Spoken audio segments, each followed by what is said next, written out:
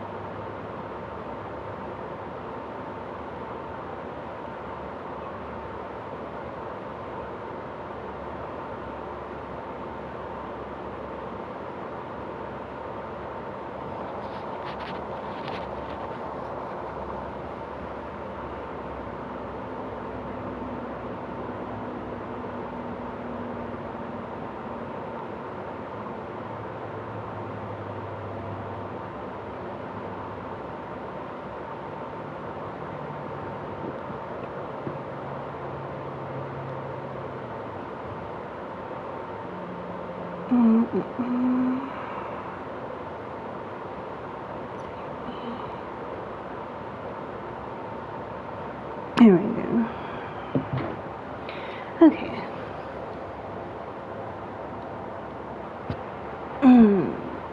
But what I was trying to show you, the reason why is that that room is an Easter egg. And you only come across that room like 0.0000001% of the time, because the only way that that room can be revealed is if you do the gens in a certain order. You have to do the art room, the one like with the piano. You have to do the piano one upstairs. You have to do that gen first, or the science room first. So as long as you do the art room and then the science room, or the science room and then the art room, as long as those are the first two gens that you finish, and then you do the rest of the gens after, and as long as you finish the gens and open gates, then that room appears. So you basically have to do two specific gens first, finish the rest of the gens, open gate, and only then does that room get revealed. And that's why it's so rare. So that's why I was like really trying to get your attention, because most likely, unless we have a nice killer on that map again, that won't happen. And the other thing is, other people that you play with usually don't pay attention to that, and they'll just do whatever gens. So even if you have a nice killer, usually people just do the first gen they come across. So usually how people do it is they'll get on like a 4-man team, and they know like, okay, let's do the thing. That way somebody else isn't like finishing another gen first and messing it up. So that's why it's so rare, because you basically have to have like people that understand not to do other gens first.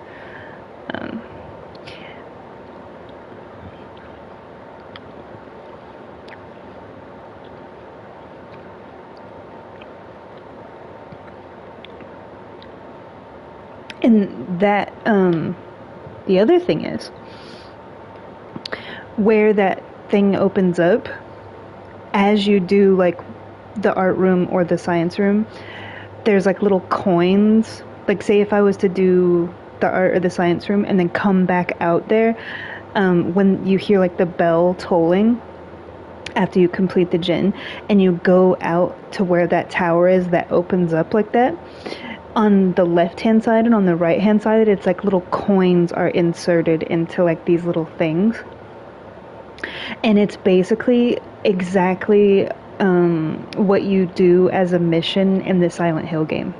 Because in the Silent Hill game, you have to go around and like find the coins and then insert them in, and it reveals a secret room. So that's the secret room from like Silent Hill, from like a special mission that you do.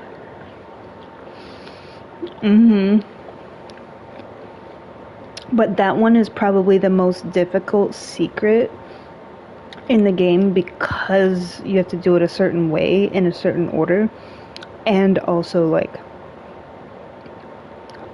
finish all the gens. When it first came out, everybody was trying to do it. But most of the newer people don't even know that it's a thing, so they don't do it.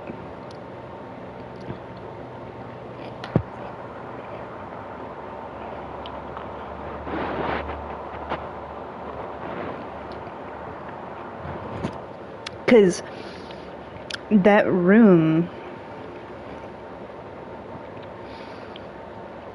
is technically, because you saw how those bodies were like hanging from the chains and it was all like fiery and stuff. That's the room where Pyramid Head like was in. He was like exiled to that room. Like he was basically like imprisoned in that room. So that's like his secret like little chamber.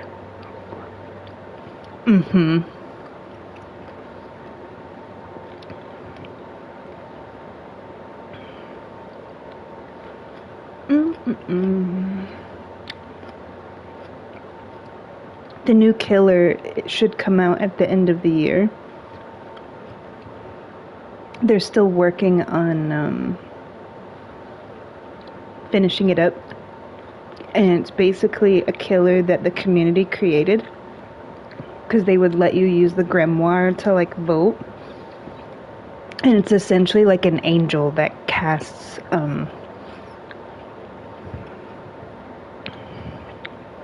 remember when I was showing you those pictures before? It's basically like an angel. Yeah.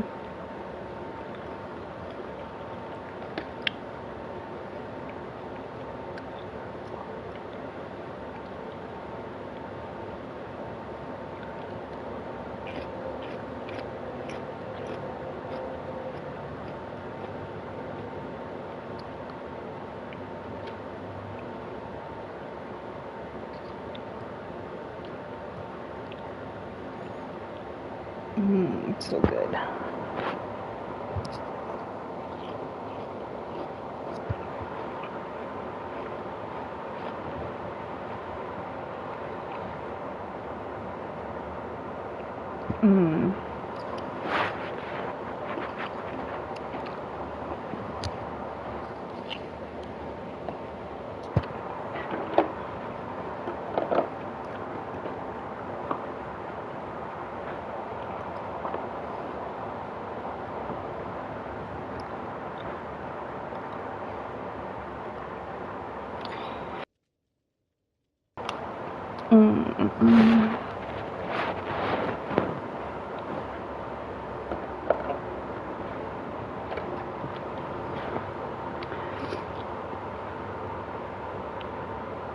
The strawberries and blueberries in my salad are really fresh.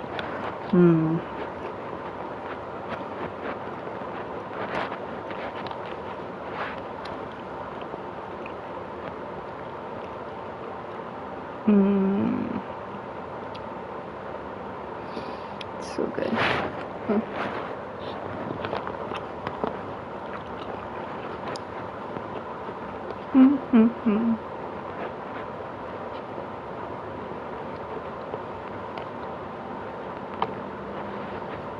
That's what I'm eating right now. It's perfect because it has everything.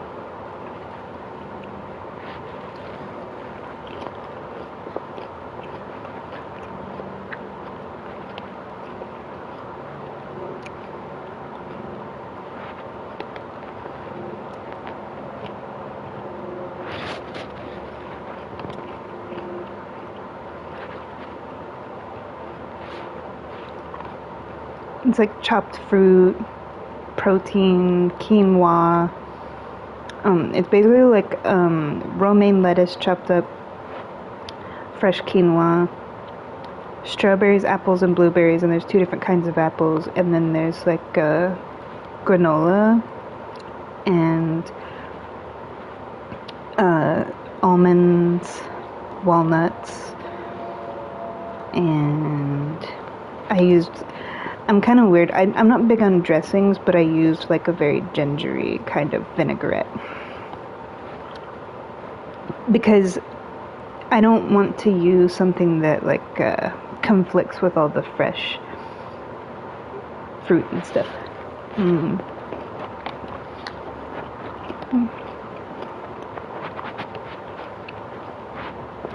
It's really nice. Because basically you can order your salad however you want. But because I usually make mine at home, there's only one place where I really order a salad if I just can't. Like with my circumstance from going to the hospital from the seizures and stuff. If my doctor basically told me like not to try to do anything because I don't want to be in the middle of trying to like cook or something with a hot stove and have another seizure. So I just ordered food. But the good thing about this place is you can pretty much like create your own salad. And I have like 3 or 4 different salads that I've created that are like my favorites. And because he was out of guacamole and avocado, I chose this one because it's like the one of the 4 favorites that I always pick. Because I like that you can custom make your salad. So I have 4 different custom made salads, and I just kind of like choose one because I know that I like it.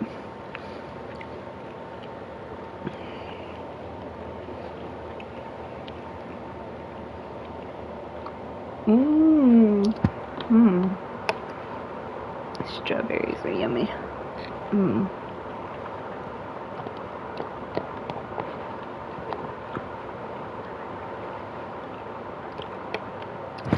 Yeah, that's what I do when I'm at home, but like ordering from this place, it's like they only have certain items.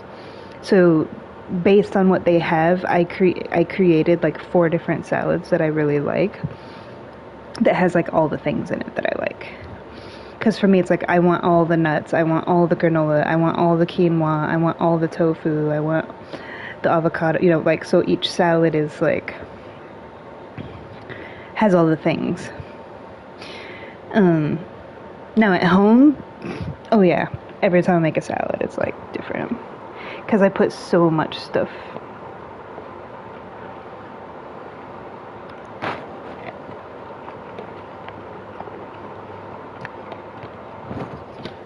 It's the same way for me with smoothies. Like, there's a place that I get smoothies that, based off of their menu, I know like what my favorite go-to is.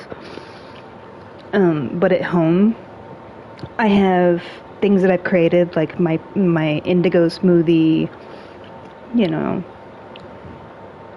specific recipes that work for me. But usually it's like experimenting with different like, let's see what this tastes like. I was like that when I was a kid. I used to go in the fridge and take different liquids and mix them together and see what came out. So my mom was like, you were a scientist before you became a scientist. Because to me it was like, in a lab with experimentations, I love experimenting with food. It's so fun. Like, yeah, I have favorite stuff, but I like to experiment and do like new things and try new things. Because that's how you discover new favorites.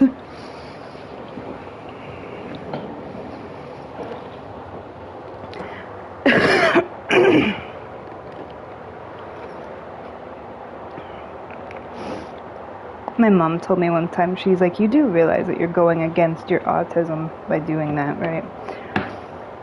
Because for me, like, repetition in my autism comes from other things. A lot of times autistics will eat the same thing over and over again because it's the pattern of repetition. For me, I like exploring new things. My autism is more of like fascination with new stuff. But the things for me that repeat aren't like going to the same coffee shop every single day at 7:03 p.m., kind of thing. It's more about like I'll listen to the same song 1,000 times.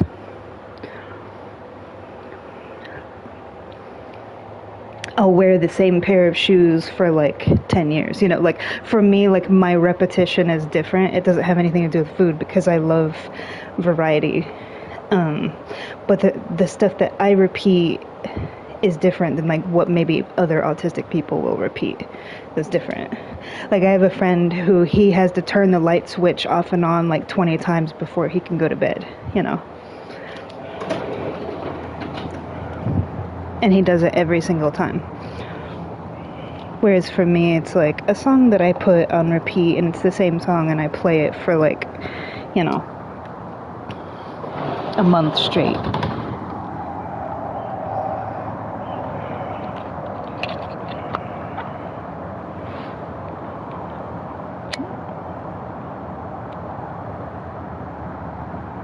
Yeah.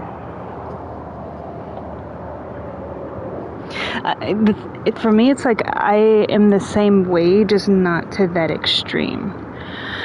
Like, I have my stuff that I like, but I'm also open to new things. And so the things that are like a pattern for me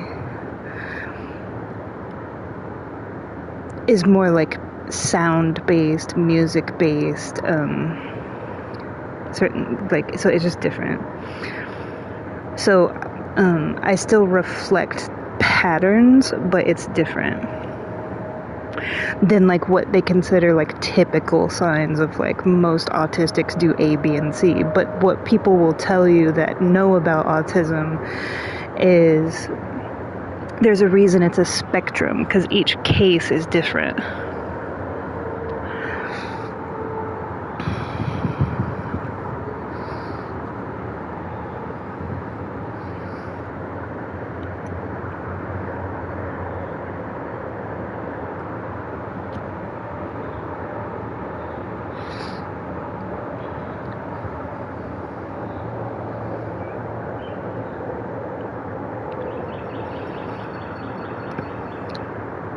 And it's difficult because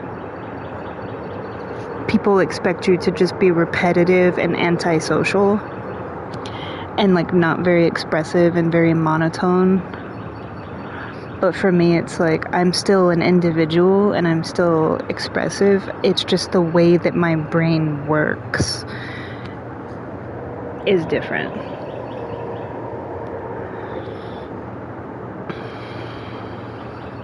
Like my boss, one time we were sitting around talking and they told me that their niece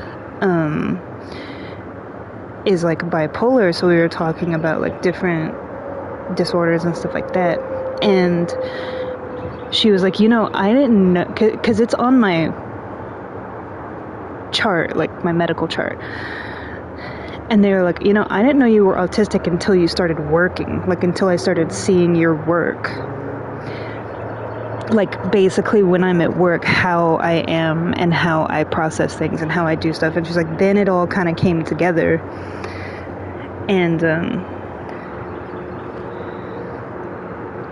it's on my file, like that I have as part of my resume. Like when you have a resume and you have like documentation and you have references and like your high school diploma and your college degree and all of that, and it's all like in a big file. And when I gave her the file when I started there so she could make copies and like put it in like my employee record, she saw like all of my stuff and was just like, wow. And she's like, when I met you for the, because this was when I first started at the hospital, at the lab, before I got this new job. But she was like, when I met you for the interview, I never would have guessed that. But she's like, now, like, certain things that you said and how you behaved and, like, certain, like, little tics and stuff that you did make sense. And over time of working with me, it started to show more. Like my tics and the way that I work and the way that things have to be in order. Like, I basically have to do things a certain, like I have to set things up a certain way, and then it's like I can fly, you know?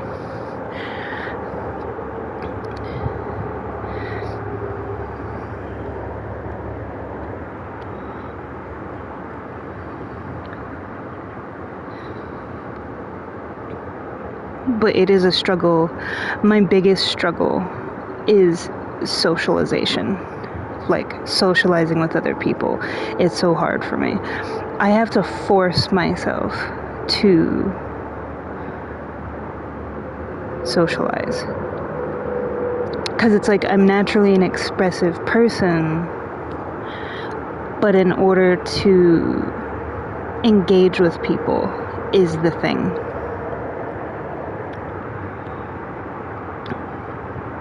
But it's like, once I engage with people, I'm okay. It does take time, but I will tell you, like, I challenged myself years ago to, like, walk around in the park and, like, talk to people and, like, say hello in passing and, like, not letting my autism be a fault. Like, yes, I may have it, but I do things in life to challenge that. Making conversation with the barista, playing chess with strangers, and, you know, like, kind of, I'm always trying to push that boundary outside of my comfort zone, because I don't believe that just because, you know, like, when I was in school, they tested my IQ and they're like, oh, you could be a member of Mensa, and they wanted me to be a part of Mensa and all that because it's like designated for people with like extremely gifted people. And it's not that I thought that I was better than that. It was more of like, I don't want to be put in a box. Like, I just want to be me, you know. I don't want to be like a member of a club or a society that like designates and like segregates away from, like, they do beautiful things. Like, they basically like support and enrich gifted minds. So it's not a bad thing, but it's just like, I don't want to be put in a box. I want to just be me and express myself. You know, hyper focusing just that and making that your whole life, to me, is like, that's not why I'm here, you know. I have so much more that I want to do, and there's nothing wrong with it. But just for me, like, my parents wanted to force me down a certain path, and instead of just letting me be, you know. And so I told my mom, I was like, I just want to do my own thing, and, you know, so they understood. But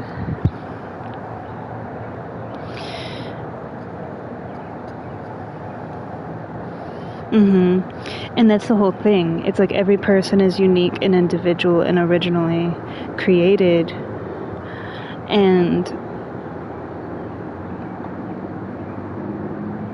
in my mind, it's like,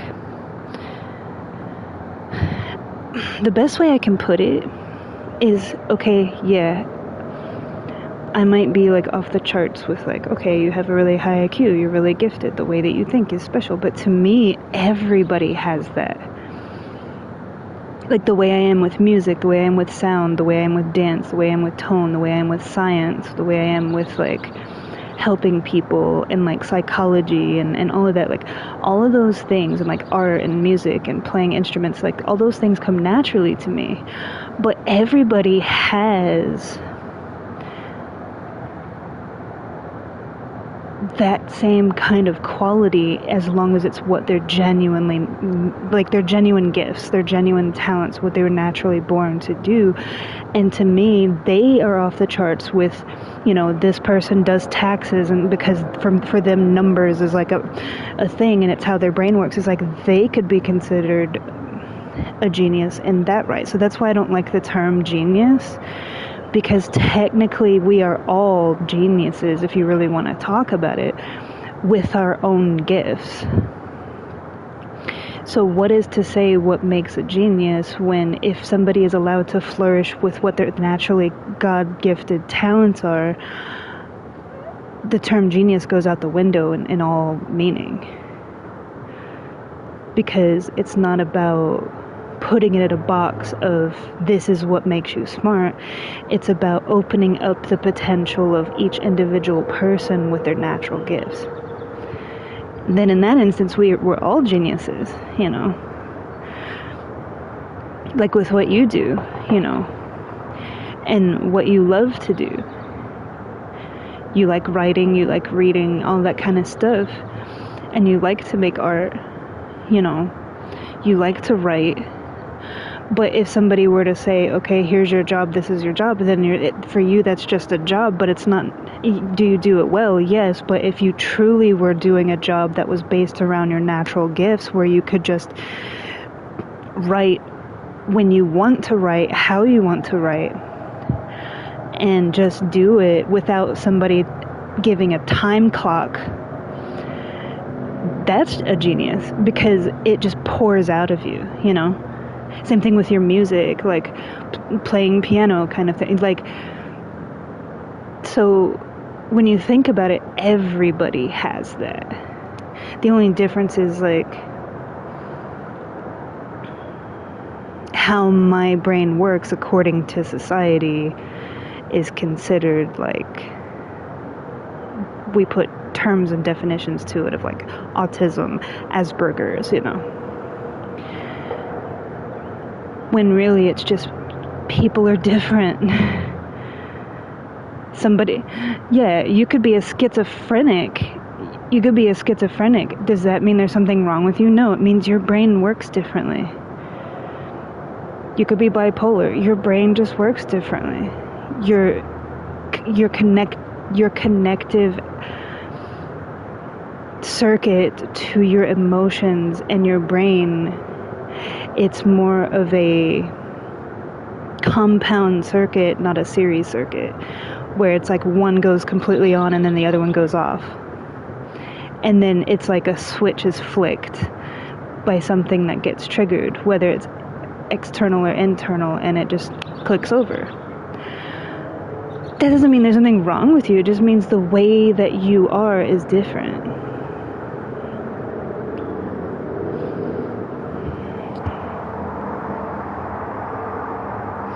Mm-hmm.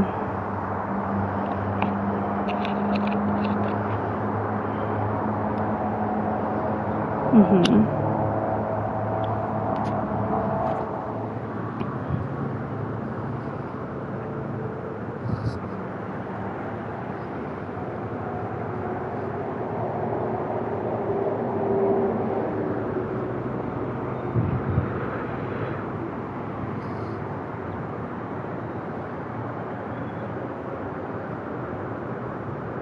Yeah, and not only that, but when you think about the two sisters, they were polar opposites of each other. But it's like, just because one is this way doesn't make her cold and evil, and just because the other one is this way, it doesn't make her silly and flighty. It's about coming together as sisters to embrace and appreciate those differences, and then they flourish because they're allowed to just be who they are.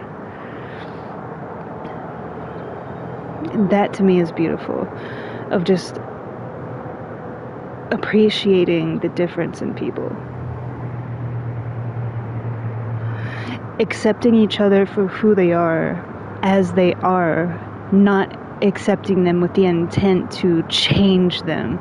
Like, oh, you're a really cool person, but you'd be perfect if you did A, B, and C. It's like, you just contradicted yourself. If you can't accept them as they truly are here and now, then you're not really accepting them. You're accepting them on the circumstances of your idealized concept of what their quote-unquote potential could be if they were better in your opinion. But that's your opinion. You're not God. Like, He already created them perfect as they are. Like, perfectly made imperfect. Like, we are all imperfect, but we are all perfectly made. So it's like perfectly imperfect. And that's the beauty of the world. We're not meant to be perfect, even though we are.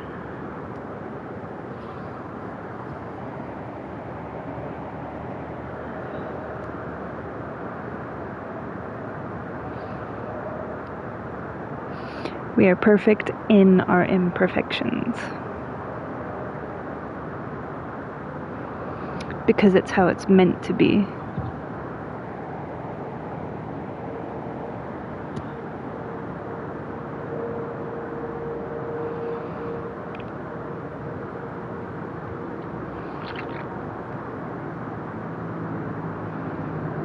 Mm-hmm.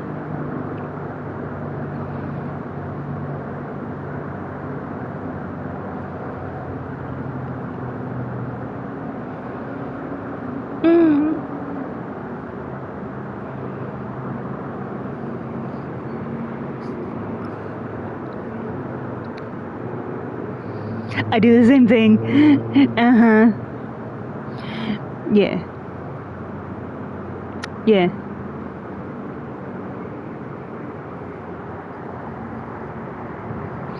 I will literally, even when I'm shopping, it's like the can that's dented. You know, the one that the label is like upside down, you know? Things like that, you know.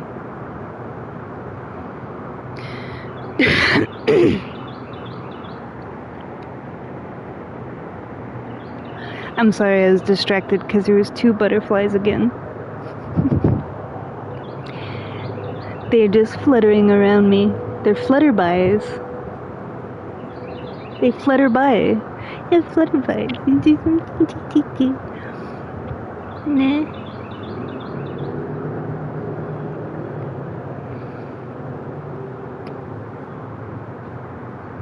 I think a big part of it, though, when you really think about it, because we can sit here and say, okay, people should accept, but do you accept yourself? Do you see that same, like, do you have that same realization with yourself of like accepting that you were made and created as you should be, and do you love and praise that just as much? So it's like not just external, but it has to come within as well. Because if you can accept everybody else in the world and say, oh, everybody's beautiful and they're imperfect, but you can't accept yourself, it's still like, you know, you still have to look at that through that lens of like, the same applies to yourself.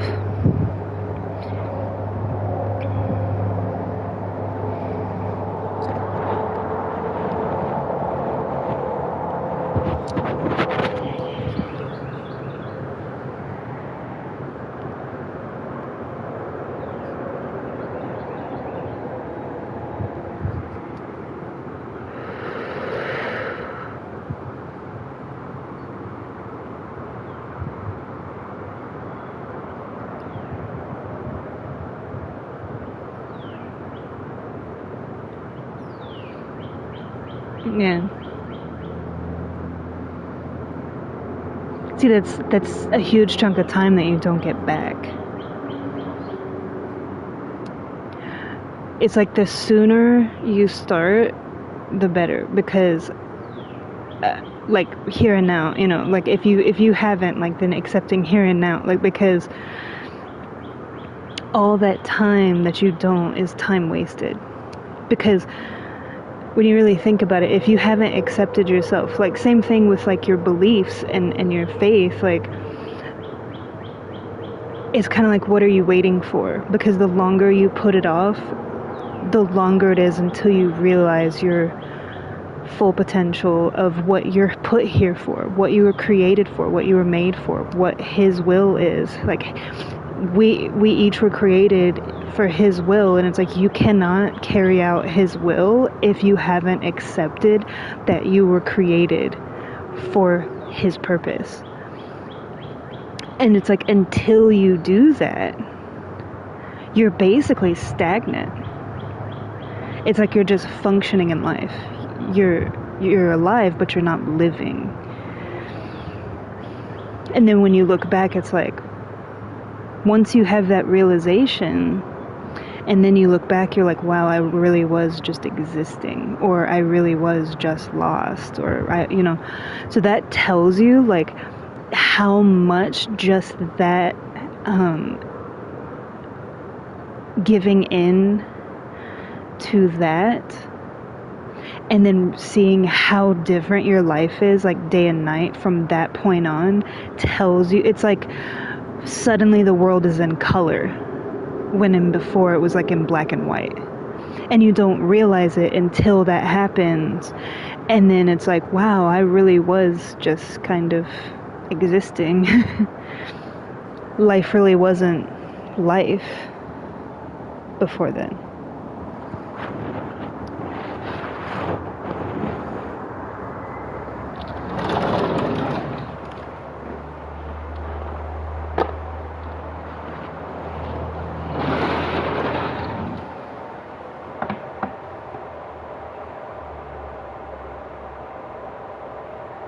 Mhm.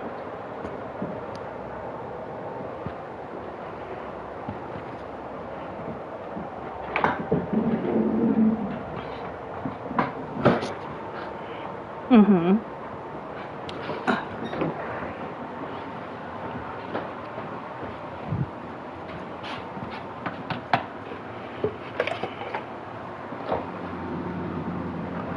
Mhm.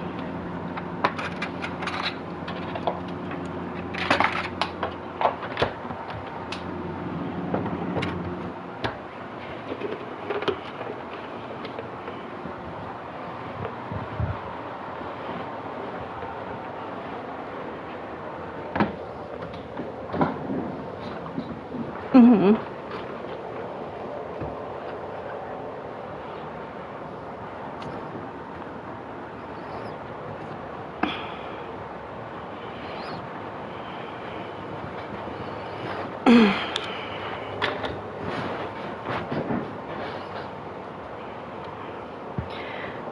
Well, and also a big part of everything that I just said, you will find that once you have that realization and you're truly being yourself, and you're truly like in your faith and in who you are, you're gonna be misunderstood. You're going to be judged.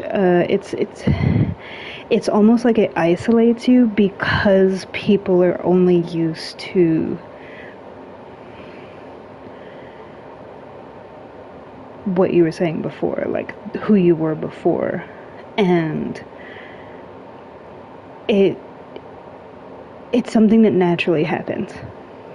It's not because, oh, you think you're better than everybody. It's more of like, once your eyes are opened, you can see.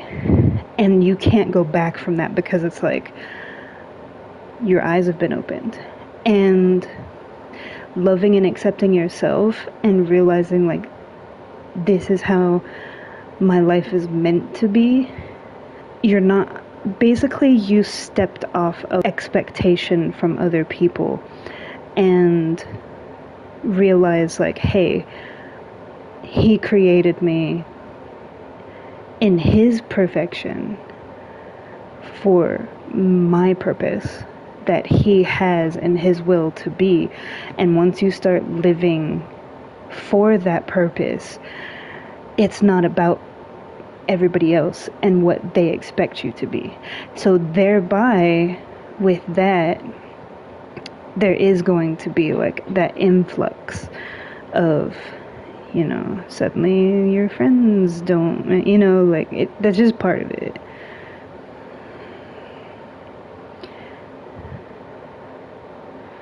Yeah. Yeah, it's the same for me.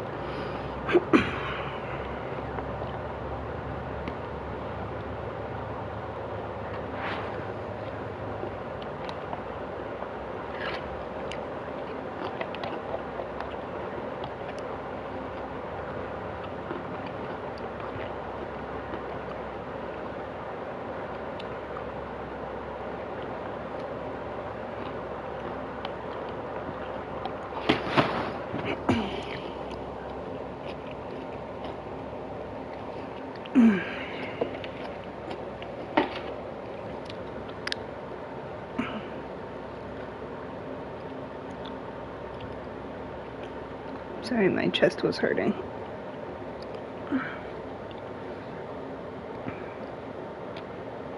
I'm still listening.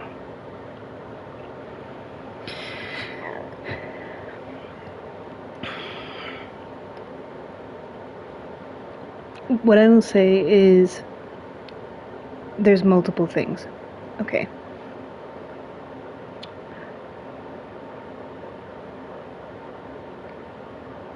When you start to do see, for me, it's like I always, like with you, it's like you're just finally coming into being yourself. For me, it's something that's always been there. So I don't have a segment of time where I wasn't myself, or a segment of time where I didn't have that realization, because I believed, like, yes, I've explored all different kinds of religions and beliefs and faiths and all different kind of stuff like that, because I've always had a curious mind, in the sense of I love to learn and I like to appreciate different cultures, different beliefs, and just kind of discover and learn. But for me, it's like it's something that has always been there since day one. And I may practice certain things the way that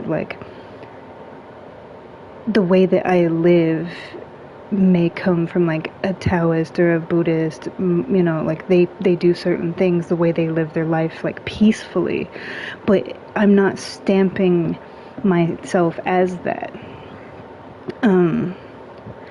It's just I have a very gentle, soft, free-flowing, like peaceful way of living. That doesn't mean that, and I also believe in like love and light and all those things. So it's easy for people to make accusations and accuse of like what you are, label you as like, oh, you're Buddhist, you're Taoist, you're satanic, or you're this or that. And it's like, I'm just living my life and being me. If there's things that I do, if there's books that I read, if there's things that I do that reflect a certain religion, that's just me living my life and being me. And I can appreciate and love the world around me and the people around me and embrace people for who they are without stamping a label on it. But one thing, because even though I believe in God, that doesn't mean that I'm putting myself in a box of a religion. I've never done that. I've never, because to me it's about that relationship between me and him. And I've said that for so long. When I was little, my friends used to go to church, and there's nothing wrong with that. But for me, I read my book and I talked to him on my own. To me, it's like I don't need to be in a room of other people to believe what I believe. So and an so my relationship with him has always been in private, in whispers, in softness, and in silence, because he made me that way. He knows how I am. He knows my language of like gentle touch, soft words, in privacy, and but for other people it may be different. Some people, they need, so if it's different for everybody. But when your mom was saying, aren't you afraid, don't you have fear, and it's like, yes, it's scary to go to different places, to explore different places, to because I'm the same way. I love exploring, I love doing all those things. Yeah, but to me it's not so much scary. Like, yes, you're going to a foreign land where you don't speak the language. Obviously there's going to be some like anxiety there, but I don't look at it as, I'm not afraid and I'm not in fear, because I know in my heart that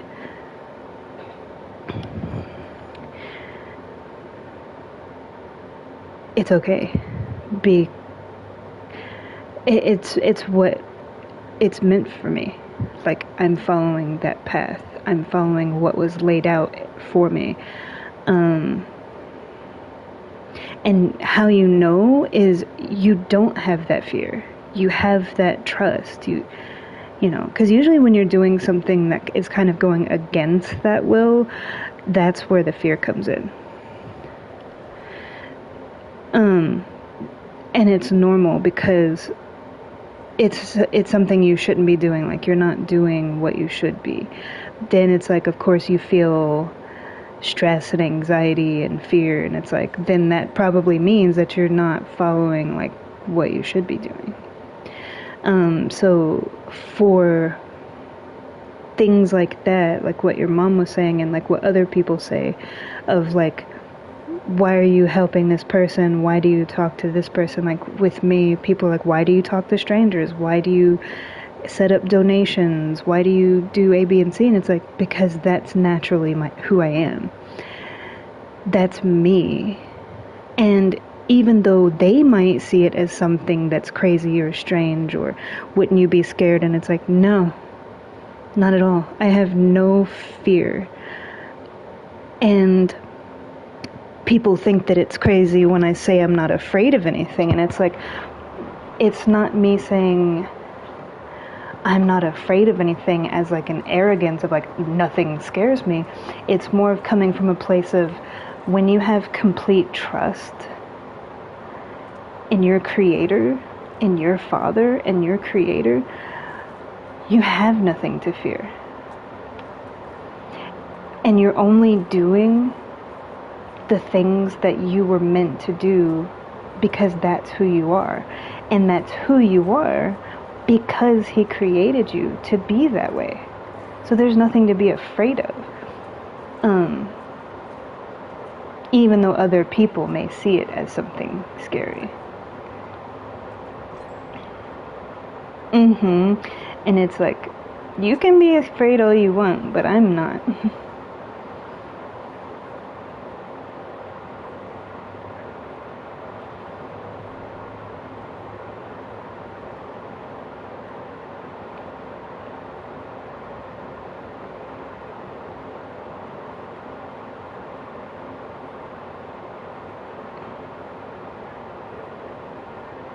And people tell me that all the time. I hear it all the time. Like, you're the only person who understands and like gets it. And it's like, yeah, because it's how it's supposed to be. And, there are certain people in this world, and I'm coming to realize that I'm one of them. Because a lot of people think that, oh, you're self-righteous, you think you're perfect, blah, blah, blah. And it's like, it's not a self-righteousness. It's, I was put here. Some people their purpose is to reveal in others okay, what the hell is she doing? She's running around in a circle. I want to heal you. Can you, like, quit running around? Okay, fuck you then.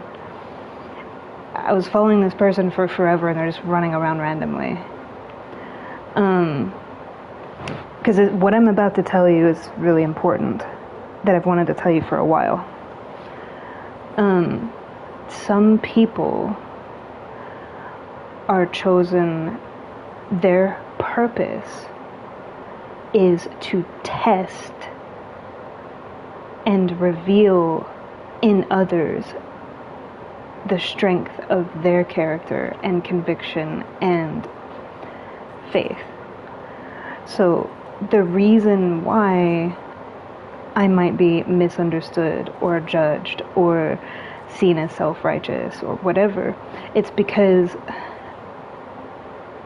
you know, and the reason why I can see things, like they call it being a seer, but the true definition of really being a seer and being able to see people's true nature, it's a gift for a reason. Because it's like, I see you, and I see you in a way that no one else can see you. And the reason for having that, the reason that I always understand everybody and love and appreciate and see them for who they are, is because the purpose for me is to basically be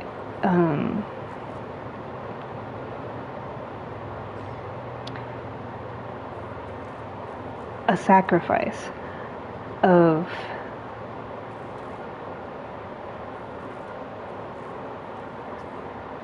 realizing that. Really?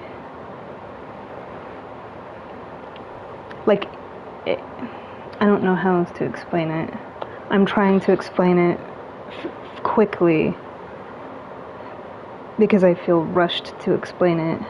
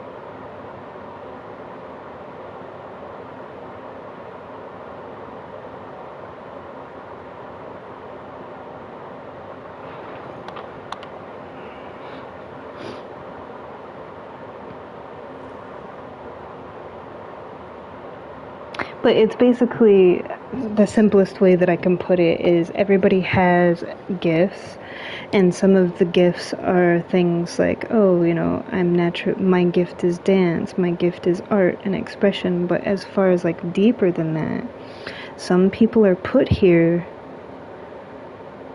to be this, like, it's like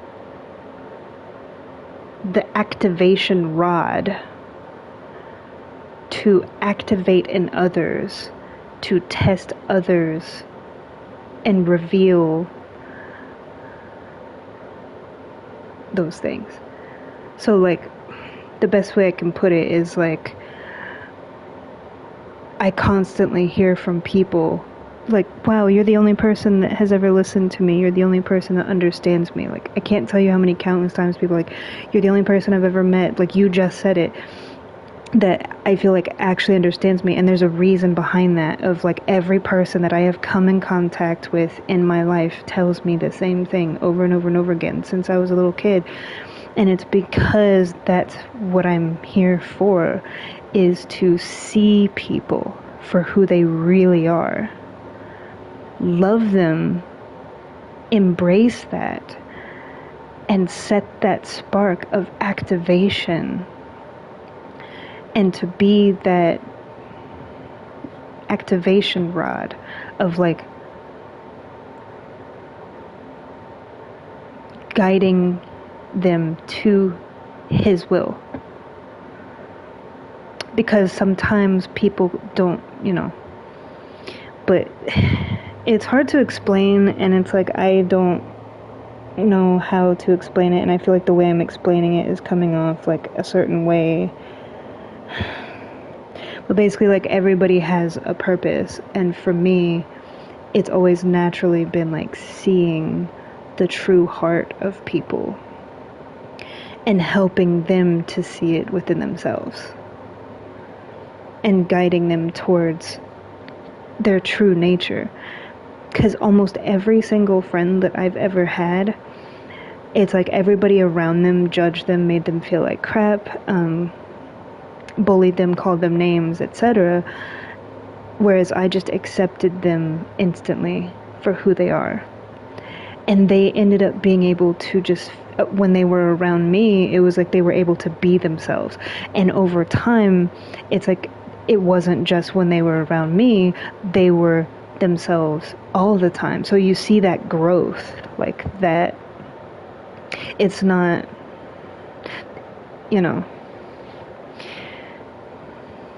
and I truly feel like that has a significance of like why I'm here. I don't fully know why I'm here because that hasn't been completely revealed to me, and if that changes, then it changes. But up to this point, what I can say, because obviously like he works in his own way, so like if he changes my course, like whatever is set in front of me, like that's gonna change, but up to this point in my life,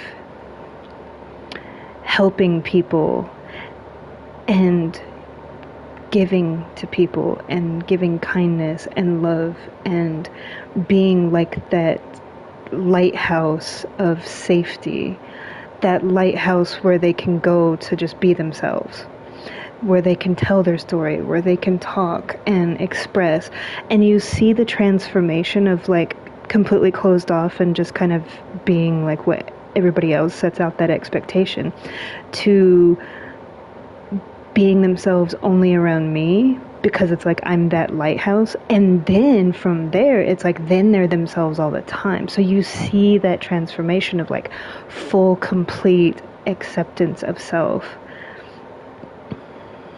and then from there it's like it's up to them what they do beyond that point. But it's like even if I'm only around that person for like a day and we're having a conversation and they go on in life, I've had people that I've only met like one time in the park, and then like months later they come across me and they're like, June, right? And I was like, yeah. And they're like, that one conversation that we had that one day while we were playing chess in the park, like you're literally the only person in my life and I only talked to you for a day that truly I felt understood me. And I felt seen, and I felt heard, and I felt like somebody cared. And then they proceed to tell me like all the things that changed in their life since that point for the better. And they're literally sitting there like thanking me. It matters. Like that kind of stuff is not nothing. And people treat stuff like that like, oh, it's just, whatever. And it's like, it's not. Because obviously the fact that it keeps happening over and over and over and over again, not by force, but it's like people are put across my path. It's not like I'm seeking it out. You know what I mean? Like you're not trying to do those things. It happens naturally on its own. There's a reason for that. And I feel it like deep in my heart and my soul of, yes, I might have natural gifts of like dance and art and being kind and listening and understanding and all that stuff. But I think that it strikes to a much higher purpose that those are just like the qualities that make up me for that purpose.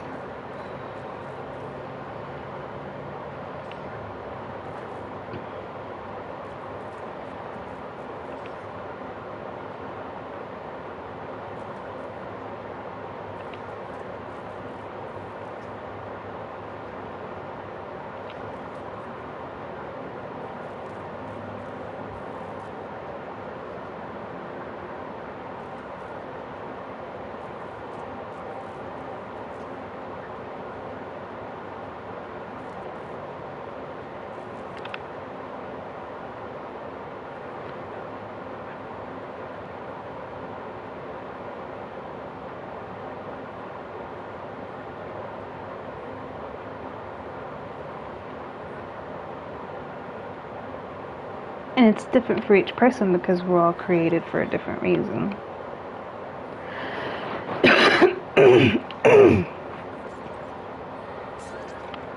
Of course you would hit me. I don't know why everybody came over there. Like,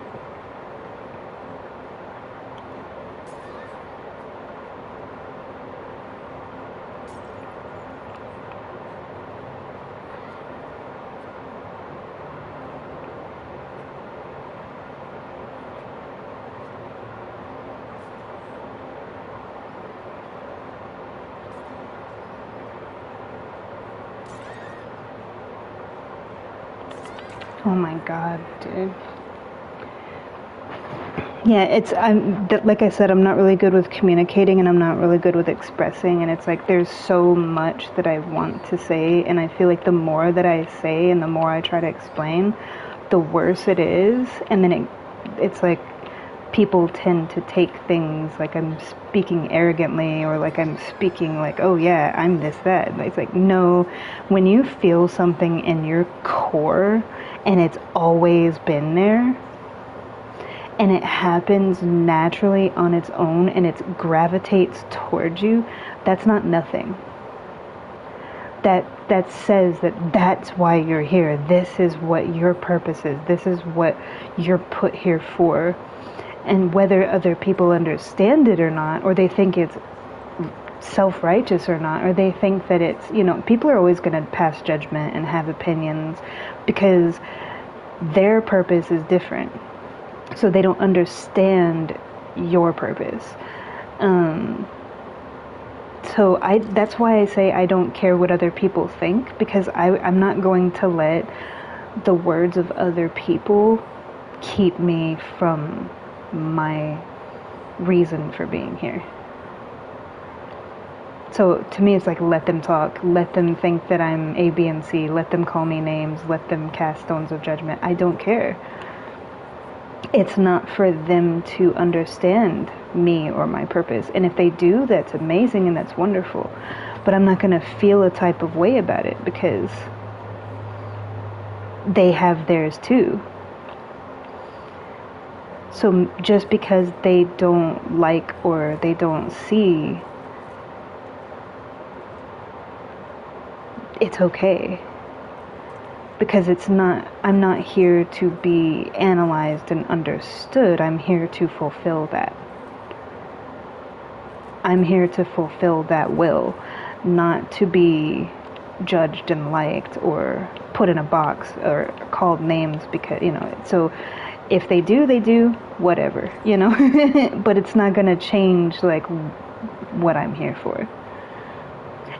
But when I say stuff like that, people will say that, oh, well, you're arrogant, you're full of yourself, you're self-righteous, and it's like, you think you're all that, and it's like, 'cause I am. Because once you realize how amazing that is, that all of it is, it's not an arrogance, it's more of like, hell yeah, and I'm gonna do what I'm meant to do with the audacity of conviction, if that makes sense. And the reason that I get excited about it is because it excites me to know, like, how amazing that is. But it gets misread as like arrogance or self-righteousness, and it's like, no, don't twist it.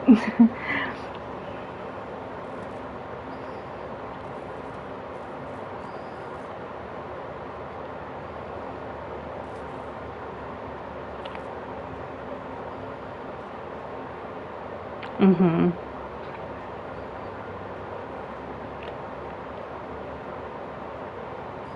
Right.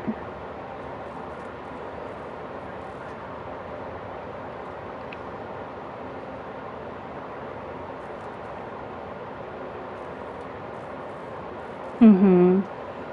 Yeah, it is, and that's kind of why I'm the way that I am, is because it's so freeing, it's so liberating, and I have always seen the world through that same lens. So it's like I see every single person, every single thing that is created, every single thing in the world as having that purpose. So to me, it's like, that's why I see the beauty in the world. Because I see that same within myself, and I see it everywhere else too.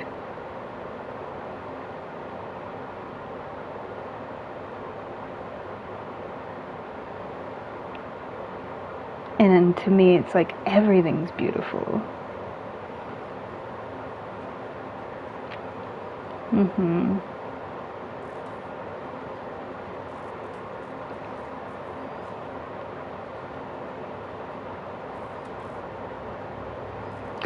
But that's the thing, like, even though they may not understand, I'm okay with that.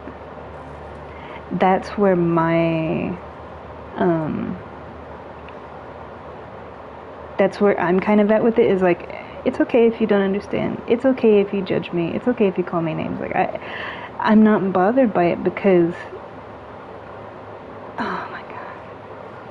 Because, it's just like, once you come to all of that realization, and for me, it's always been there. That's why my whole life I've kind of lived with, people that are like, how can you be cheerful all the time? How can you be happy all the time? How can you think that everything is cute and everything's beautiful and everything's wonderful and you just walk around like constantly happy? And it's like, you would too if you really saw things. Like, that's, I feel it in my bones.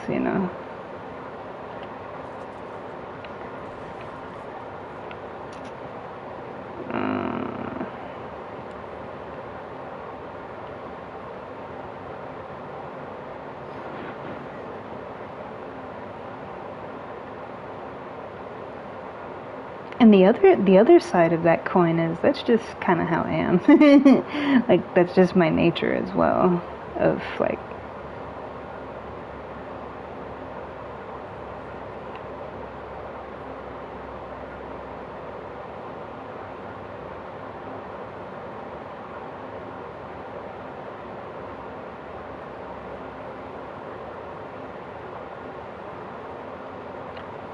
so yeah, I know exactly where you're coming from in this sense. The only difference is, it's like, I've just always been that way. Ever since I came out of my mom.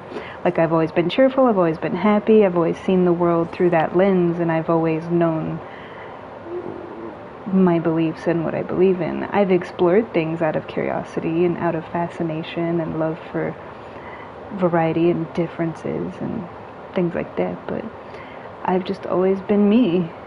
And for you, it's like, you were like that when you were young, but you got redirected because of other people and what they thought you should be. And then it's like a huge chunk of time. It's like a huge chunk of time kind of got, you know, because like you were saying, you let others kind of determine and you lost yourself in that. But the thing that's important is like you're here now, you know, being true to yourself.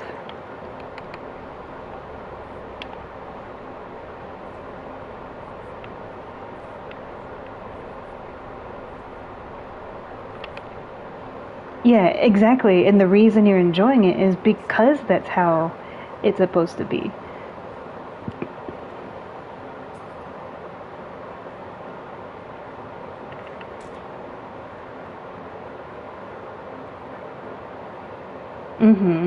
And that's the thing. That doesn't mean that you're being selfish. It means, yes, we're supposed to love and care about one another and support one another and be there for one another. But if you're doing it to such an extreme that you're abandoning you, how can you fulfill that will if you're only fulfilling the will of others? Because you were created as well to fulfill that. So yes, you want community and sharing with like unity and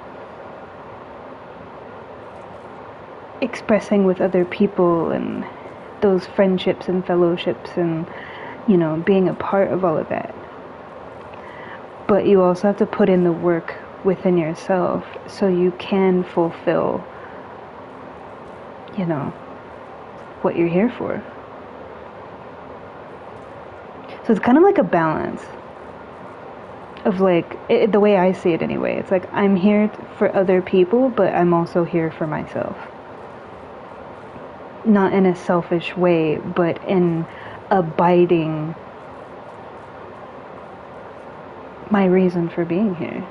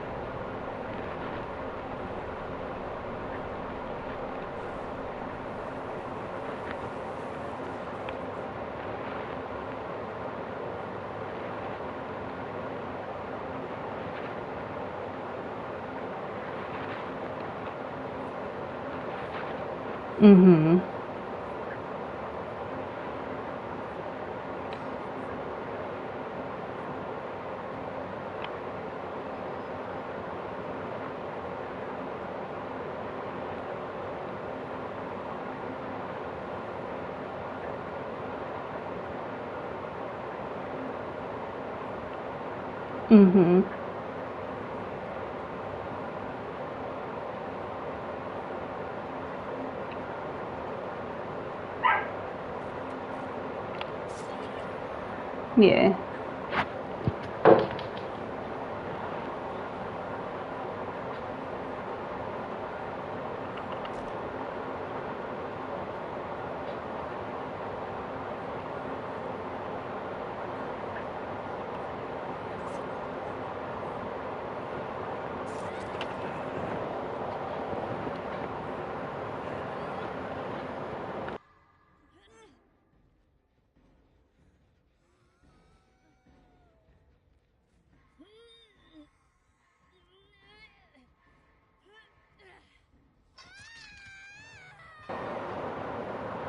Ow. Yeah.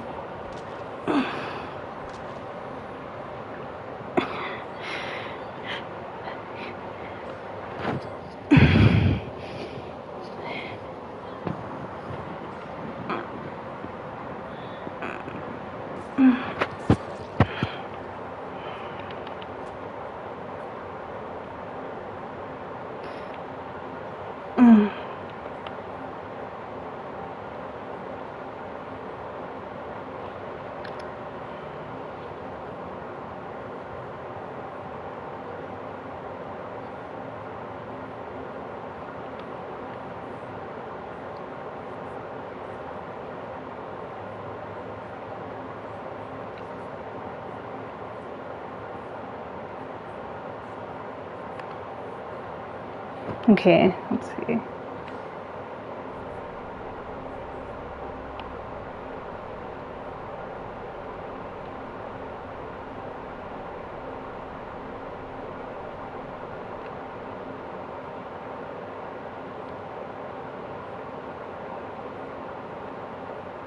One second.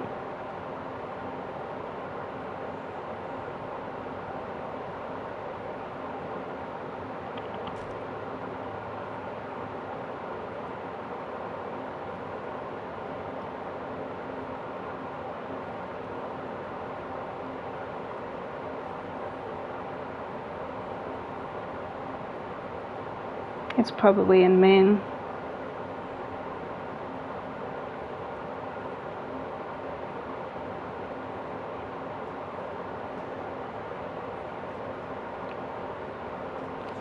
Fuck my life, bro.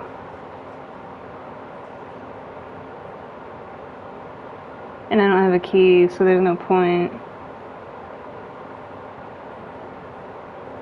Just kill me. I got screwed. I literally had the gen almost done.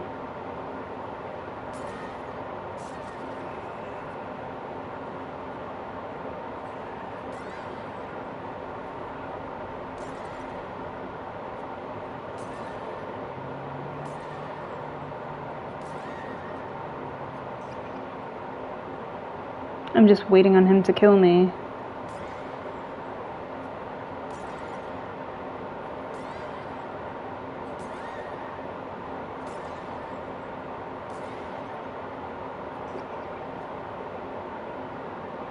I had the gen almost done. It was literally like a hair, and I would have had it done.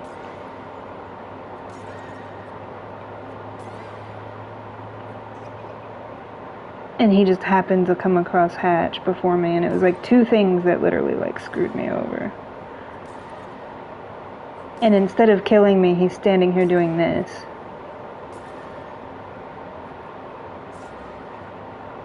Like he's just being a jerk.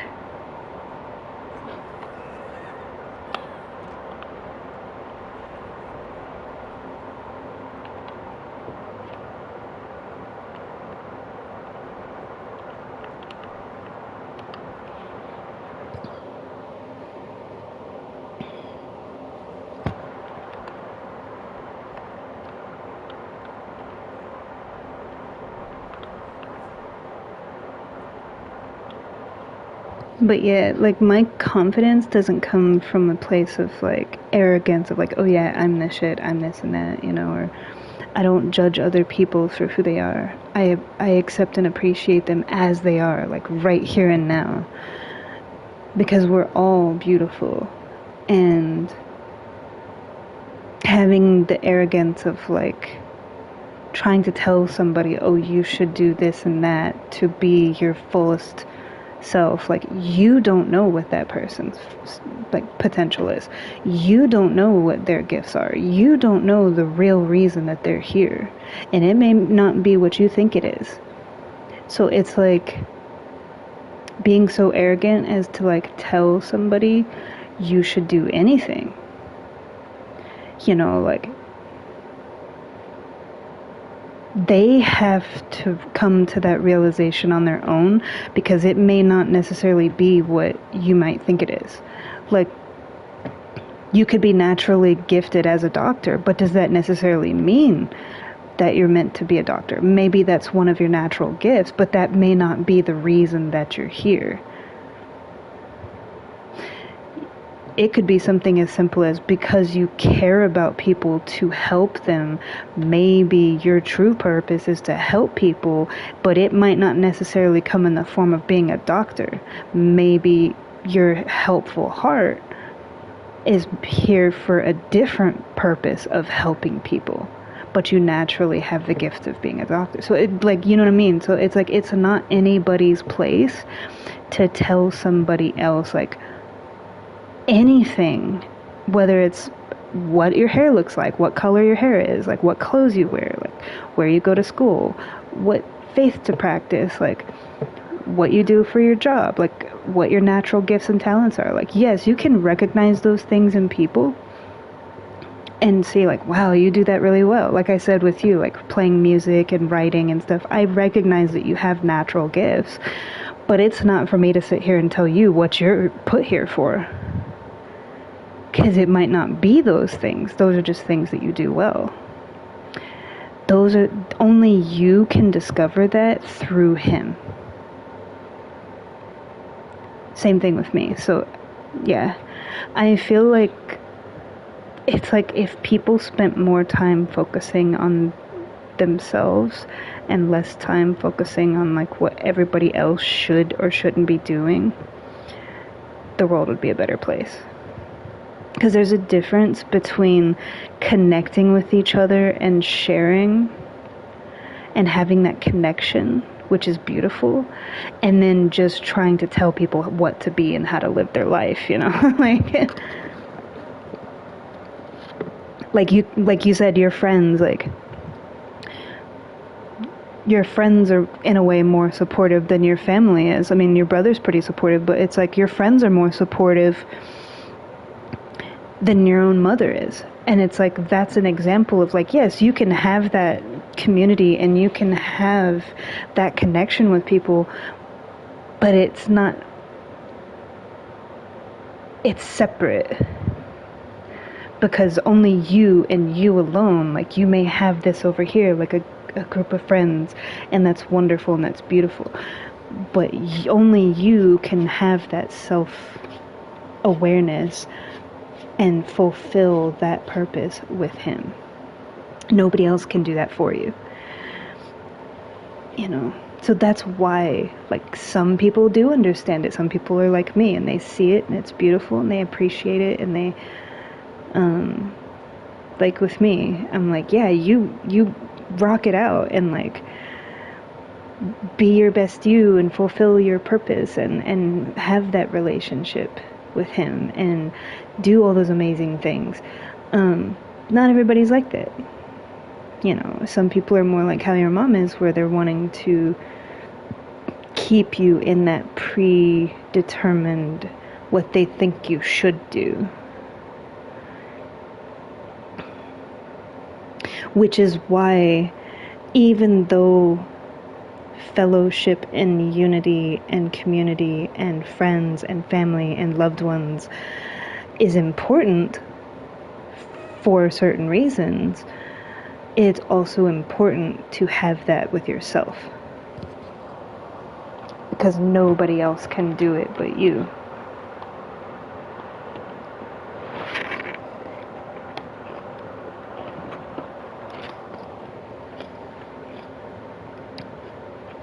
So it's not an arrogance, it's more of like, to me, I think it's beautiful. And it makes me happy, it makes me excited.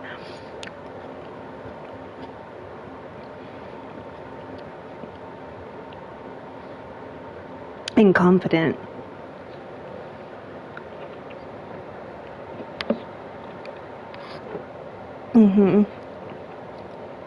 And that's basically what it is, which is why I'm always like happy and excited about it, because it's like, it is an adventure, and you can fall on your face and make mistakes or like veer away from it, or, you know, like, oh, I thought that this was the right thing for what I should be doing, but it's not, you know, like,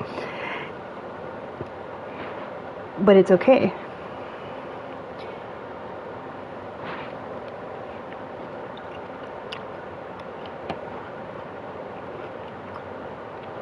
It's like you make the mistake and you're like, well, that happened. Acknowledge the mistake, recognize it, and take accountability, and then change it. Go back on course, you know? It's like, it's basically like you just kind of like veered off course a little bit. And then you're like, okay, well, that happened. I'm gonna go back over here and try again. You know, that's literally it.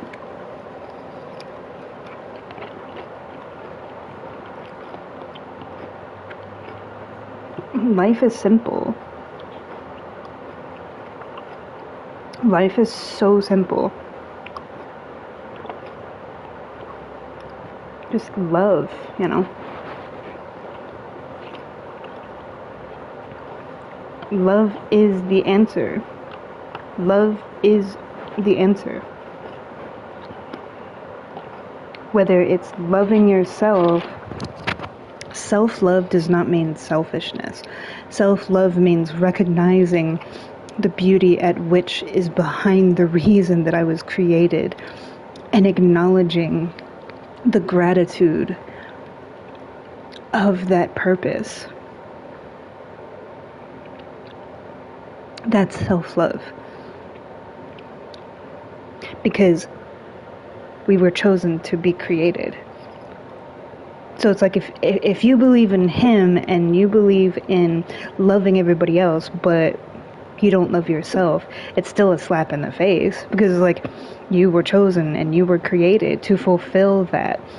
If you don't love yourself, that's a slap in the face, because that's like saying he created you in vain, you know. He does nothing in vain. He does nothing in mistake. So self-love is necessary, just like the relationship with him, just like loving other people. It's all based in love. None of it is arrogant. It's all beautiful and necessary.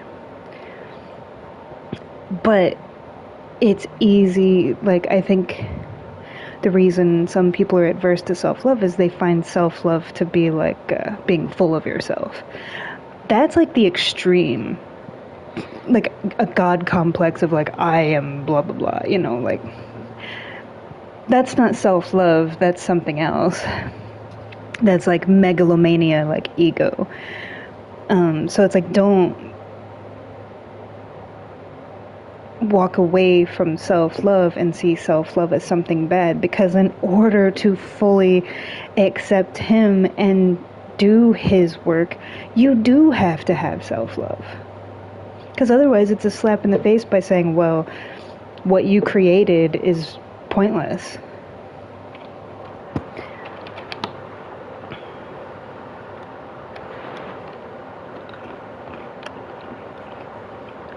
And it's very true. Like, how can you love others? How can you live in love in your relationship with him and in your relationship with others if you don't first start with self-love? Because self-love is the root that all that other love comes from. It's like trying to start a car with a broken engine. If you don't love yourself enough and acknowledge your purpose and value and reason for being here, how can you share that with anybody else?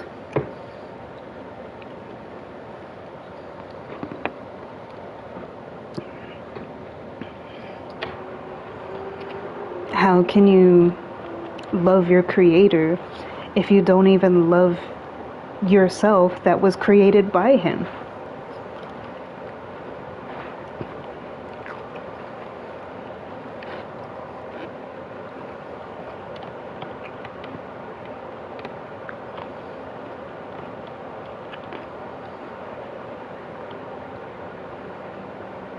What?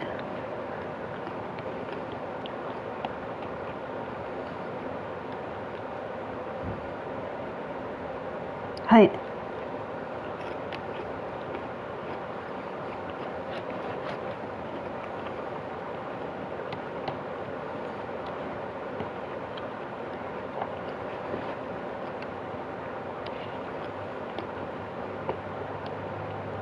Mhm.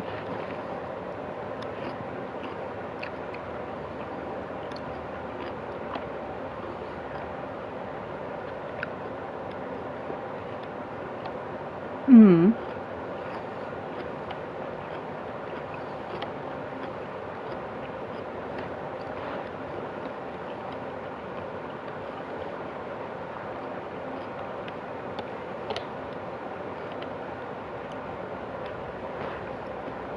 Mhm.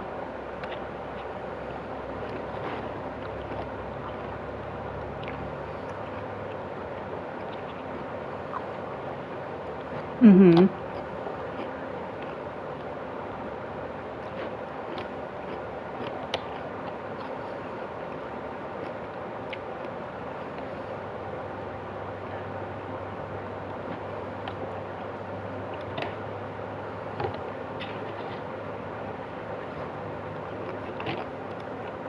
Hmm.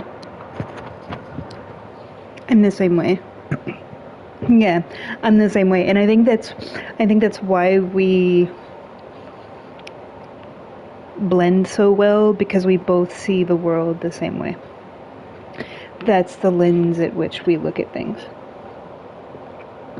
It's like everything has a vibrance. Everything has such richness and color and beauty, and even, the crack in the floor, the lint in your pocket. I talk about it all the time. Like, everything has a purpose and a reason, and it has beauty. And like, people tell me, you're like a ray of sunshine. You're like, you glow, and you have like this aura of like sunshine and glowing. And even when I went on my trip, Lee said that when I left, she said the world felt like all the color had been taken out of it.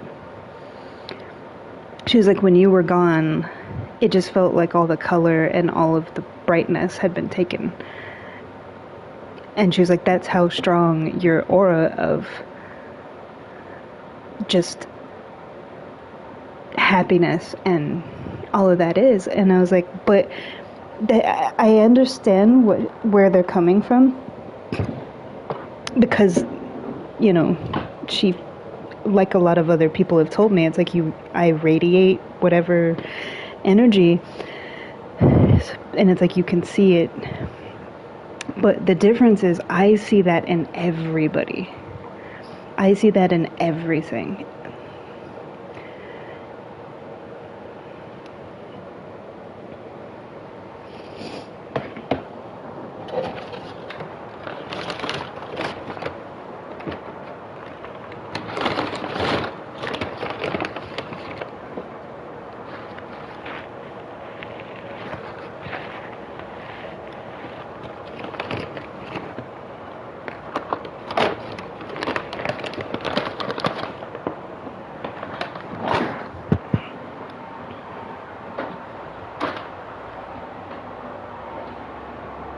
Mm-hmm.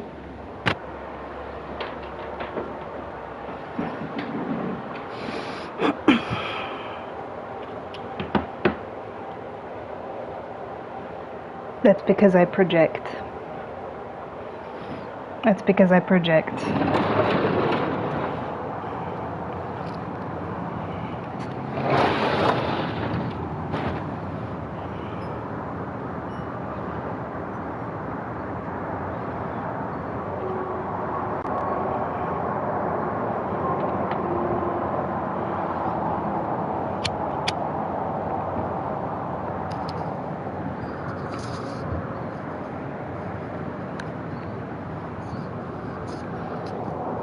Well, and it also, like,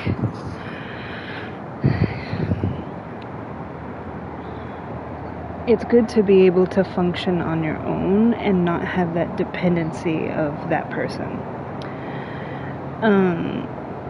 Because if you're dependent on that constant connection, that's not good. Having the connection is good, but it's like, that's why I said, like, when Lee told me that, I accepted it gracefully as a comment, but I told her, I was like, the world shouldn't lose color because one person is gone for a length of time. You have to have strong enough self-love and strong enough sense of what you're doing in your life that it doesn't just fall apart because one person may be gone for a while. It's beautiful that they radiate such a light to you, but at the same time, you have to make your own light within yourself to where you're shining just as brightly in his love and in his light, because his love and light is within you. You have to unlock that love and light within yourself. If you're seeking it in other people and you have that codependency of other people to where your world is dark when they're not around, even you can love somebody with your whole heart, but if the world collapses simply in their absence, you haven't unlocked that love and light from him within yourself. It doesn't mean that you love them less. It just means that you're still a whole person. And when they come back, or whatever, you're still a whole person. You know what I mean? Like, so being codependent on someone else's light to make your day, to keep you going, that's not good. You have to find it within yourself. And when they are there, it's like you share that, But a healthy relationship is, whether it's a friendship or anybody, you can love that person, but they shouldn't be like your whole reason for existence and happiness. Like, they shouldn't be your only source of joy.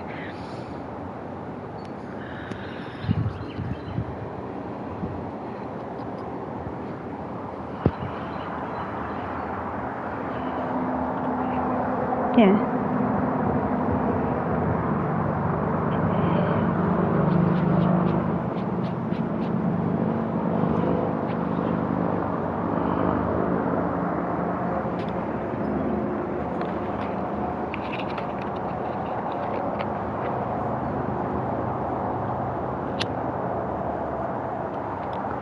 Mhm. Mhm.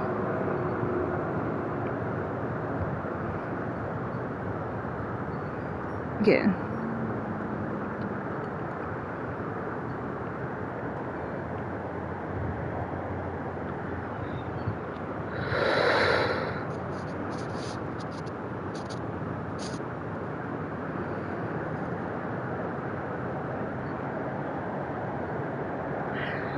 Yeah, that's why I've said from day one of my existence, like, it's all about accepting people for who they are.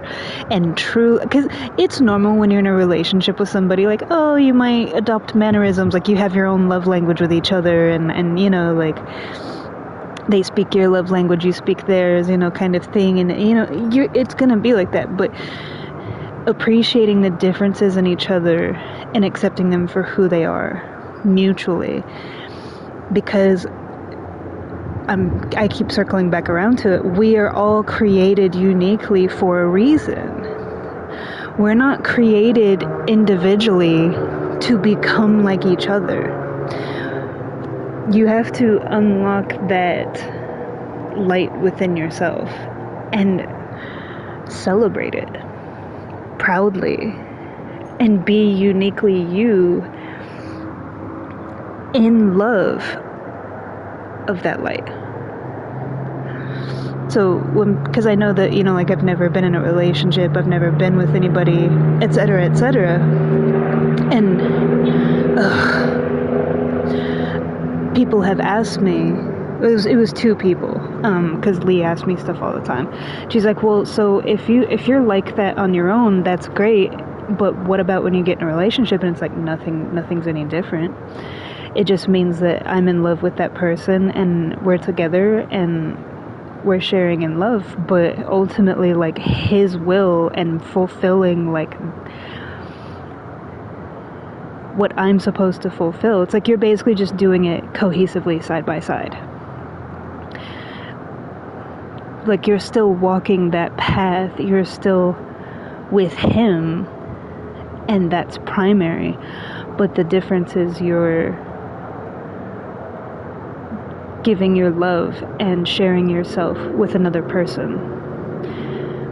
But you don't lose that in that love with that person. You don't lose yourself. You don't lose that light. You don't lose fulfilling that because you're with somebody else. So it's like, it's not that I love that person less. It's more of like, it's a cohesion side by side. Well, it's a cohesion of, like, in unison, basically.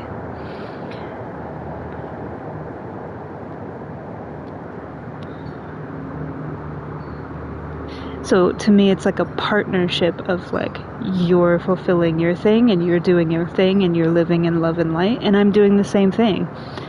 And we just happen to be in love with each other, but we're sharing each other, like, emotionally, spiritually, physically, all those things, but celebrating each other's light through him that he has bestowed to be your journey, your path, your purpose, and mine. So for me, true love is loving somebody for who they are, knowing that, and not trying to dissuade or distract from that person's fulfillment. If you truly love somebody, you don't try to change them or pull them away from who they are, pull them away from that. You celebrate it and you support it. You know, like I made a post a couple of days ago about, it's basically like Arwen and Aragorn. The whole purpose of that post is literally me saying, like, on your relationship, like as you're growing your relationship with yourself, of self-discovery, of like what you're here for, what his purpose is for you, that relationship, to me, true love is being willing to support that separately. It's basically like acknowledging that, like, yes, I am here and I love you,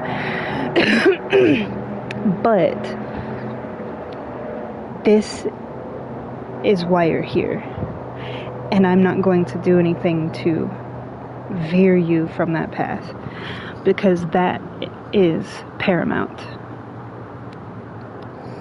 And people that, to me, true love is not, because some people see it as like, oh, well, they care more about God than they do me. They put God over me, and it's like,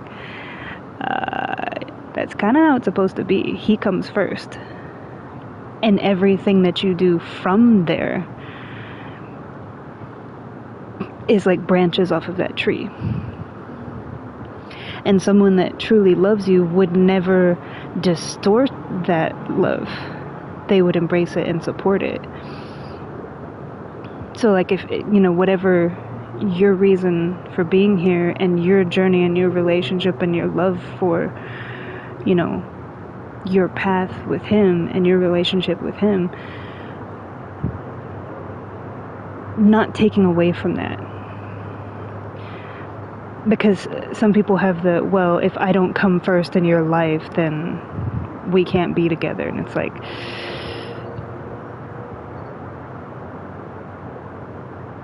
that's never going to be the case.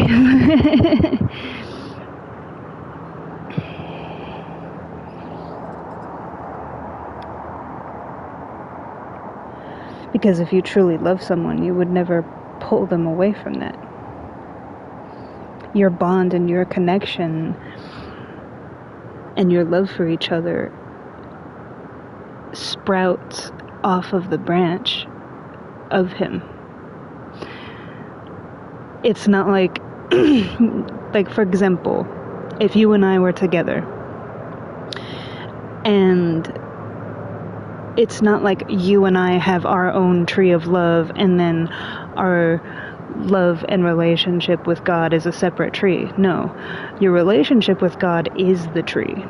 And everything that you do in life, whether it's loving a partner, fulfilling like your gifts, whatever it may be, those are all branches from the same tree. Everything comes from that centralized purpose of him. He's the roots. He's the, you know. So it's like all life comes from that. Everything in life comes from that. Like the tree of life, basically.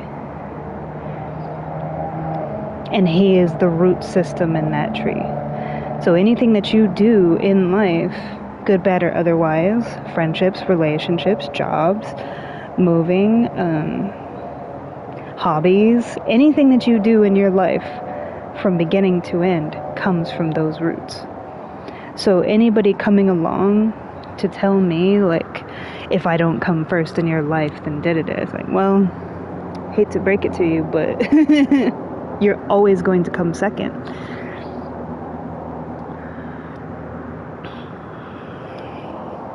As it should be.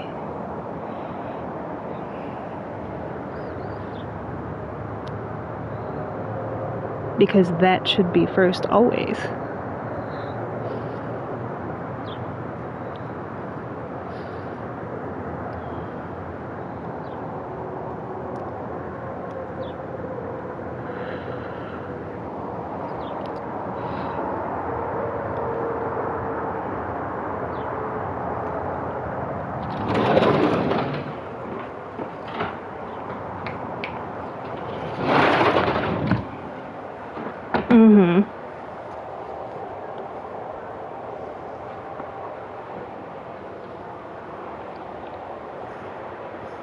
Exactly.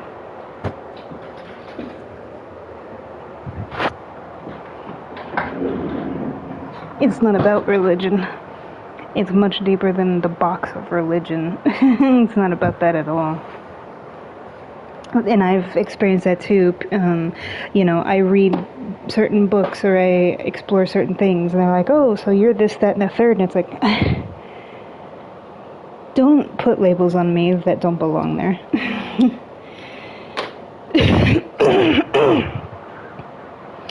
Like, just because I meditate, or just because my apartment looks like a Buddhist temple with, like, plants everywhere, and, like, I've had people say that it's like going to a spa in Japan, and it's like, that doesn't make me Buddhist.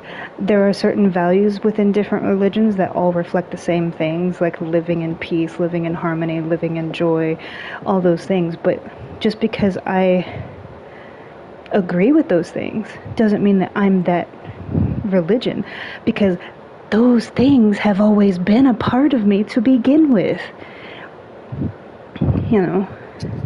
I've always believed in living that way. They just happen to also be reflective of certain religions, but that doesn't mean that that's what I am.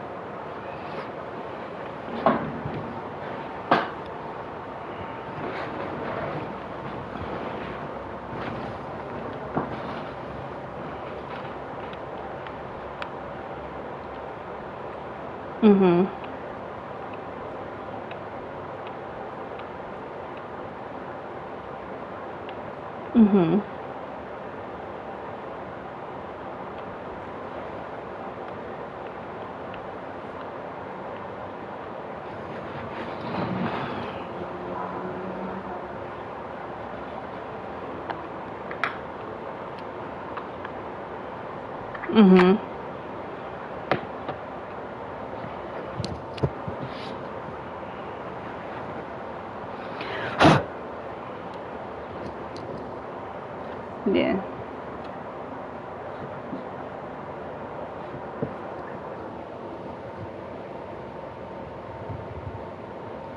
Yeah. The best way that I can put it is, just because these are things that I do and that's my personality and that's who I am, doesn't mean it's associated with a religion. Like, I'm not being who I am. I don't do things and live my life the way that I am. Like, when I meditate, I'm not meditating because I'm Buddhist. Like, I meditate because I meditate. It's peace for me. It doesn't have a religious link to it. Like, I take ice baths. I pray. My apartment looks like a Buddhist temple with, like, all that stuff, but it's like an oasis, basically. That doesn't mean that that's what I am. It just means those are the things that I like, and that's all a part of me, and that's a part of who I am, and that's what I do. So it's like every little aspect of myself, it's like I'm not me, individually as a person to be just associated with that. It's like, no, that's just me. Like, don't attach me being me to something like that.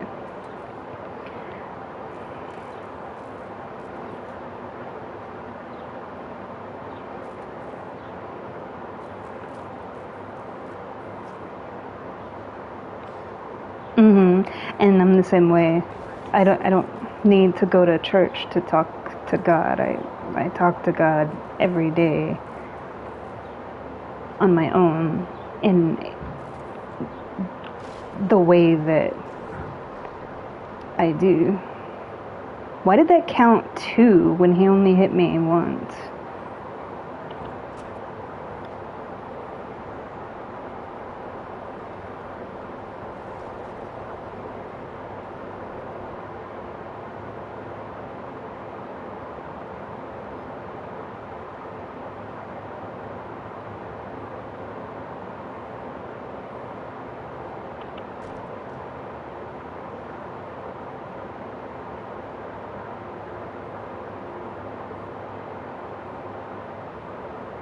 I passed by 2 people and he's still chasing me. Oh, finally.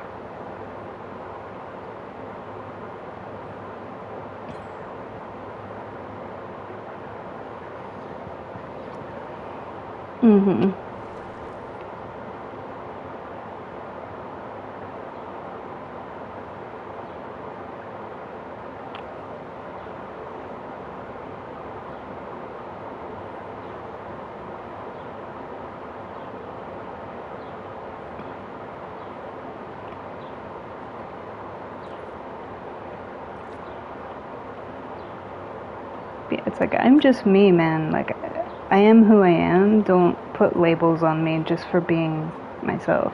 If there's things about me personality-wise, or things that I like, or foods that I eat, or, you know, the way my house is, the way my clothes are, like, it's like trying to nitpick every little thing about you to make it something else, instead of it just being me. Yeah. It's like, I don't know about all that. I'm just over here being myself and living my life. I don't know why you have to associate everything with that.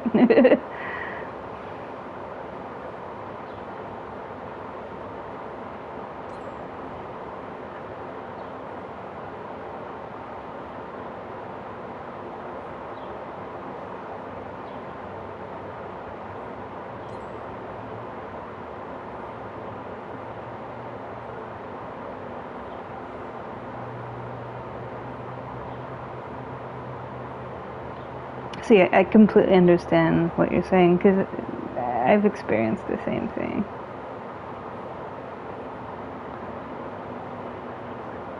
But that's also why I don't concern myself with what other people think. It's like, I recognize what the patterns are of, like, that kind of stuff, like I just talked about, like what people will say, what people will do. But it's like, don't get that confused. Just because I'm aware of those things and I experience and see those things, I'm not sweating it. You know, like, I'm not concerned or worried about it. There's just, like, the patterns that I see and notice.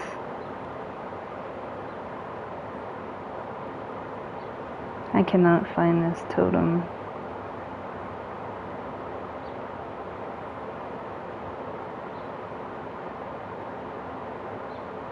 It's probably in the bathroom. No.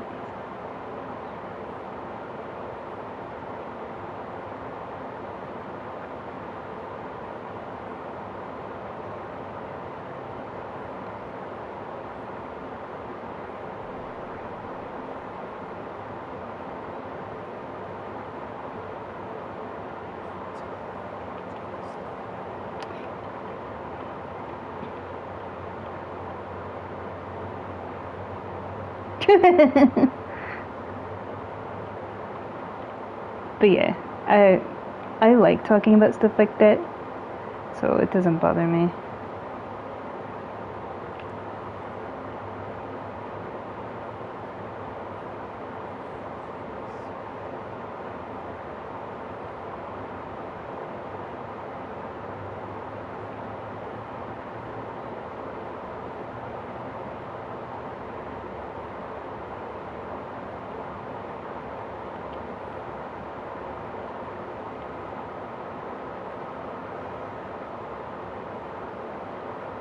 There you are, you little bitch. What?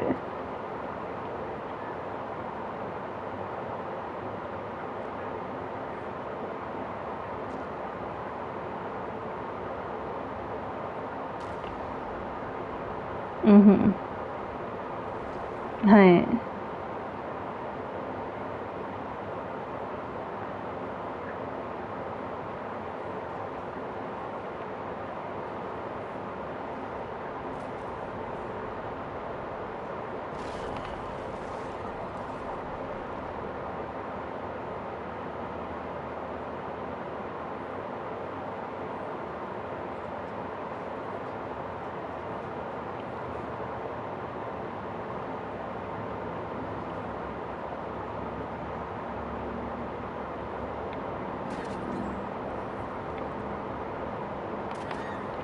So he was nice to you, but he's being mean to me.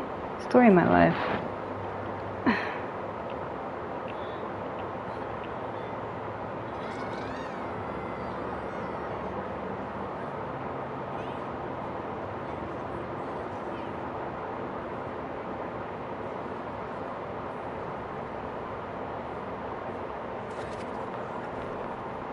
Like, he's standing here hitting me on the hook, but he was nice to you.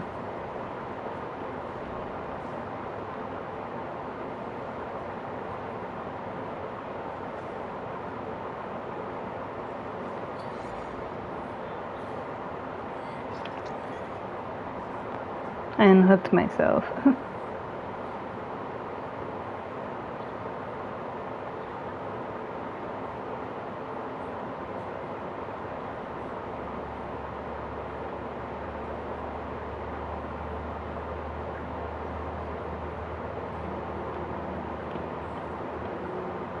But yeah, like, everything that you were telling me, the reason why I was telling you, like, you know, like, my stuff is because I completely understand.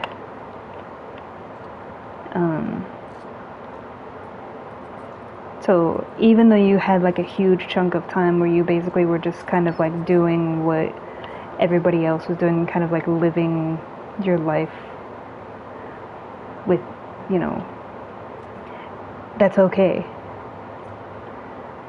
Because you're here now, and you're, you know, you may have had like a difficult space of time, like basically a difficult spell of time, but you're here now and you're changing those things. And that's what matters.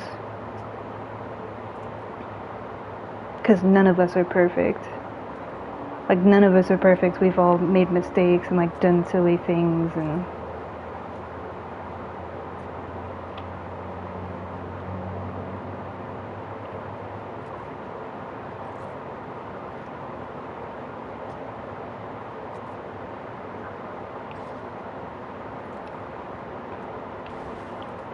damn it.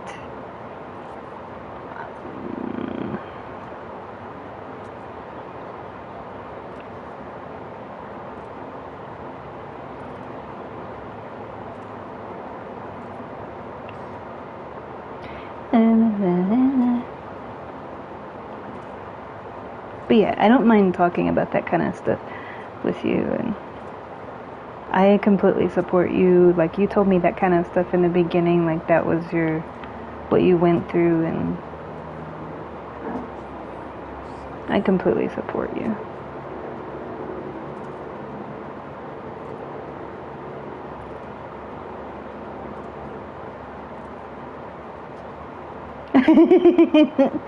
That's what everybody says. Like, they always know, like, even if you don't ask for help, because they know me very well, like, I never ask for help, that kind of thing. Mm-hmm.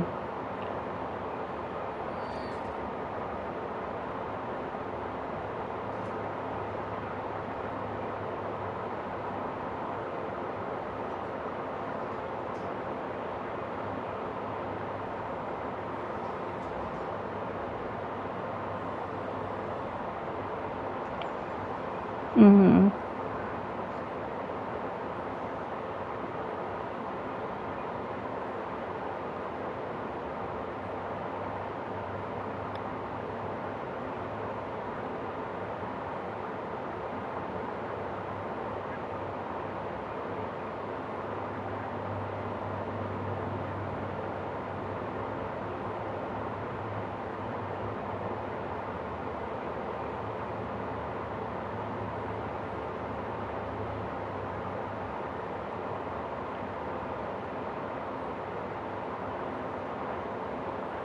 Mhm.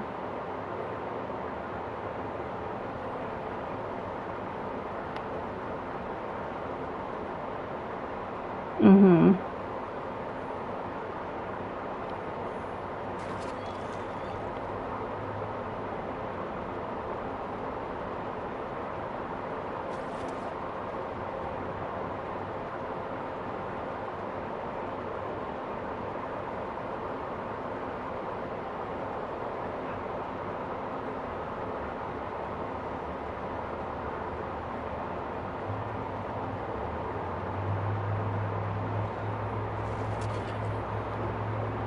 There we go.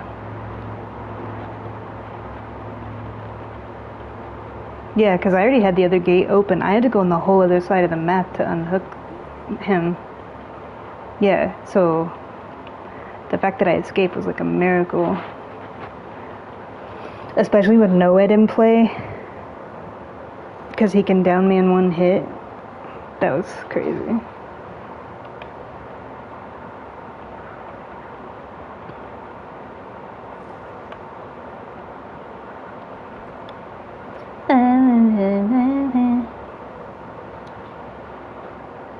But yeah, kind of like with what you were saying, it's like I acknowledge and recognize like other people's opinions, and like they tell me all the time like they think I'm crazy or I'm too positive, I'm too this, I'm too that. And it's like I don't really care. Like I respect your opinion. It's not like I'm dismissing it, and I'm not arrogant and egotistical and thinking that like, oh, I'm the shit. But at the same time, it's like I am confident in myself, and I do love myself, and I have self-respect. So because I have those things, the way that I live is going to be different.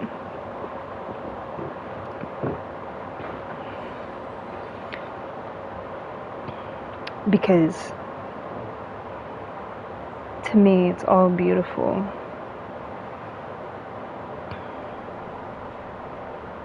Because I've had people ask me, like, how are you so confident? How are you so this and that? And it's like, when you know, you know. You know? Like, I don't know how else to put it. It's not arrogance. It's more of like, fuck yeah. Like, yeah.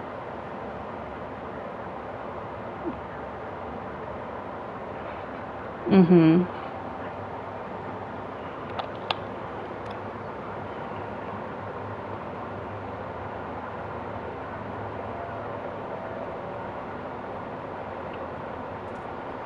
Yeah.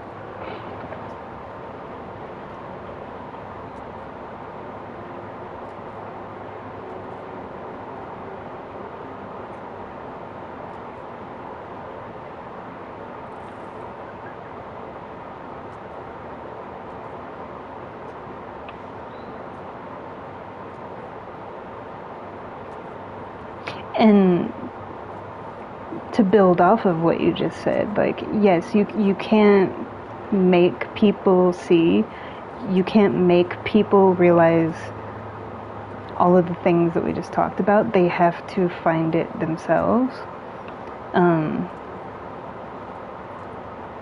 just like with dance, like, you can hear the music and everybody's going to hear something in their own way, and everybody's going to dance to it naturally in their own unique way. So trying to force what you think people should do, it's like enjoy your own dance and celebrate your own dance of life while celebrating other people's. It's like one big dance where everybody's dancing differently, and you have your own unique way of dancing, and it's beautiful, and you love your own dance, but you also can appreciate everybody else's dance too. That's basically how I see the world.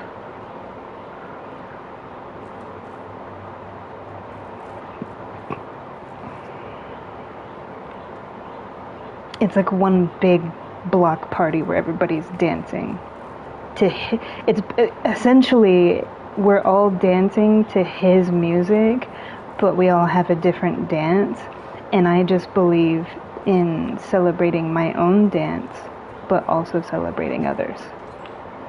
Because at the end of the day, what makes each individual's dance beautiful is because we're all dancing to his music.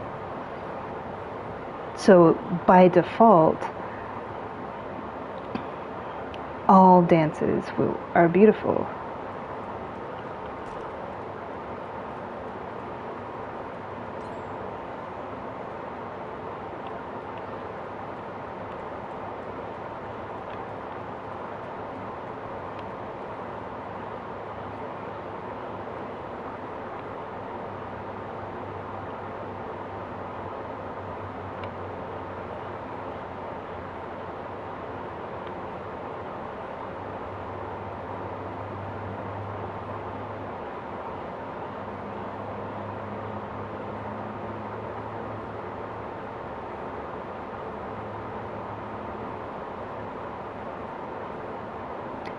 And that kind of falls in line with, like, if you think about it in the way that I just explained it, every single moment of every single day, I'm creating different dances. They pour out of me. Why do you think that is? I don't even have to think about it. It's like my body just does what it does, and I create that because it's my natural gift. But why does it pour out of me like that? Because within me is his song, his music. So there you go. No matter what the music may actually be, internally is his song.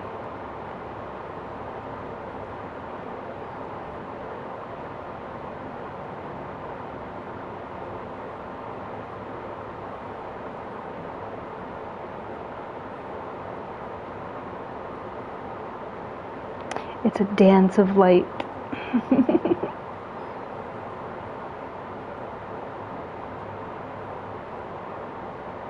And I am humble in gratitude to be able to radiate that light through his music within myself. Because it's basically like he's the conductor he's conducting the symphony within me, and I dance to that symphony of music. And the light that radiates from that shines out, you know. And that's how I share and express myself. That's why I'm not too good at verbally expressing myself, because it's like if you really want to know me, it comes from dance, it comes from art, it comes from music. That's how I express myself the best anyway. So I struggle to piece together like talking and expressing, but truly my dance through his music that lives within me is how I truly express.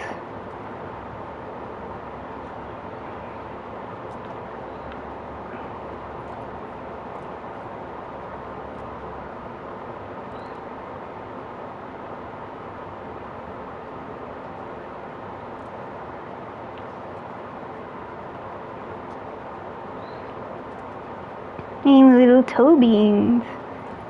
So cute.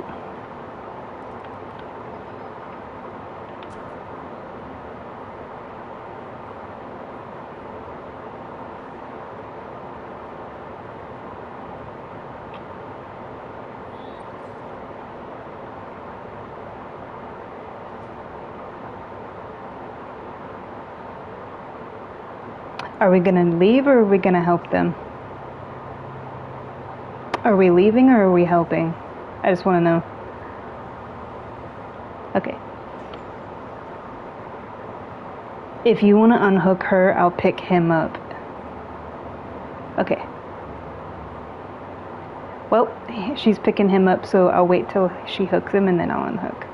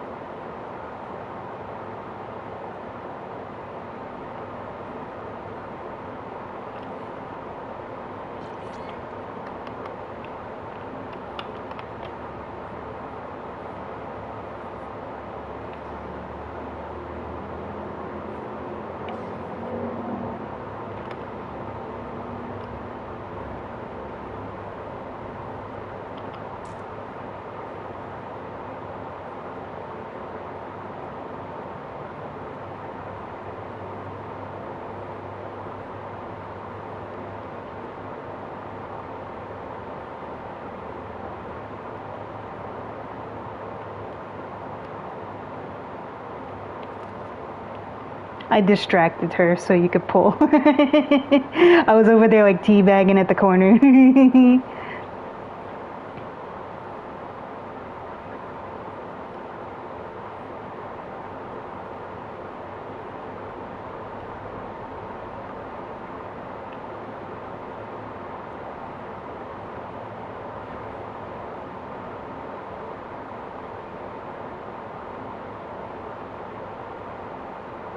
Okay.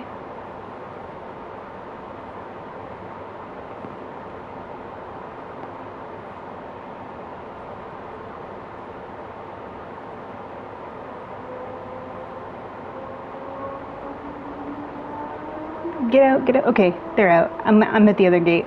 I just wanted to make sure. mm.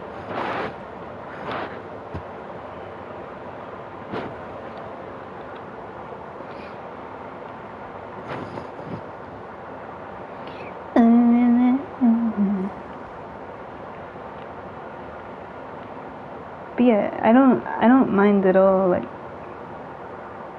everything that you were saying. Because that's why I said everything that I said, because, like, I completely understand. And for you, it's like your own thing, you know?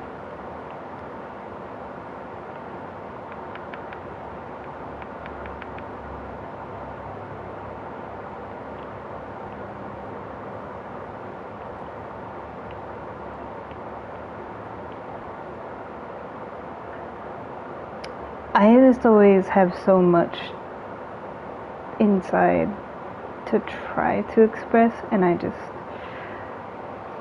struggle because my natural way of expressing is through dance and music and art. So that's why it's like I always feel like I'm rambling, because what I want to say, I feel like it never really truly comes out the way that I want to say it, because talking is not my way of expressing. It's not how I connect. It's not my best way. So even when I thoroughly explain something, I feel like it could be better expressed my natural way of expressing. I mean, the fact that like the first 5 years of my life, I didn't speak. I knew how to speak, but it's like I just didn't talk, and it's like I wasn't meant to be verbal. I was meant to express in a different way. It's like I could read, I could write, I knew how to speak, and I knew I was actually very advanced with all of that. But it was like speaking is not my natural way.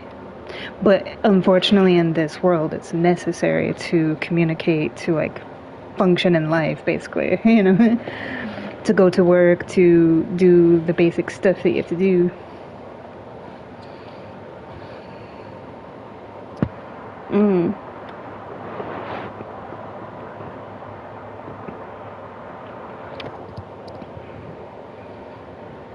I can teach you American Sign Language. I don't know how that would work for you, like if that would be okay, but I can teach you ASL, because I know ASL. Yeah. Yeah. So it's like English, Japanese, Korean, ASL, and I'm also trying to learn, and I also speak French as well.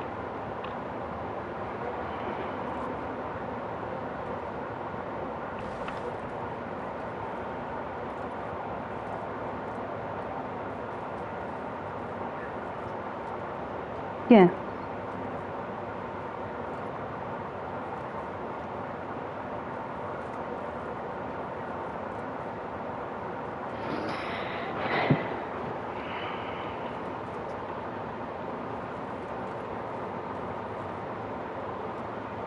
Yeah.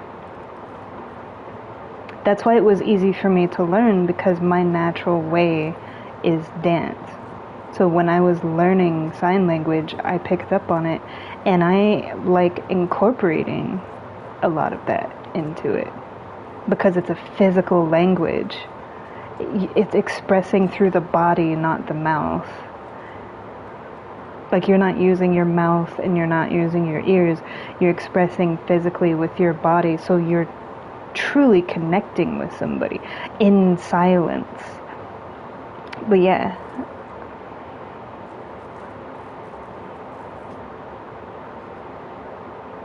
Mhm.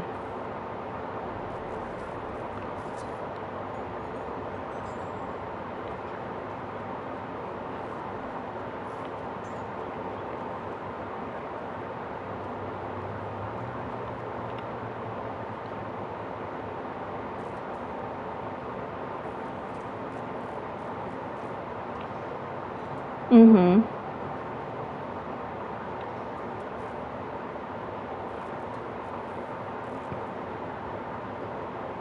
But yeah, whenever I told people like I speak four languages, because I know people that speak more than four languages, and they're like, because I know somebody who speaks like 8 different languages, and I know someone who speaks 7, and then there's people that only speak one, like they only know English, and they're like, so what 5 languages do you speak? And it's like I always say like English, Japanese, Korean, and French, and they're like, but what's the 5th one? And it's like ASL, sign language.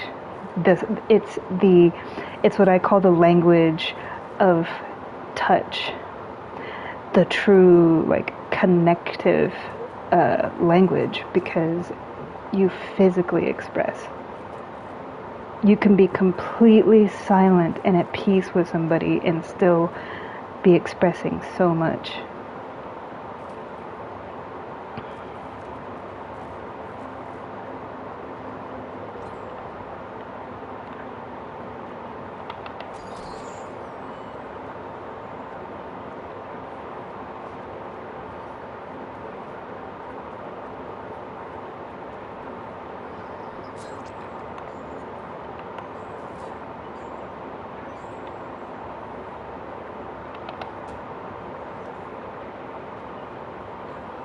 Mm-hmm.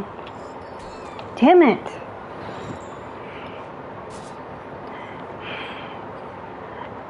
Every time people are hooked, it's like they're across the map from me.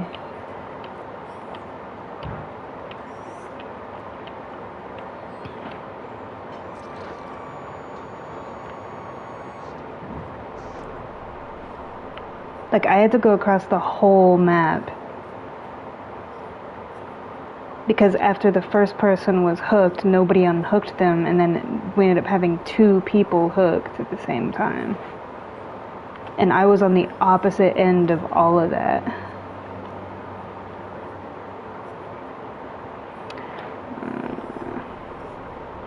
Yeah.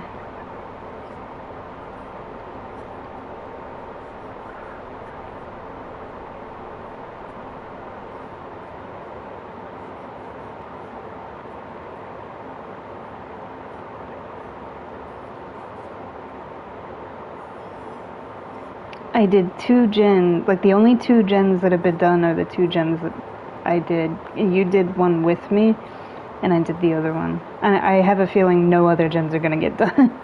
The way that he's playing, like, this is probably it.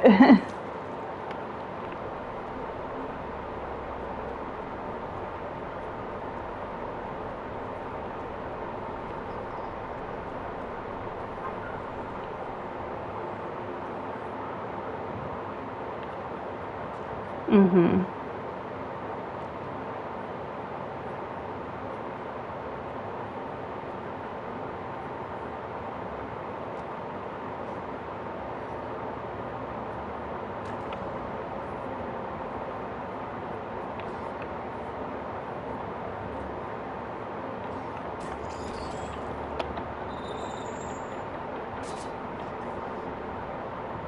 Okay.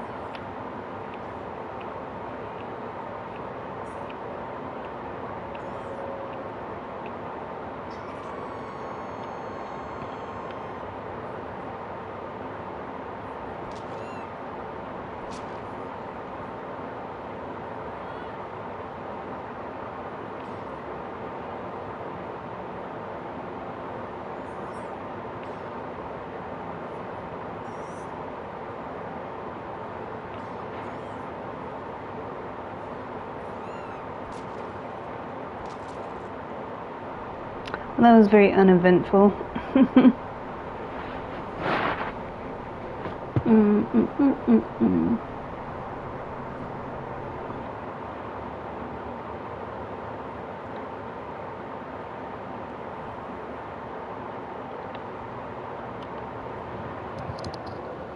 But yeah, I get what you were saying. It's like,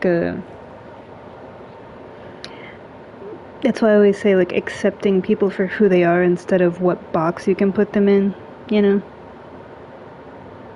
Like, because if you approach it with that mindset, like, oh, you're cleaning, you could literally, like, break down and nitpick a person to death. Like, oh, you wash your dishes, you must be a clean freak. You're painting a picture, you must, like, I meditate, I must be Buddhist. I love nature, and I like laying in nature and being in nature, and I must be a tree hugging dirt worshiper. Like, you know what I mean? Like, every little thing that you are that makes you who you are does not determine, like, some box to put you in. It just means this is me. Like, can we just appreciate each other for who we are instead of trying to put each other in a box? And calling somebody something and labeling somebody as something. Yeah. That being said, I know that I'm a nerd, but I don't care. Like, yeah, I'm a nerd. I'm a bookworm. I like, but so what? Sue me. Yeah.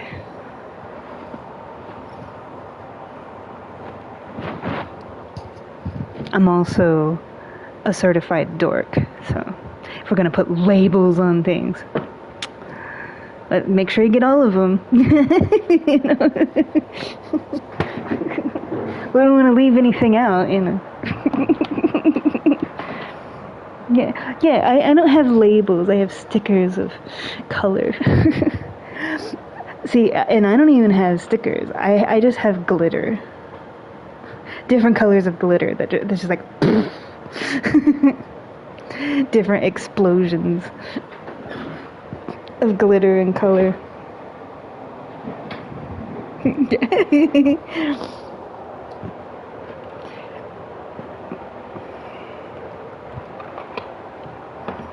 Nande.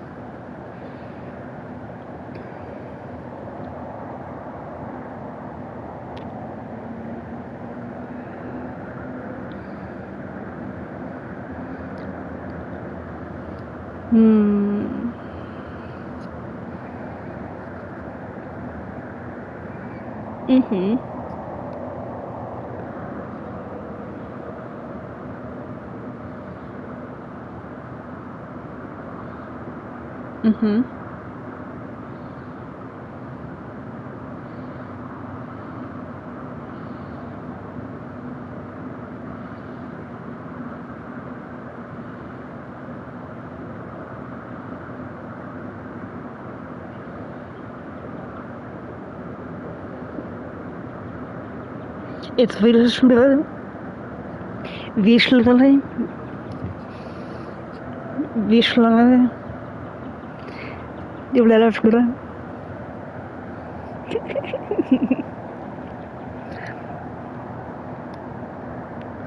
My phone's inside. Yeah.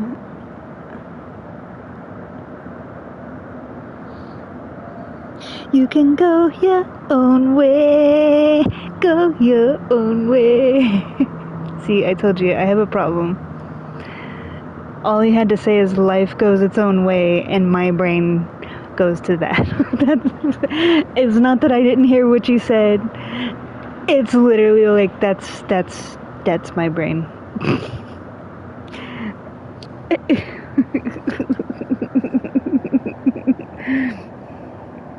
Dragging the line, dragging the line.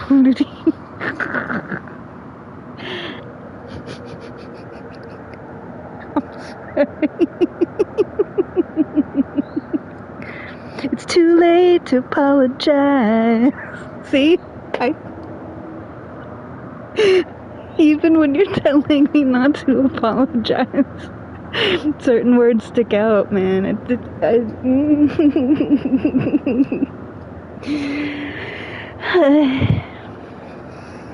You're beautiful. You're beautiful. It's true. You wanna be starting something, you got to be starting something.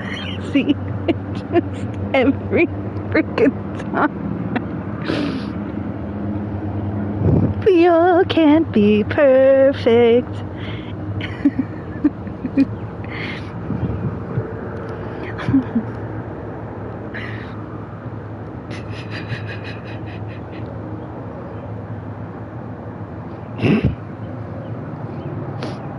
It's like you're afraid to say anything because every single thing that you say is a song. More than words.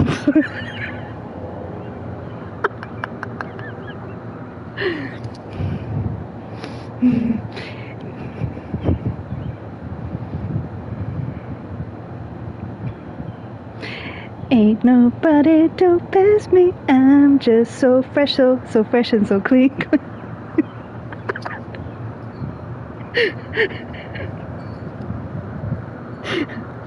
See, that's like what's normally inside my head. I'm just actually singing it now instead of it being internalized.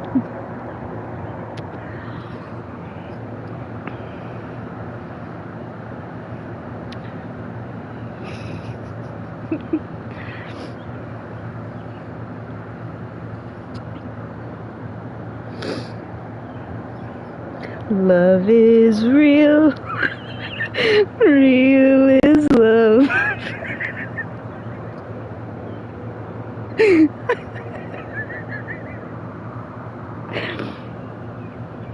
I had me and Koki and Toto were like sitting around gaming, much like you and I are now, and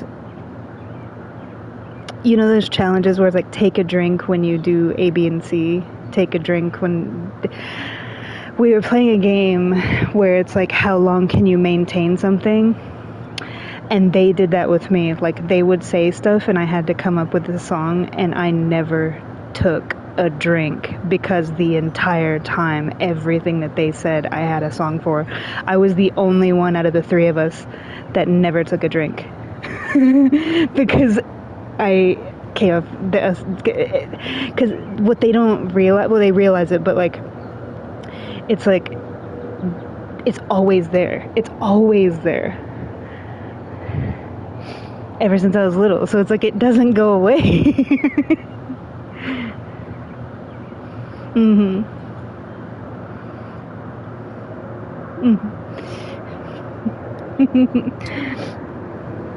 Music makes the people come together. Yeah.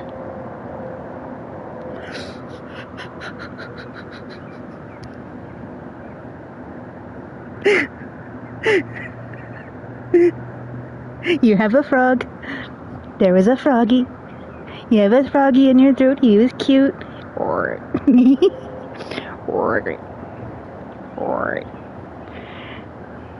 Don't die.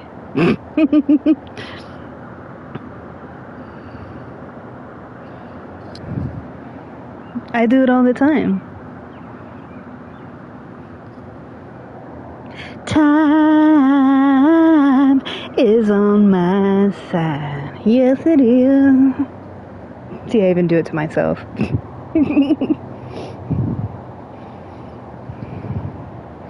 Any way you want it, that's the way you need it. Any way you want it. When you said yesterday I'm like a jukebox, it's pretty much like a jukebox that follows you around and everything that you say repeats it in song formation. That's what Koki told me one time. He's like, you're basically like Spotify for conversations. You're like the music that plays in the background.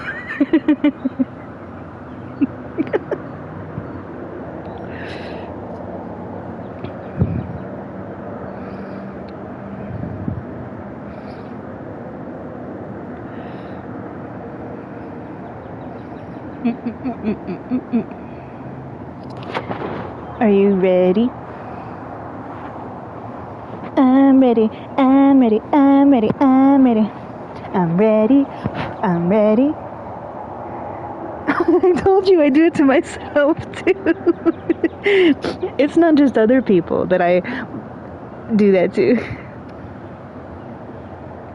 Okay, now, if you really want an empirical experience, think about the fact that I have thoughts in my head, okay? And I make the same songs from the words of the thoughts in my head. So like when I'm thinking about something, like say if I have a thought and I'm like say something.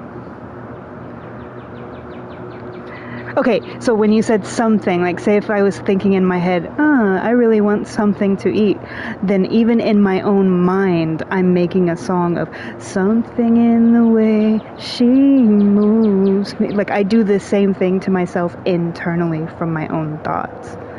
So you know how you have an internal dialogue of like going throughout the day and you're thinking of things? Even the thoughts that I have, I do the same thing with making songs from the words in my mind from those thoughts. Yeah. Baby, I'm amazed at the way you love me all the time.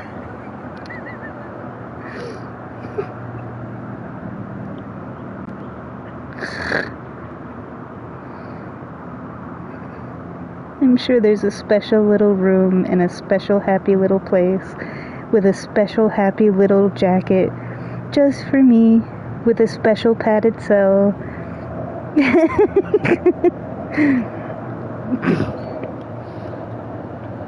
My straitjacket isn't normal. My straitjacket is indigo with butterflies and sparkles and rhinestones, and the lace corsetry in the back flows, and then there's like these little wisps of fabric that fly off my shoulders. So it's a straitjacket. I am crazy, but it's my own unique crazy.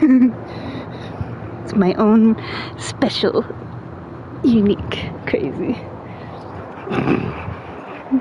Ow! I hit myself.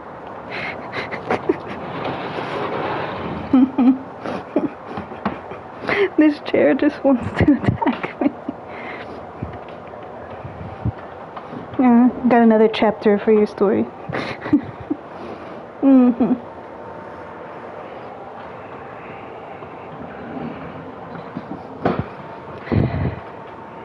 Mm-hmm.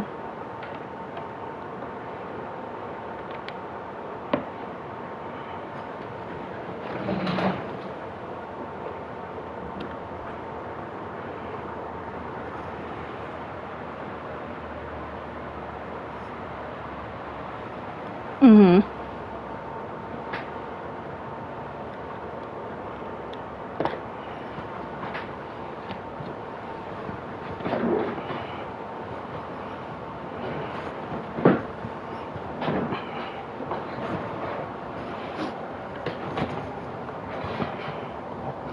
Mm-hmm.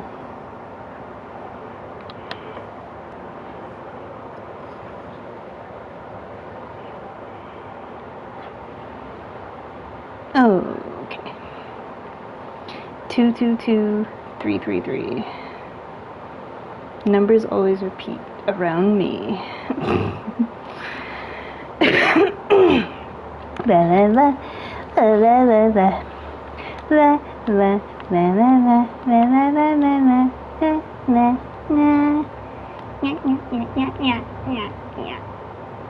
don't know. Leave me alone. Leave me alone.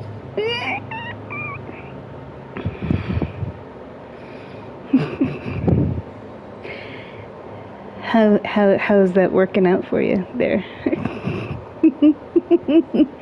Oh, okay. Do you need a moment alone? Oh, okay.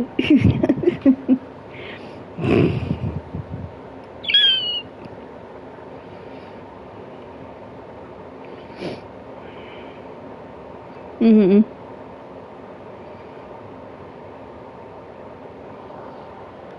Right.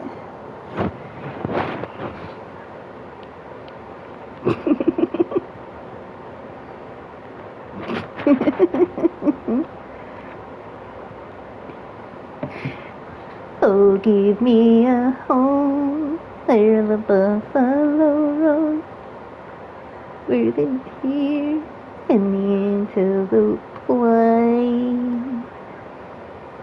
where seldom is heard. He fell.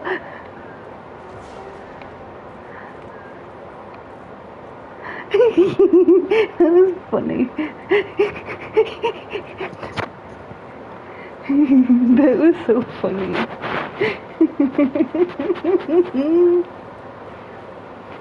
He was like, wee, and boom. Runs away in shame. You take your tentacles elsewhere, Mr. Sir. And he tried to bite me, like, from down there, and he couldn't reach. Because I saw, like, the little bite mark thing when he tries to do the thing, but he couldn't because I was up here.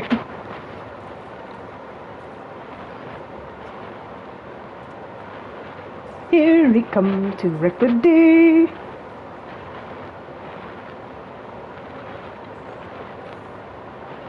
I really need to put balance landing back on. That's funny.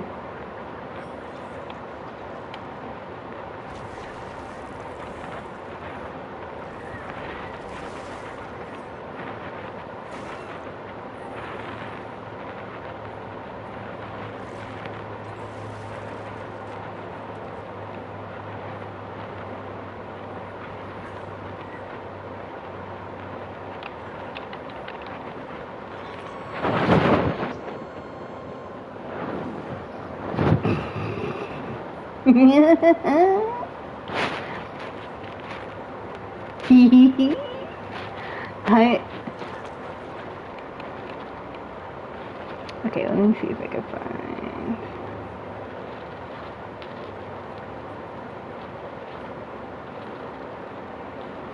It's not here. Let me see if I can find this.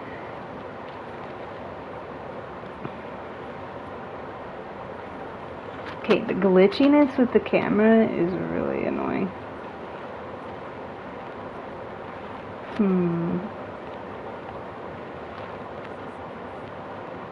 There's probably one in Maine. Oh no, there's not, because I already looked up there. Okay, so... I said queso. I will remember you.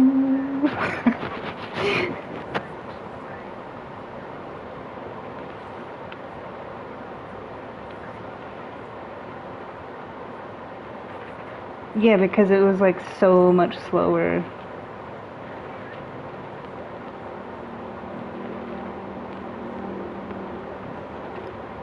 It was like everything was in slow motion.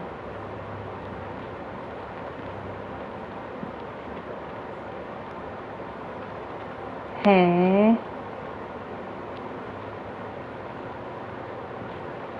Chillin' like a villain.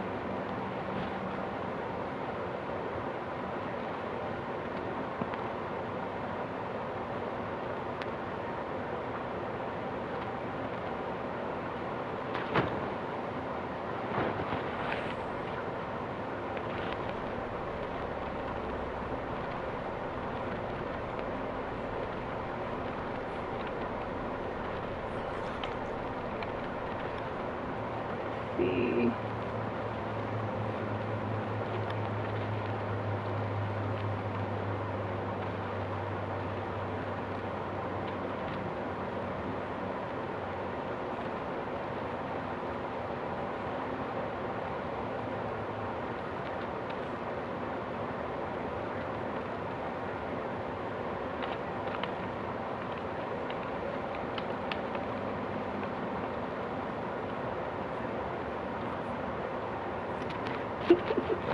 You spin me right round, baby, right round like a record, baby.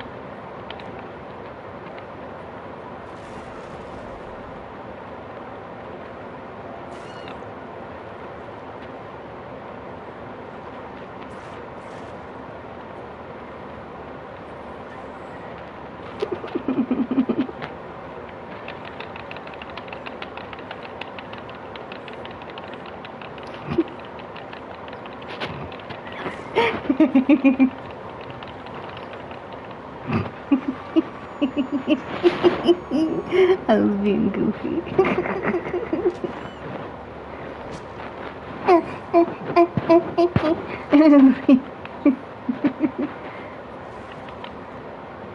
Nope. You leave me alone.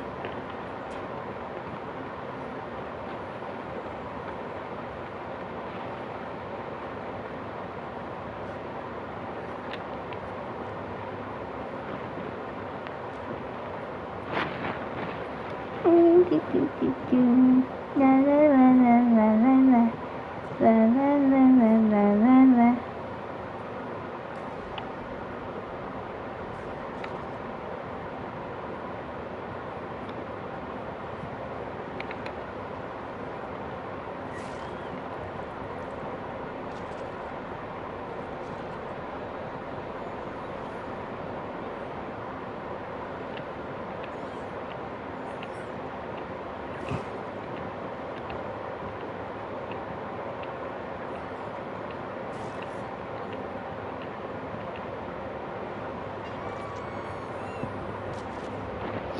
I was just messing with him the whole time. Too late. It's too late, baby, now it's too late. Hi.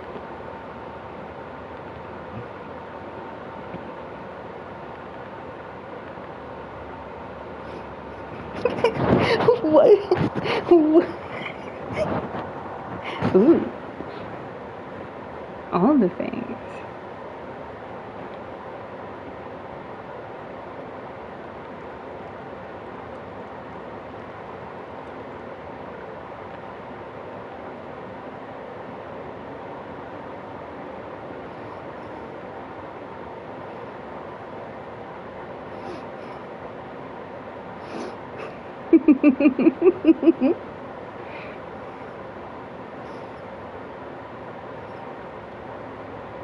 All the things.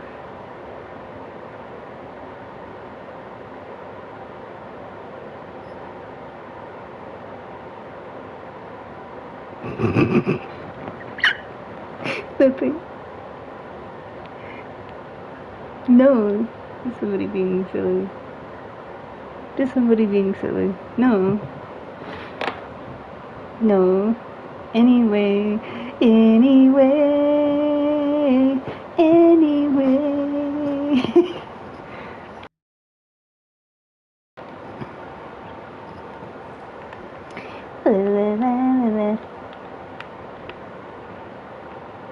No.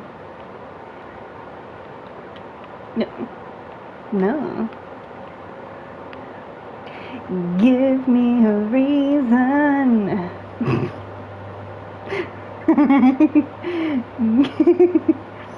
Hey, Dusty Bun. Where's Dusty Bun? Dusty Bun. Hoo hoo. Hoo hoo. Hoo hoo. This is not happening.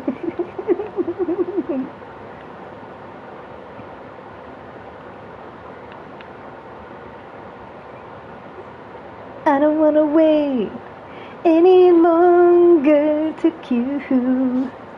Oh, what did he say?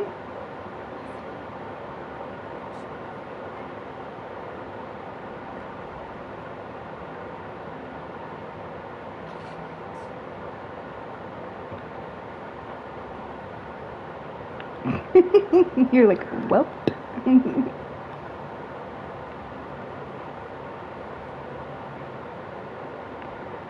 No. I don't want to know.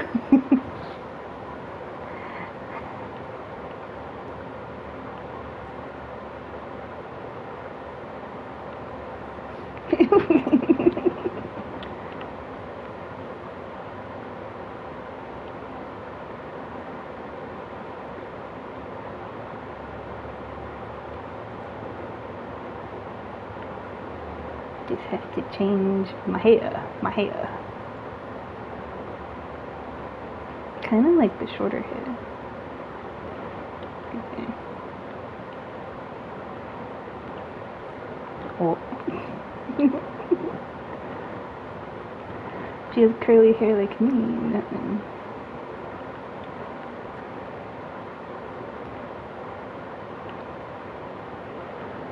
New something different. Oh, wait.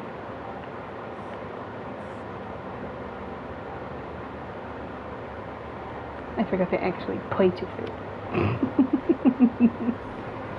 I was like, where is it? I put it on there. What happened?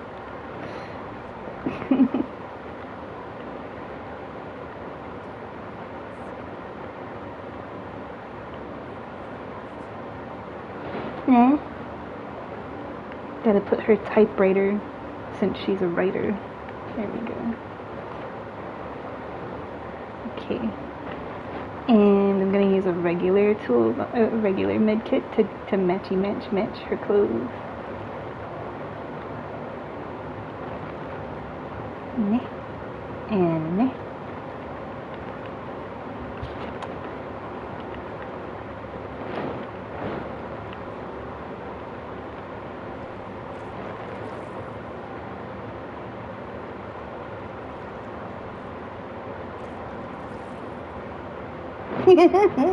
What are you doing?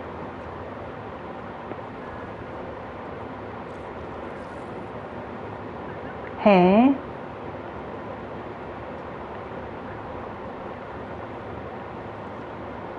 Oh, what language? Or is it chess, or are you actually trying a language? Mm-hmm.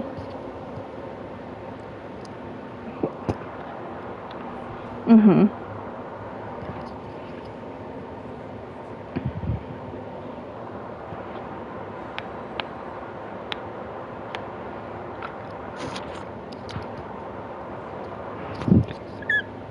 Oh. Mine does the same thing. It'll look at me like with the evil look, you know? Like right now, mine says, seriously, June? Like, seriously, comma, June? Because I haven't gotten on there in so long. It's only been a day. Yeah, mine does too. Yeah. I always get like the evil eyes, you know? And then there's like the bones, like, I'm dying. Or it's like sitting there crying and like the rain is actually falling on the little widget. And he looks like sad. Awesome map. And the killer is the killer from Stranger Things. Mm-hmm. Oh no, it's Chucky. Then what was that thing over there?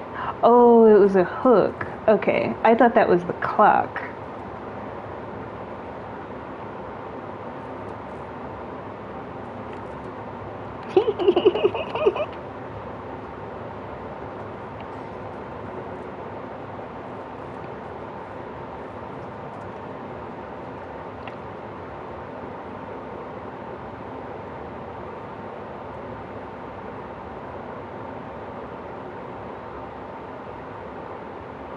Hey.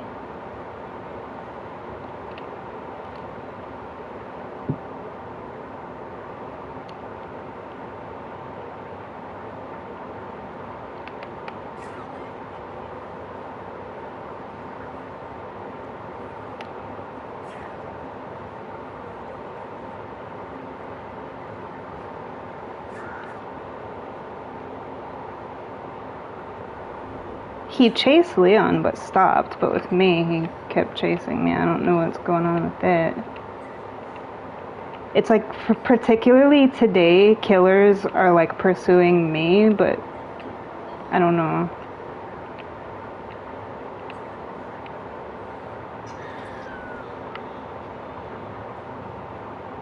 Mm.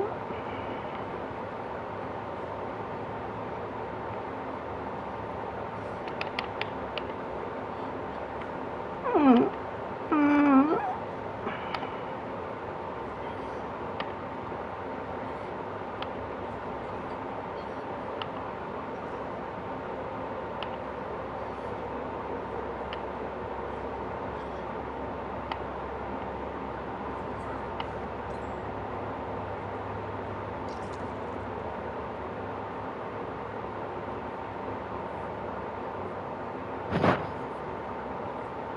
I want to go back to that gen that we were doing because it was almost done.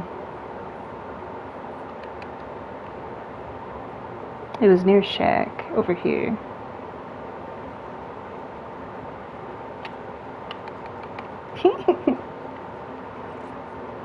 It's so beautiful.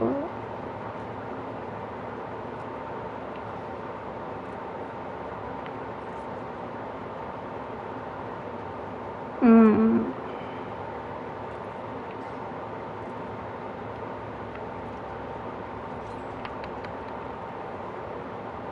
Did he get rid of my totem? Oh, that's right. I didn't get a chance to finish it.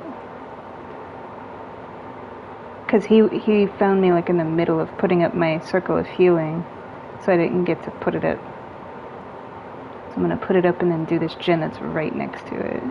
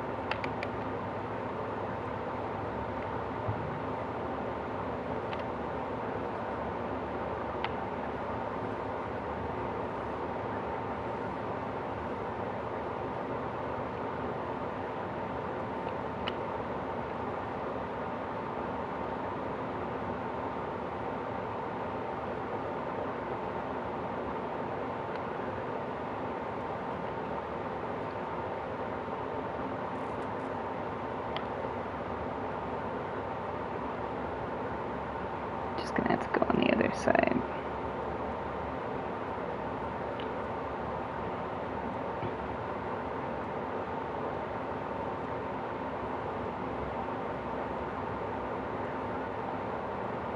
Hey.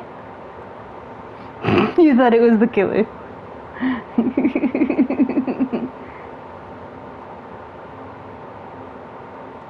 Mm-hmm.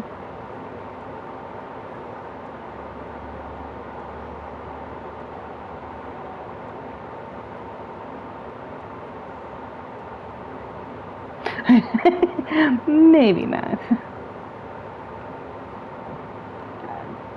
because I have eyes and I can see.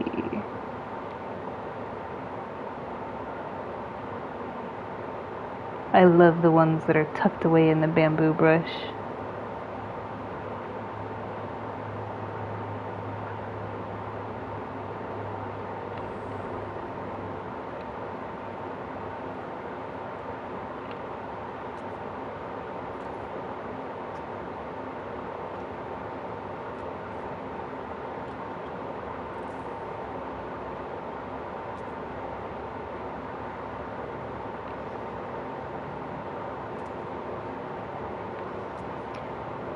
Come a little bit closer, you're my kind of man.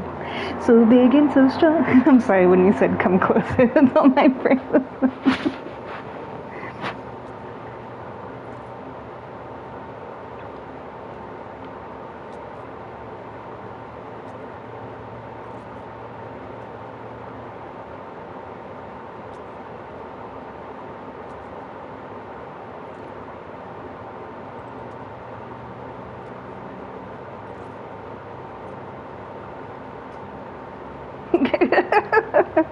Aren't we wonderful teammates? Go for them, not me. Jeez, don't you know there's other people besides me?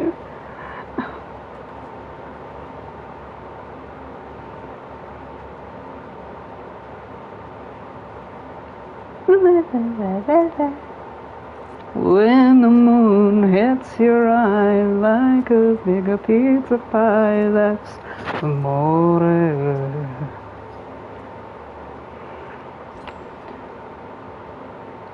When the world seems to shine like you've had too much wine, that's amore. When the stars make you drool just like a pastifazool, that's amore.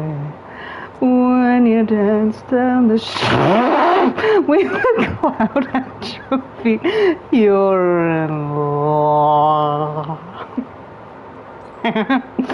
When you walk in a dream, but you know you're not dreaming, signore. Scusami, but you see back in ora, that's amore.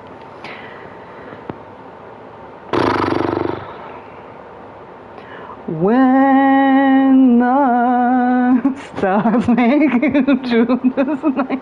Oh, somebody else did it. Oh wait, that was me. I forgot that I finished that gin. I was like, somebody did my gin. Oh wait, I finished it. There you are.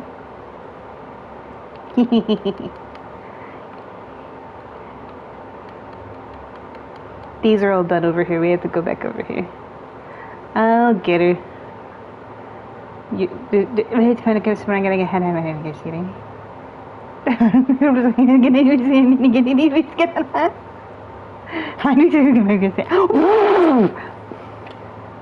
No.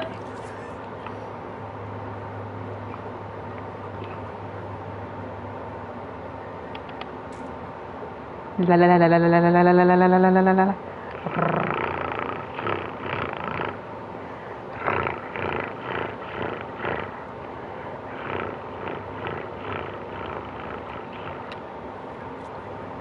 Wait, what?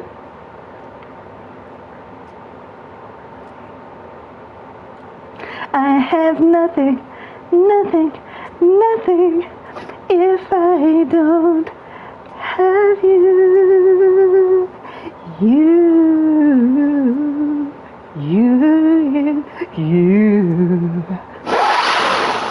You see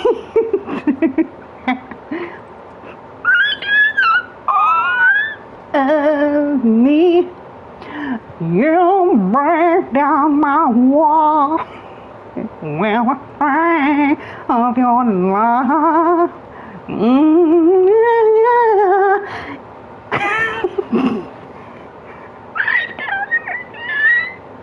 Love I have known it with you. Will I believe you that? Oh, I can hold on to. I don't really need to look. Are you opening the thing of the thing of the stuff in the thing with the? Oh, okay. No.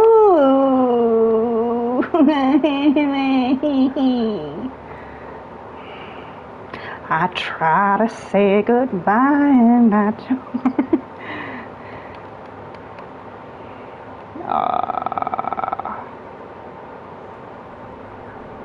Okay, well, I'm gonna leave then.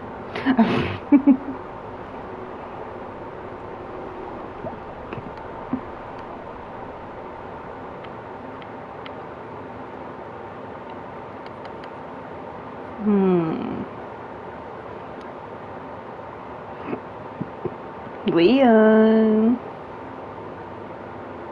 where do you go? My lovely, where do you go? I wanna know. I saw him run by. Yeah. No swing for you.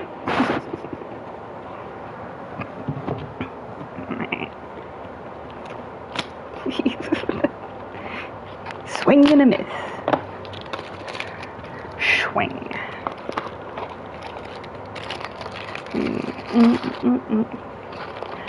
Oh, he probably got hatched then. Because Leon ran right by the open gate that I was at, but he didn't use it. I think he wanted hatch.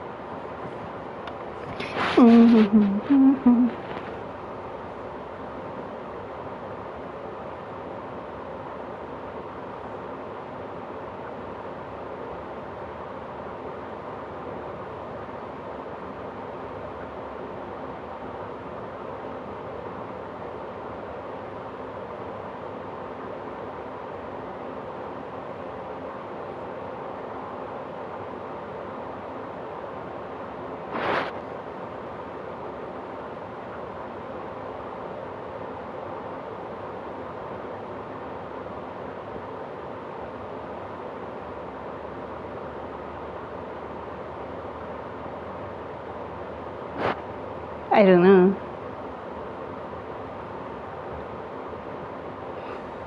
Well, then why were you asking, silly?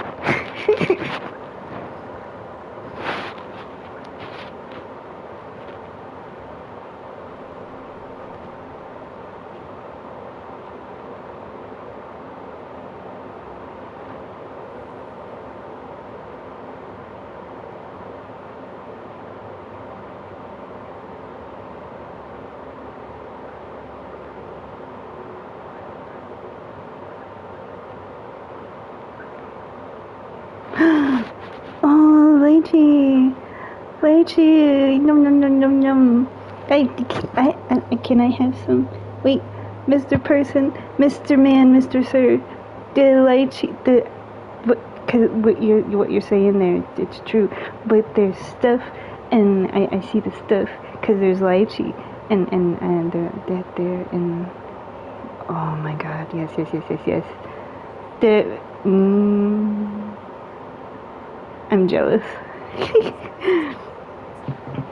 Hello. Nothing.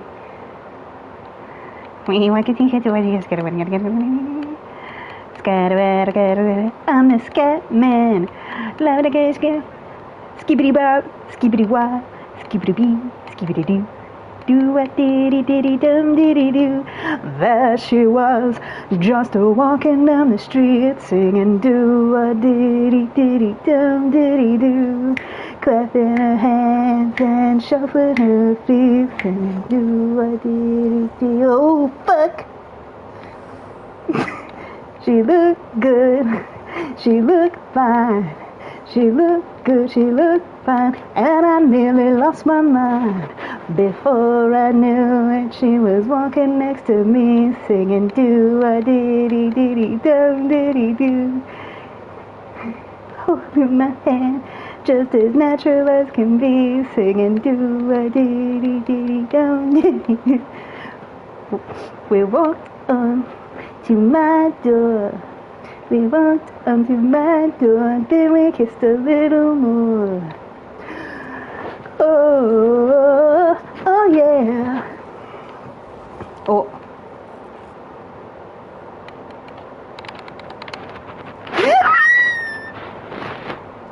I don't wanna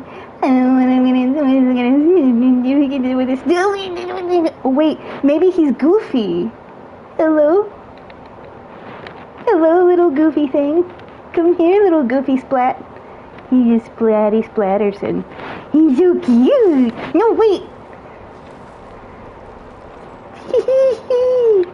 He has feeties.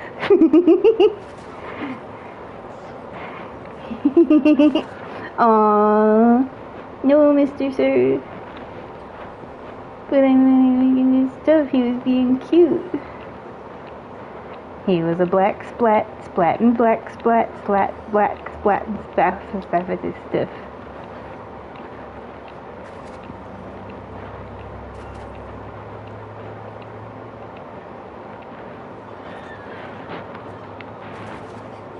Ow! Why did he hit me? He's so mean.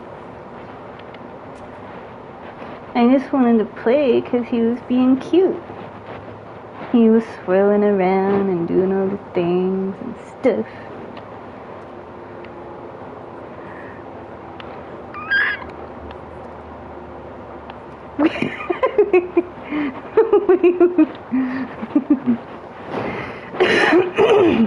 I thought he was nice at first too.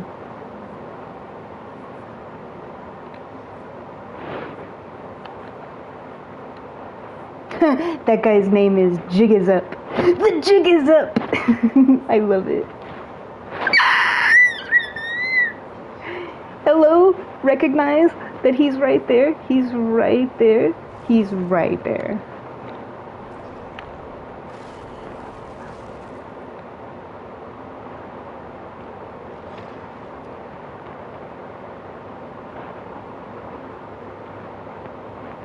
Okay, we got that one. Go find. Going on an expedition. I'm going on an adventure. Gonna find a totem. La la la la la. And see if I can find it. Wait. And yeah, probably in the middle. Oh. No. Mr. Sir, you are incorrect.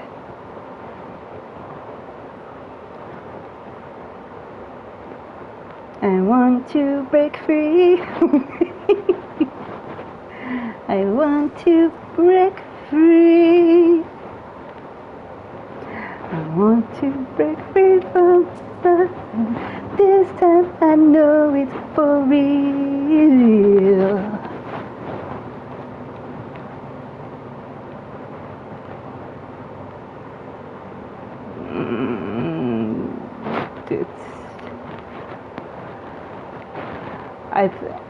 Oh, where? Oh, there. I didn't see. Yeah, it was like I looked all around and I couldn't see where he was carrying you. I didn't see.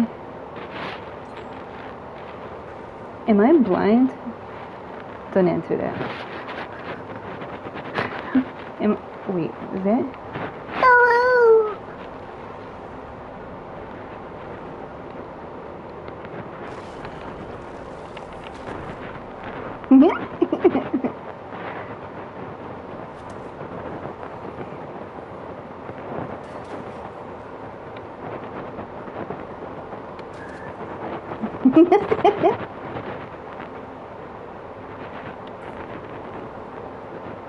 I keep trying to be goofy with him, but he has no personality.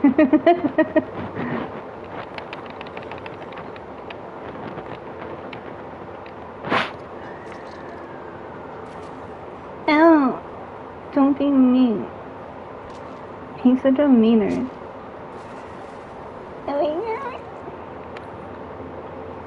Arigatou gozaimasu.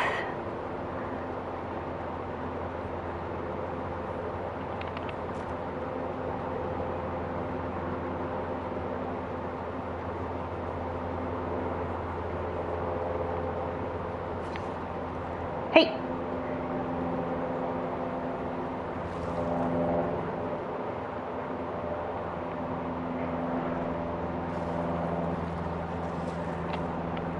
They run too slow.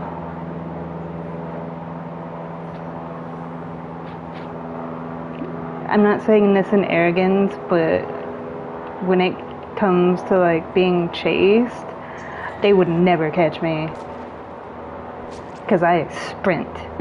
Like, if this was real life, like, you ain't catching me. But in this game, they run so frickin' slow. And that's without my life being in danger. Like, so if my life was in danger, I'd be that much faster. I'm not, like, a runner per se, but damn, like...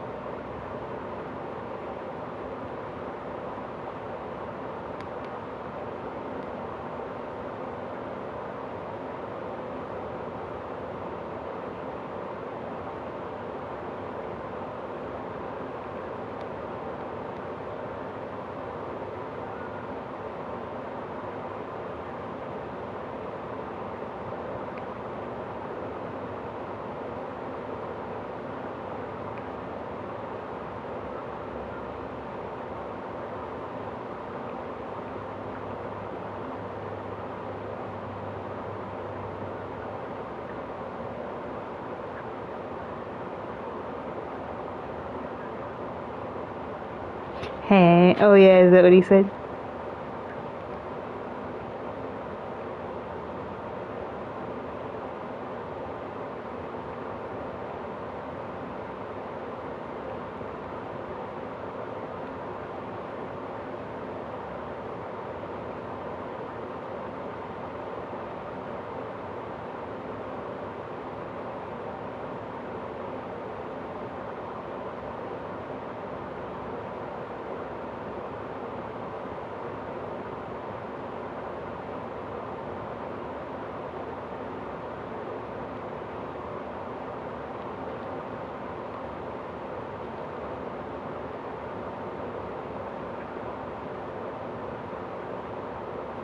What are you doing?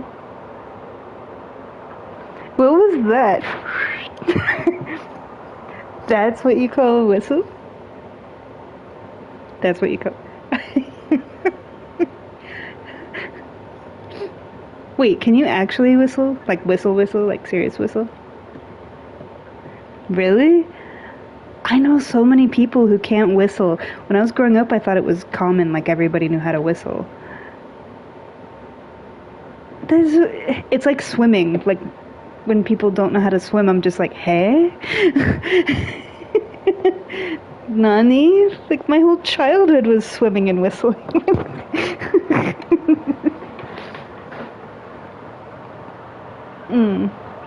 Well, I had to, otherwise I would have, you know, so...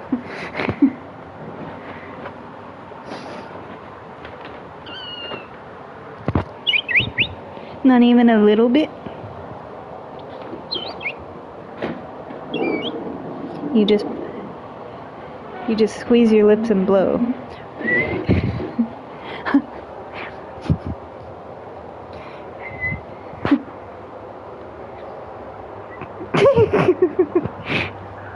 You're getting there. Blow harder.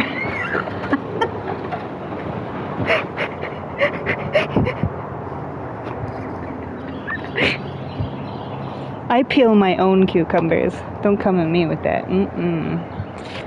You don't want that heat.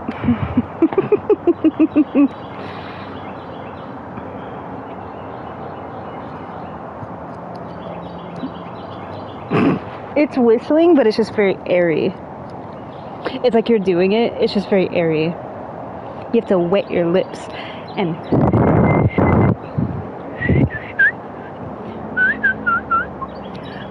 You want to hear something? You want to hear something? You want to hear something? Wait. Are you ready? I don't think you're ready.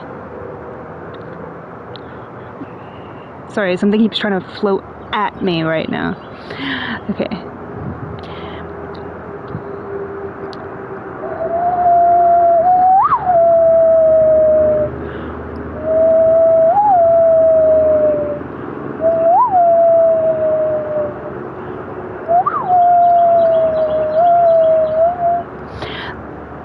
It sounds like a wooden flute, doesn't it? Like a Native American wooden flute.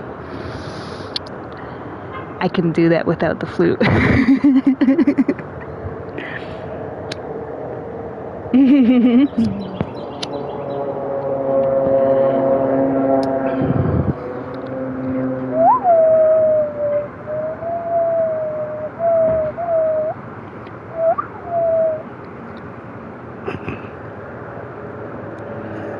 What?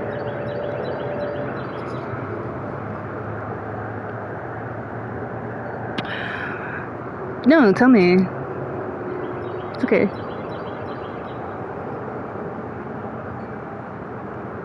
Hey. Just my imagination running away with me, telling you it was just my imagination running away. Sorry.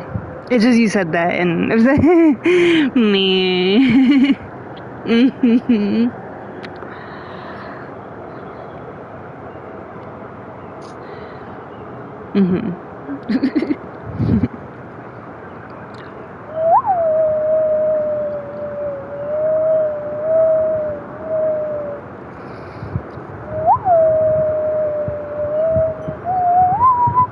Yeah.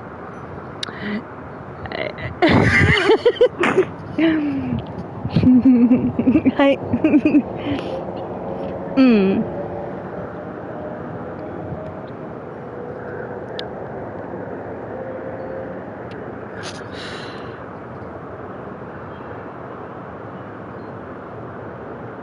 What time is it there for you? Okay, just let me know when it's midnight. We're getting there. It's a secret.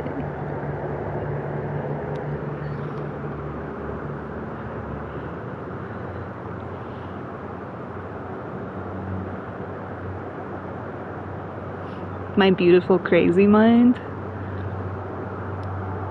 I don't know. There's some stuff. There's a lot of stuff. There's a lot of stuff. Stuff and things and things and stuff. Do do do do do do do do do. Yeah. See what I mean? That's why I didn't have an answer for that question.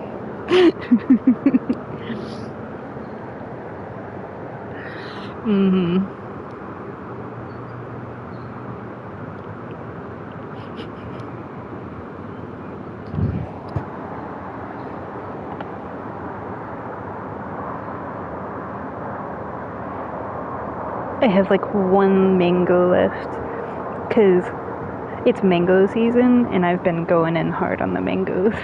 Like the mangoes and the rambutans disappeared because I did like a fresh fruit in vegetable order when I came back. Rambutans and lychee disappeared in like 2 days. And I still have some plums, but I have one little mango. He's all by himself. He's like, hello. He had friends, but I killed them all. Imagine if you were a fruit and it's like you have friends and some are apples, peaches, pumpkins, pears, you know, all the things, and they all just slowly disappear and you watch them being devoured by this beast that comes over and just selects one and devours it in front of you. And sometimes it cuts it up and like sometimes it boils it. Sometimes we boil it and they're like, why are you killing my friends? And why are you making me watch? Yeah. It's a horror movie.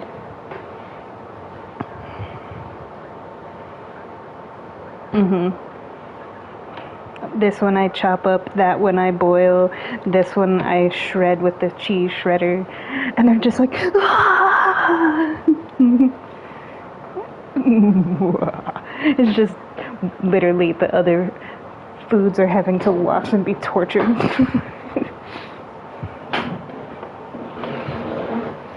There was a movie like that, but I didn't really care for the movie because there was a scene in it that is hard for me to watch.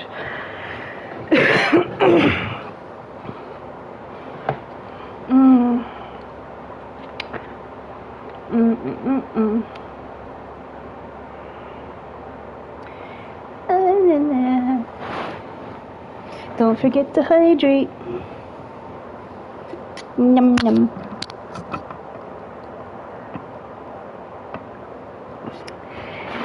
Clementines.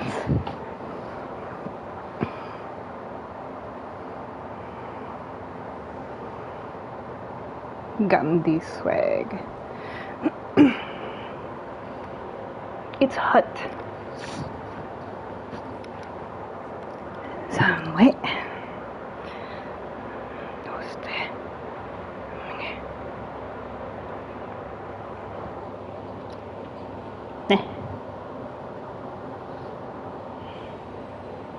What are you doing?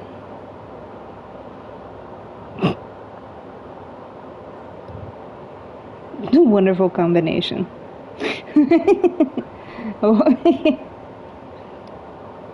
Flowers and streamers and whatnot.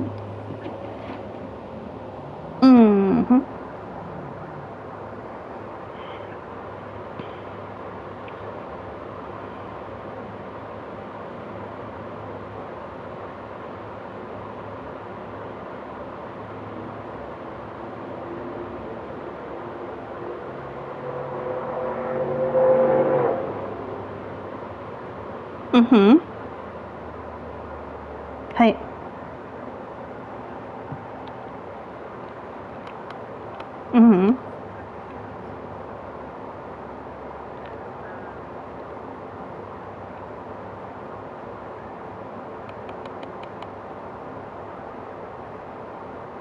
Guess who the killer is?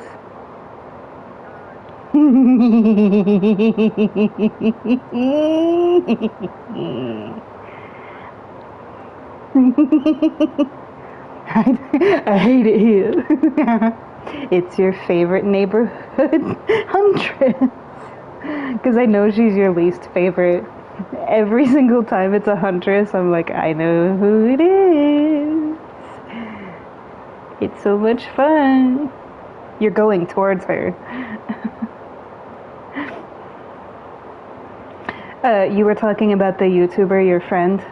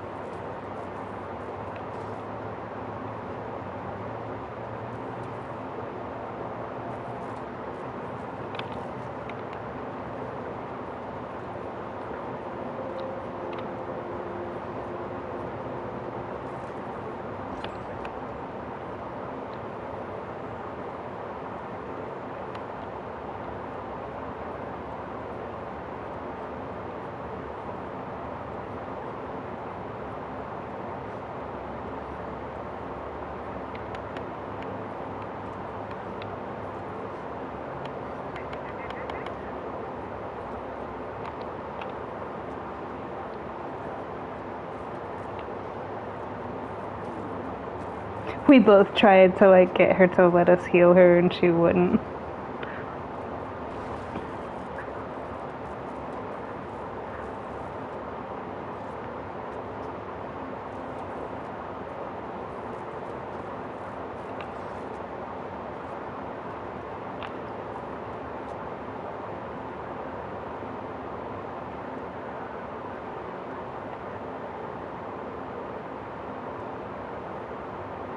Mhm.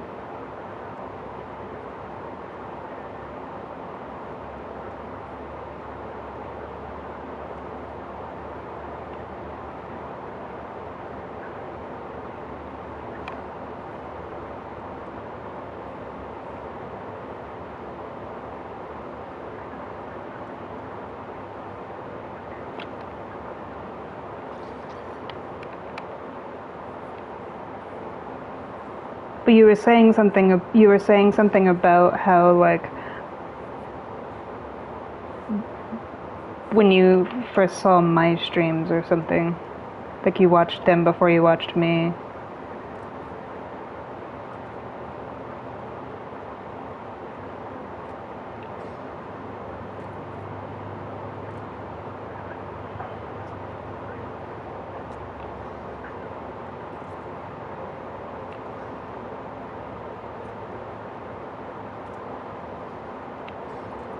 Mhm.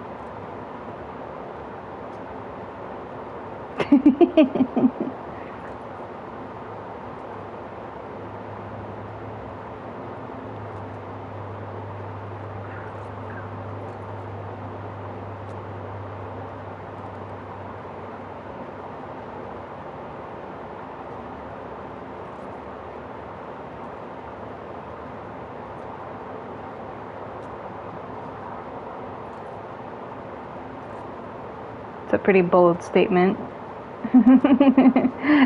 Just saying. Like, okay.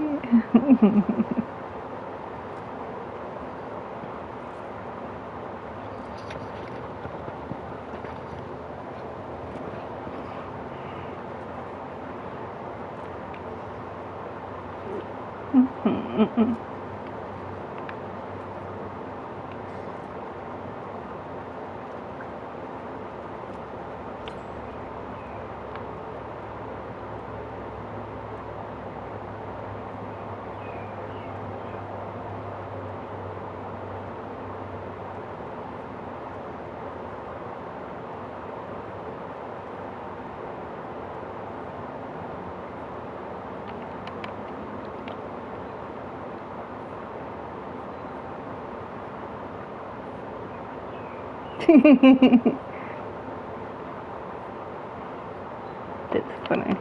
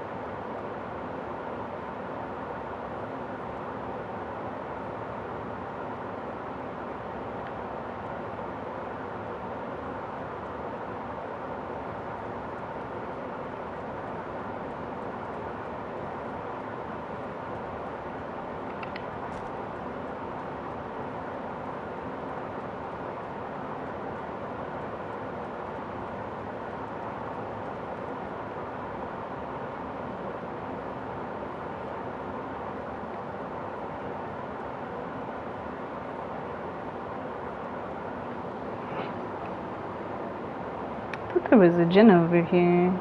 Am I silly? I think I am.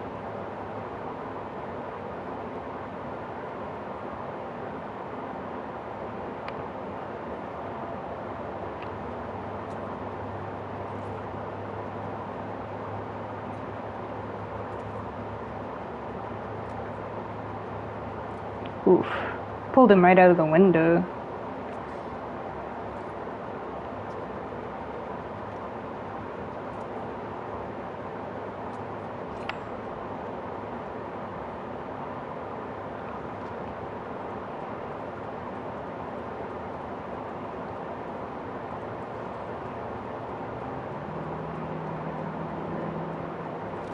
Mm-hmm. Come on.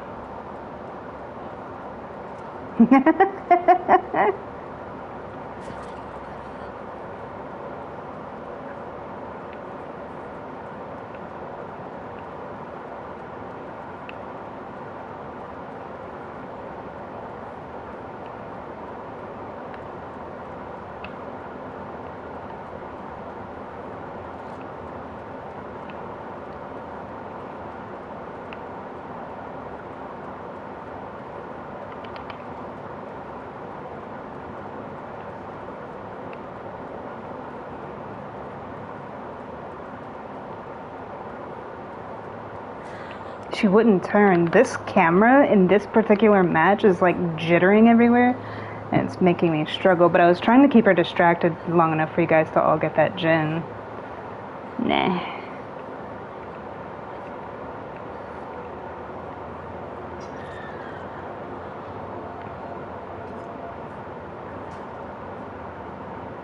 Yeah. Gen matters more right now.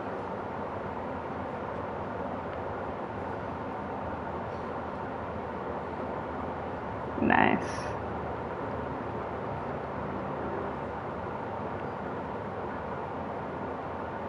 He's coming to get me, so yeah. Hi. Mm-hmm. Hey.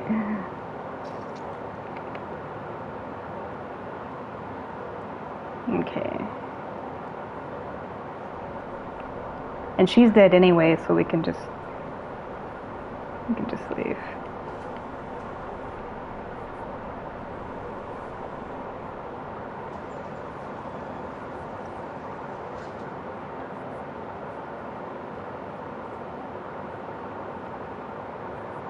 I'm gonna take a hit for him, if I can. Where is he? I thought he was coming this way. I hear him.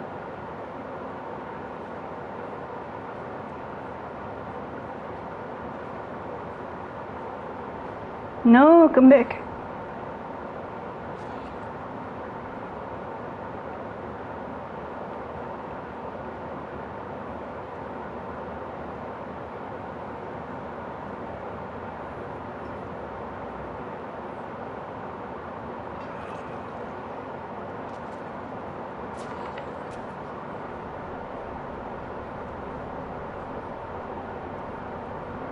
I tried, but he wasn't like coming towards the gate.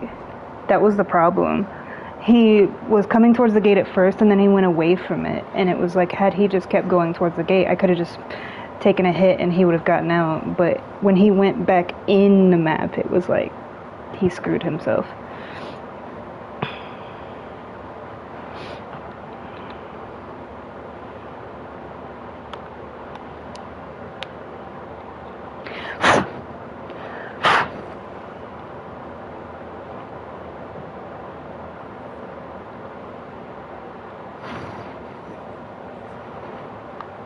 Okay.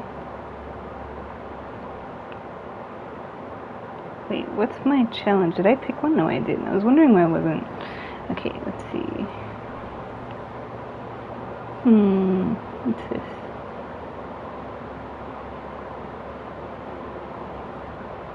Let's see if there's any other ones.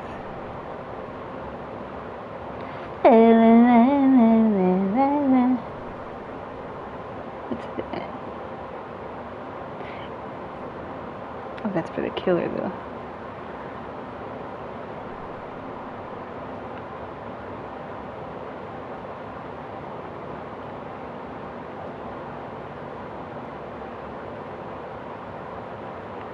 I do need to swap to balanced landing.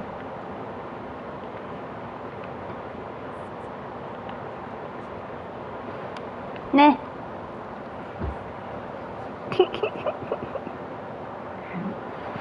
Oh.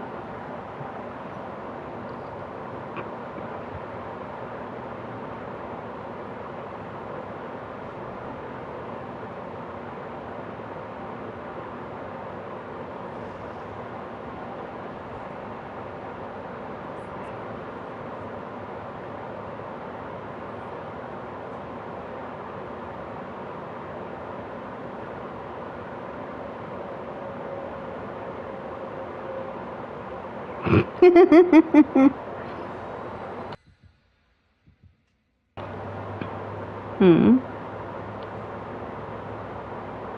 Oh, I see the beam that you were talking about. It's like a beacon of light. Yeah, it's pretty too because it's like a pretty indigo color.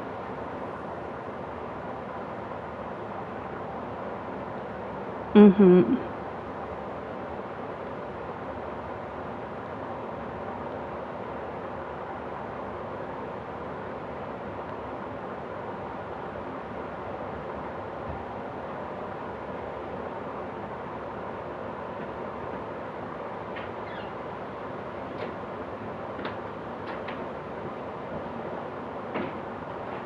Who do you think the killer is gonna be this time?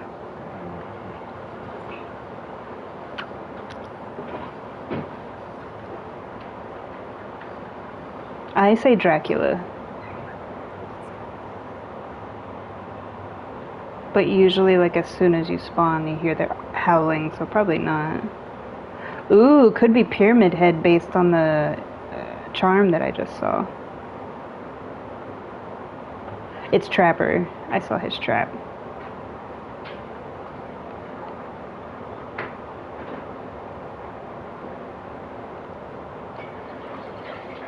You underestimate my abilities to break traps.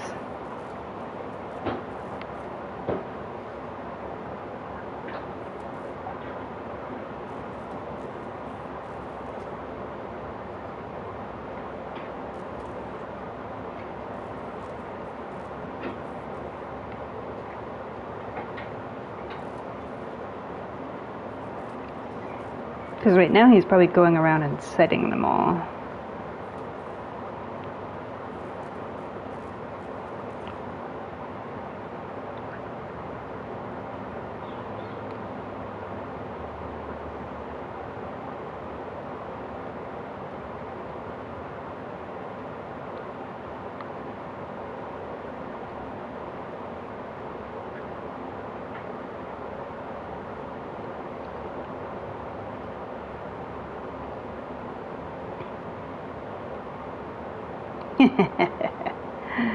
Like I would know the spots in which you would put them.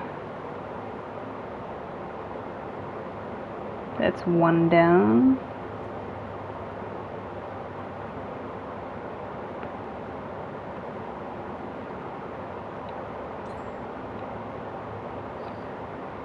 Mm-hmm.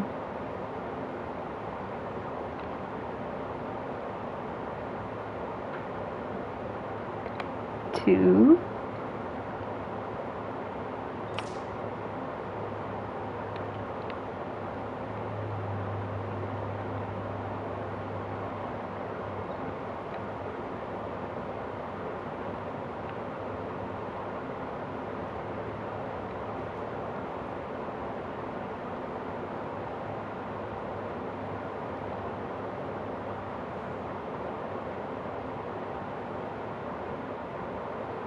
I'm coming, I'm coming, I'm coming, I'm coming. Mm-mm-mm-mm-mm.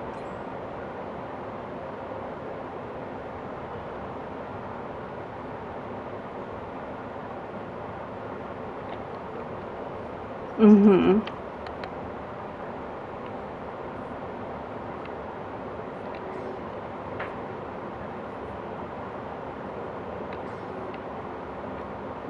Bazinga.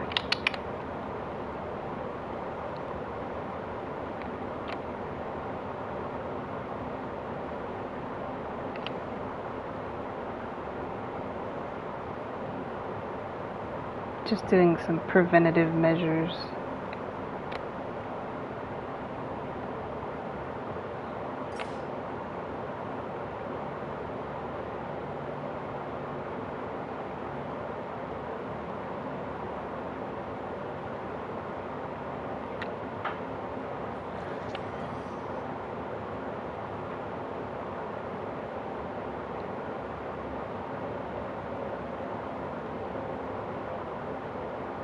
The thing is, I don't know if they reset automatically because it's an add-on for him where they reset on their own, but he has to have that selected. So they may or may not reset on their own. Because I've done like 4 or 5 of them already.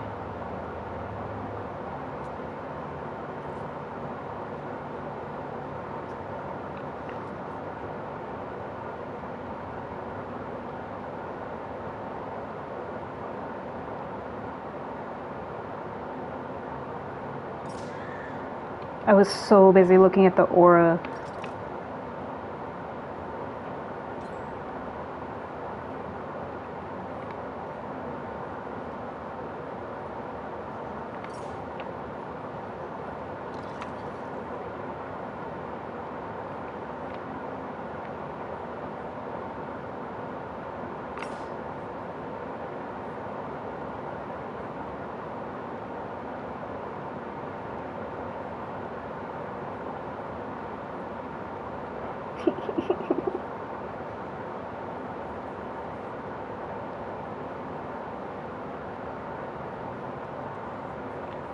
Mm-hmm.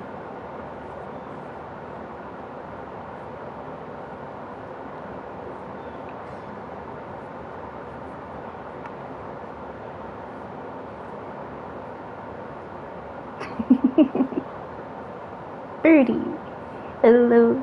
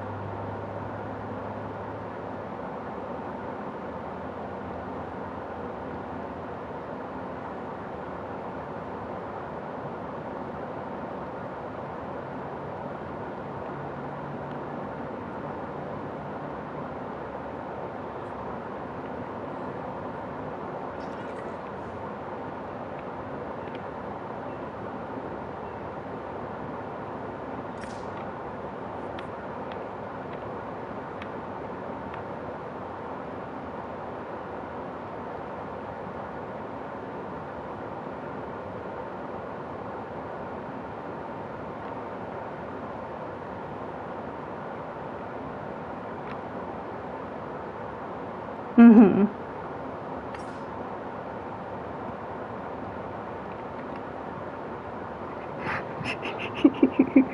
I'm getting all the traps.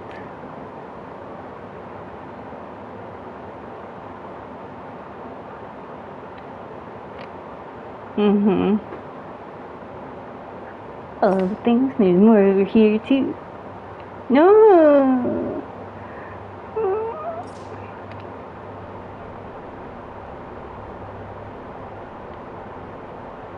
Uh-huh. Sure.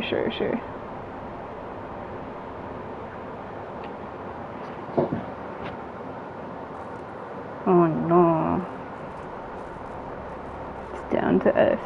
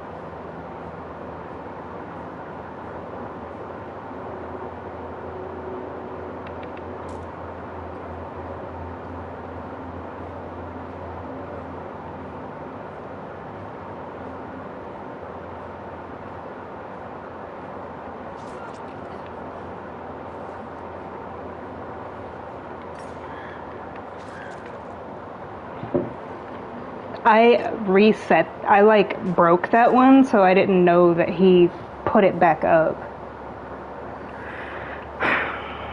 That's kind of a shitty spot to be because there's like too much shit right there.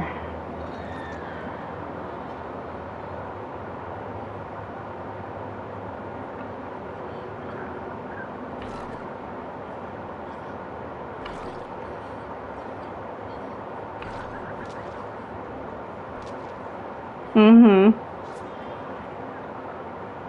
You have to be faster.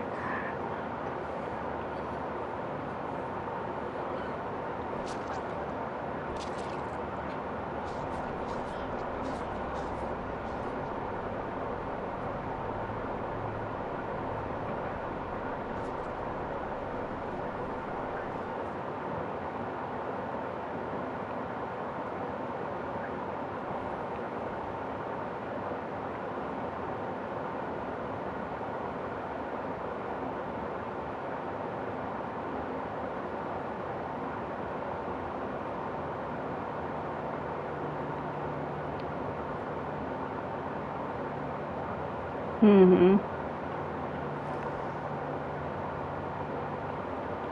What did I pick? Oh yeah. I have to do it 3 times in a single match though.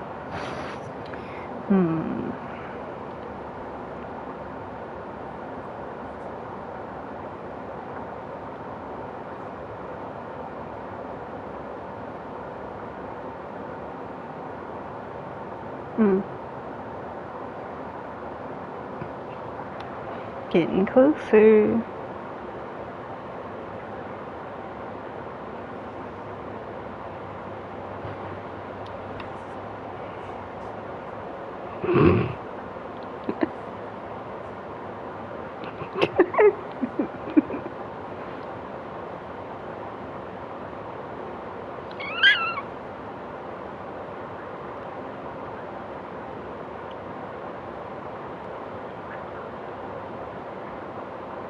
Mm-hmm. I'm sure you are.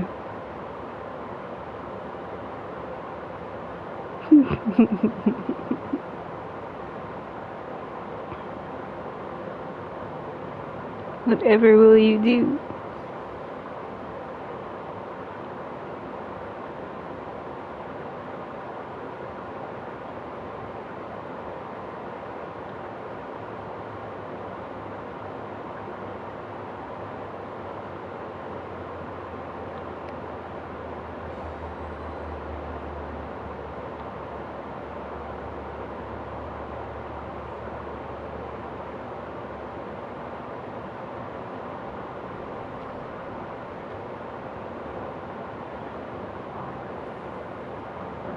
Mm-hmm.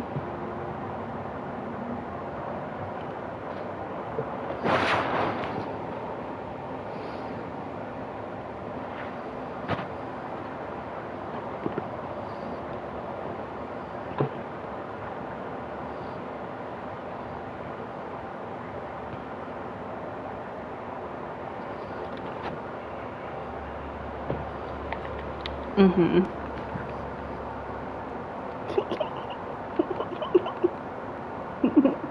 Nuh-uh. Hoo-hoo. Guess who it is? Your friendly neighborhood huntress. Aren't you excited?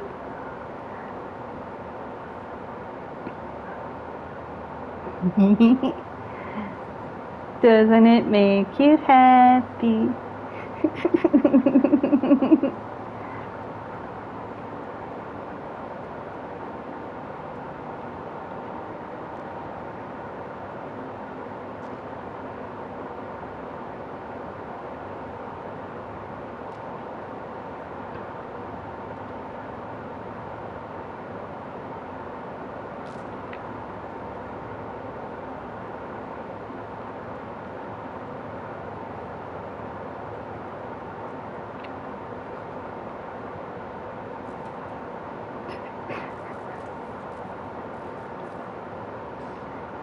You can do it. You can survive the Huntress. You did before. We had Huntress before and we escaped.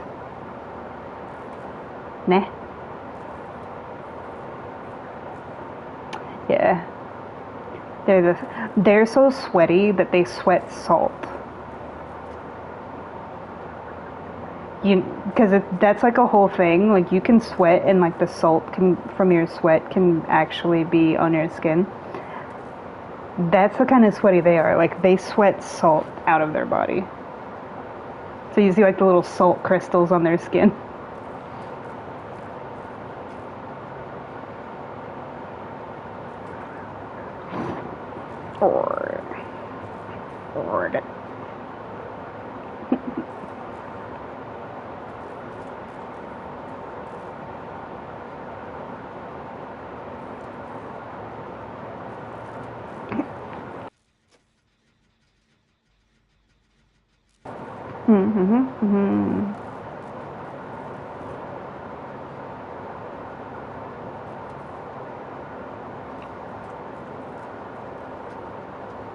We believe in you, Dwight.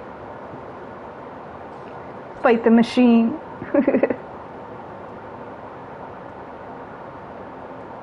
No, Dwight, because he's running her.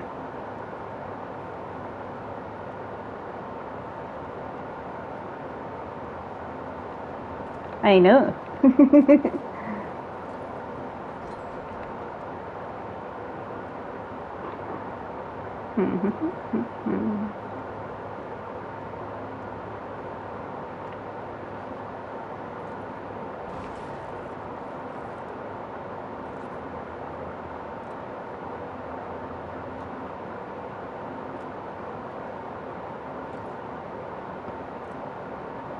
I don't know if she's just messing with him or if he's really running her like that.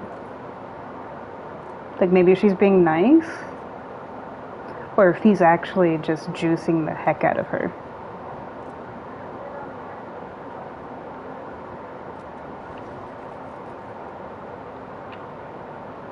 She looks funny when she's holding the axe. When she's holding the axe up, it looks funny.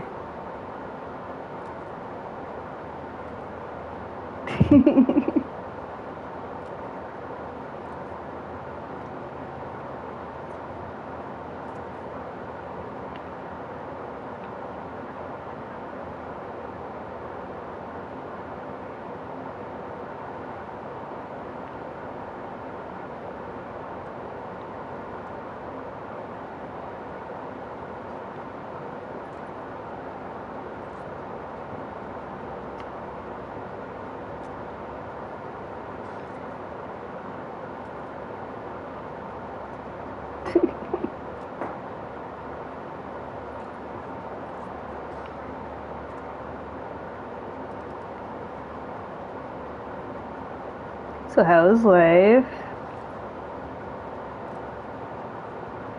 This is a very uneventful match.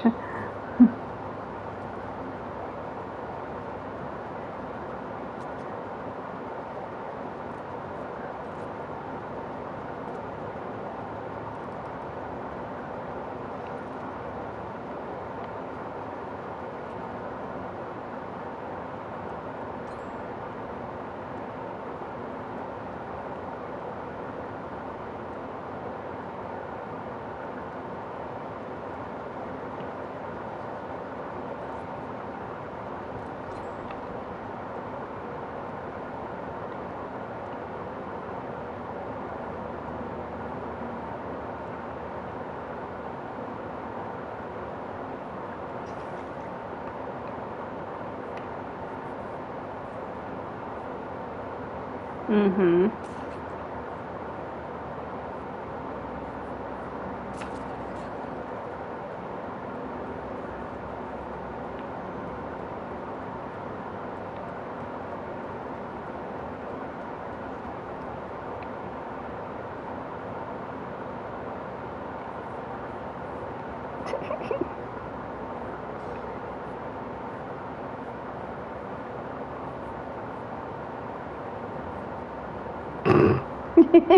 Leave me alone.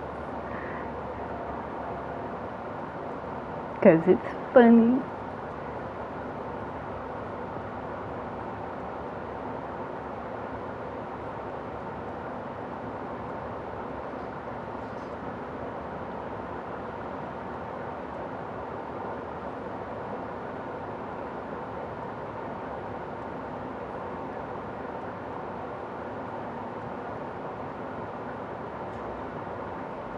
Bro, this bitch is always coming to steal my unhooks. Every time, this is like the third time that I've tried to like go to unhook somebody and she's always like right in front of me to take it away.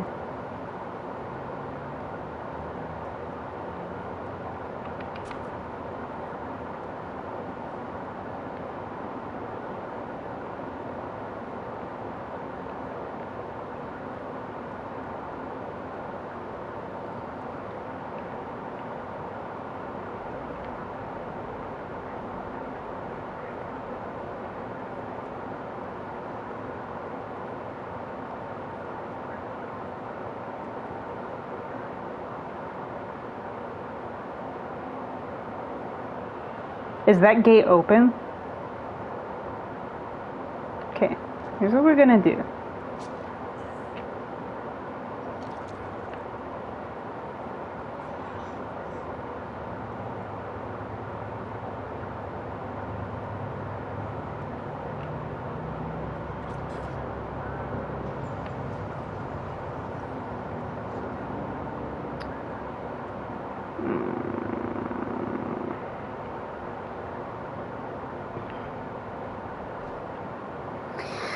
I try to help and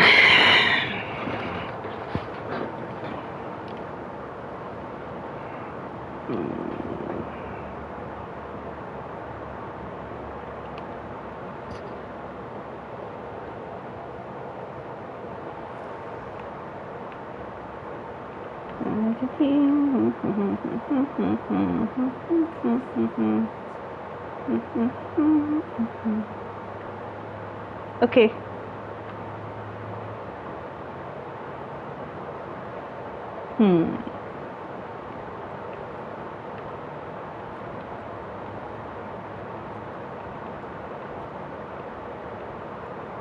Wait, why is it?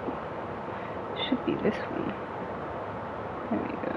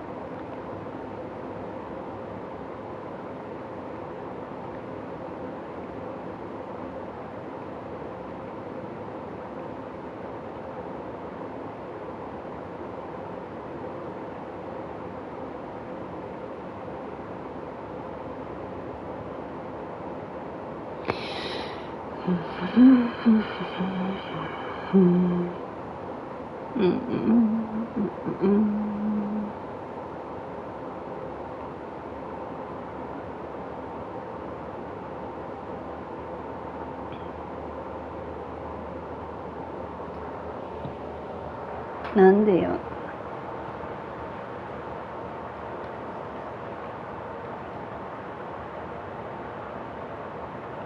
なんでよ。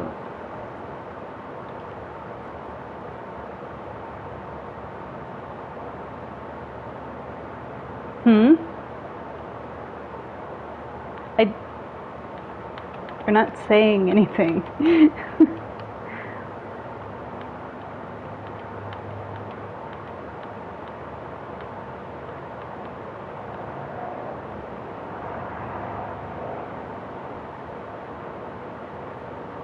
I wonder if I can...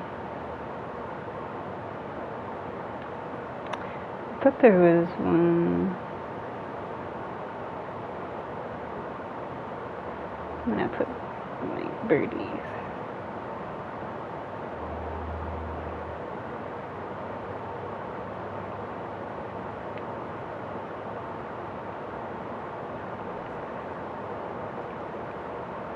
Gonna bring my floopies. Yeah.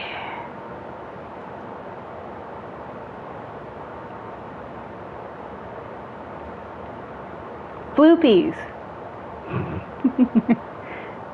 Well, you were asking, that's what I said.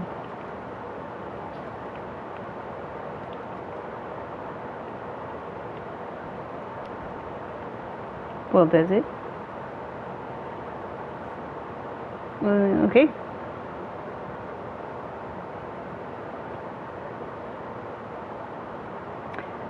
Are you watching the stream with your phone? That's why. That will drain your phone. Then your charger sucks and you need to replace it. Mm-hmm.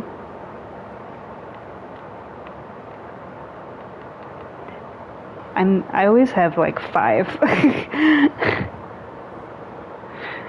I always have like one in the car, hooked up to the USB in the car.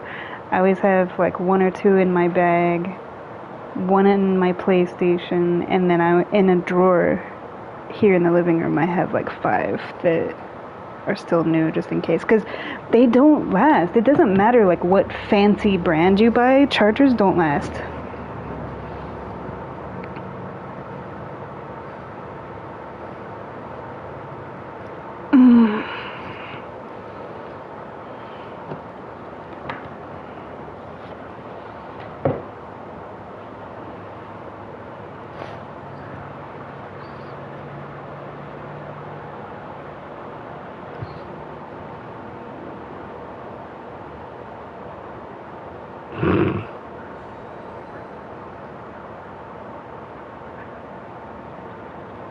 So it wasn't the charger's fault, it was a user error. Yeah, it was a user error.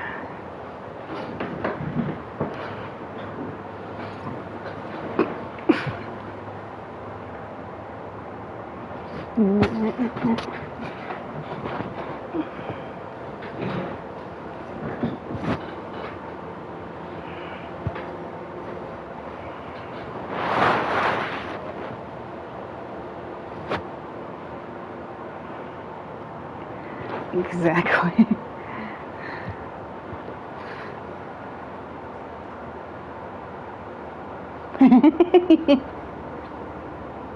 You don't like the goo?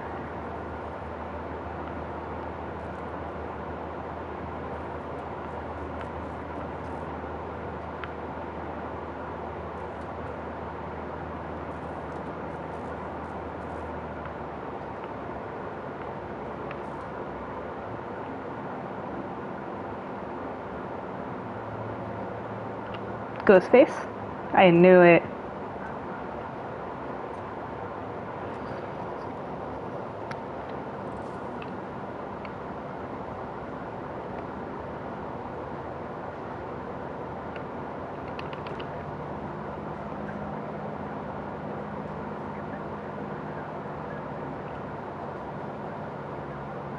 Mm-hmm.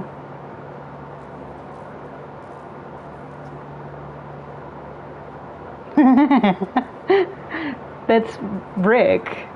That's not just a guy with a big hat. That's Rick.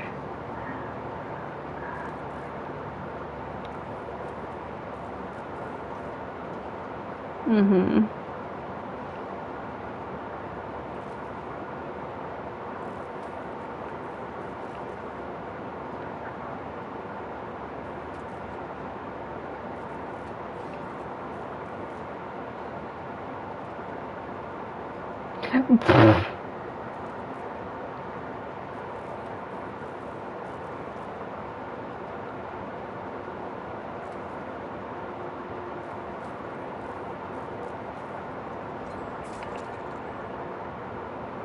Why do I keep getting stuck on everything?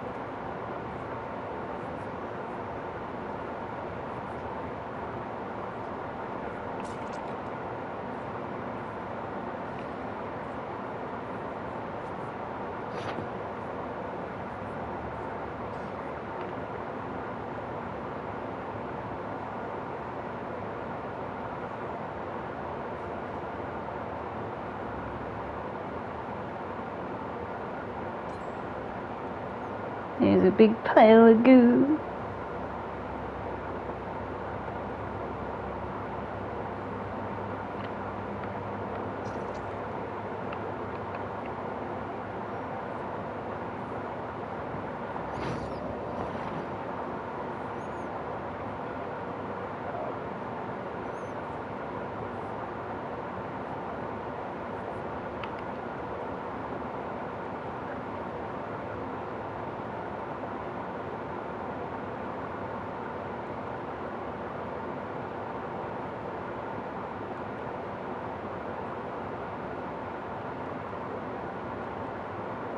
He's probably waiting.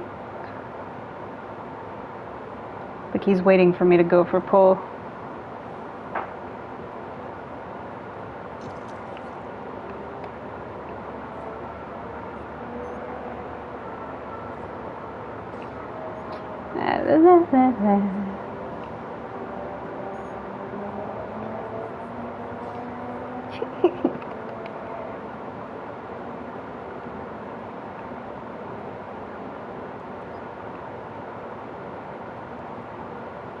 Oh, he's just gonna hide?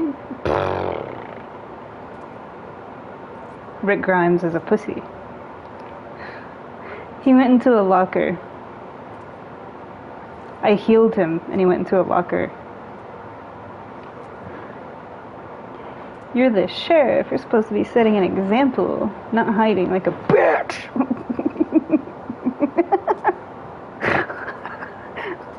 He must have heard me. He came over here to do the gym.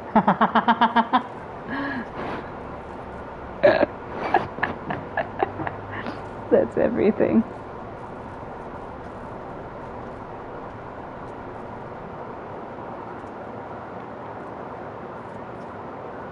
What do you do over there? What are you doing over there, hanging around and whatnot? You just hanging out? You just hanging out, yeah?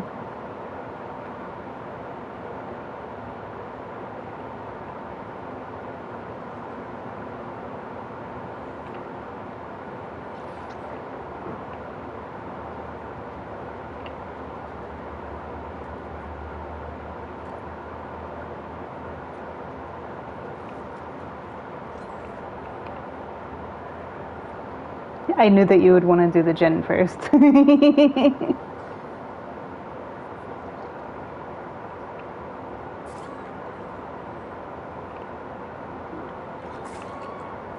There we go.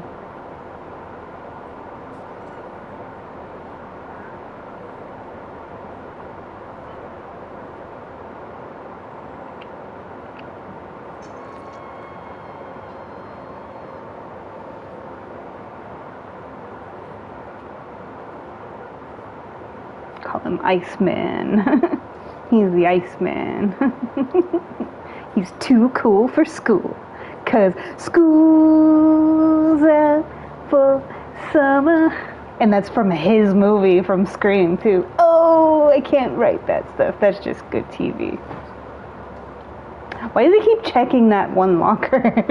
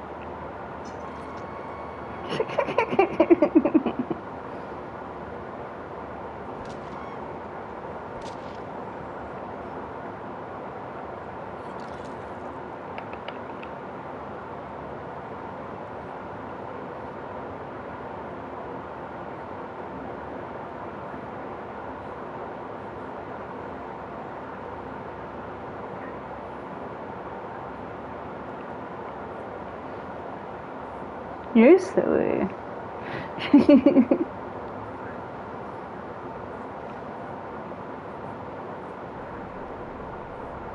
Yeah? Yeah?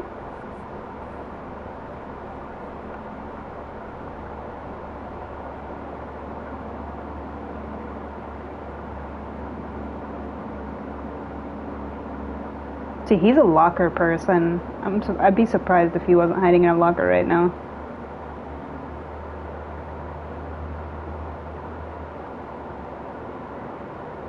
I thought so. He's outside? Got you. Say less.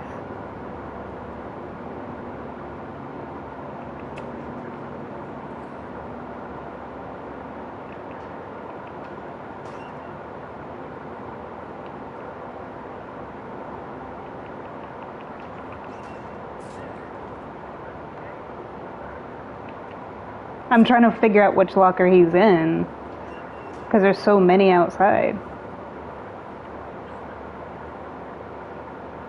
Well, that would have been nice to know, because I just got myself killed trying to find him outside.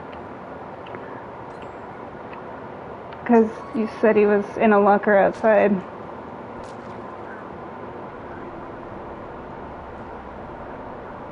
Yeah, but way after the fact, when it was too late.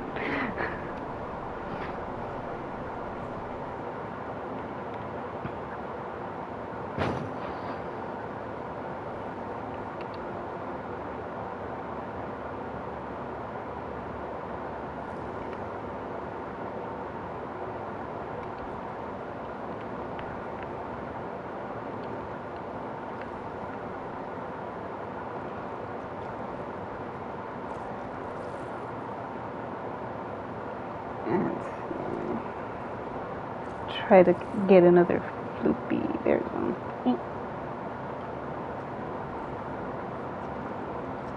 You don't have to tell me leading up to it, just tell me when it's 12.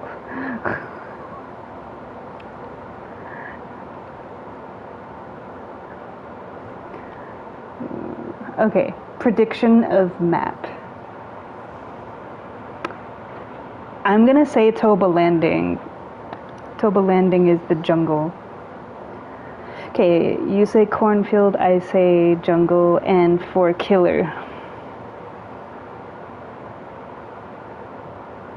You say Chucky.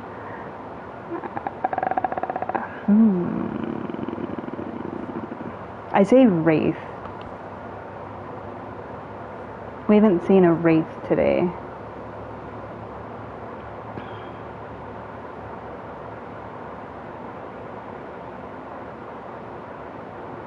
Yeah.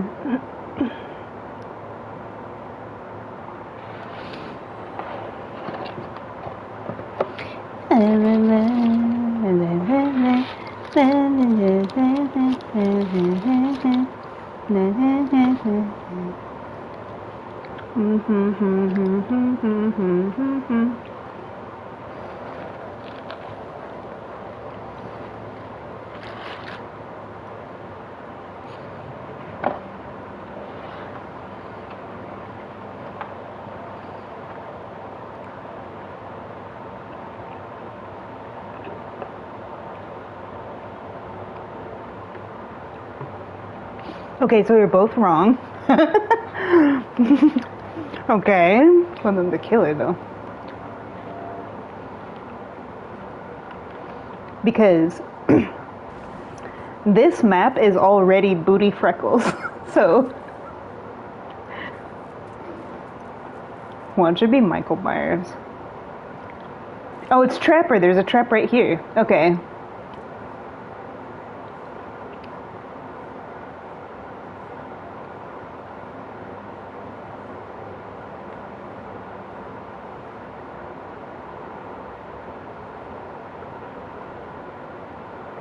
Oh, you made a big mistake, leaving your little totem all exposed and alone.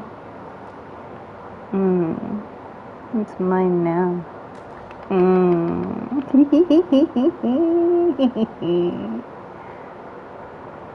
And he knew where it was, so he knows where I am now.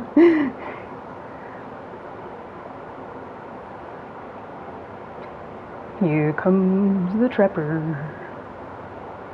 Another hex? Do you have a full hex build? Do you have a full hex build, Trapper? Is that what we're doing? I am happy to disabuse you of your little hex build. So let's just get rid of this.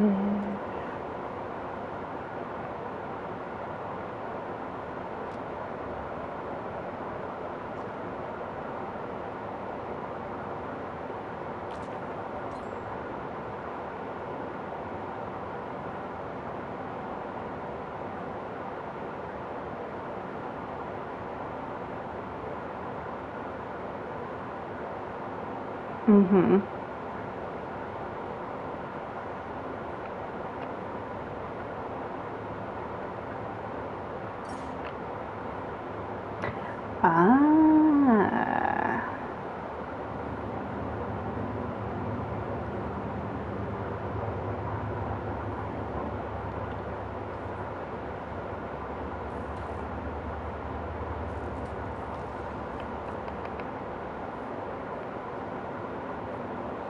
Ugh.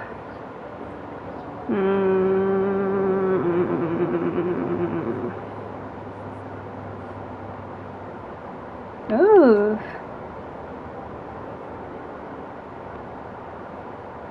Making my way across town, la la la la. See, it's what happens when you don't let the professional do the unhooks. That's what happens when you don't let the professional do the unhooks.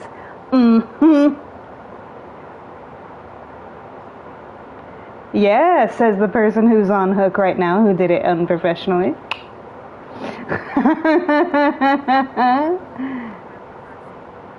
Yeah.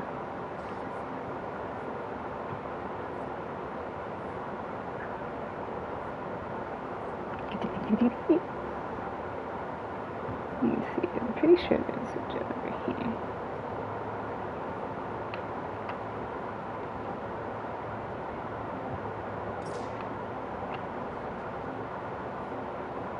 Don't die. You will?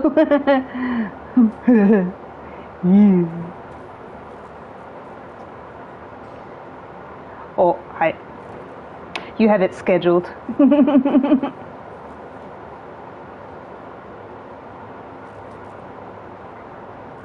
Yeah, you're RSVPing.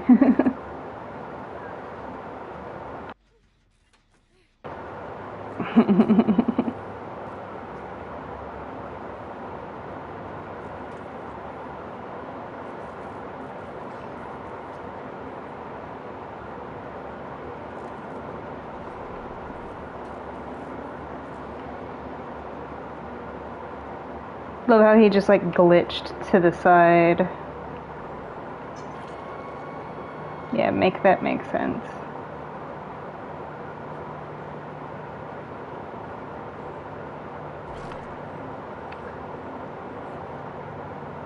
Get in there! Yeah. Oh my god, disarm it, bitch! There we go.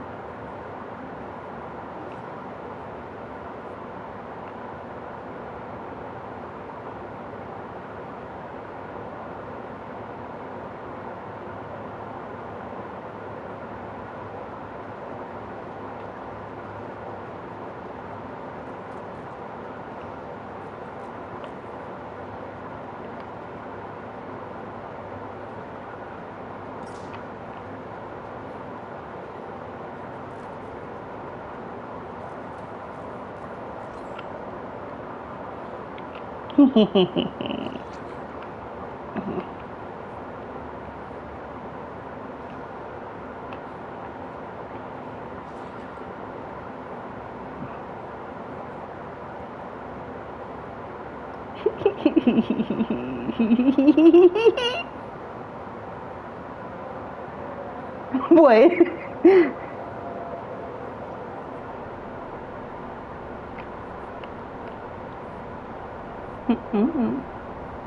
Oh, he's coming. Here comes the trapper. I see your little trap right there. You don't think that I see it all the way from over here, but I do.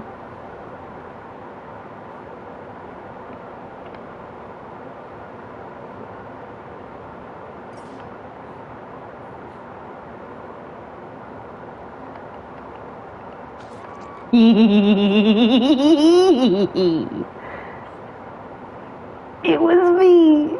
I'm the one breaking your traps.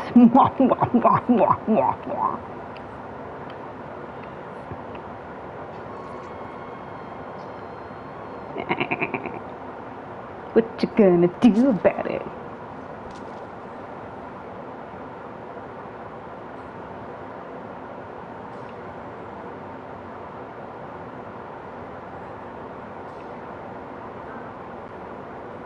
Way to go. Mm-hmm.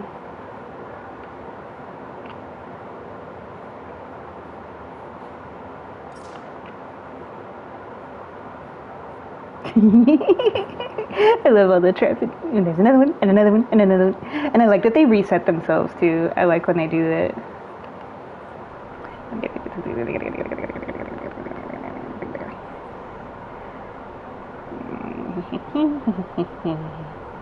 I like finding the mystery traps.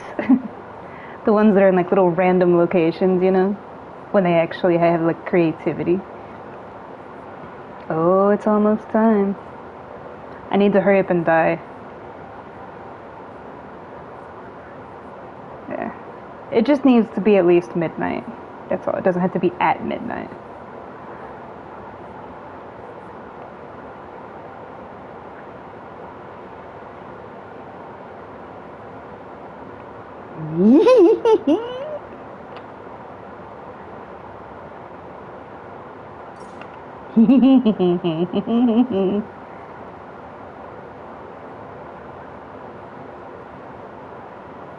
Hello?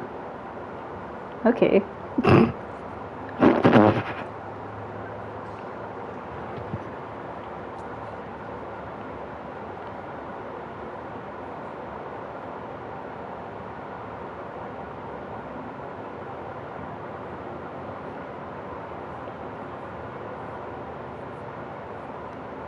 Don't mind me.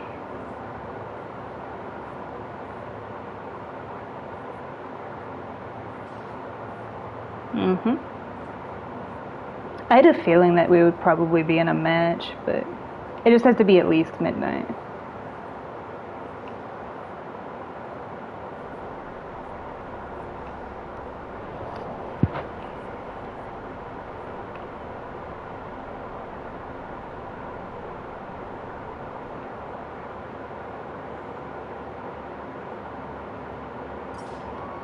Are you freaking kidding me? You distracted me. Okay.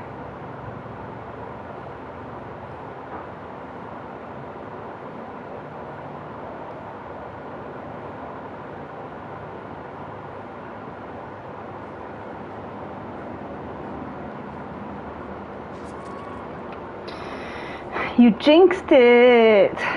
Don't shake your head no at me like a dick. I'm the one that broke all your traps, fucker.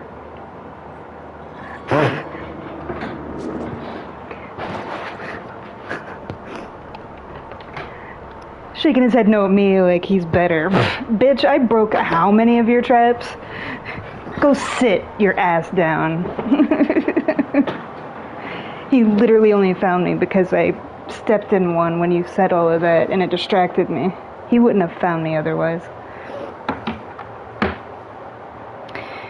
Running the most. Look at that. Look at that build. Moris and iridescent add-ons and doing the most. Okay. So, you know what time it is.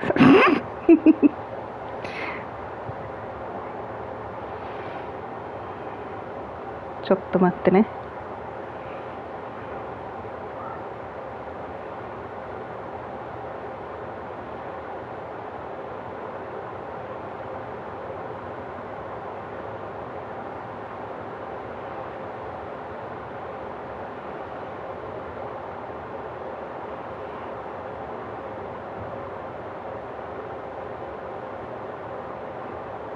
I made this for you.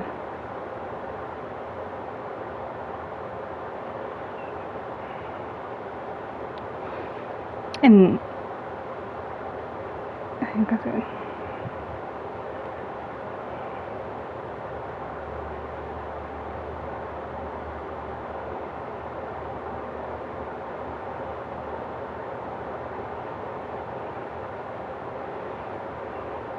Sorry, it's like being a B word right now. I'm trying to send it to Instagram. I made that for you because Happy Mother's Day. That represents the life that you give as a mom for Ellie, so it's for you. I tried to put your colors in there, but I also wanted the greens and the yellows for like life, you know?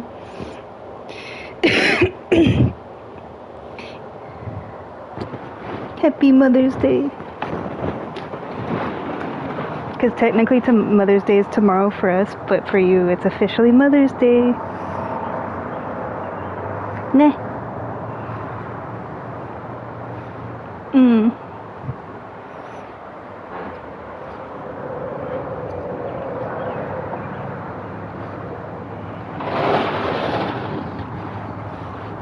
Really?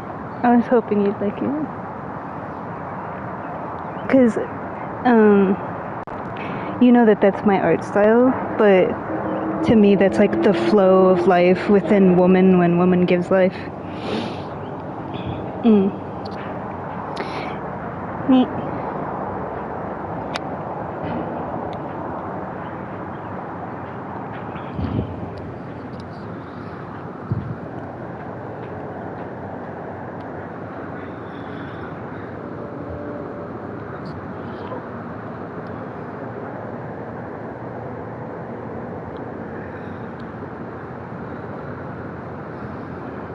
It's a beautiful day.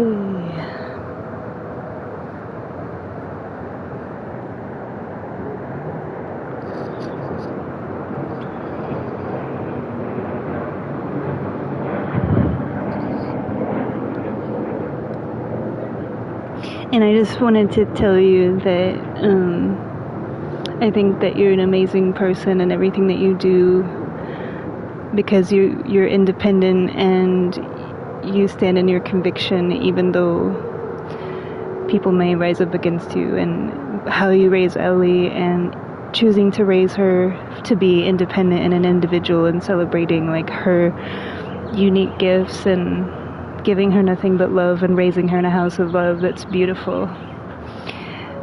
So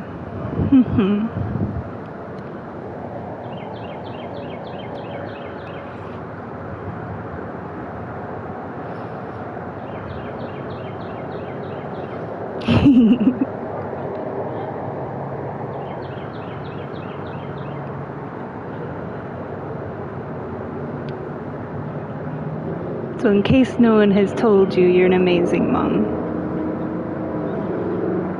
Just so you know. But you're also an amazing person.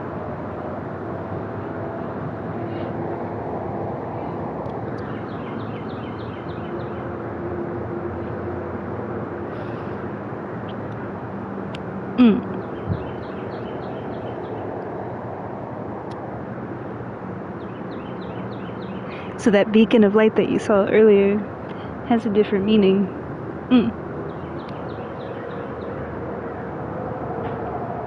Yeah, but you saw it. You were meant to see that for a reason.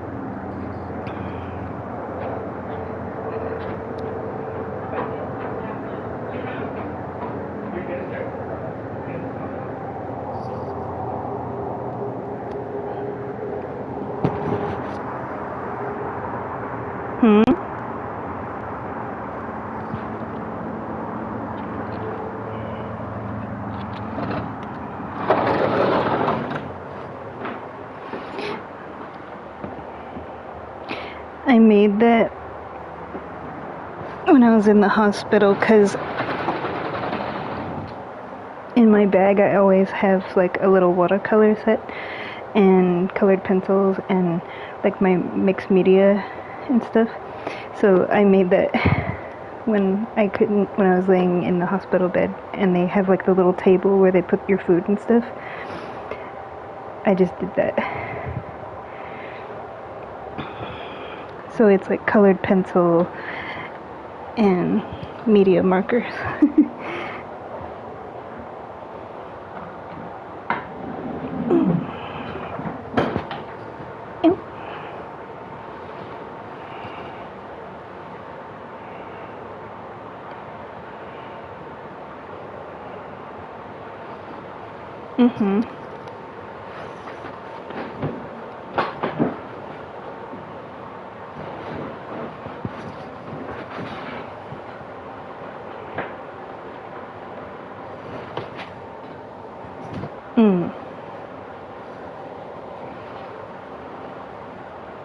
Nice.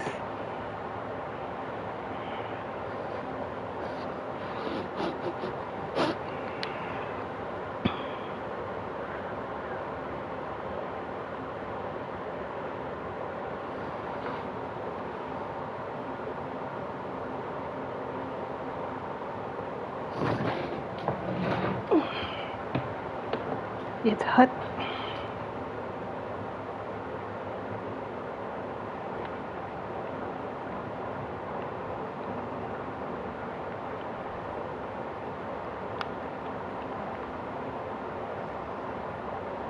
My apartment's hot.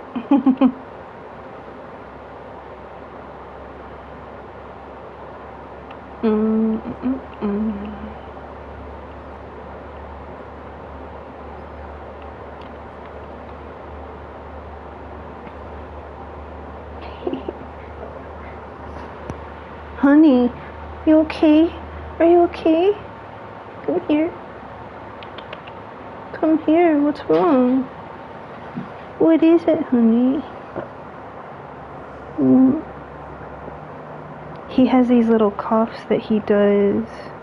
It's okay. You need some water. You need some water. Yeah.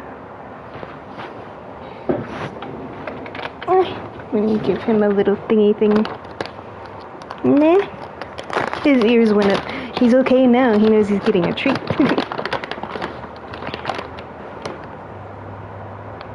These are like really cute. Lee has like treats for her cat, and she found a place that makes them like really cute looking like designs.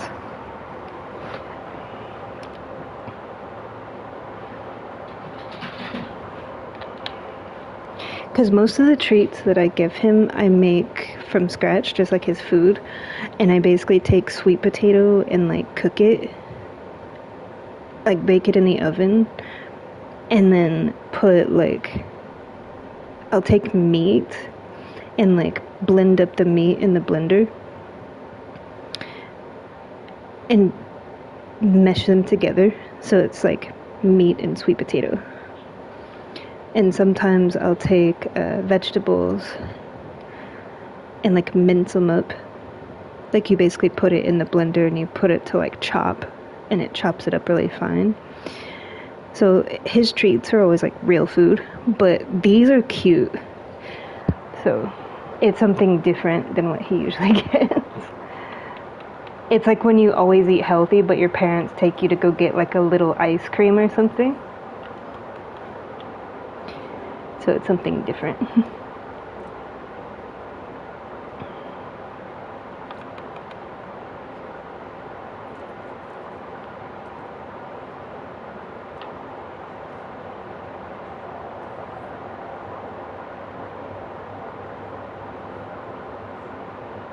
So Whiskers. It's a Whiskey Whiskers. There he is. Take that.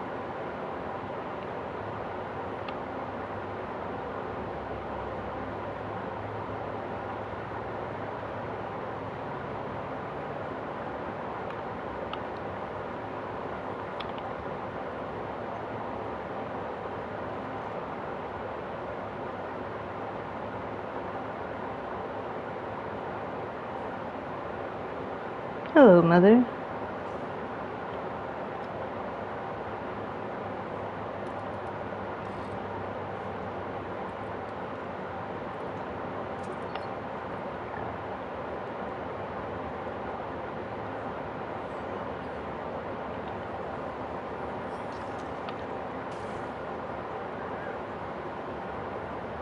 Ew, he got his stuff all over me.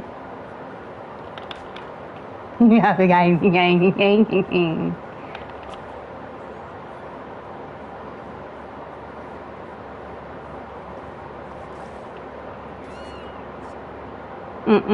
Playtime is just getting started.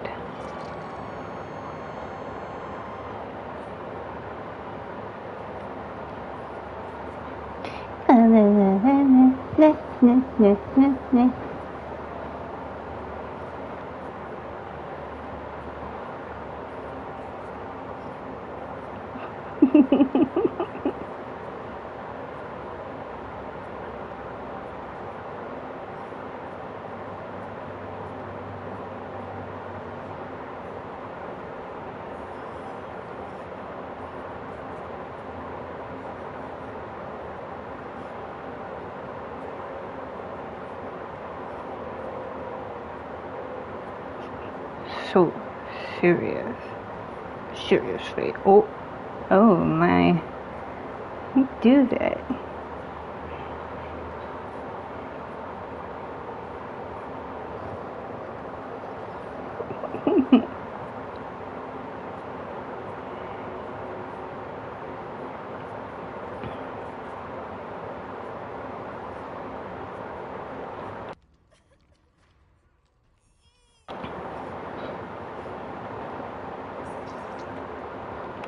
Thank you. Okay, we'll go get him.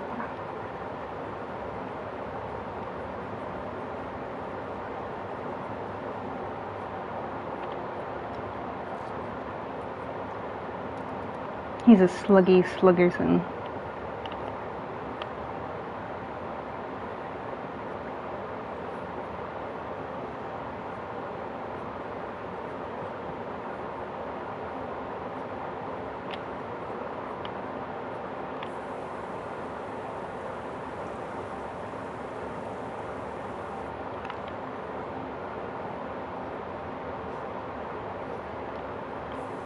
Wait.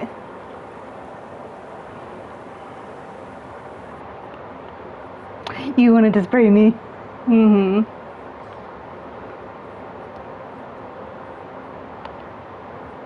It's funny.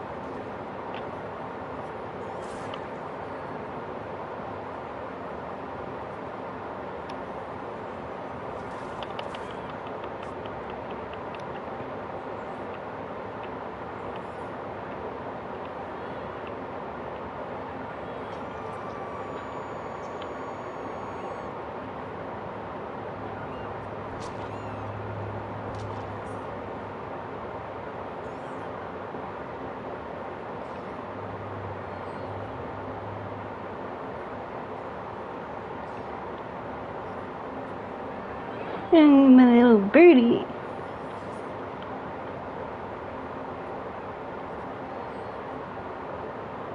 Arigato.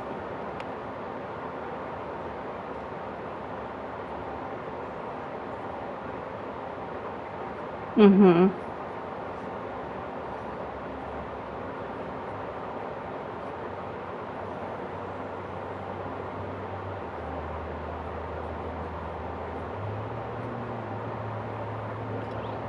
Did you say Gandalf?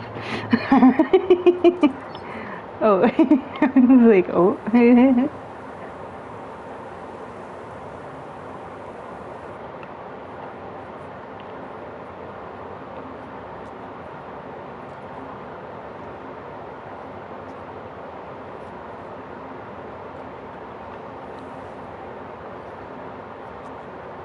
Wow, this is crazy.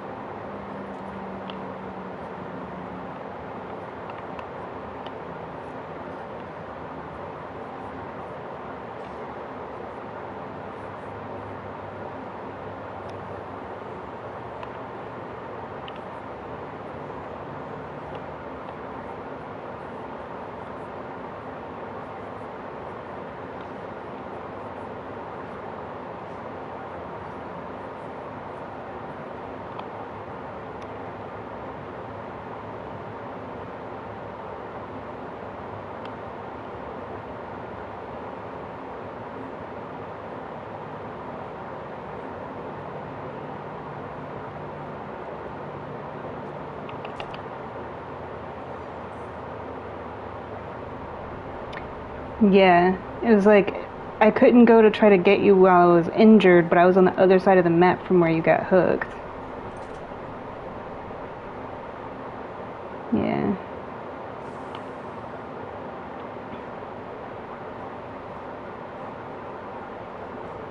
There's my little buddy.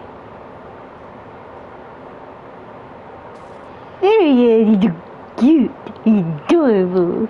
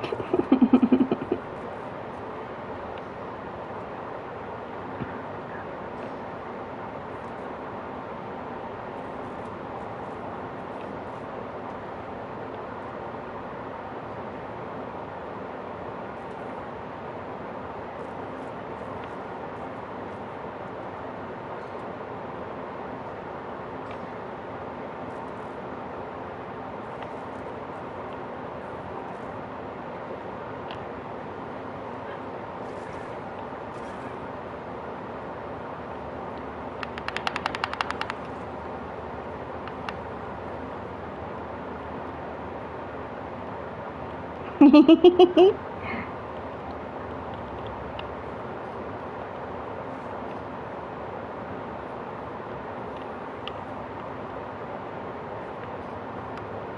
gave him two presents.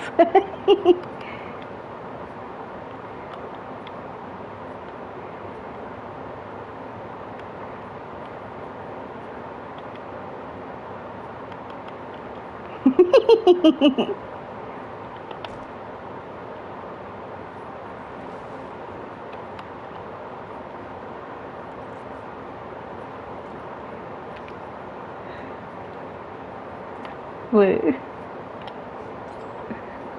What's incredible?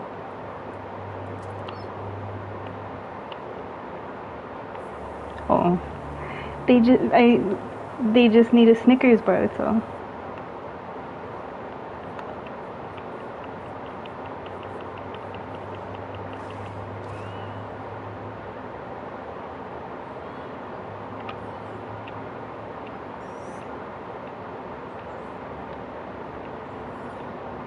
What's he doing?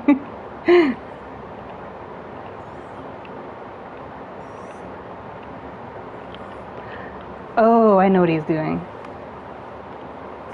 Oh.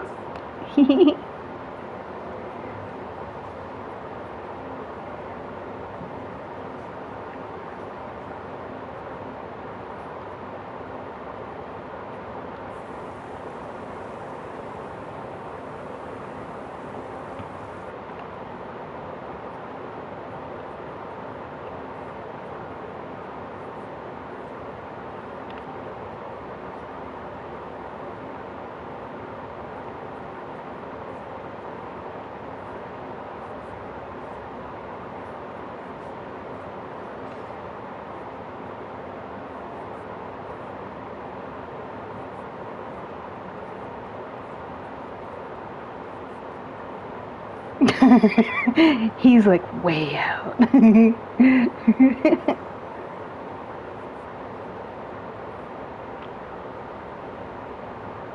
see if I can find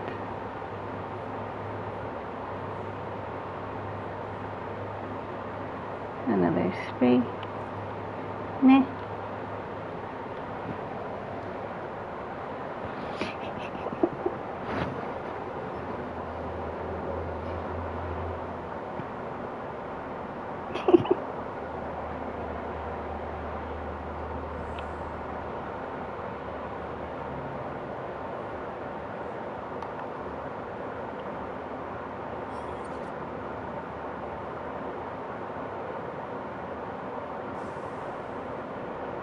Hee hee hee hee hee hee.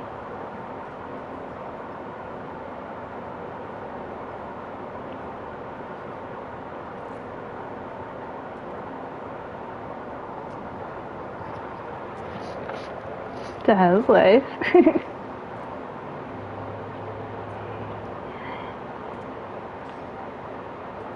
Some people call me a space cowboy.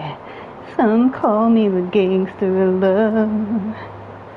Some people call me Maurice.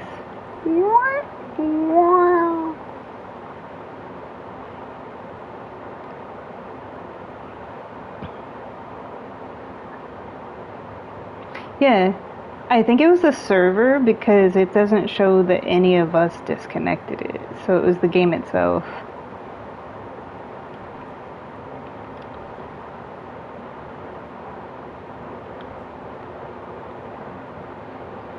Crazy.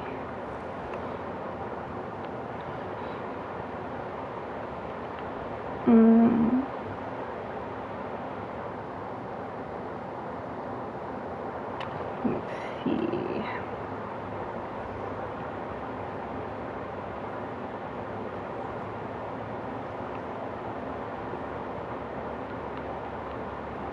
Oh, I see. Okay.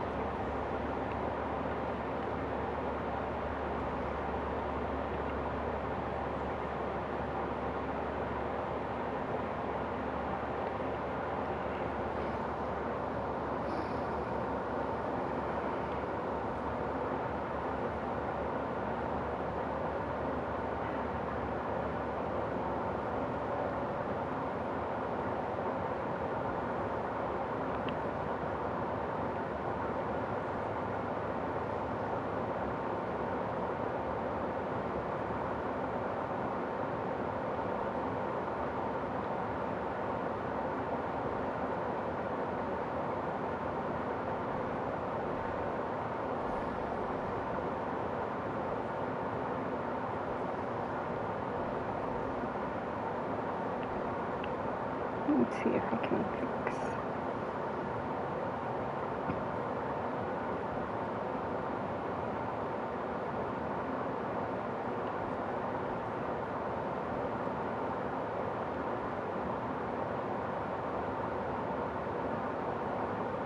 It'll be good for winter time, I think.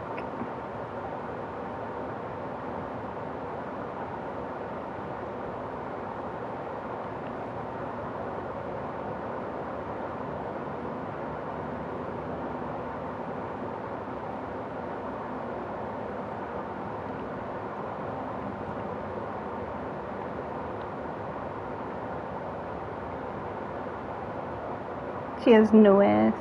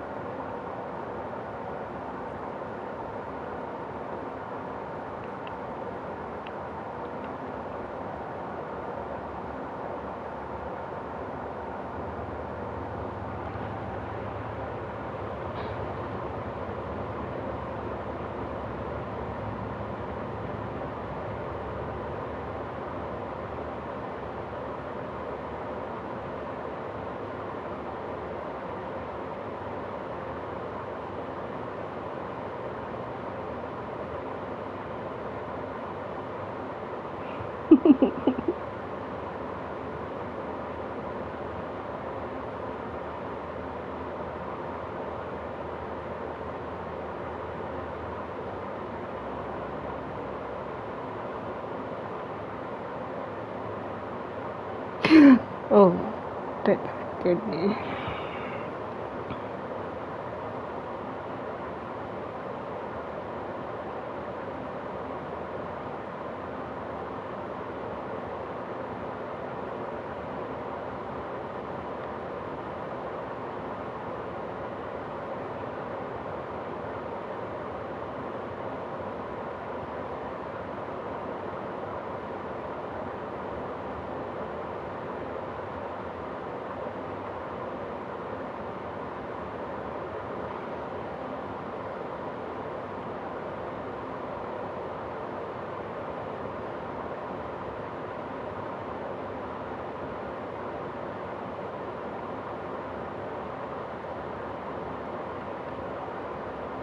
Are you having problems?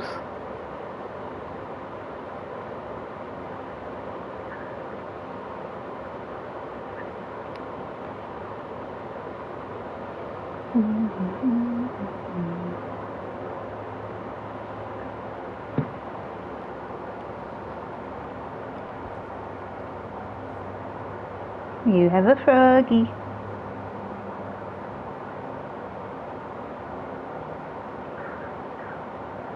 Froggy, froggy, froggy, froggy, froggy.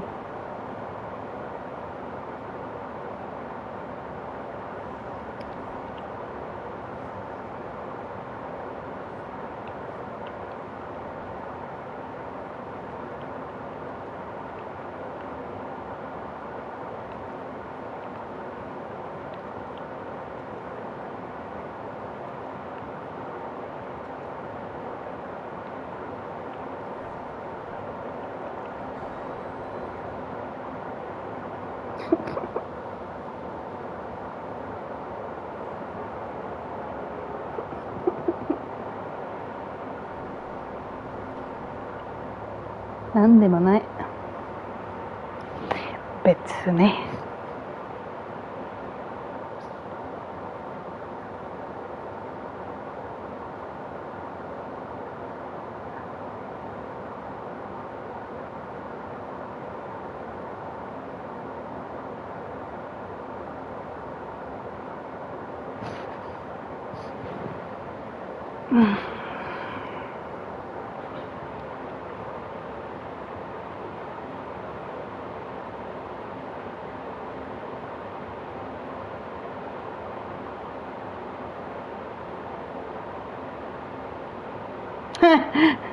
The same.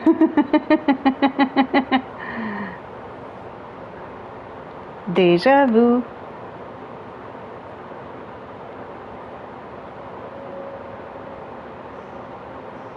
It's nurse. I heard nurse is squidgy, so it's a nurse.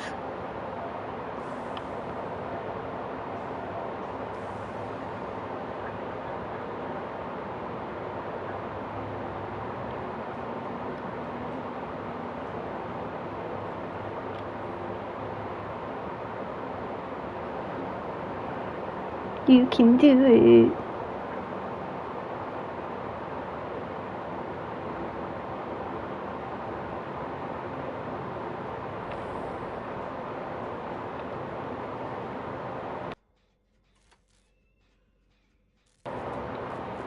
She's like,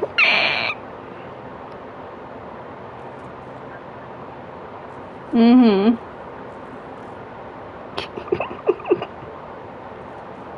Whatever will we do?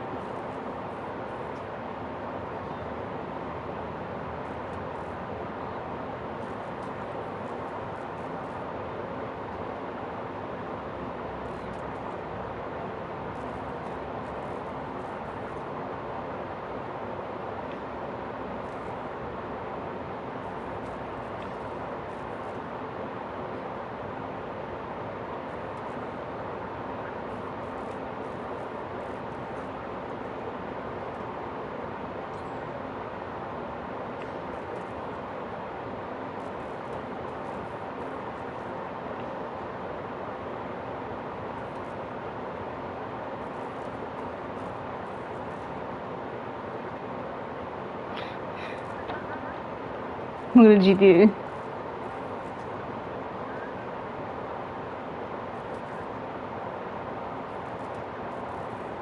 Mm-hmm.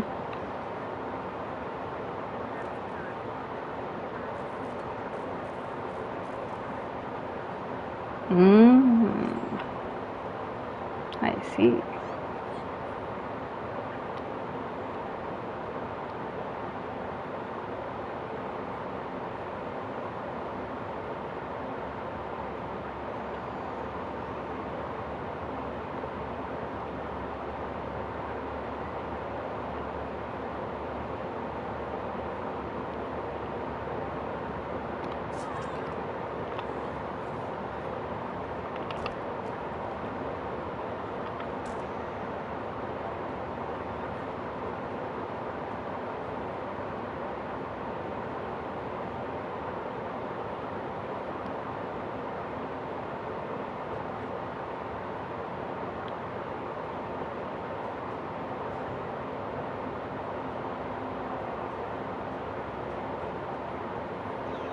Ho ho ho ho ho ho.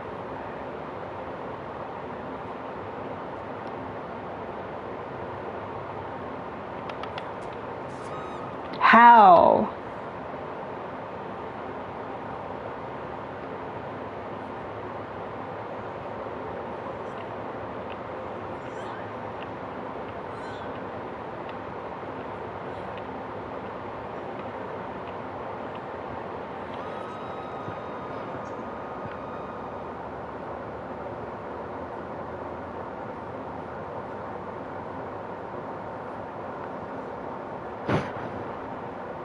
Sure, sure, sure, sure.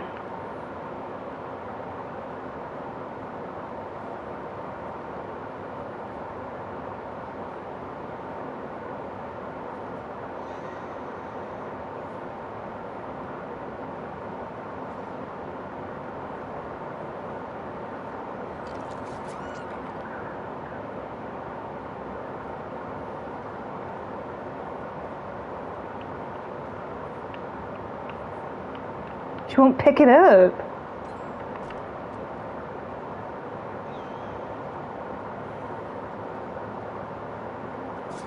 Like, just kill me, bro. All I'm trying to do is pick up the frickin' key card. And she won't fuck off. That's twice that I try to pick it up and the character won't pick it up and it's gotten me killed. And these two are just useless.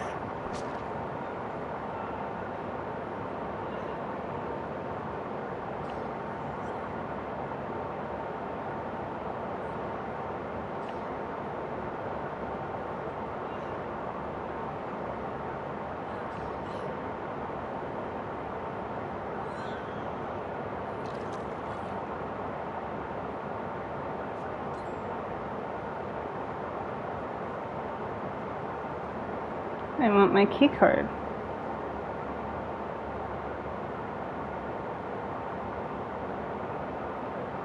She won't pick it up. Have to frickin' waste time healing myself first. See? Like, just kill me. I can't have any fun because these fuckers are being too serious.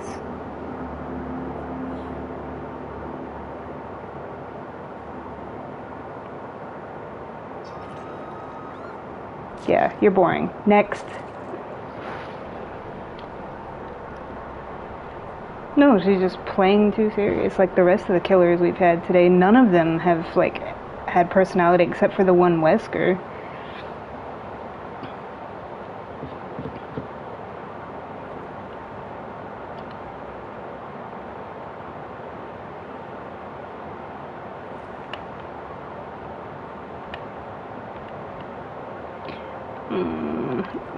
Can we get a map that's different, please?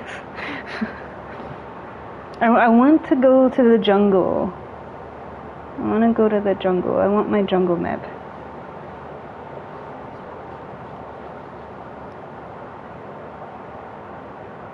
Yeah, that's why I want it, because it's like I haven't seen it in forever. It's my second favorite map, because we had the Japanese map, which is my favorite, and then I also like the Korean map. And we had the Korean map yesterday. But I haven't seen the jungle map since, like, before I left.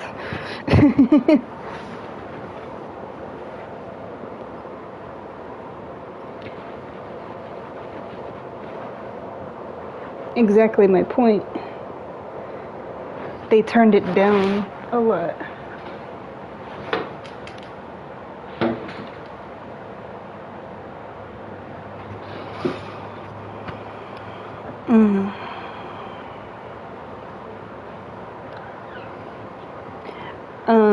A lot of chest pain.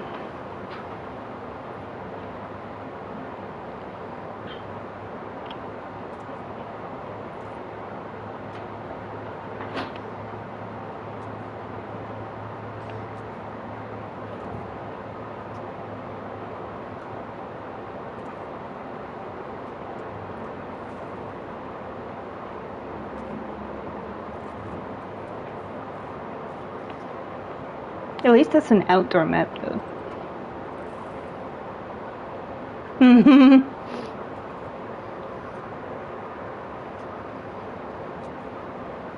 As soon as you said that. I'm fascinated. Gets picked up.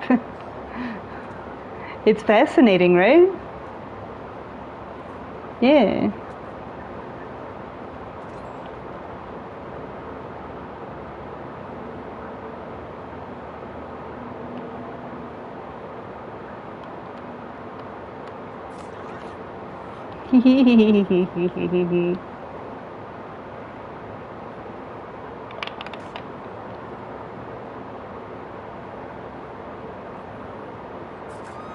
Too slow, man.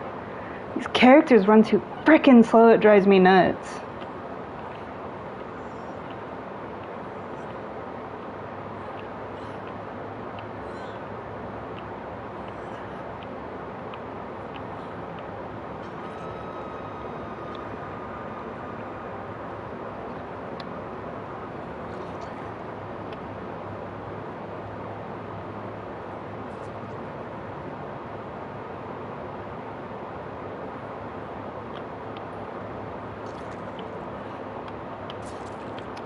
Well, we can't because Nancy's coming back this way.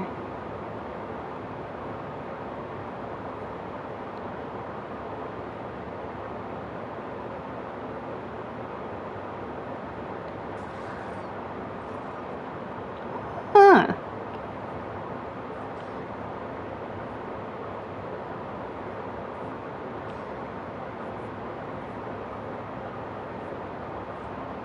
The robot fell from the ceiling.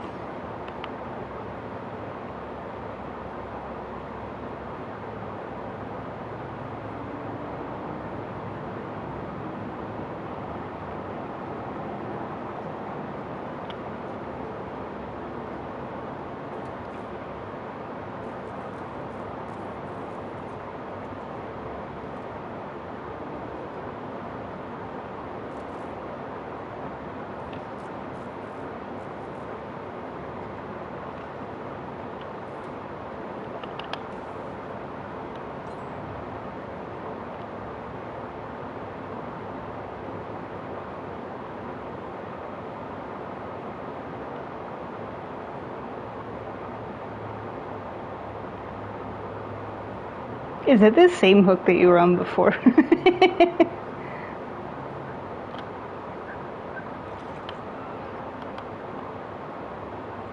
It's yours, yeah. You swapped spit with it.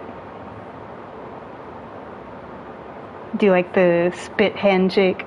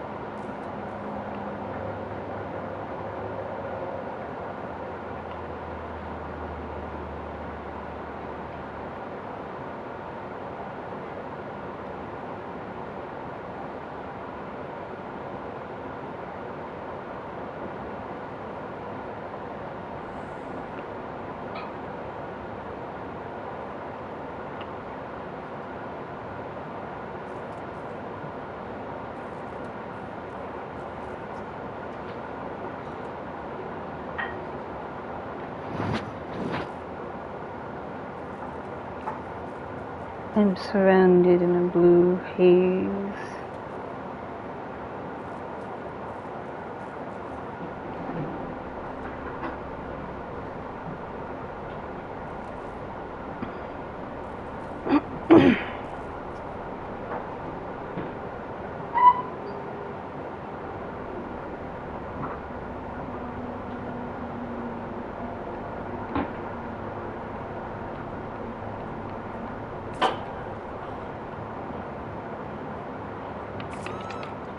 Even though I hit the button like 6 times, but sure.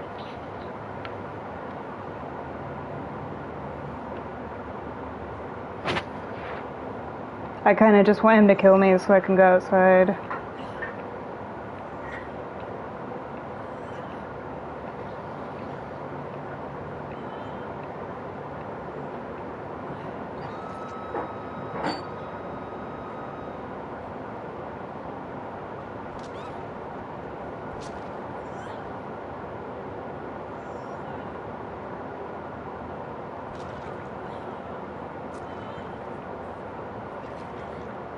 When you want to die, so I don't have noise in my stream, so I can hurry up and die and go outside, that's when they come and unhook you. And now she's just following me around. Like, people don't know how to take a hint.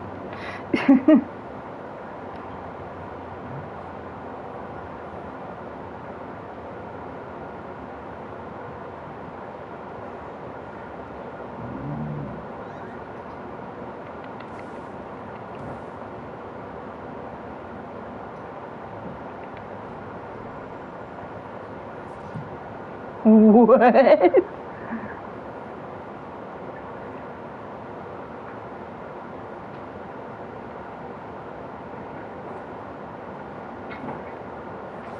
I wanted him to kill me right in front of all of the Five Nights at Freddy's characters. But he was like, swing and a miss. I wonder if I'd be able to do this gen and activate it.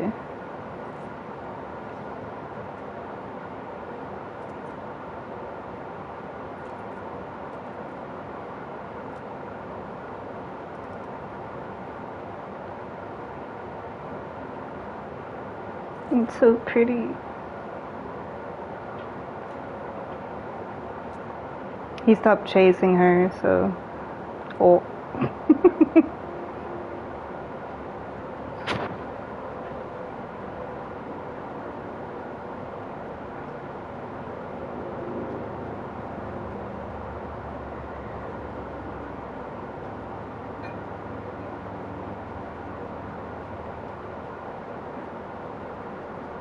Come on. Yes.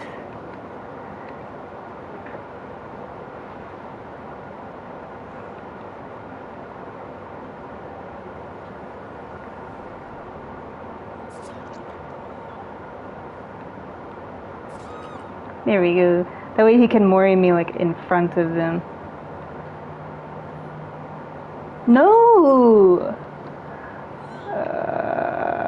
Because she's still alive, that's why. He can't mori me because she's still alive. I had that set up so perfectly. No. There we go. Why did he carry me all that way? Like, it was the perfect spot. Who the fuck wants to get moried in the lobby? Like, I had her on stage with all the Five Nights at Freddy's characters. That would have been amazing mori. Oh, let's just go over here in front of the register. Yeah, because that's entertaining. It's like getting moried in the bathroom. Like, I mori myself in the bathroom every morning.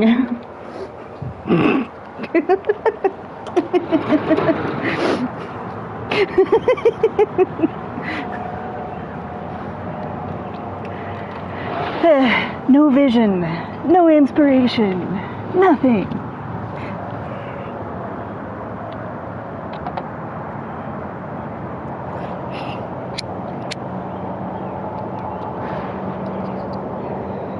Gotta be creative, man.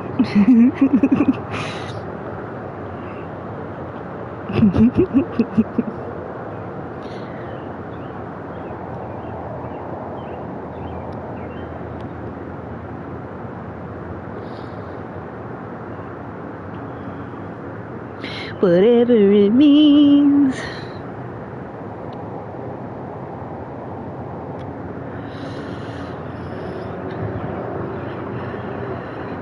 What?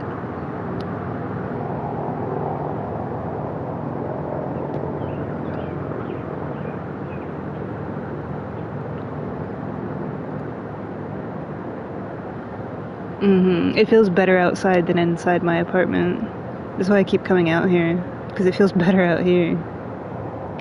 Once it's nighttime, it'll cool off, and I'll be able to, like, enjoy the cooler air.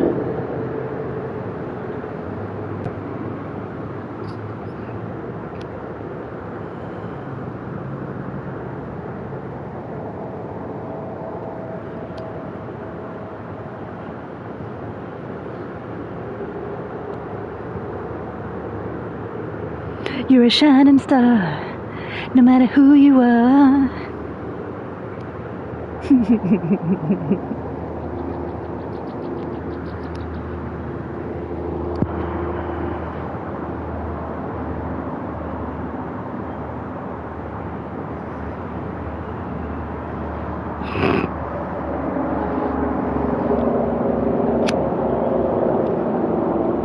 My thing went out.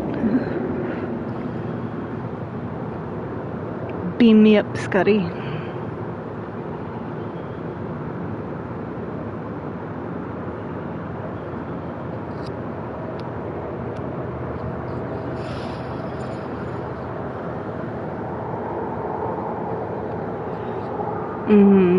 It's the same here. I can smell like the grass and the trees and the flowers across the park.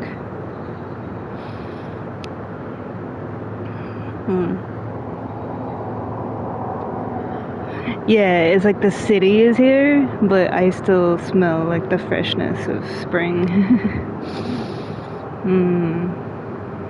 And somebody's making something that smells really good. Somebody's cooking something really nice in an apartment near me, because I can smell it.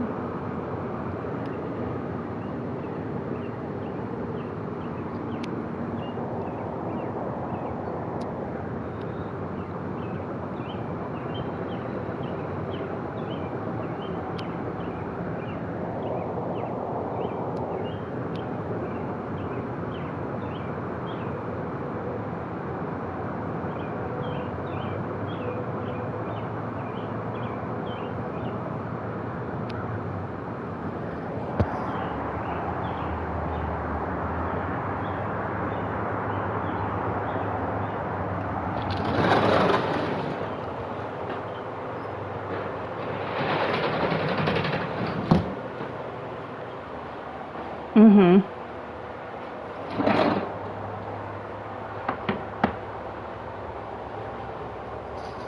Is it that cold?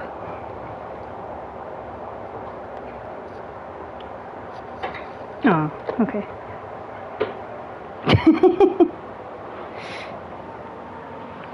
Not that cold.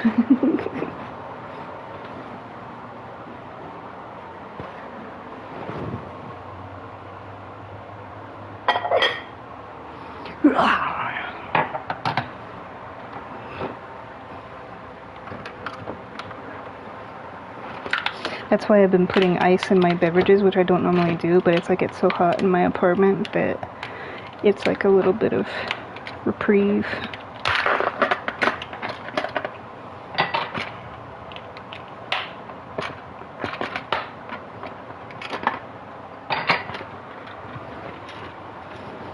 Because when it's cold outside and they run the heat, because the heat, we don't have like central heat in there, they regulate it.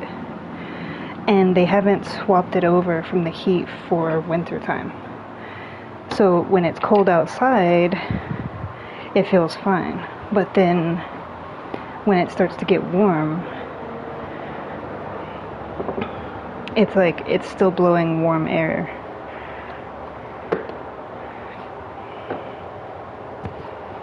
Instead of cold air, because they haven't swapped it over. Yeah.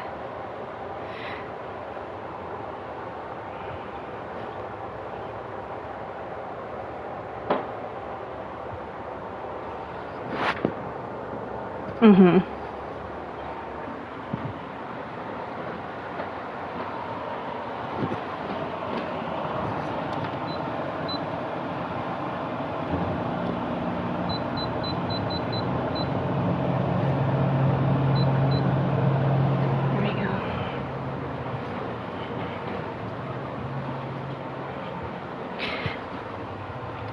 I have a date with some guacamole chips. Let me see if I have any more of my... Nande? What's funny?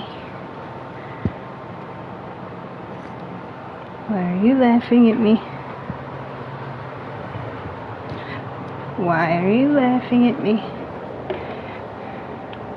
Mm-hmm. Sure.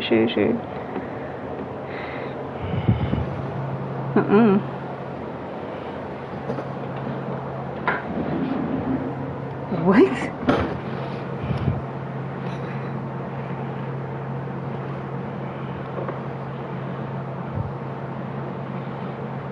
Yeah. It's a hot date. Because it's spicy. Spicy guacamole means it's a hot date. What? It's not funny. No.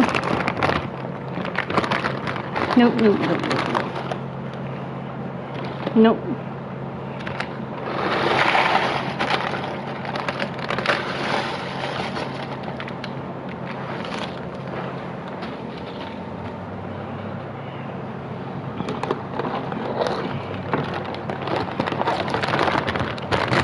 Guacamole.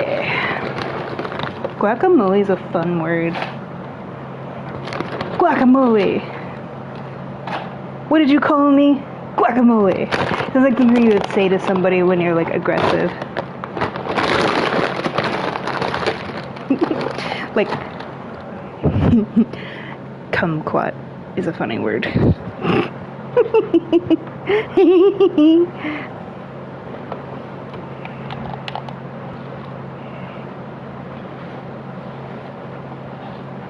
Yeah, when I was little I felt the same way. Like, oh, kumquat, that's like some kind of exotic animal in the Amazon forest, right?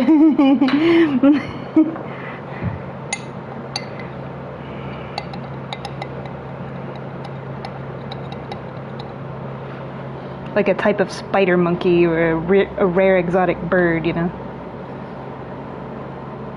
Something bright and colorful.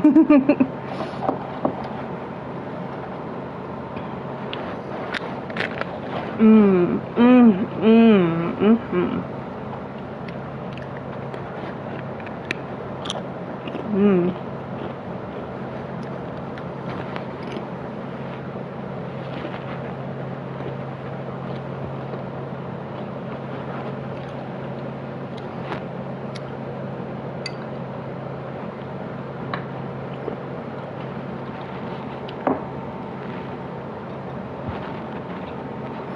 Mm, mm, mm-hmm, mm-hmm, mm-hmm. Mm.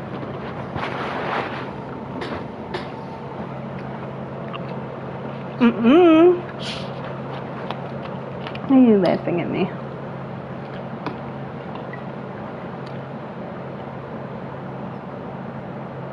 Mm-hmm. Let me see.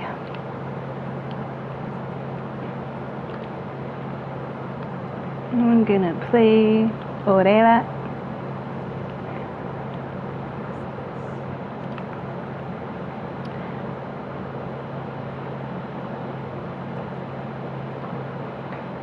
Hi, isn't it beautiful?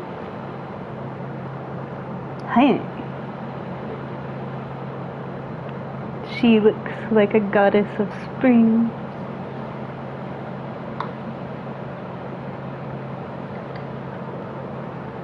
Mm. Springtime, the only springtime birds sing.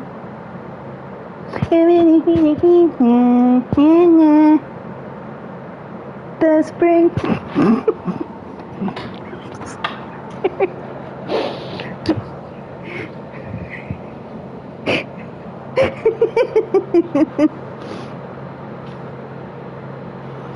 I know. Shut up, June.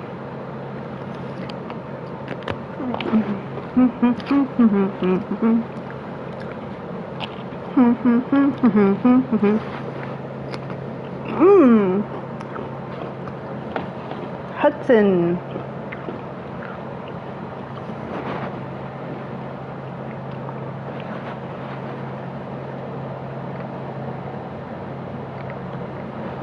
Yum, yum, yum, yum, yum, yum, yum. Spicy. Definitely is a hot date.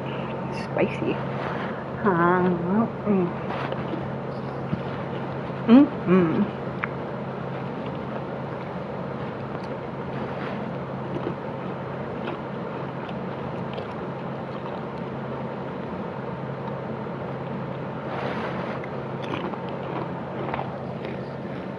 It's like guacamole chips with like a hint of lime.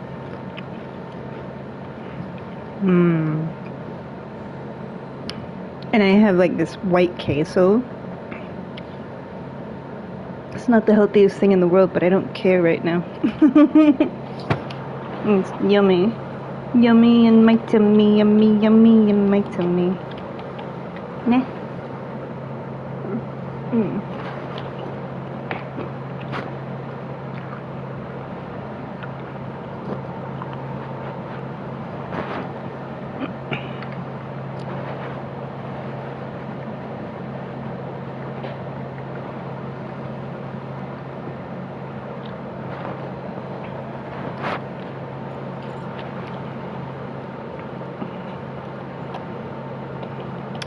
We're in another forest. It's so pretty.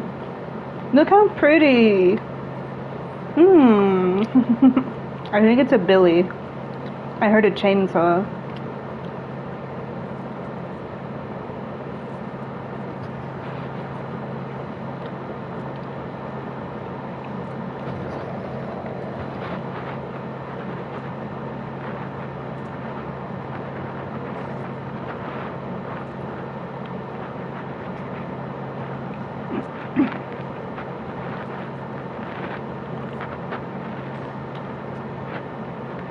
Where'd you go? Are you scared? Come out from hiding. Oh.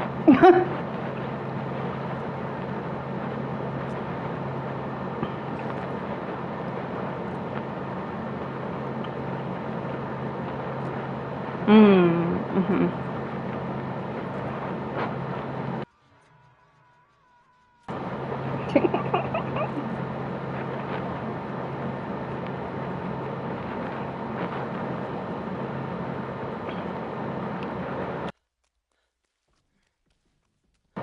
Mm-hmm.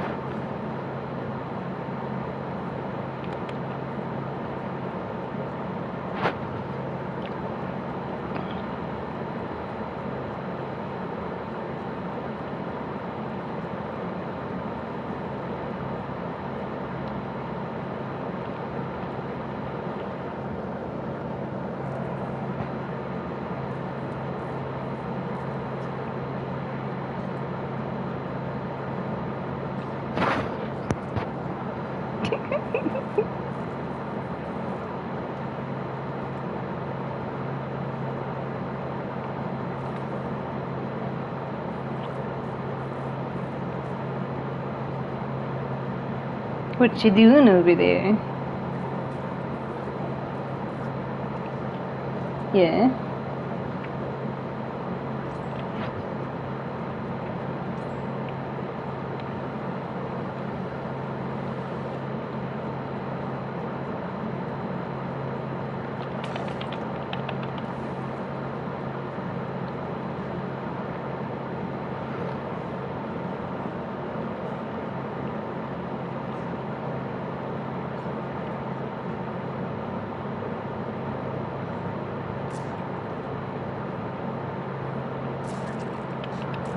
Yeah, that's why it's like, don't touch me.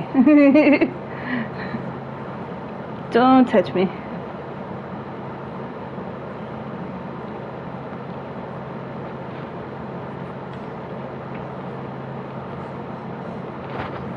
It's like in that moment I wasn't worried about getting healed. That's not why I came over there. I came over there to like run away from him.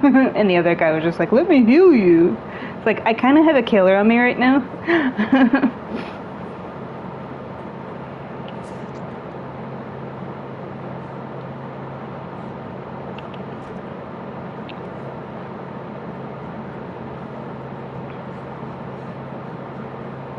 Mm-hmm.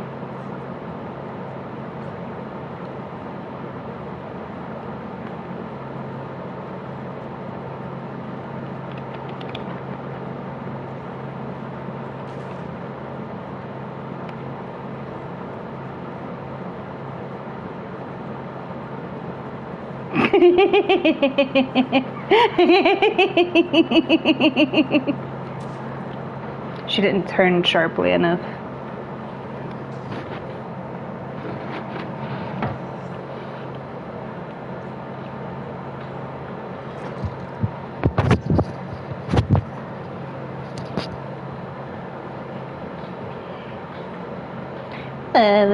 Gives me time to take a chip break.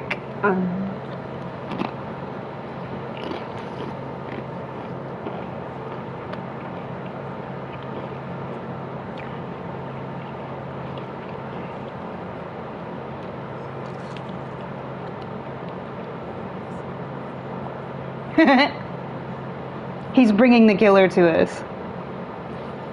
Ay, ay, ay, ay, ay.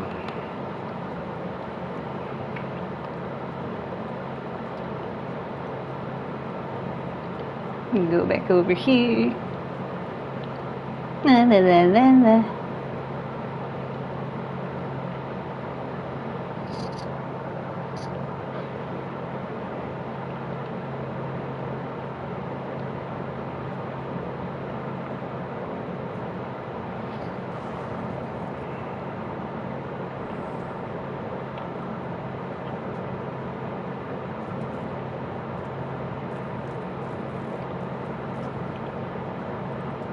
Don't die, you can do it. I believe in you. What did you do?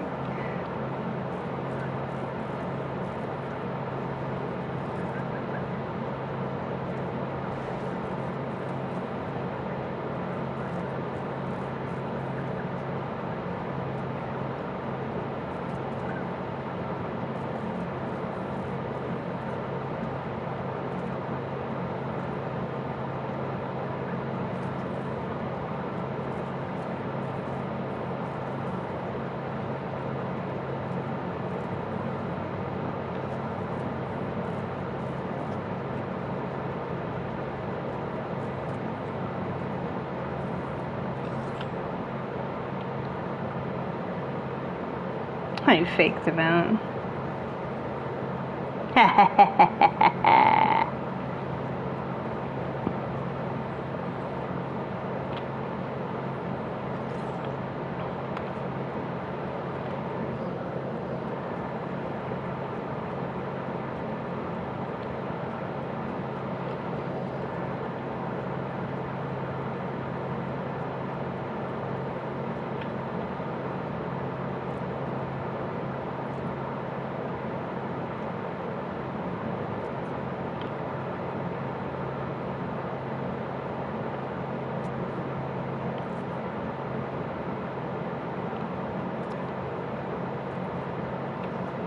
You can do it, Hudson.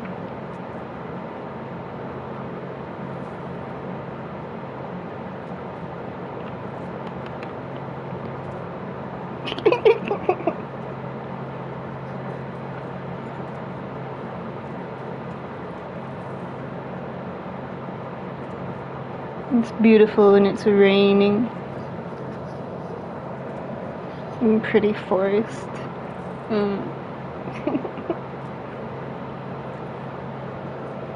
It's like perfect weather to just walk around the forest in.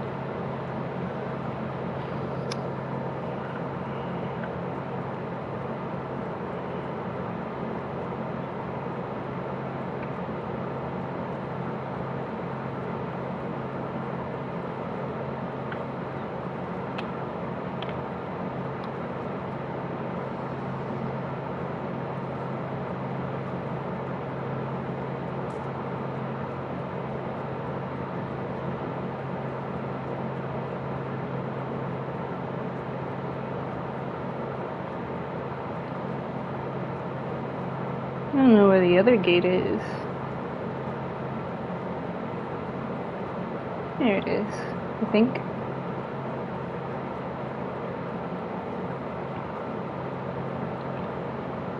Oh my god. It took me so long just to get over here.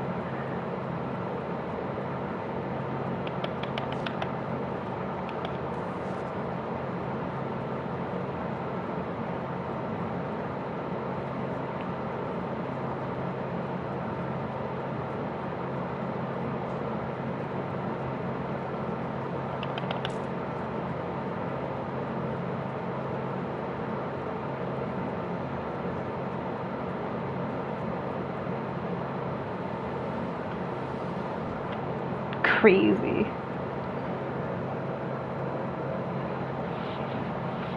I didn't even see, oh my god, I did not even see you.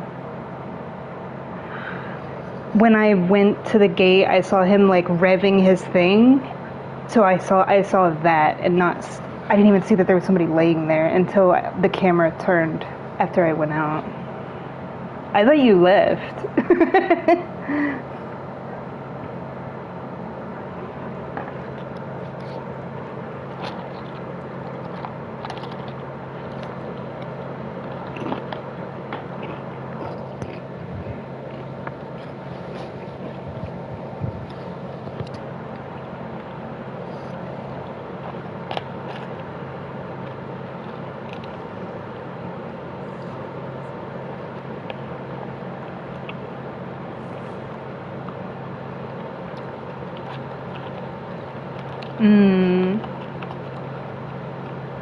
What kind of tea?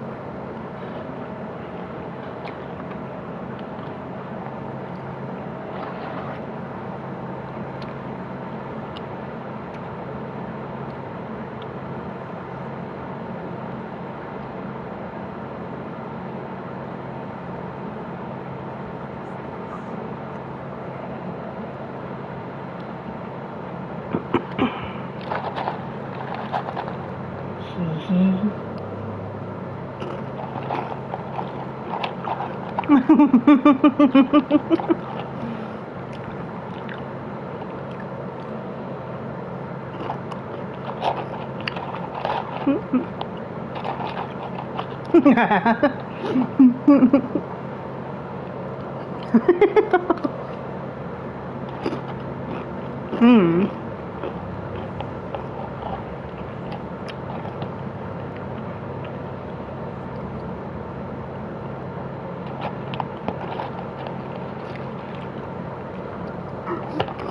The way that you said that was so funny. With more stupid people than one or two?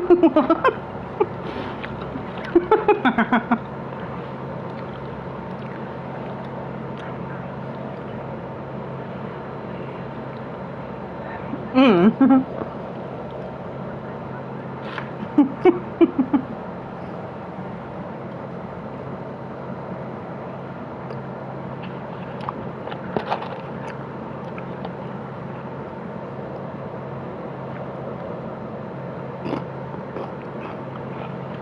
Hmm.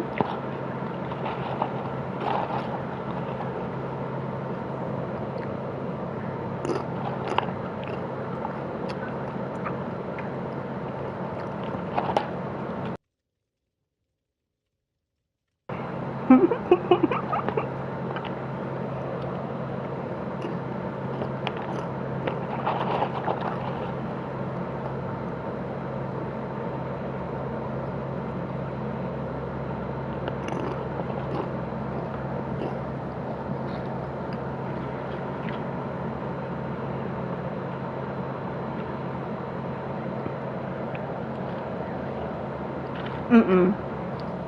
Because I don't have the money on my PlayStation to get it.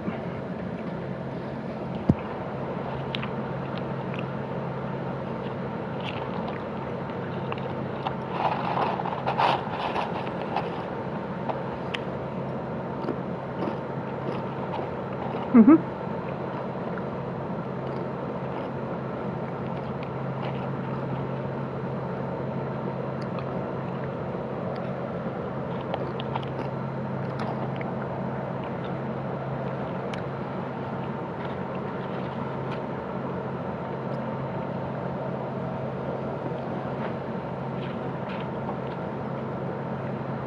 Mm.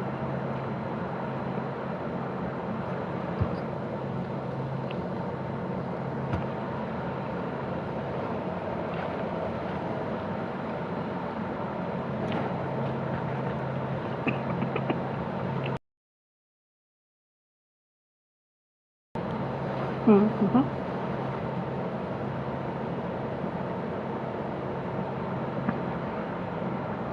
I just ate more in the last 5 minutes than I've eaten in like the last 2 weeks. So hungry. I didn't eat a lot, but it was a lot of chewing.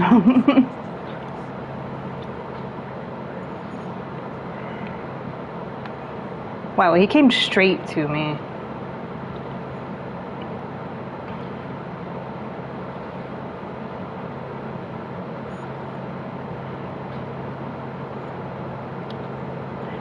It's a blight.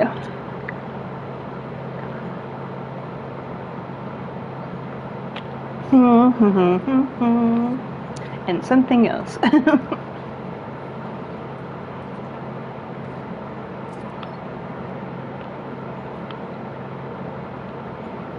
I'm on my way.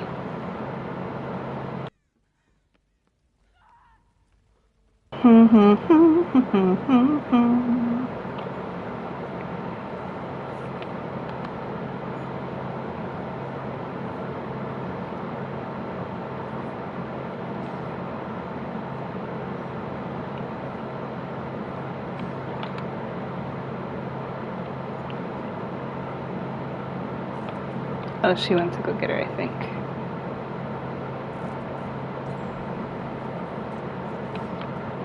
I thought she went to go get her. Oh, she's just standing there. That's weird.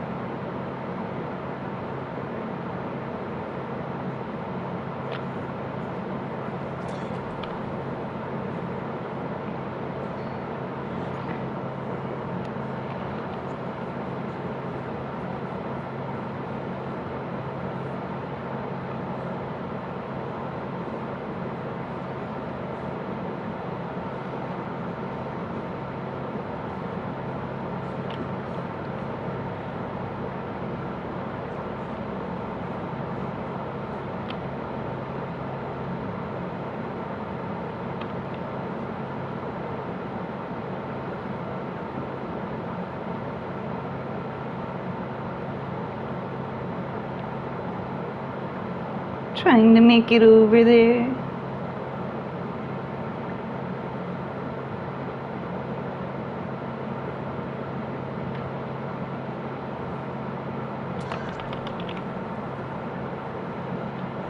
Well, now I'm being chased by the killer, so...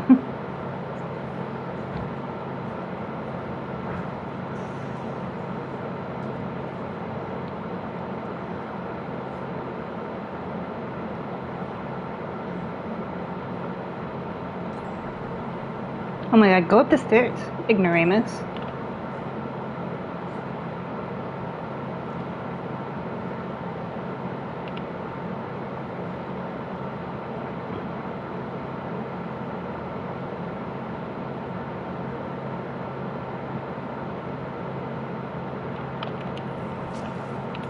What?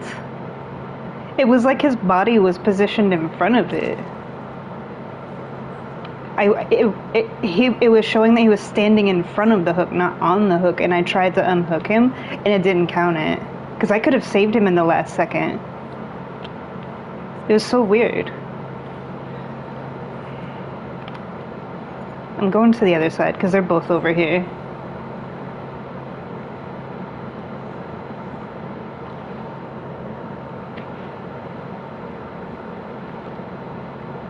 Okay. Is there anybody else on hooks? No. Okay. Oh.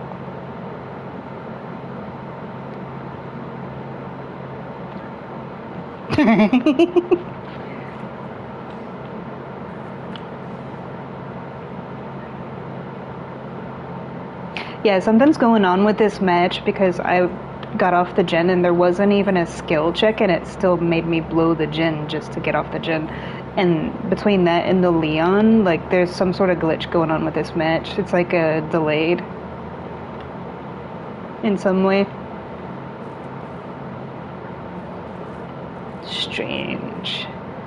Strange happenings.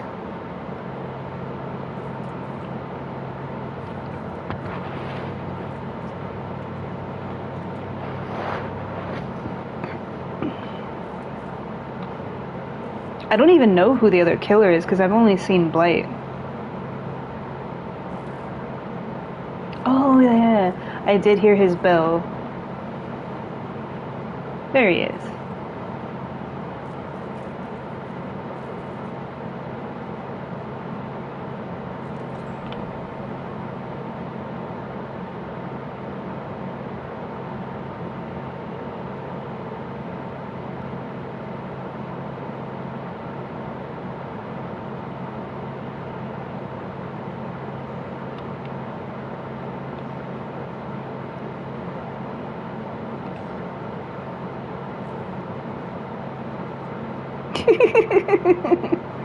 She was like shaking her head like, no.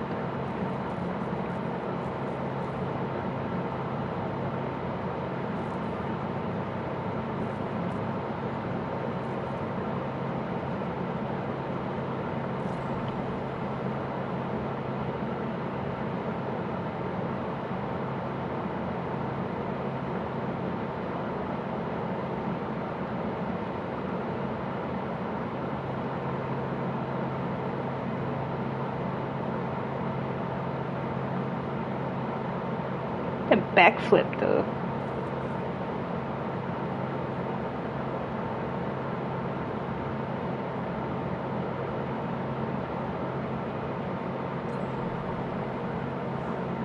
Hello, Mr. Blake.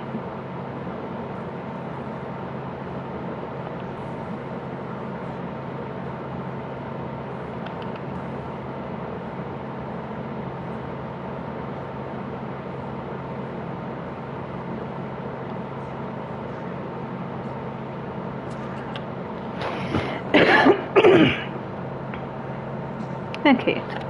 Gives me time to munchy, munchy, munchy. Munchy, munchy, munchy, munchy.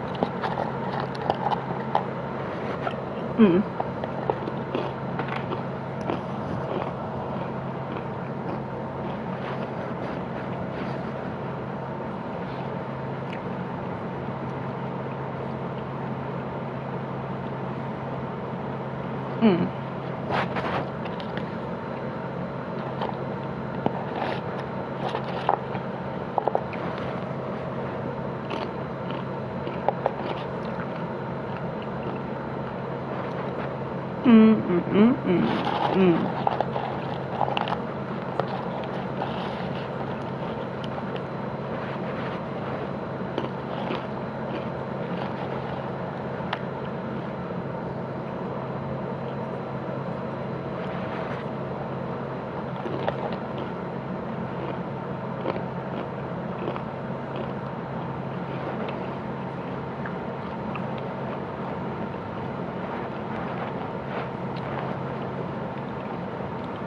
She's being chased though.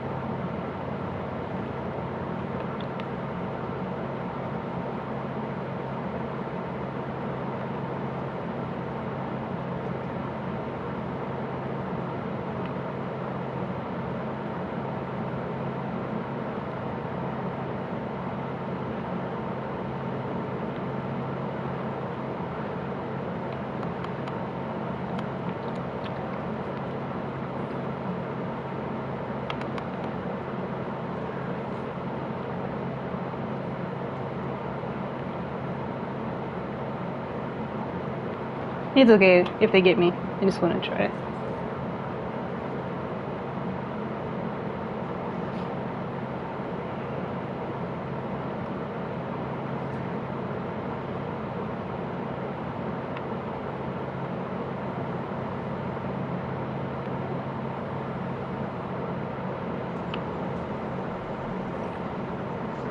He's being healed. This person might get hooked. Oh, they're dead on hook. I'm just basically waiting.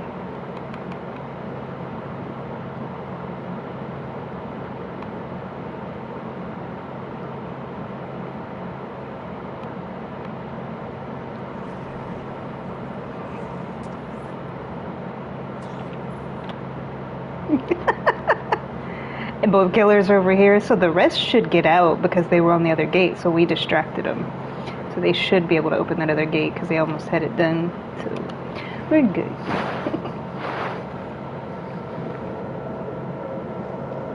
RPD is difficult to do as a survivor because it's an indoor map. Usually indoor maps on 2v8 motor, like killer sided.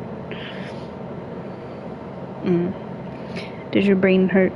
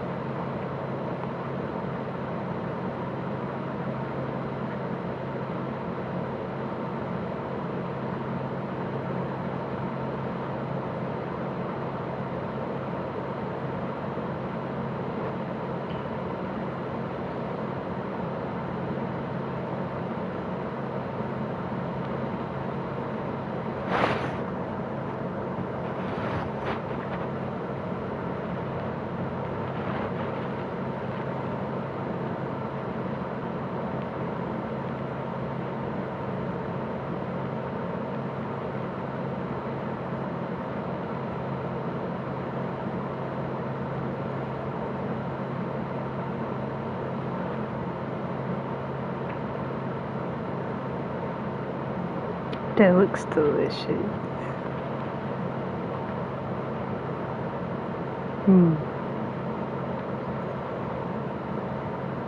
He always eats it the same way I do.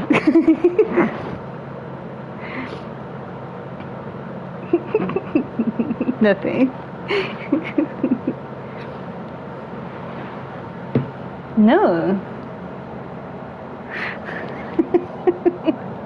Because.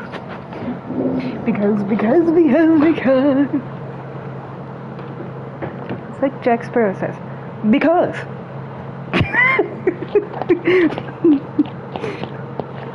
Because is a full sentence. It's a full statement.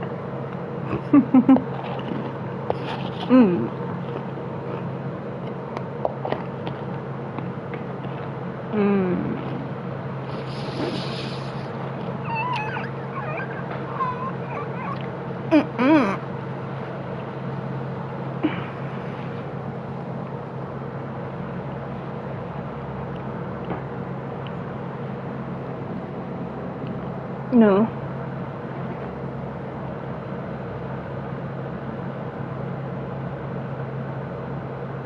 I have to give you a citation for that.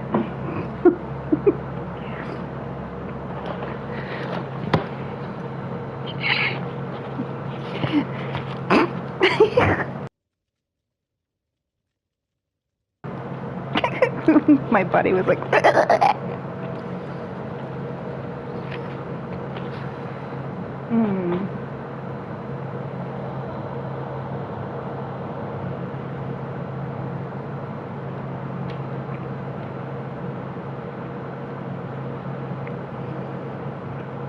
Are you okay?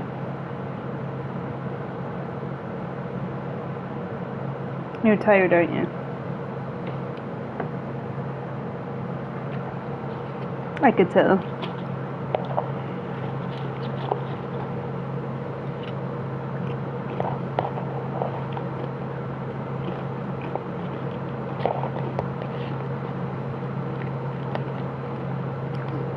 It's still daylight here.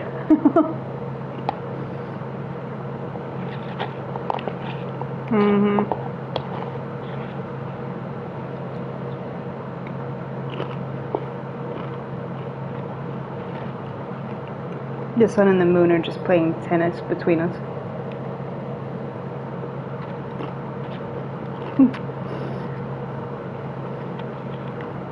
It's like bing bong, bing bong.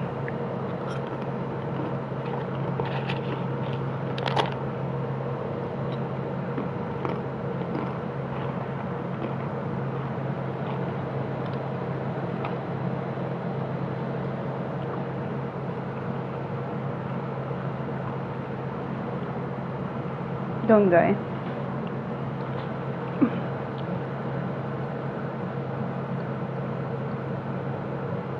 Do you want to play normal mode or do you want to play this?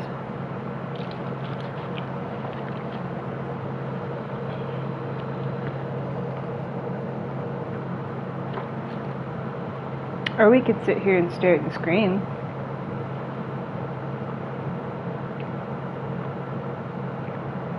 It's a fascinating screen.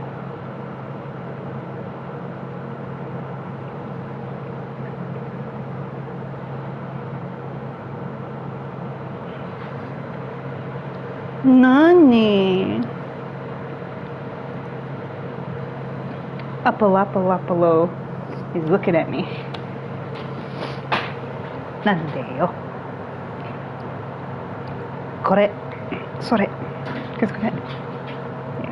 You're adorable. Look at your face. Fix your face. How come your hair is so smooth this way and so fluffy that way?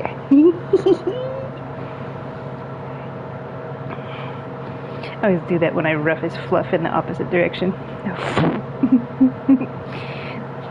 What? Don't look at me in that tone of voice. What? Oh, is somebody hungry? Is somebody wanting stuff? I know that look. You wagging your tail. I know you want to do. I'm making him crazy right now.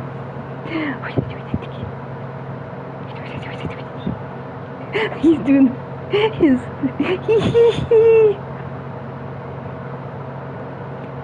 You want grumblies? You want this stuff?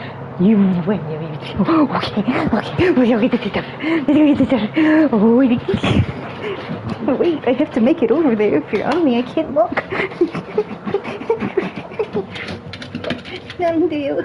ちょっと待ってね。Okay.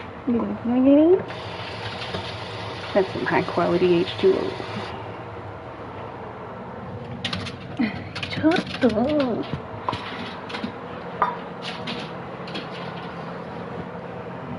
You weirdo. ちょっと。Oh, I think I know. My special food that I put in the baggie.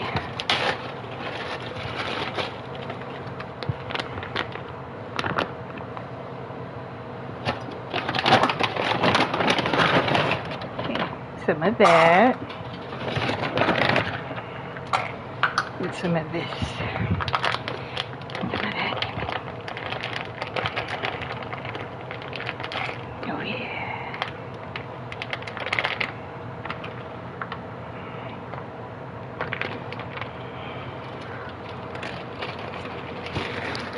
He's over here like trembling with excitement. He's like, yeah. He's like, well, Chihuahuas do that anyway, but he only does it, like, you know how most Chihuahuas, they have a reputation for being all shaky? He only does it when he knows he's about to eat.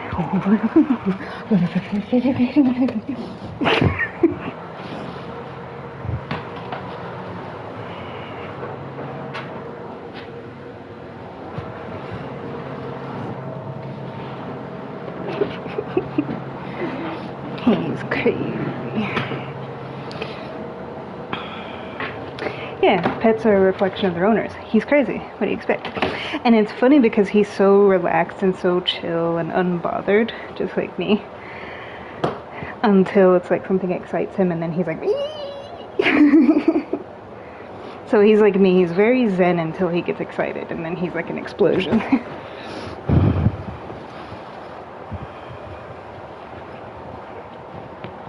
I hear you wolfing it in there. Chew your food. You're weird.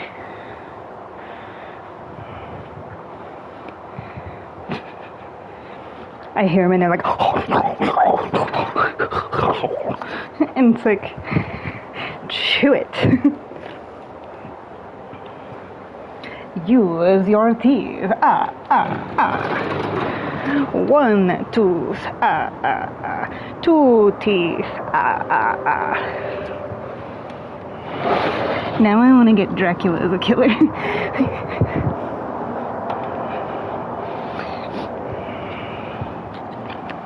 For me, like, when the reason I can never take Dracula seriously is because of the laugh that they gave him.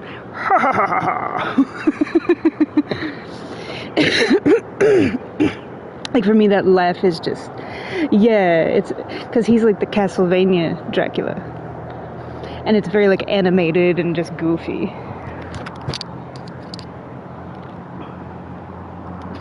Of like back then, like, oh, get you.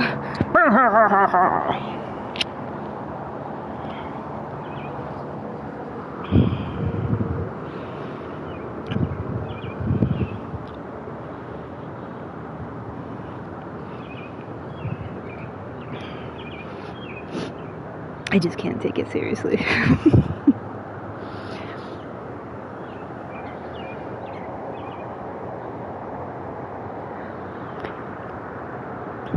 Tweety, tweety, tweedly, lee, tweedly, lee.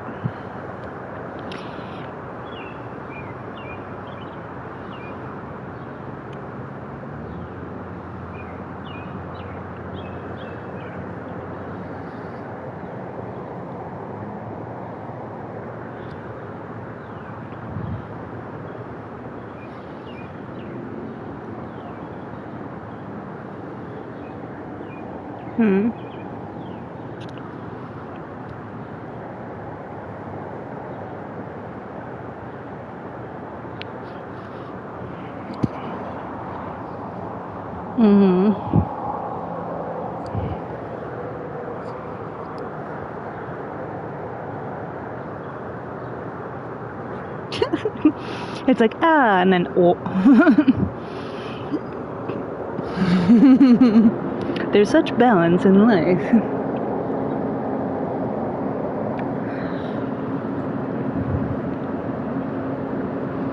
Silly person wasting your whole week being sick and whatnot.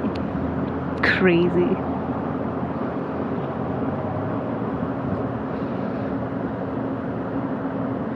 What were you reading? Mm.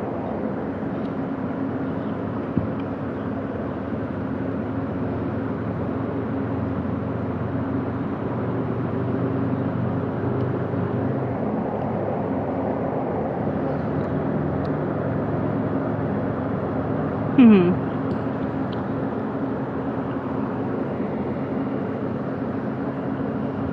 Yeah.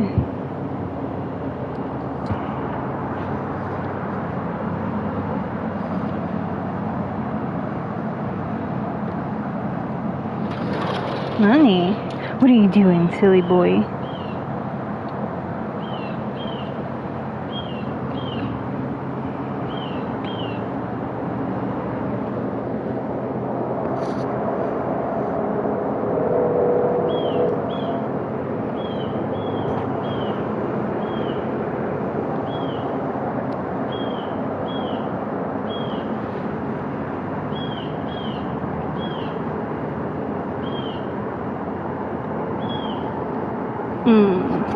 I'm probably gonna read a lot tomorrow because I can't do anything.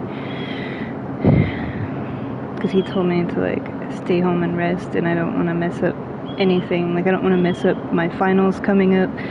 I have a performance this week, and I'm starting my new job on Monday, so it's like I have all this stuff, and so I'm gonna like just do it, Because usually I just do my own thing anyway, but this time I'm like, okay, I'll stay home.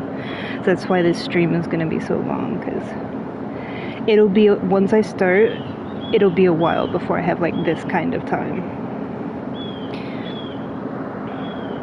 Like probably not till school is done, like end of May.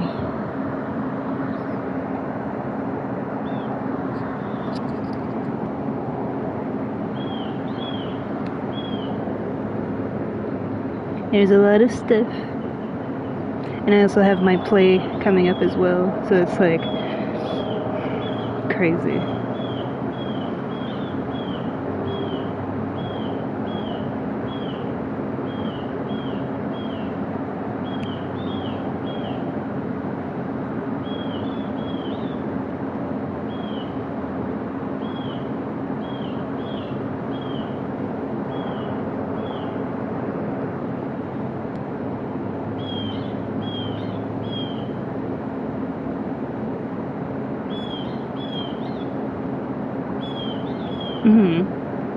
Oh, okay.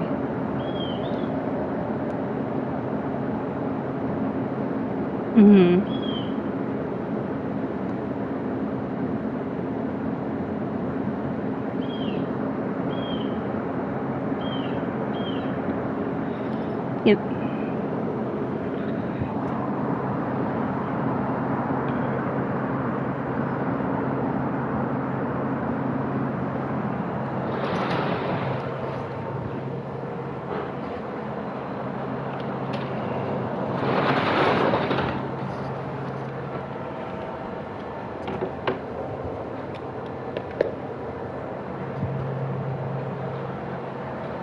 You get yourself up there. That's right.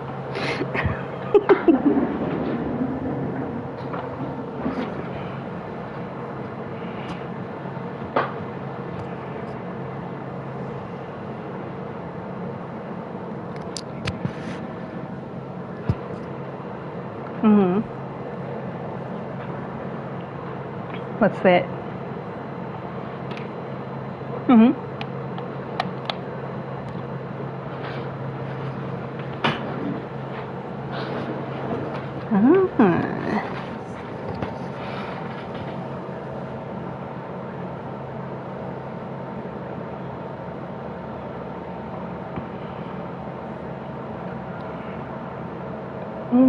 Okay.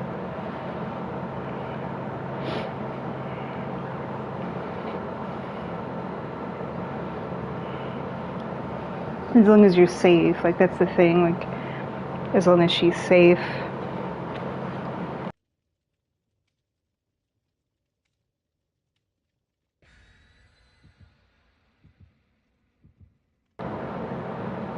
That's good.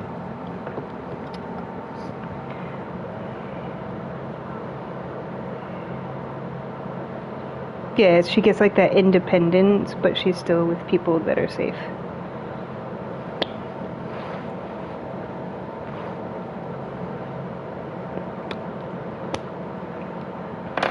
Hmm.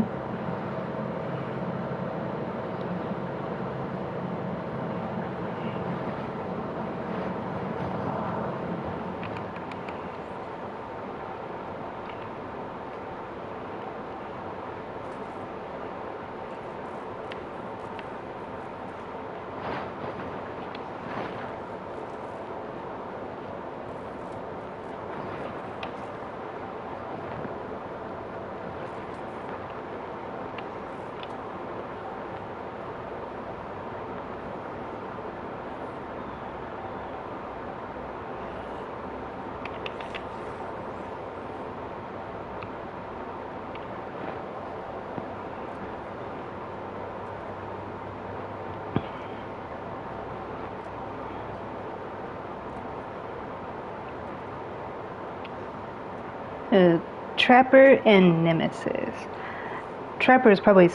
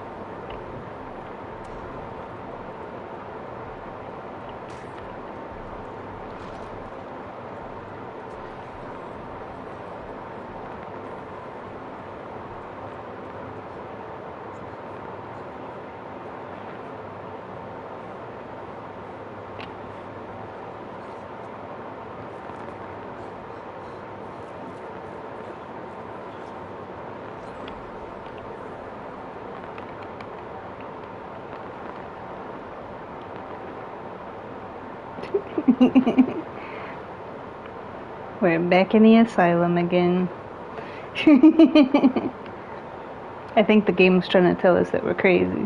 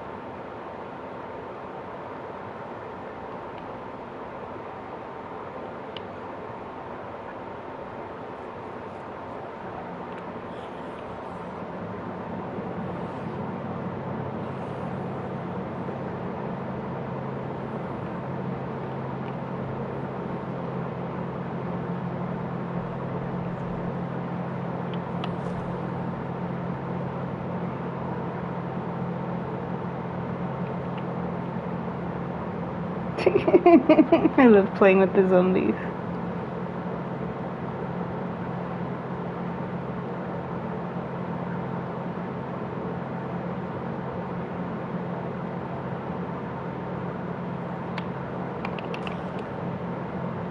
Oh, I got caught. Oh no, what will I do?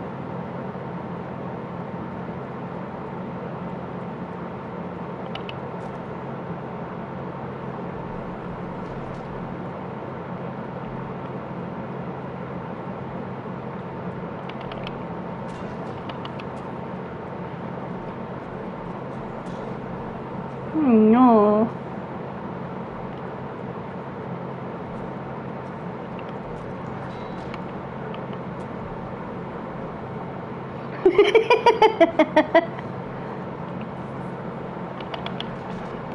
Finally.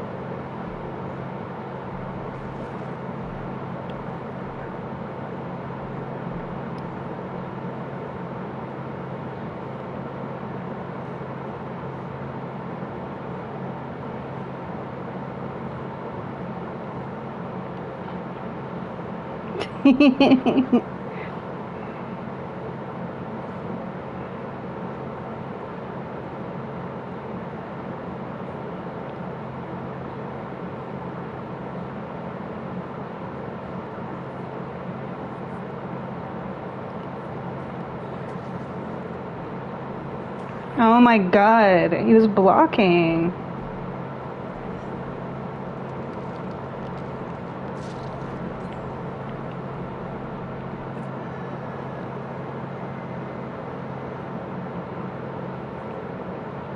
The blue looks really pretty with this outfit.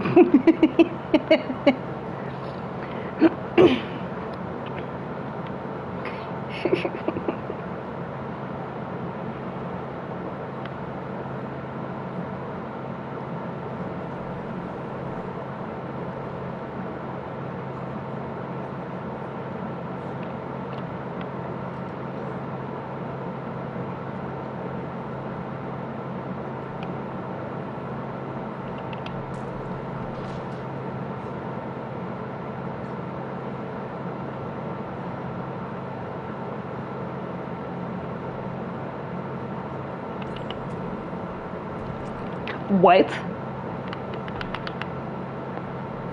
That doesn't even make sense.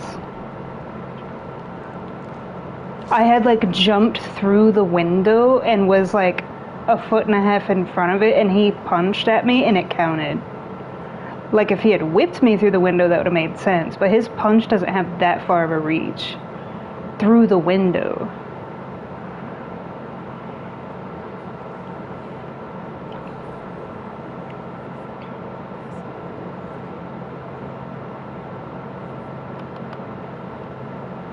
Oh, I need to find... there's only one injection left and it's on the other side of the map.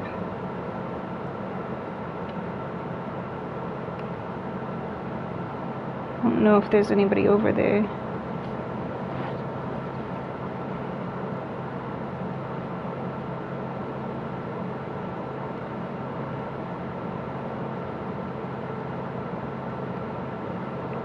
Gotta go down these long hallways just to go back around. Oh, okay. You take it.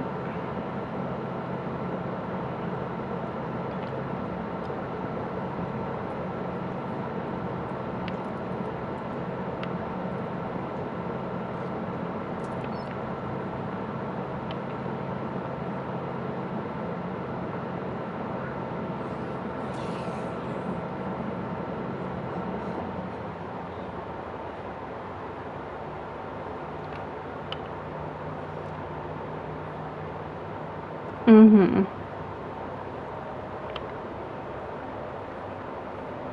Okay.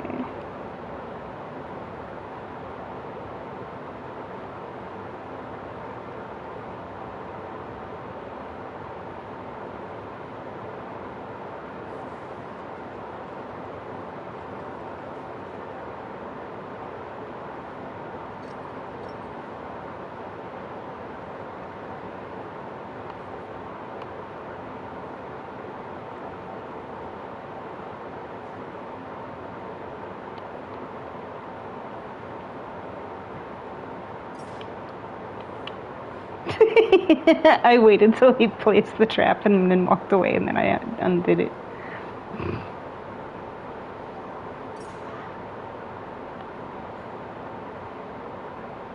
I didn't even see it because I was looking around the corner.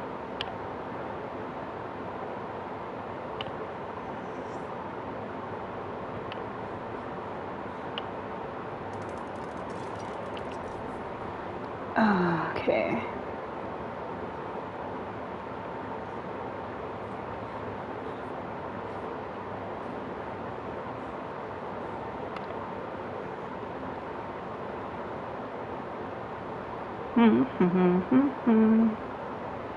Looking for a gen to do.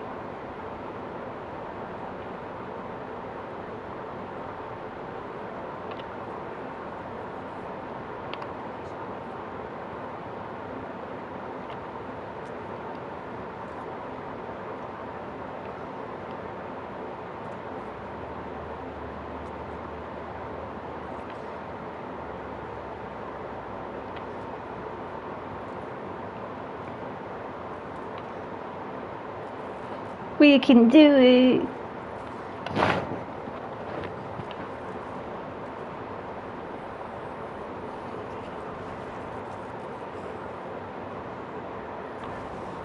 Oh my god. Yeah.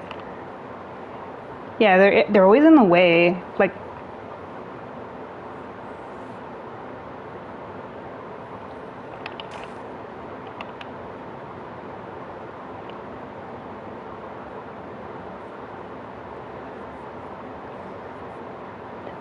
I killed him with the pallet. Damn it.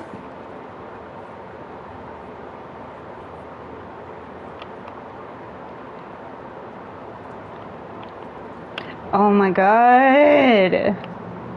I was working on it originally, damn it. Fucking people taking my shit. Okay.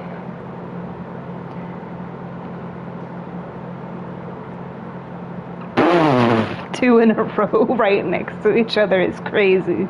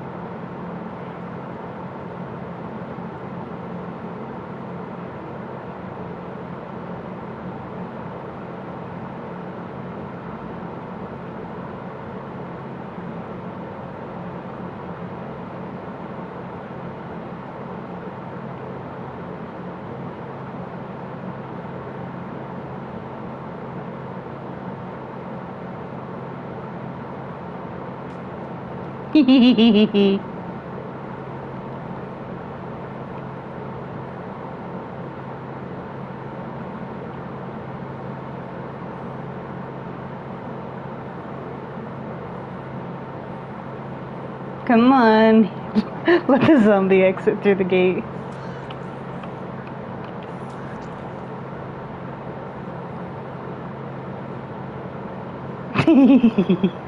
So they can escape too.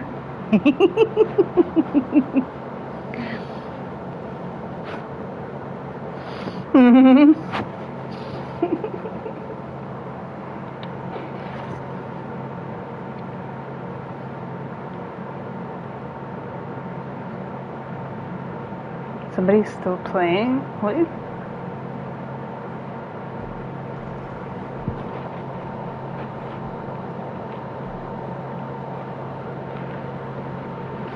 Yeah, it's like the Trapper was being nice and the Nemesis wasn't.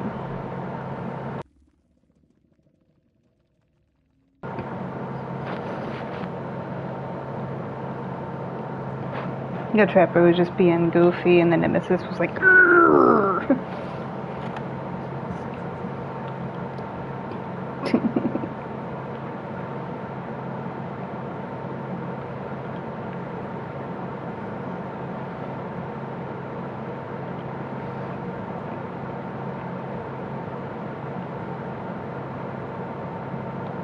Let's see. Nah.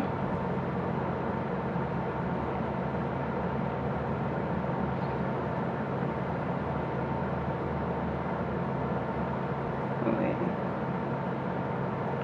I need to put some points on. Are you okay?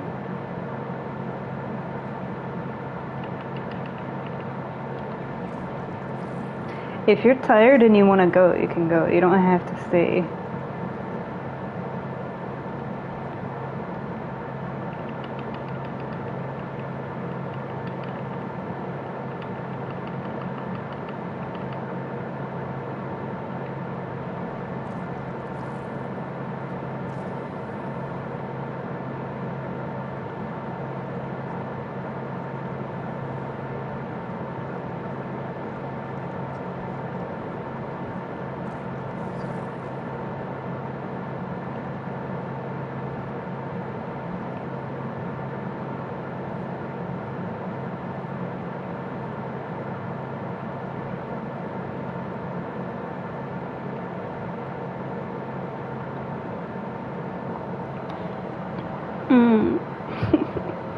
After this one, we can go back to regular mode. So your brain can have like a break. Because I know that for you, like, this is too much. Because it's like too many people, too many killers, too much stuff going on.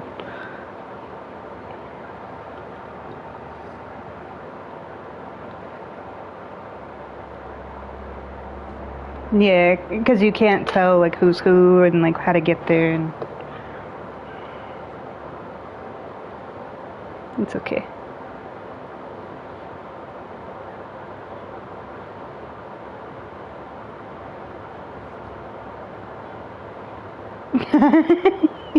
That's funny.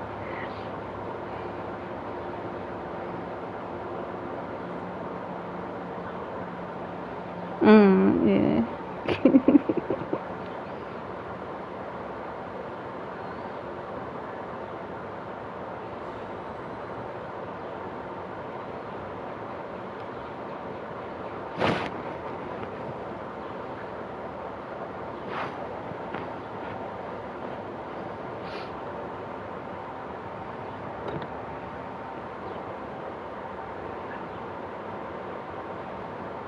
Mm-hmm.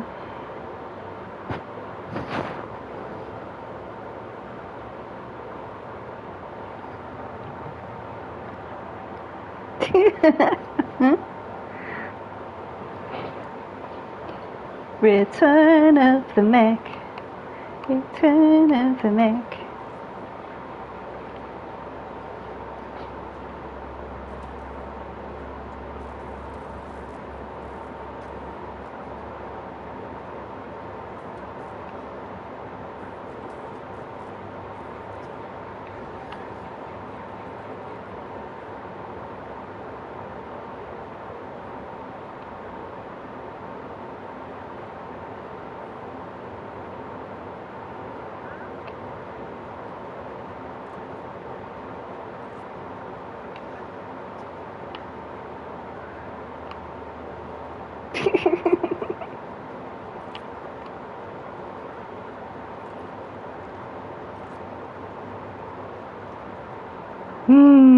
So adorable, the toe beans. His ears are up. He's so cute.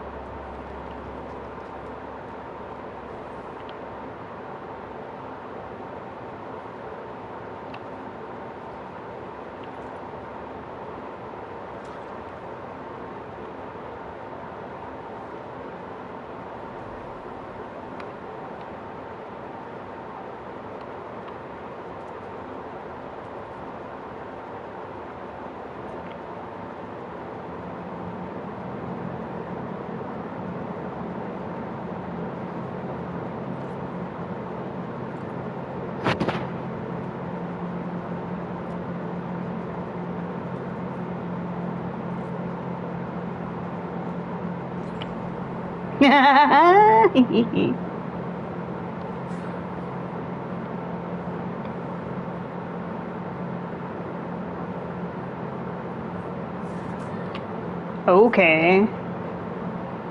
Sure, buddy.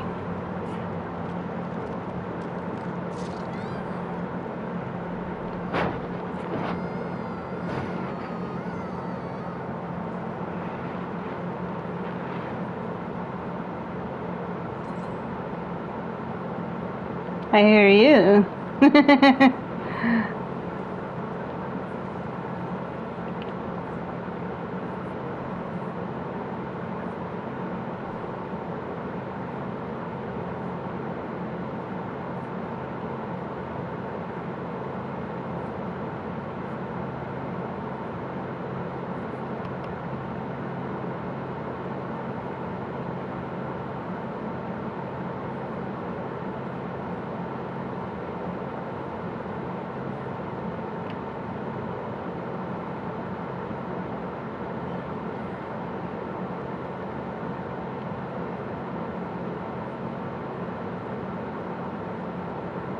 What you doing all the way over here?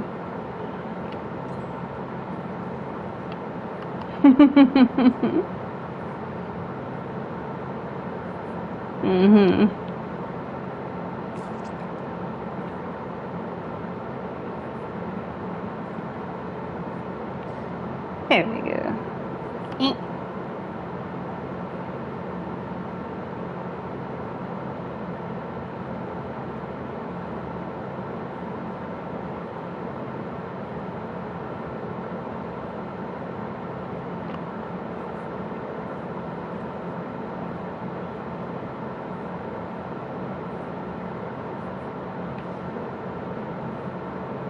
I got a date with a pallet over here.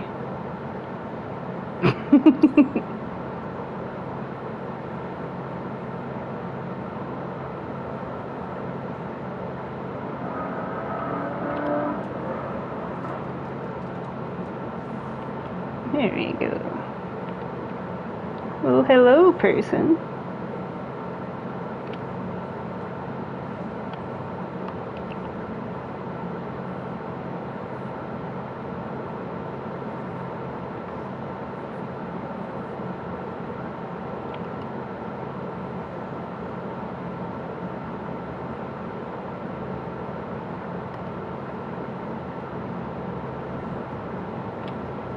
What happened?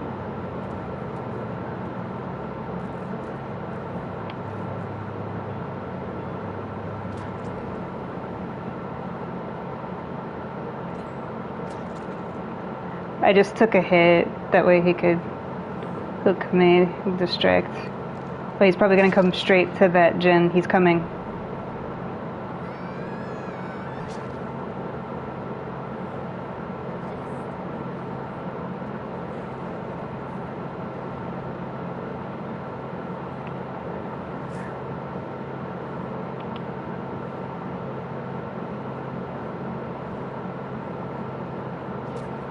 Really, bro?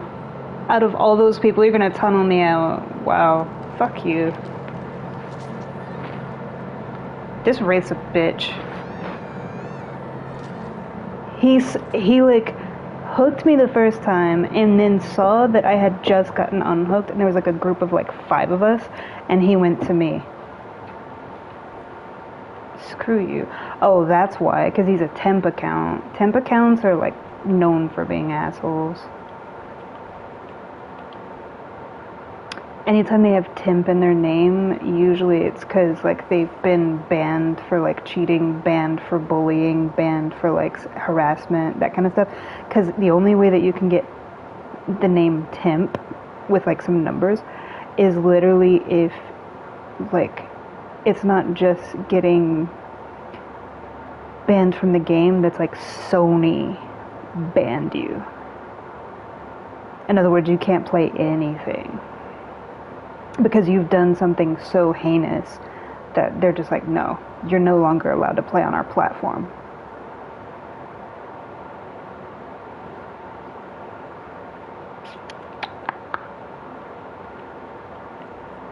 Those are usually like the ones that tell you to go like unalive yourself, you know, that kind of thing. Make like actual physical threats towards your life kind of thing. Let me see. La la la la la. La la la la la. La la la la la.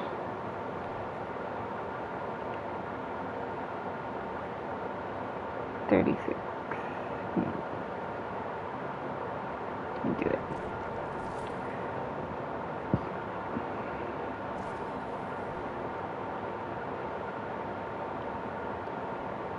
I went from like 4 million points to like 2,000 because I just leveled her like 3 levels all at once. It doesn't take me long to build it back up. Like I built 4,000 blood points within like a day. Or 4 million. Oh, let's go back out.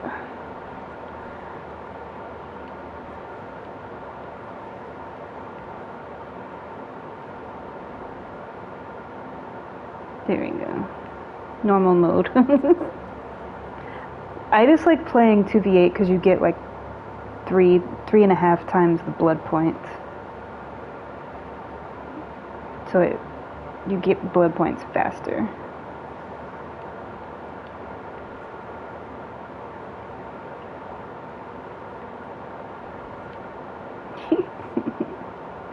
Let me double check. Change that one with balance landing. There we go.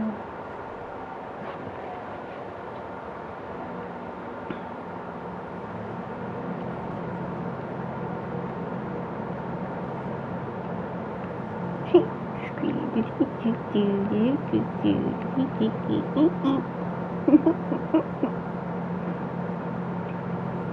No, you laughing at me?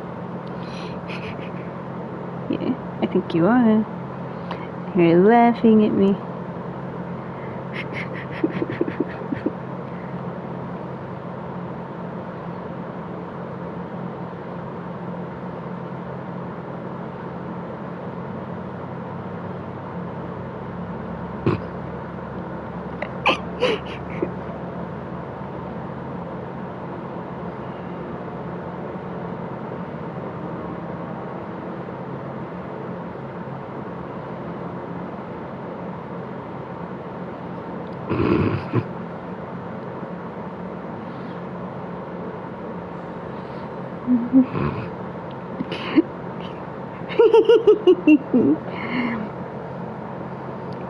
He keeps making these specific posts, and I know what he's doing, but it's like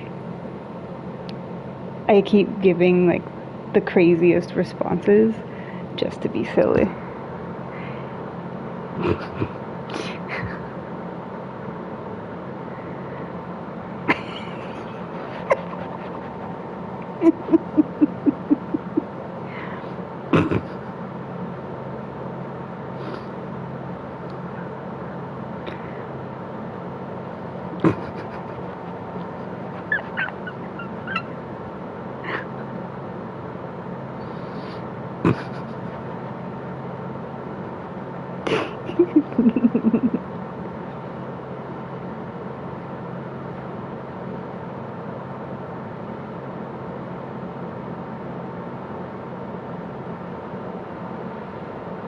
Oh no.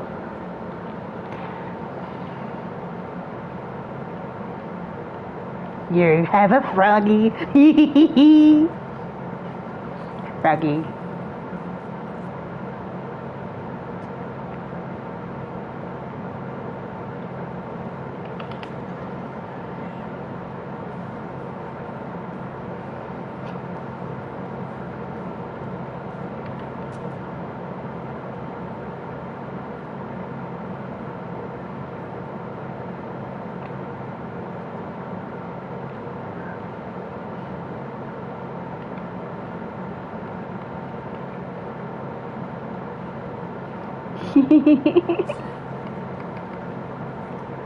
I was playing with the killer.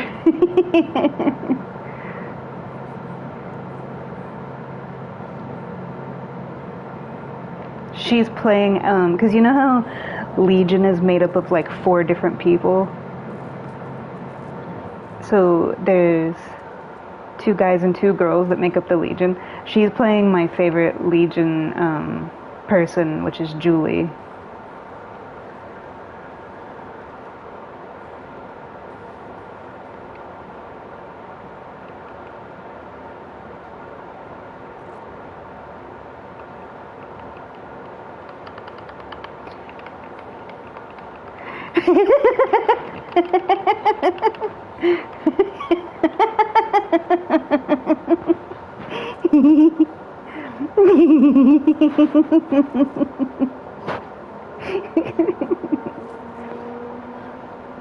Nothing.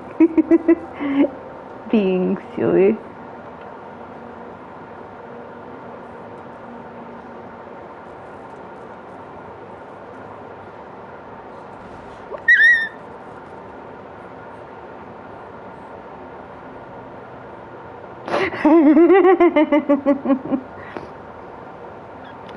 Shame, shame.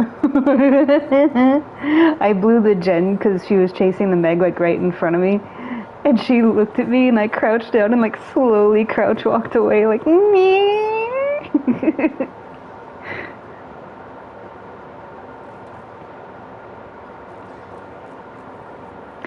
Ooh, we're on this map. I'm gonna go say hi to Jeffrey. Jeffrey.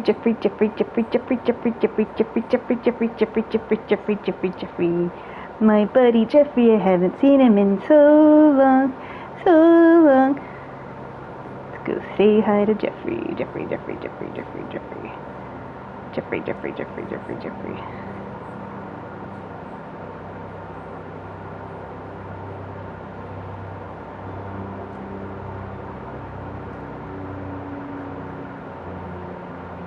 Jeffrey, there you are, Jeffrey.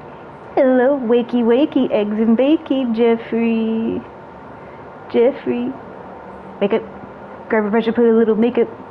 Grab a brush and put a little makeup. Is he not active? He usually comes... Maybe he's in like a deep sleep. Jeffrey. He's not coming over.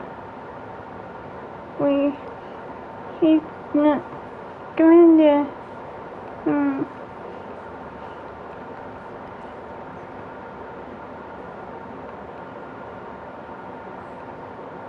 Okay, maybe he'll do it now. It's like he's glitched out, because there he is! Hello!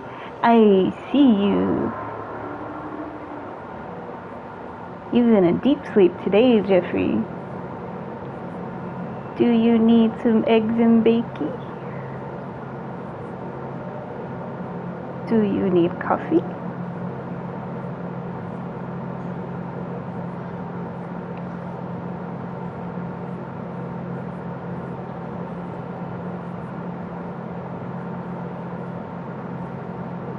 So cute. With your one eye. Okay, go back to sleep. Go back to sleep. Go back to sleep.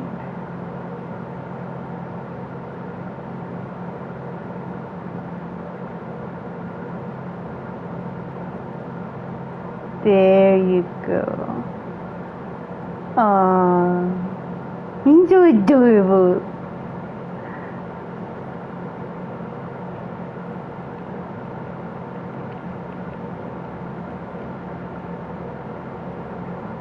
Eat. Go to the pretty room.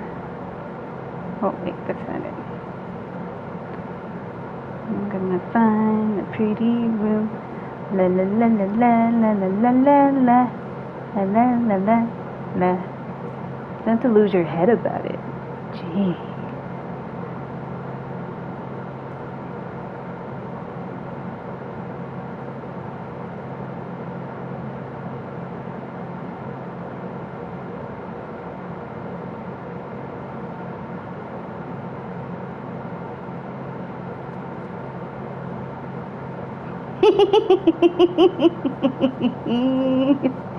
It was me.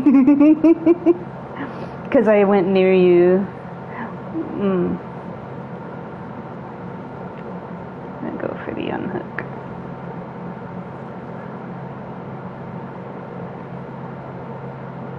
Well, fiddlesticks.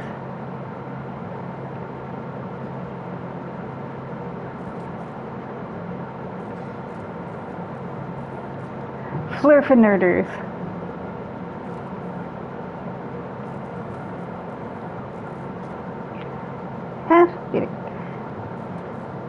Scruffy looking nerf herder. Who's scruffy looking?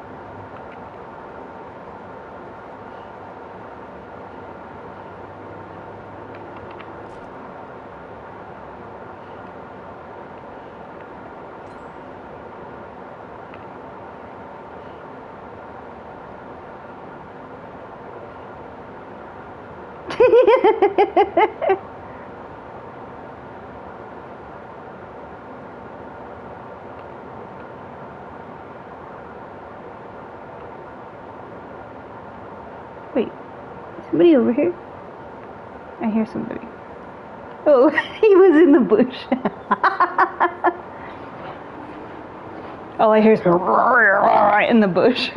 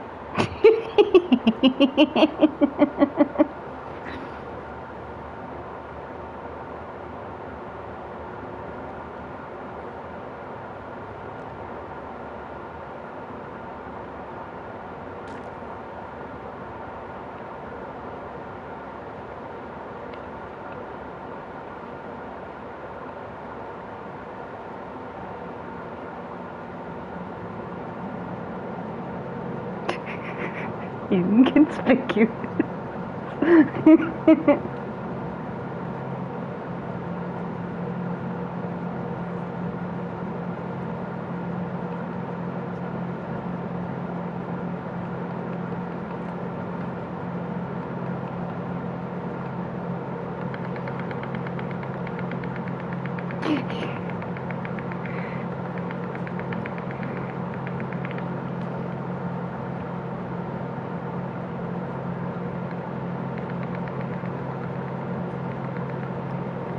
She wants to kick the gin.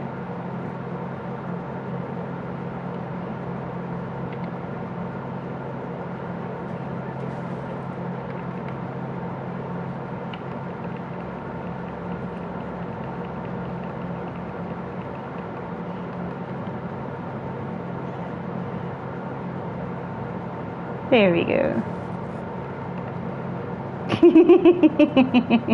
That way she gets some XP. Bink.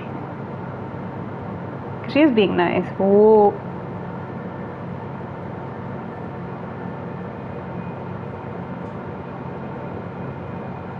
Peek around the corner.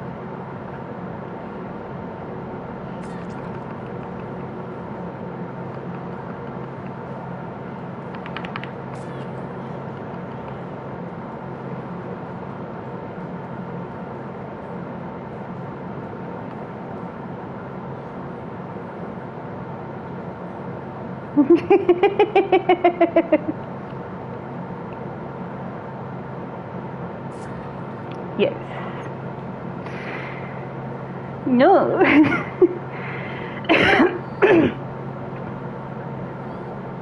No.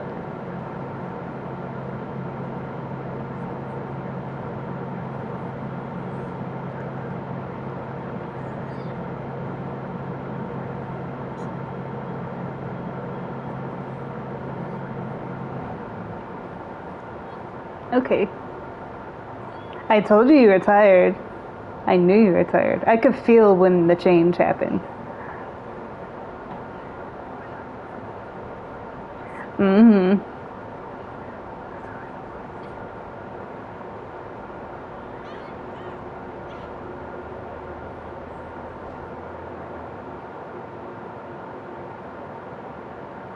Mm.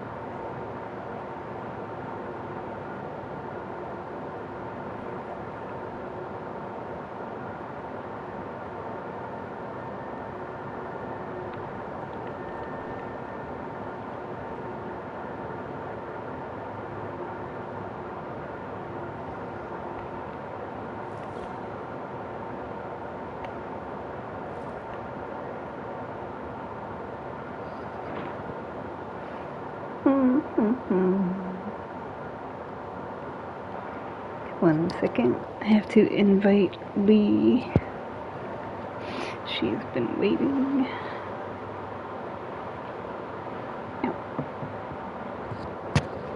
My friend Lee has been watching both of us play and all our shenanigans. Mm-hmm.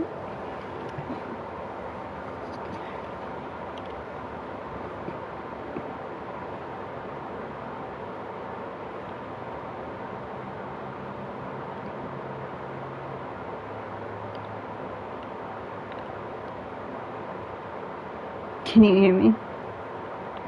Okay. I didn't know if the audio changed. Let me check it. It's kind of loud. There you go. You saw that. Well, she was like getting tired about an hour or two ago, but she basically like wants to keep playing, but you know, we're on like different time zones. She can't stay up like I do. I stay up for days at a time.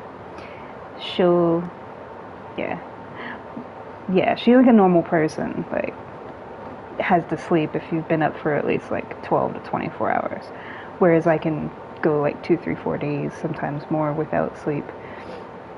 I'm just built different. But I could tell like 2, 3 matches ago that she was getting tired.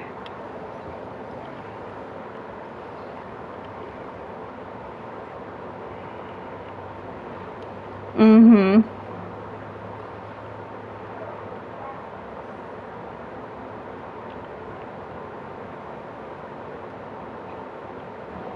We're gonna play a regular match.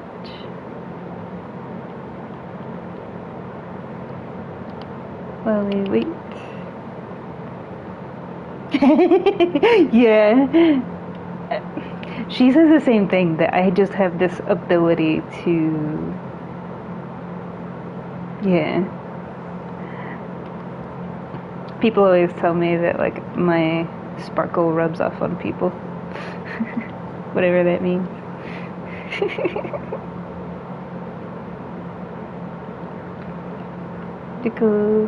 Wait. Did you enjoy your food? You said you were making like a big roast, which sounded amazing. How do you make yours? You can tell me all the things. We're just sitting here, so. Mm-hmm. Because I like to make food in general, so I always like hearing how other people do their stuff. Mm-hmm. You want mine? Well, I don't have set ways because I do different things. Yeah.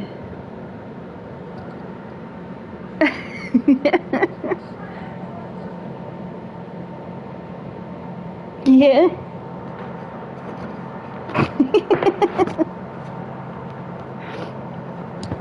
Ooh, that sounds good. See, I marinate it first. I tenderize it and then marinate it before it ever even goes in the slow cooker. My pot roast, you can like take your fingers, not even a fork or a spoon, you can just grab it with your fingers, and like between your fingers it's like soft, like buttery soft. Tender and juicy, full of flavor.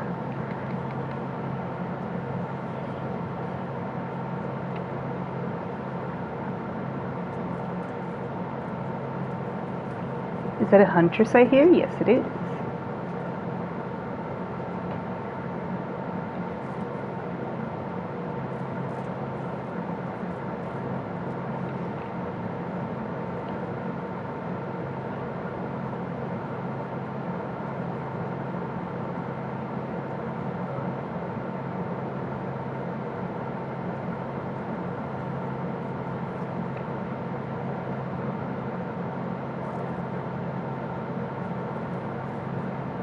Oh.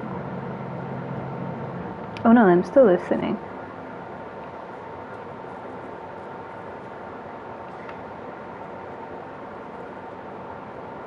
Mm-hmm. Mm-hmm.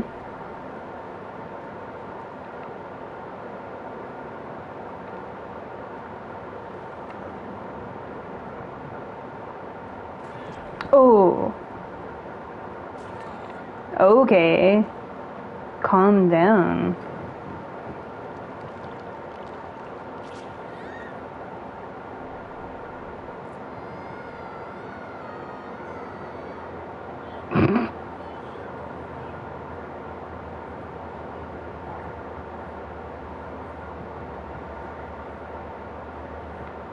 See some pallets I could get.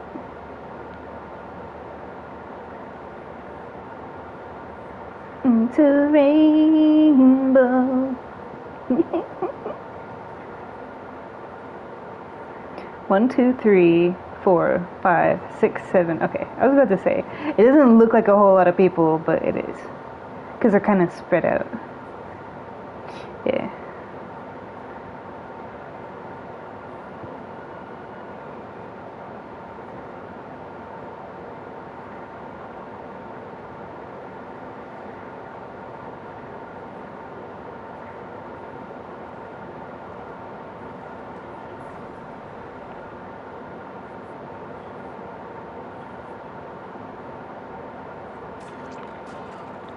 Wow.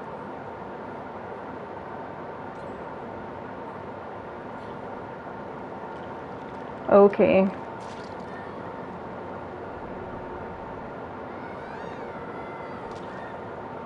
Now it makes it look like I'm a shitty player that doesn't know what I'm doing, even though I'm just literally getting tunneled out by this twit.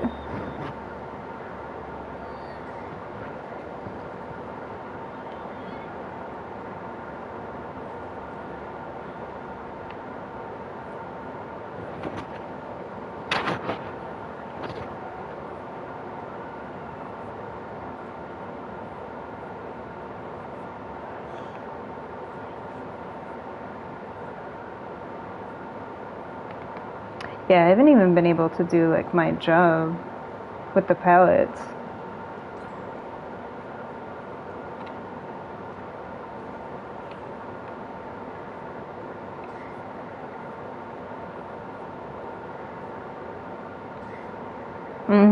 It's like I see all these pallets, but every time I turn around, I'm either getting hooked or there's somebody else on hook or someone needs healing.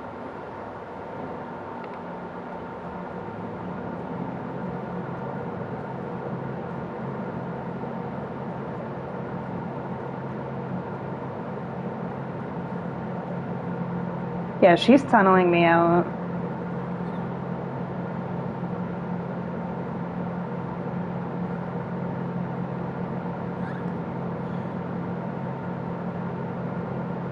Okay, there we go. Wait.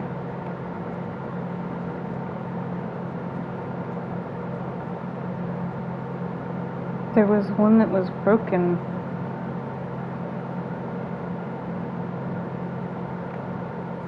can do this. This one's pretty critical.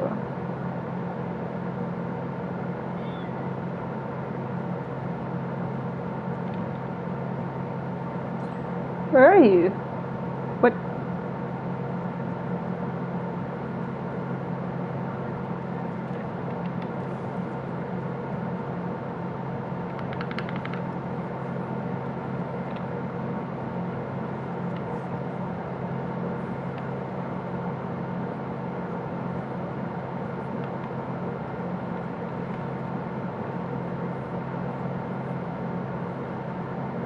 Mm-hmm.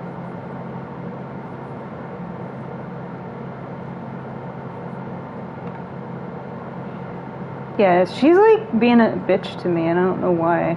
She dropped like 2 pallets in front of me.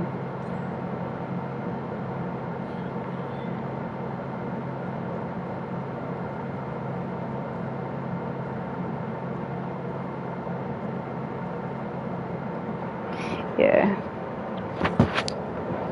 That's why I shook my head no at her.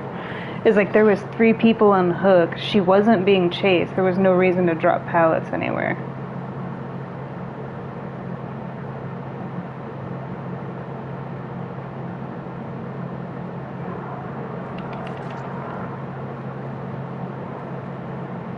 I kind of don't care.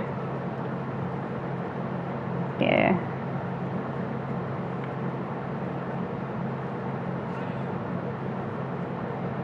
I think I've made my point.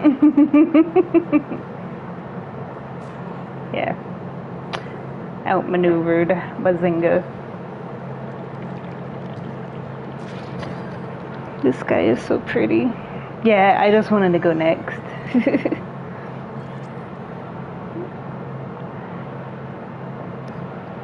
Mm-hmm. The fact that I never even saw the other killer tells you like how much she was hyper focusing me. It's like pretty blue with like pink. This guy. Mm-hmm.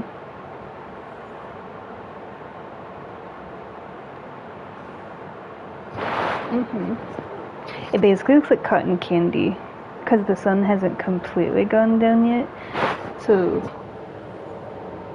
it's like pretty orangish pink, like wispy clouds with like pretty blue.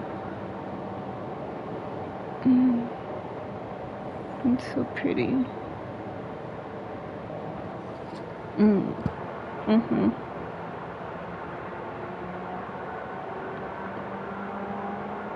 You did.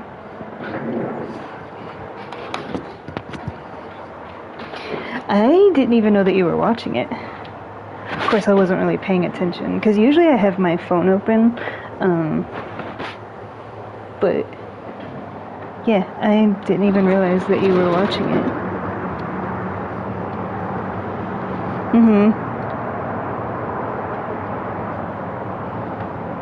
Oh, it's so pretty.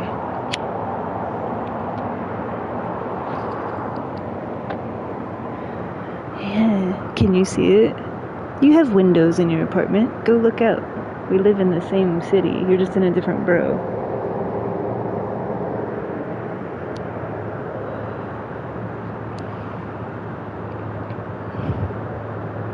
Oh wait, it's okay. Well, see, there you go. You can check the roast and look out your kitchen window.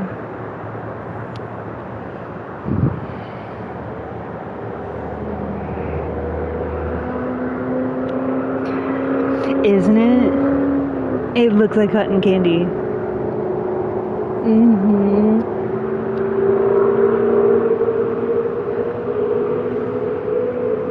So pretty. It's like we're living in a magical, like, cotton candy land. Mm-hmm. Summer is getting closer.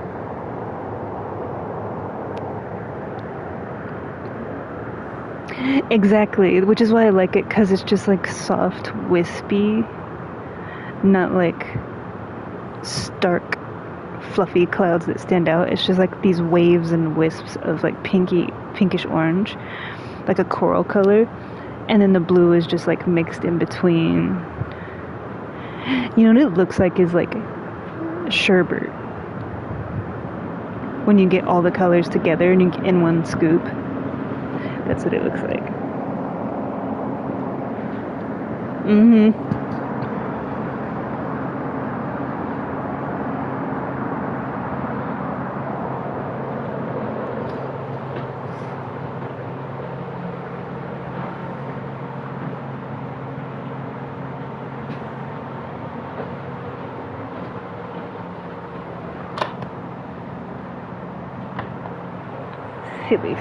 Silly boy. なんでよ。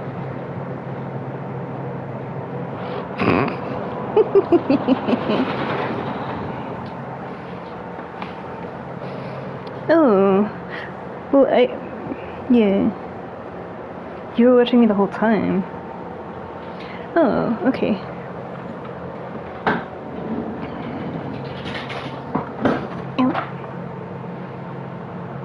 Gotta pull my leg up here. Get comfy.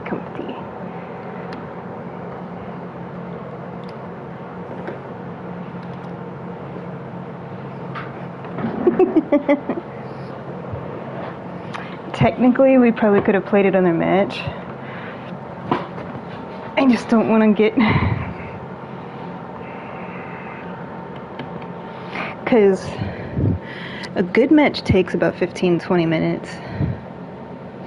I've had matches go on for like 30 minutes or more before. But that was back before doing gens didn't take long. Because over time, they've made it to where it takes less and less time to do a gen, even when you're by yourself. It used to take way longer to do gens, which is why it was more of a challenge. But also, like, the killers were more like this killer, whereas, like, all the new killers they've come out with have, like, map traversal and, like, a lot more map control and speed. So then they, in their mind, they counterbalance that with, like, being able to do gens faster. But now it's kind of like, what that does is, like, now the killers that were, like, the OG killers can't keep up. So it's like they made the gens faster and the newer killers faster, but if you're playing, like, the older killers, they can't keep up with, like, all the new changes. Because their kits are more simple. And they're not, like the killer that I'm playing right now, Spirit and Nurse and Oni, like, yes, they can traverse the map and zip around. But if you're looking at, like, Hag and Trapper and Michael and, like, Ghostface right now is actually one of the weakest killers. Because he has nothing that gives him speed. Yeah. It's just, like, crouch and be... Because his whole thing is stealth. Well, the way that the dynamic is for the game now, stealth doesn't really matter anymore. Because it was supposed to be like a horror-based game to where it's like, ooh, where is he? You know, and now it's just like they get the gens done so fast, him crouching around trying to be stealthy, gens are just flying.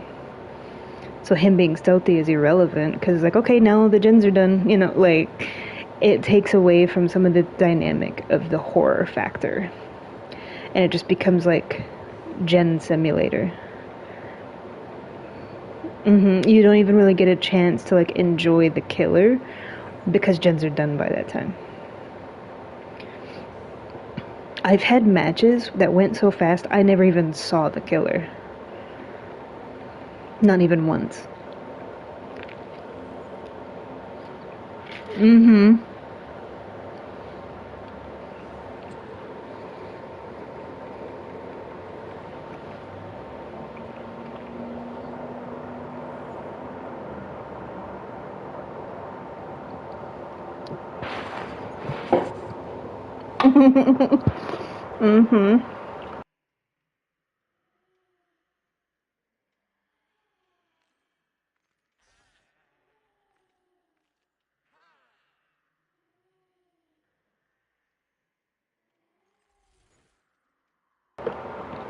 Sorry, I had some, like, chest pain.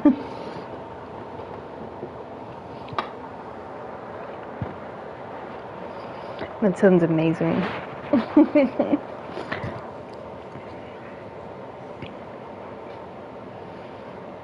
See, I told you you can cook. And all the tips and tricks that I've showed you over the years. Look at you now, making pot roast on your own. When I first met you, you burned Pop-Tarts. My little grasshopper. Mm-hmm. That's why I always like you to tell me what you made, because it's like when I met you, like, you used to burn spaghetti and burn your Pop-Tarts. And now you're making a whole pot roast. Mm-hmm.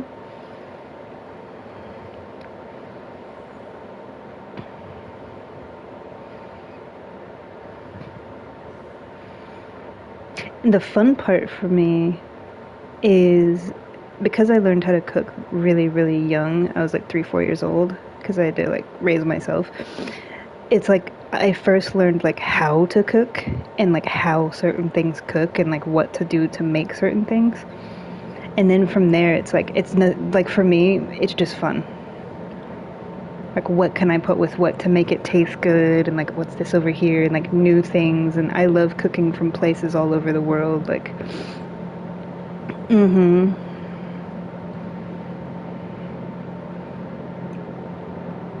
You could spin around in a circle and point to a country on the map, and I can make something from that country.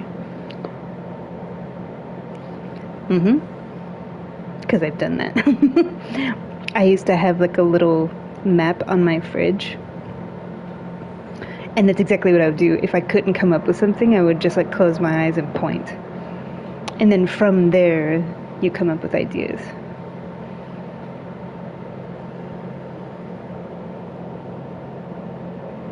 Also, a lot of it is like experimentations.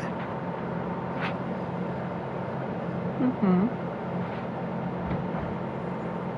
Mm-hmm.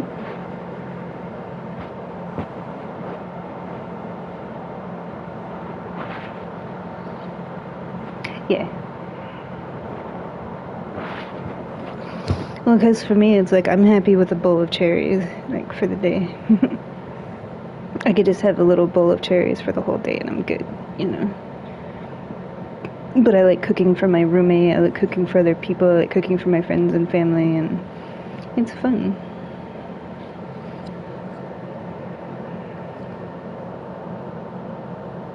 Yeah, it's like if it's just me, I'm not. Fresh fruits and vegetables. Mm-hmm.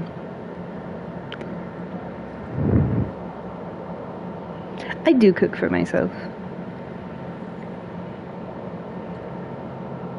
I just don't eat very much, so it's like I like cooking big meals for people. But when it's just for me, it's like here's this little thing, you know. Yeah.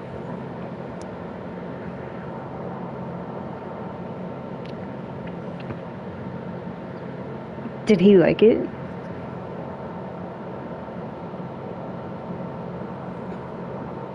Mm.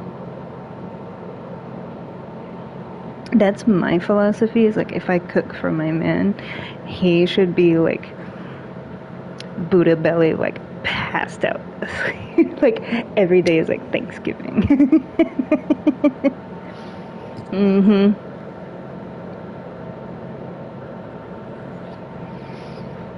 Yeah. Every day. Food coma. Mm-hmm. Um, no. I know that you are like, yeah. But for me, it's like, I think it's cute when they come in the kitchen and like want. So. Koki's very big on that. Toto is too. Every time I'm in the kitchen, they're like, "Oh, what's that? I want to try it." Some people are like, "Get out of my kitchen," kind of thing. No, like, I'll get a spoon, let you taste it. Mm-hmm. Like they're gonna eat it anyway. Don't have to be mean. Yeah. Well, yeah. Mm-hmm.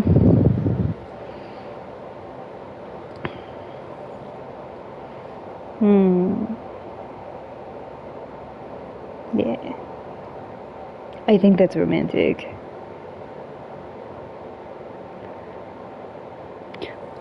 To me, just being held at all is. Mm-hmm. Yeah. That's so romantic. I love it. I'm living vicariously through you.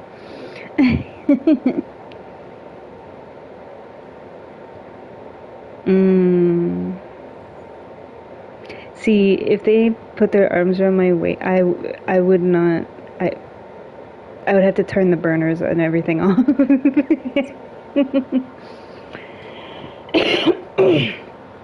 mhm. My neck and my waist. Yeah. Hands down. My neck and my waist, yeah. I'd never get anything done.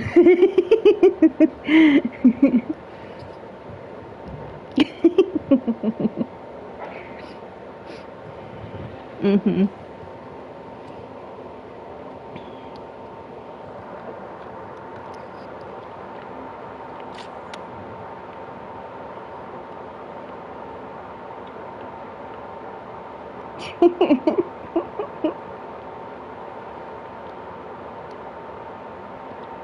Oh, we're getting there.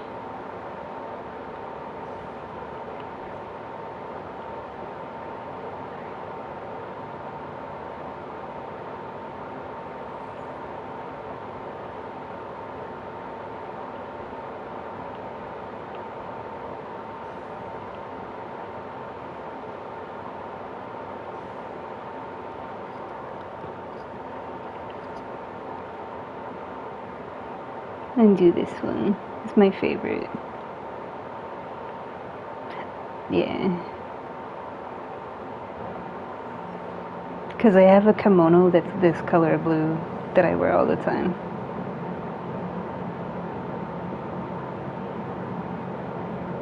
No, I don't. It's like the Kung Lao hat. That's what it reminds me of. Like the hat that Kung Lao uses. Like, yeah. Speaking of which, I want to see the new Mortal Kombat movie when it comes out. I'm excited. Basically, like my first check. Because for me, like once money goes into savings, I don't pull money out of it unless it's something like, yeah, like that way it's like you're saving, but it's still a treat to do. Mm-hmm.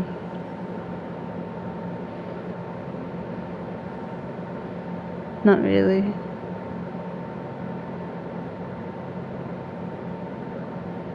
Mm-mm. I don't carry cash on me. In the city, are you kidding me? They're just asking for it. Yeah. I don't carry cash, and I don't carry, like, my wallet. It's not in my bag. So if somebody takes my bag, they're not gonna get my phone, and they're not gonna get my wallet. You basically just took my art supplies. mm-hmm. Yeah. And the way that my cards and stuff are set up is like, if you take my stuff, I can just go on the phone app and deactivate it. Because it has like active, inactive, and I can just select like inactive. So you're not getting anything from me. Mm-mm. I don't mess around with that. Mm-mm.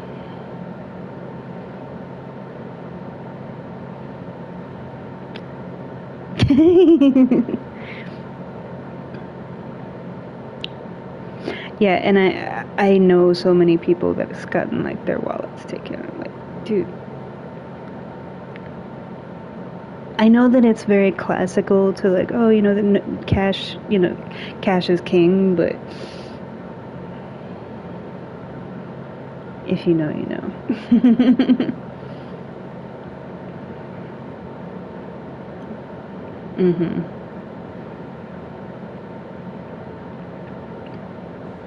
Exactly. Like it was so nice when I was in Japan. because you literally just have the phone app and you put the money on it, and you just, as you go to the train, and you get through the turnstile by using your phone. It scans it. You don't even need a little swipey card. You don't need all of that stuff. And it tells you your balance. Because when they got rid of the Metro cards, you used to be able to go to like the little machine and it would tell you your balance. Or at least when you would like run it through, as you run it through, it tells you your balance on the thing that you swipe it on. The new cards, when you swipe them, it lets you go, but you have to use the phone app to look up your balance instead of as you go. So if you're changing trains a lot, you basically have to keep your phone out. And so like if your phone battery is low and you're like traversing, you're gonna run into some struggles.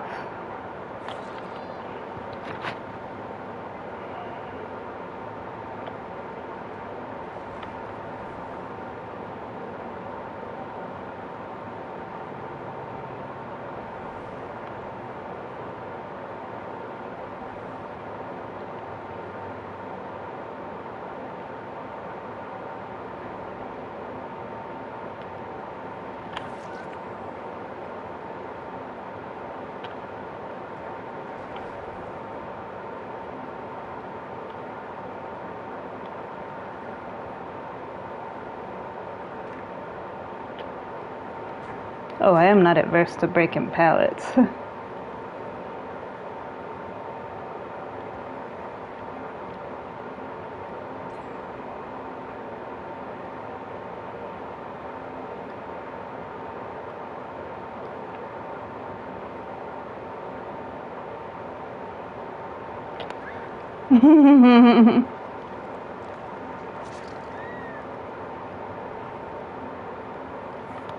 It didn't count. Wow, okay.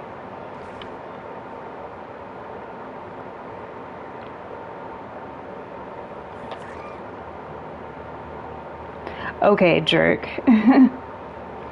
That was my cluster, but sure.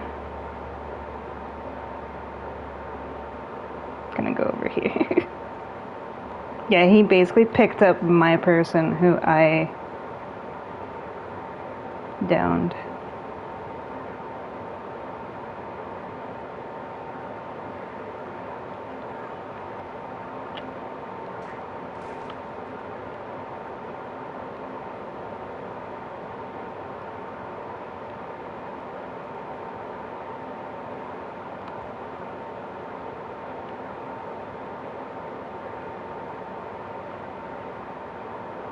Mm-hmm.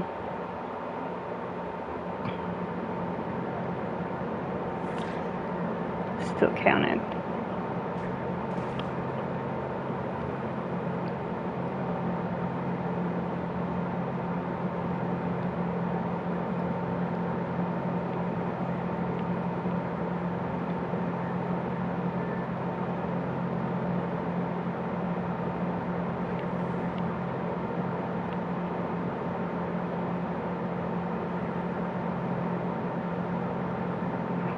Come on, Ada.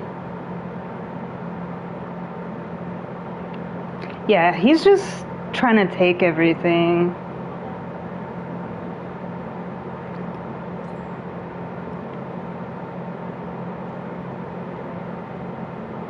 Mm-hmm.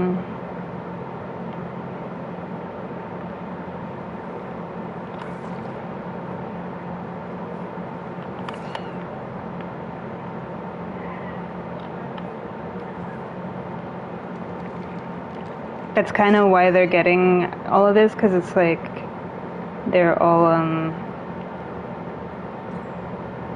yeah.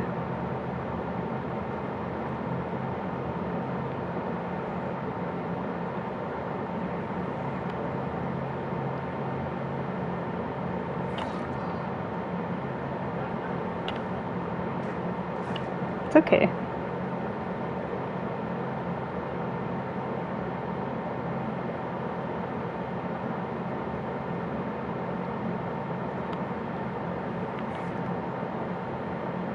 Sure.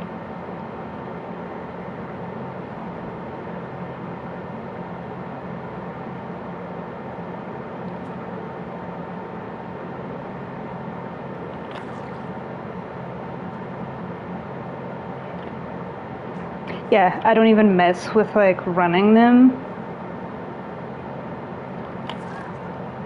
Like, for example, I don't mess with like even trying to run pallets with them. I just break it.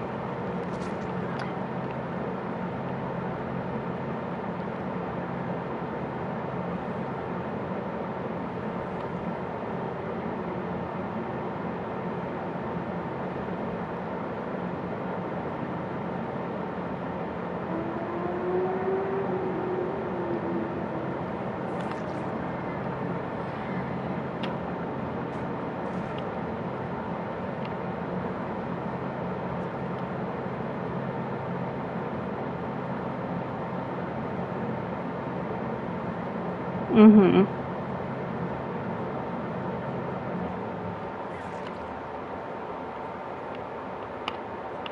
Yeah.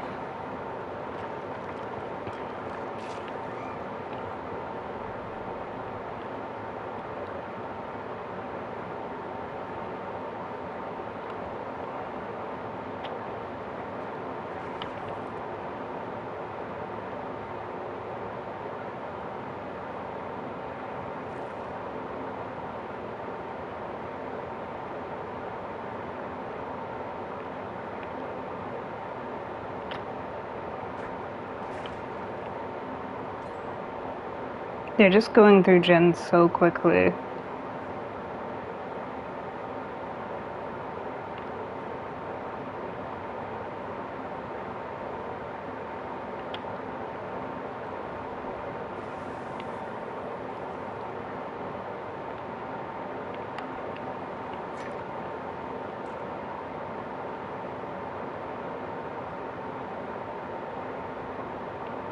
Mm-hmm.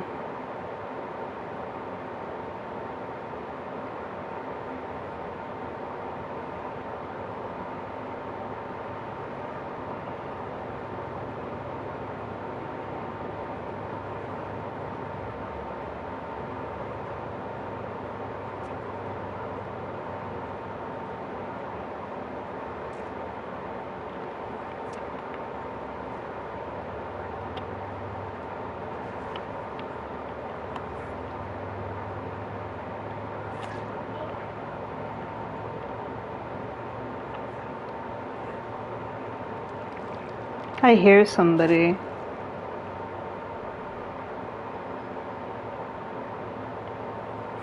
How the frick?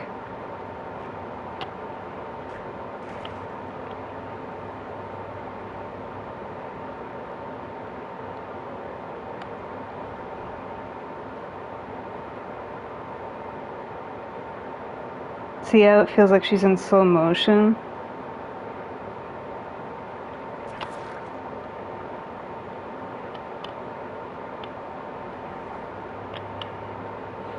Mm-hmm.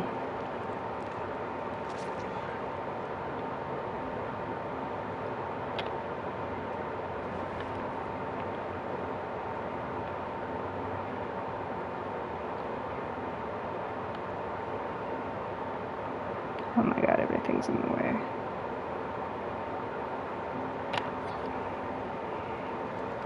Very good.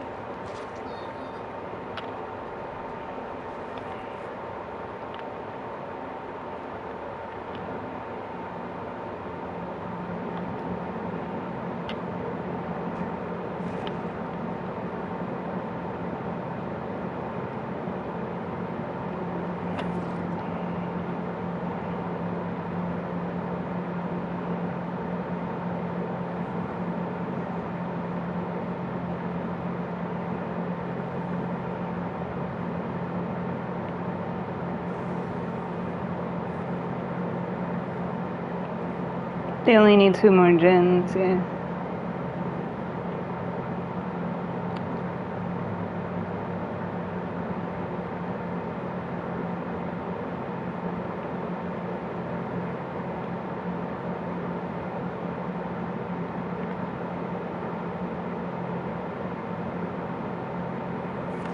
Mm-hmm. Not just a hat rack, my friend.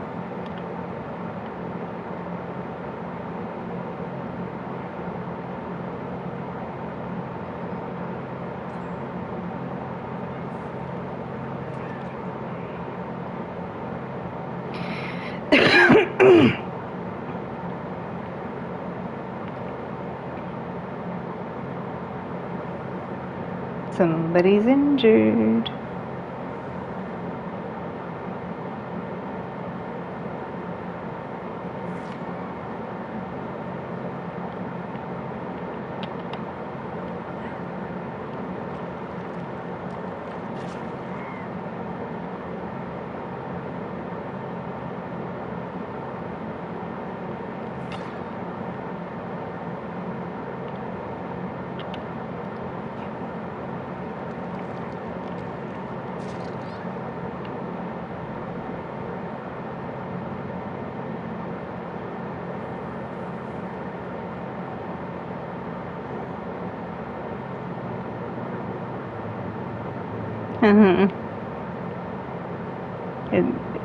It's all quiet now because they're waiting.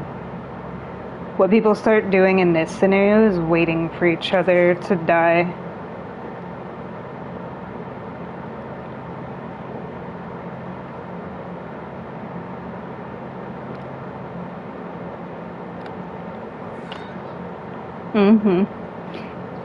I'm trying my best.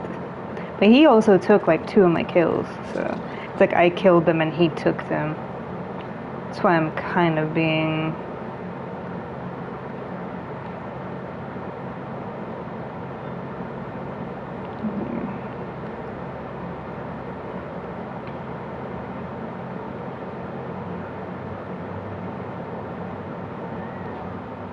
It's gonna be harder to find Steve and Feng because they're not injured.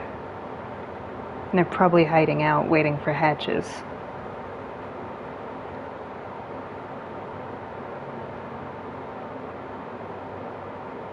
Yeah, he went straight into one.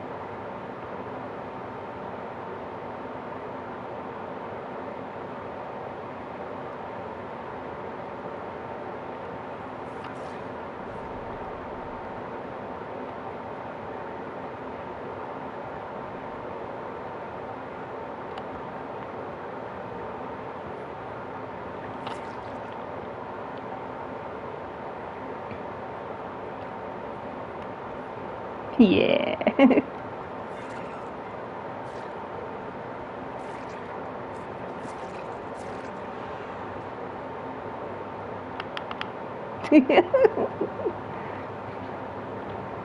Yeah, Steve's the only one that escaped. He just got lucky because he was like sitting right on top of it.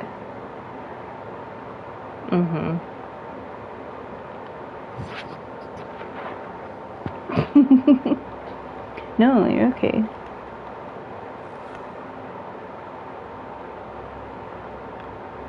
I like playing killer in 2v8 mode. It's just such a long wait time. Like a half an hour for one game just to wait for it is crazy.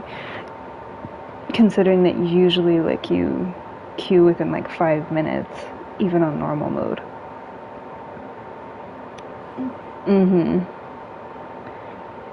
Yeah.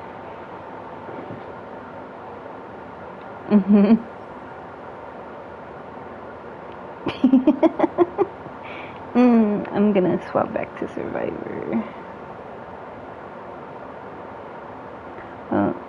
We can play. Because I want to get XP.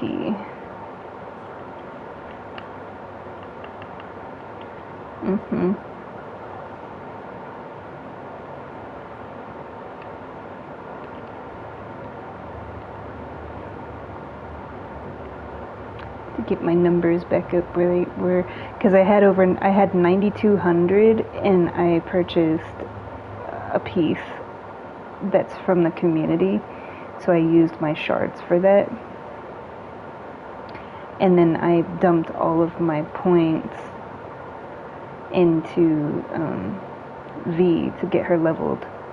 So she went from like 31 and now she's like 33.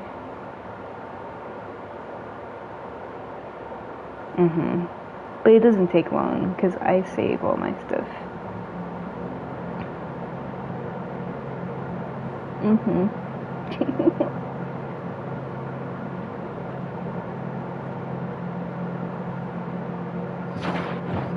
Yeah.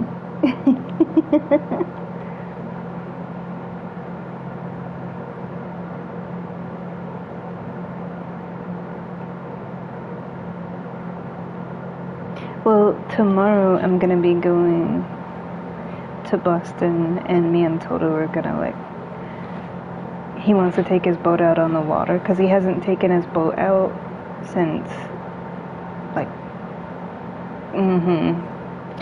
so he said that he's like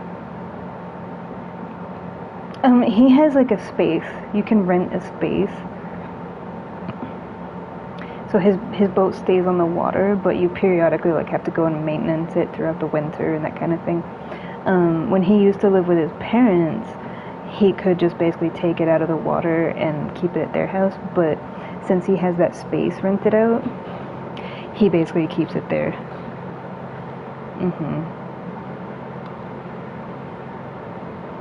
Imagine all to myself.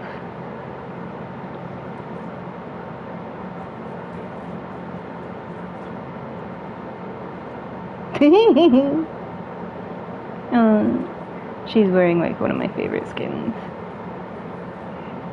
because it has the moth.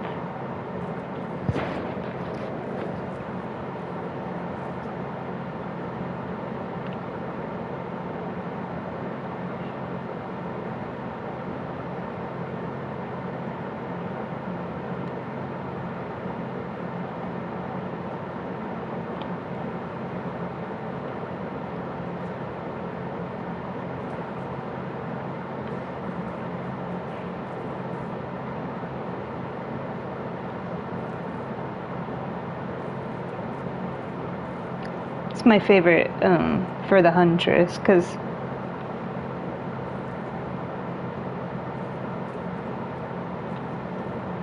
I like the lower tones of him humming.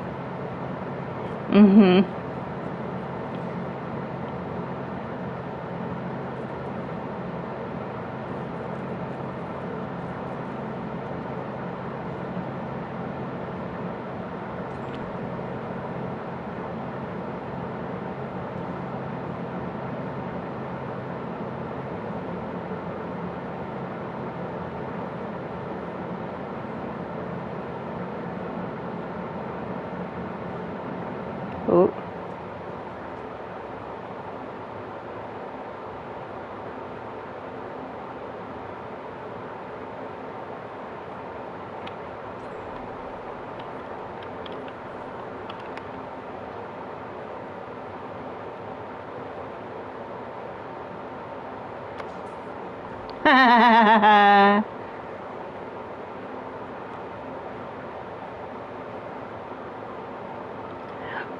That was a trapper, which means traps. I know, Captain Obvious, but I didn't know who the other killer was. So now I have to realign, and we need to be looking at the ground more.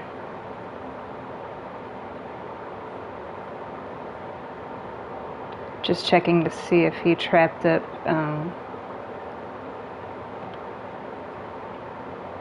Shaq.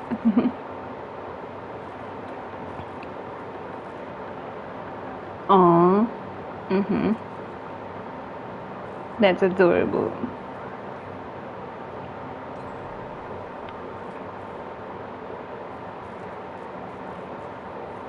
So it looks like he trapped Maine pretty well. More than anything.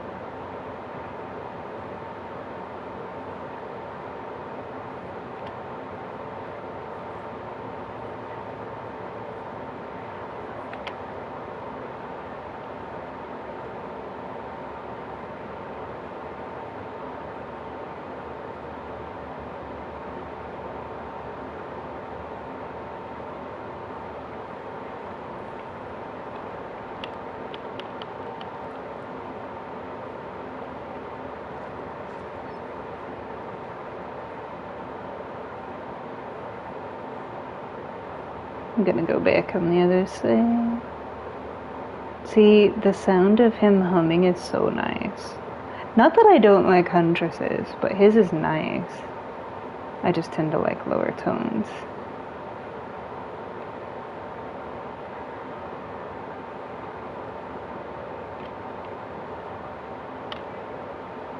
As soon as I get on a gin.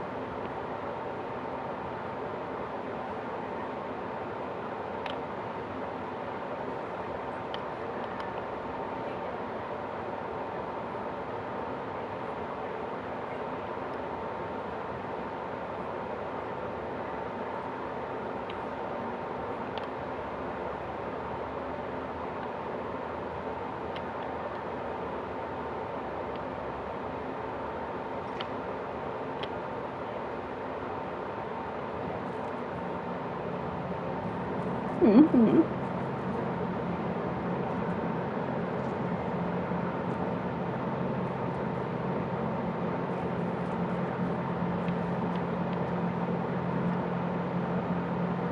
There's so much happening.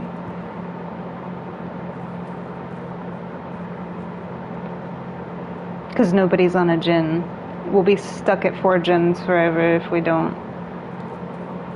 But from the looks of it, everybody's just gonna die.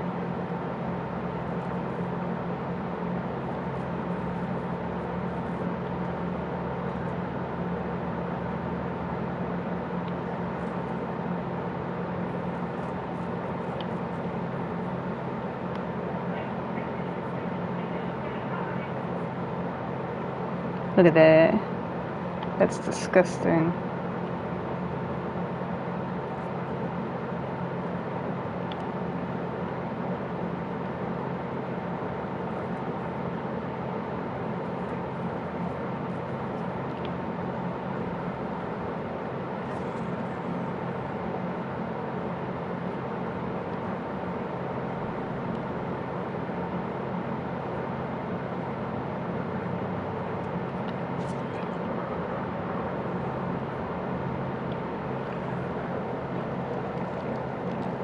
I almost had it done too.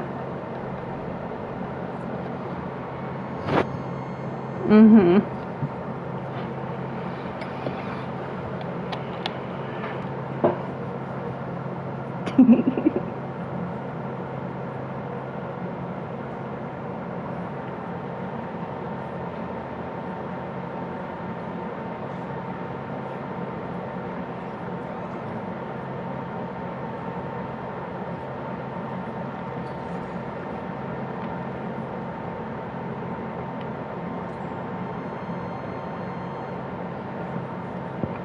Mm-hmm.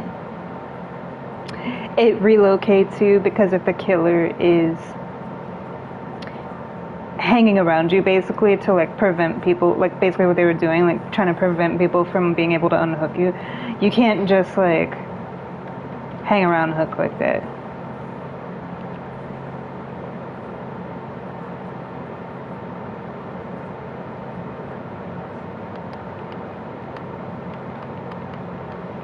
And then there were 3.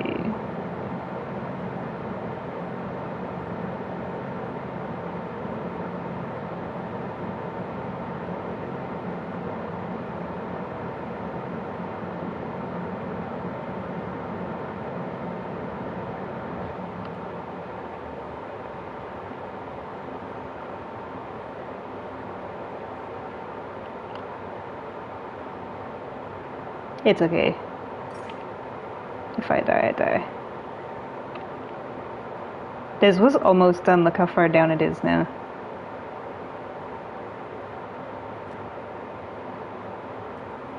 And we can't just wait each other out because we've all only been hooked once. It's like the top 3 players are left because none of us are dead on hook. I know it was going to be somewhere over there, so let's make our way.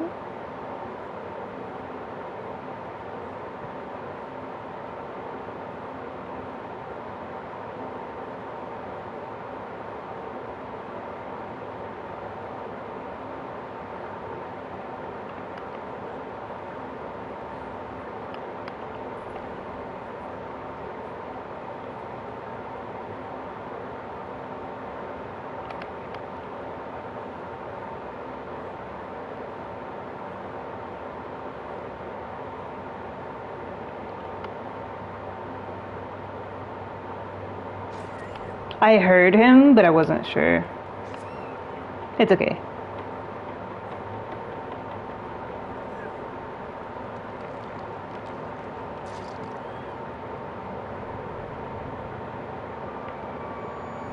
Yeah, I heard like the of his breathing. It just took too long.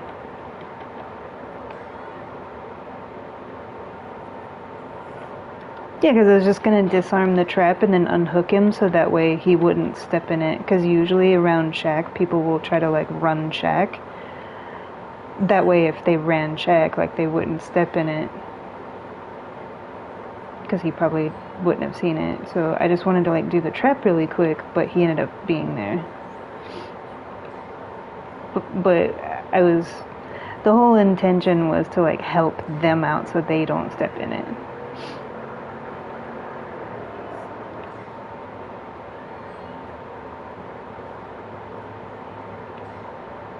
Mhm.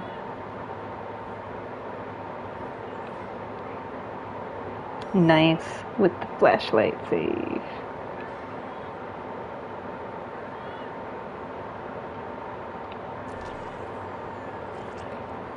If I had hit the one skill check, she would have gotten me. Yeah. Yeah, it wasn't because it ran out, it was because, like, I didn't click the skill check. Mhm. I'm usually really good with them, but every once in a while.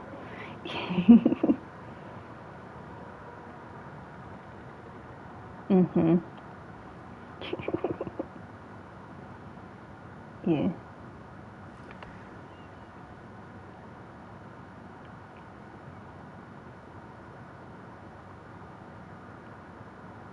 Are you gonna, like, turn it into, like, a stew, or are you just gonna... No, it's okay. You're not talking about it too much.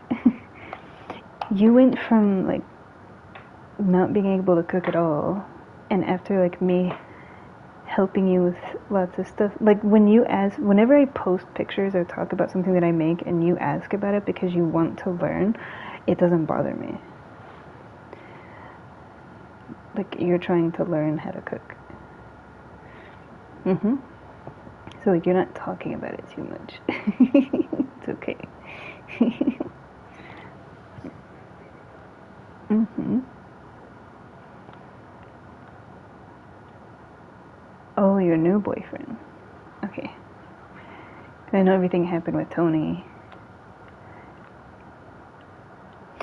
Okay, this from the person who literally has broken up with someone and started going out with somebody else the same day. So, yeah. I'm not surprised. Actually, most of the time, you usually find a new boyfriend within like a week. Yeah. That's not the same thing. I have a lot of people who want to date me, but I don't just go out with somebody just because they want to. Yeah. Mhm. Because for me, casual dating is not a thing. So, I don't do like hookups and dating like that. So it's like, yeah, I could date a different person and go out with somebody like the same day and do all that kind of. I just don't, because for me, I'm not interested in all that. Yeah, like when you told me like, oh, you could have a different boyfriend every day, and it's like, I don't want that. I'm not interested in that. Just because I can doesn't mean I want to, because that's not where my heart is. But you know, like for you, what you're doing, it's different. Mhm. Yeah, like you do casual dating, you do like relationships, but when the relationships don't work out, like you always find somebody like right away. I'm just very different.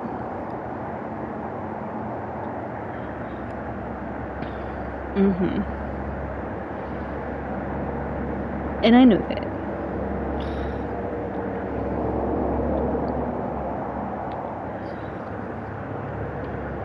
Yeah. I'm not old-fashioned.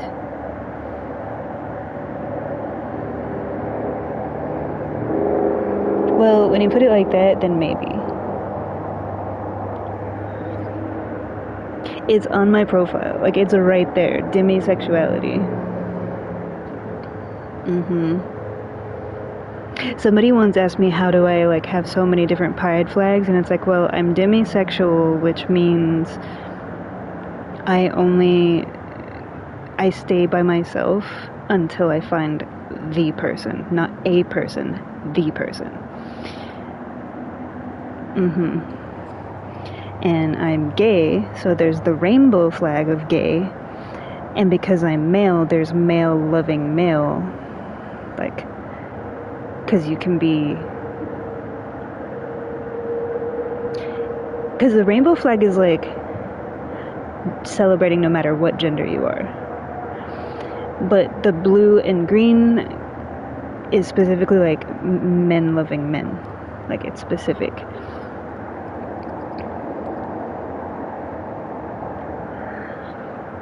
And the gender fluid is because, yes, I'm male, but I'm more androgynous in my style and way of being. Yeah. But I also don't really put myself in that kind of box of like, yeah. To me, it's just all about love.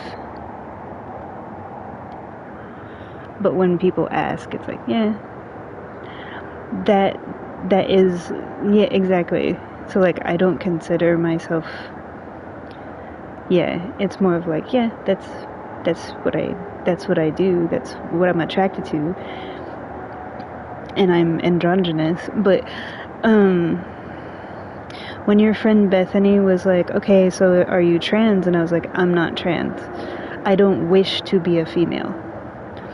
I accept that I was born a male because that's how I was created. I'm not going to have surgery to change things like that. Yeah, I'm not trying to change what I was born as. I was born what I am for a reason.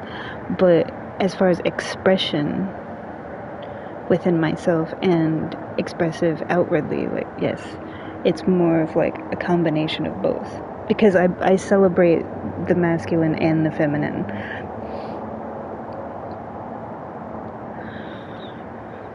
Yeah, but I'm not out here trying to be a woman, because I'm not. I just believe that there's no box, like, you wear what you want to wear. It doesn't matter what it is, you know, like, okay, it's a skirt, so what, you know, like, I like to be feminine sometimes, but I don't even look at it as being feminine. Yeah. Like when I'm dressed all Lolita and stuff like that, it's just clothes. But I celebrate and respect both because, yeah, they're equal in their beauty.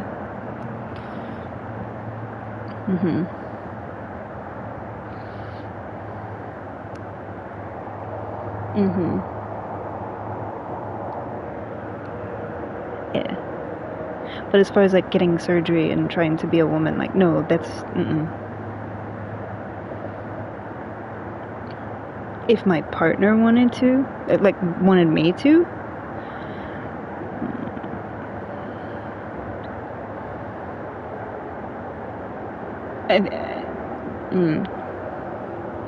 that kind of goes back to the whole thing of like accepting you for who you are as you are in the moment, like now.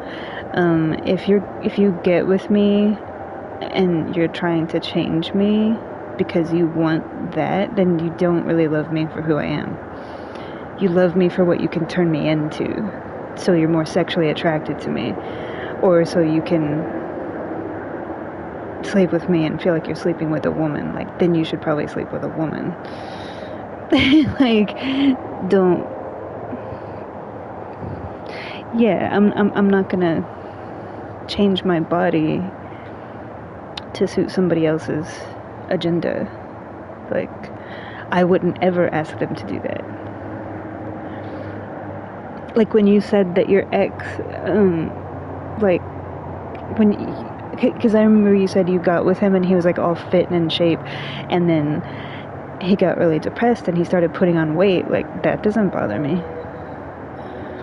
I don't care if you're 500 pounds. I don't care if you're small like me and you're like 80 pounds. Like, it doesn't matter. When you love the person, like, it doesn't matter because their heart is the same no matter what. And for me, it's like, I'd rather be there to support them through all of that than to, like, judge them because, oh, you got fat. Well, they're still a person, and they're still the person that I love. Yeah, if they go bald, if they get gray hair, wrinkles, like, imagine the concept that they're a human being. Crazy ideas. Yeah. It's like, so what if they get hit by a car and now they're quadriplegic? You're gonna get rid of them? What if they get burned in a house fire? You're gonna get rid of, like, no.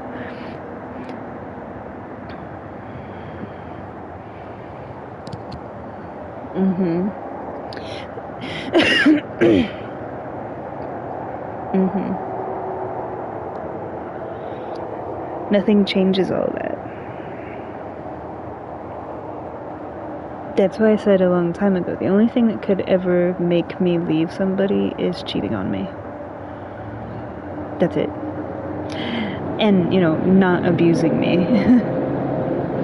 But even with, like, abuse, it's like you can work through that, I believe. Because usually abuse comes from, like, something else, and they're taking it out on you. You know what I mean? Like, there's something else going on there. And I'd rather be there for them to support that together, But infidelity, no. No. That's my only deal breaker. And I don't ask that's the only thing that I would ever ask of my partner is to be faithful. And I don't ever ask something of someone that I can't give myself. So it's like you have that peace of mind of knowing, like, beyond the shadow of a doubt, that would just never happen.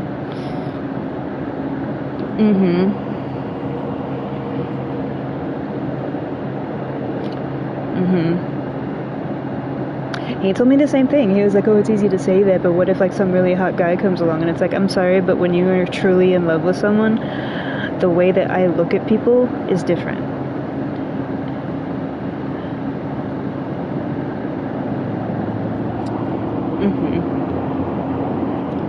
It's like I see them for who they are, and I respect and appreciate them, but I don't look at them in that way.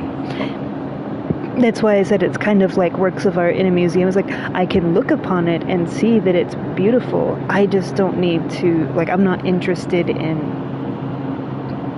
yeah.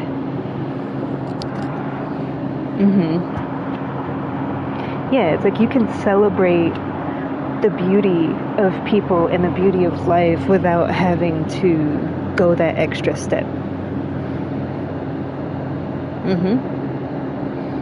Yeah.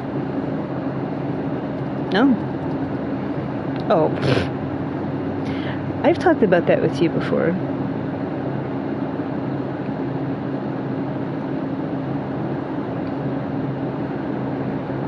Yeah. See, that wouldn't even happen with me. Like, you want to look at my phone? Here you go.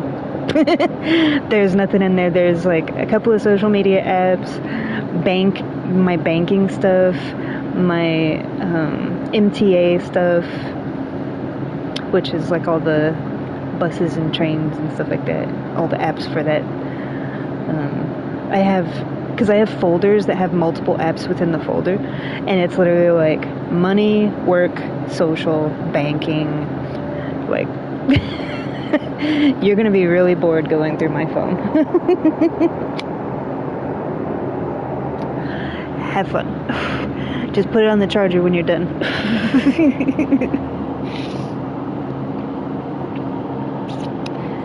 Yeah. Because I do take pictures of random things, so it's my pictures are basically like silly stuff that I see around town, and like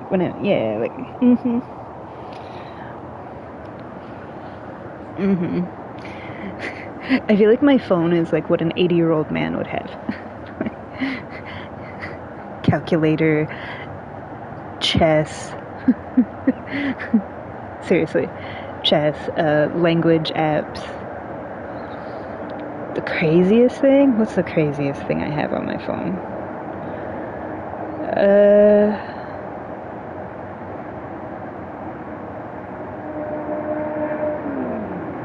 I would have to say that, like the games, because I don't have games on my phone. It's like a language learning app and then an app for playing chess and Sudoku. So, ooh, getting crazy over here. Yeah. Well, my phone's inside, so I can't physically look at it, but I'm trying to think. That's pretty much it. And then, of course, the stuff that's like pre-installed on your phone. Yeah.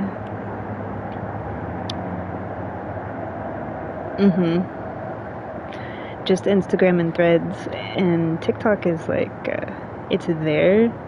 Because like I told you the other day, like I use it to see like when people stream sometimes. That's about it. Twitch too, for streaming. Like Spotify, YouTube. Yeah, like the media stuff. I have a folder and it's like Netflix, Spotify, YouTube, that kind of stuff. But yeah, I don't have anything weird. I don't use dating apps. I don't take weird pictures. I mean, I do take weird pictures, but not of people. Yeah, it's like the flower growing up through the cement at an angle with the shadow work, you know? Like,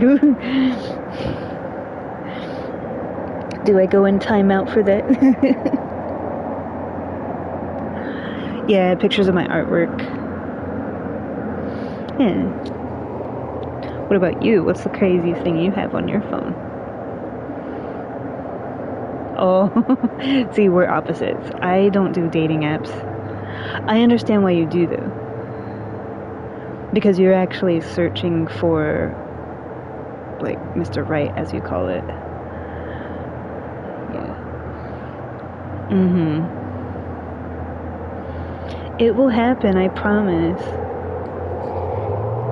You will get married and have a child, I promise. It will happen when it's meant to happen.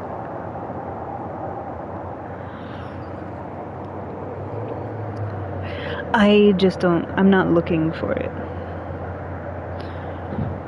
Yeah. Me, like, not dating is not because, I'm afraid to date or I'm antisocial. Like, it's a choice of when it's meant to be, it's meant to be, and it will happen in its own time, you know.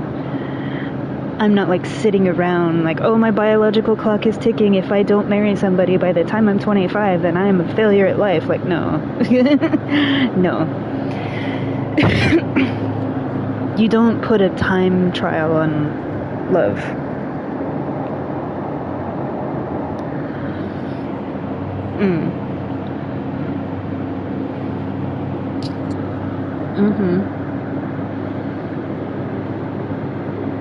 So yeah, that when he asked you to do that, it wouldn't have bothered me.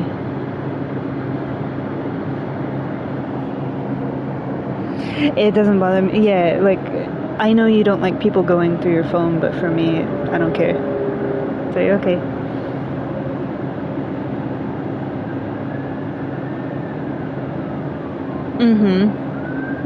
Yeah, I've had people do that. Like, I'm showing them a picture and then they start going through all my pictures. Like, there's nothing in there that they can't see, so... Just more of my silly pictures.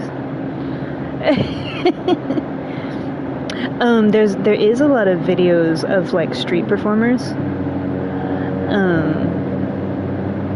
Just because I think it's beautiful. Like, sometimes there'll be like somebody playing the saxophone. Like there was a guy playing the saxophone on the steps of the Met Museum, and I videoed him for a little bit. Because usually if I take video, it's because like I want to show my mom. Because my mom doesn't really, she lives in Queens, but she doesn't really come in the city much unless she's hanging out with me. So she likes stuff like that. Like street performers and things like that. So I always take videos so I can show her.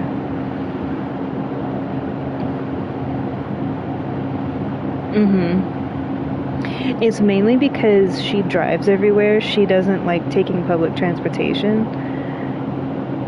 But the problem with that is she's comfortable driving around her area, but in the city she's like, it's a bitch to park and find parking, and I feel like I'm gonna get lost. So like that's why usually I go get her and then we go.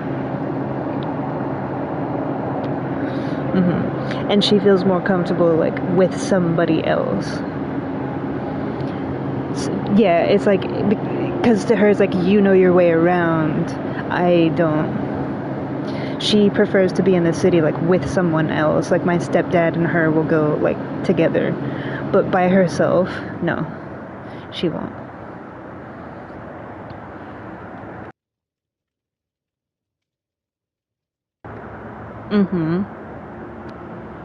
Yeah, that makes sense. I don't know. I don't care. It's the same way at my house. Like anytime you come over, it's like make yourself at home, and I mean that in like every possible way. I just like, yeah. Mhm. Mhm. You will.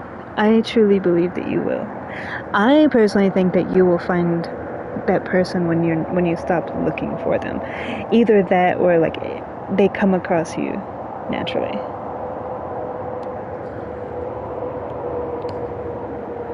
But that's also from my perspective of letting things happen naturally and not forcing things. Because I understand where you're coming from. Of like you're already like 37, you'll be 38 in August, and I know that you're worried about not being able to have children past a certain age. I do understand that aspect of it, but it will happen.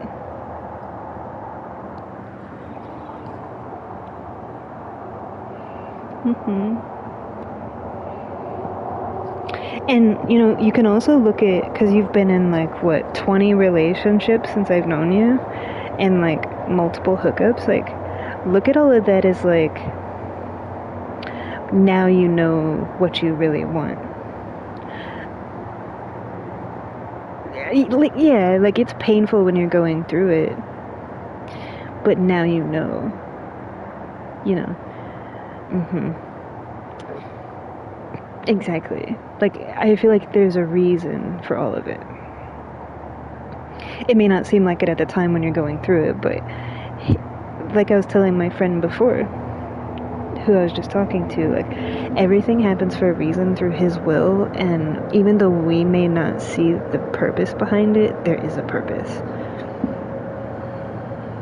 Because he knows you and he knows your heart, so he knows like what you would have to go through in order to truly see and know what you want, so that way when you come across it you can recognize it. Whereas for you specifically, if you hadn't, you wouldn't recognize it, because you'd be in a different mindset. So everything happens for a reason.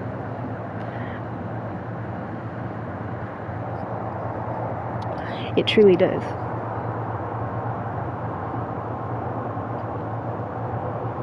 Because you're different now than you were 20 years ago. 20 years ago, or 5 years ago, or even last month, you're looking at it through a different lens. So each experience is bringing you closer. Even if the experience is like making you stagnant, or even pushing you backwards, you're being pushed backwards for a reason. It means you're being pushed backwards, so there's something you need to see. There's something you may have missed that's going to redirect you and realign you with the path that you need to be on. It's kind of like, like I always say, like if things keep repeating themselves, it's because there's something that you're missing. There's something that he is trying to show to you that you are missing. And it's like until you get it right, basically, it will keep happening.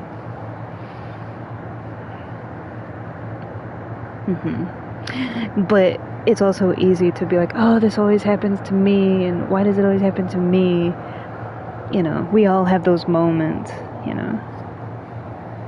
But at the end of the day, like, there's a reason for it. He's trying to teach you or show you something.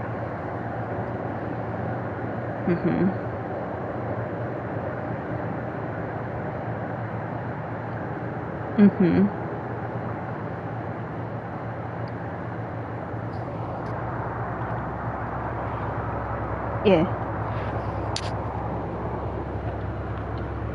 It all has a purpose. I'm gonna go to the bathroom. You should check your roast. It's been a minute. Make sure it's still roasting. I'll be right back.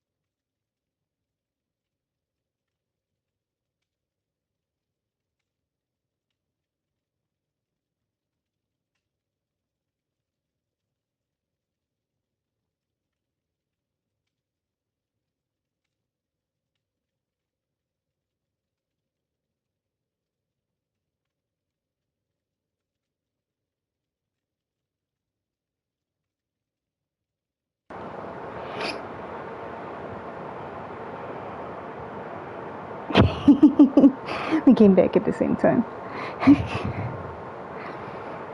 No, I heard you like, mm-hmm.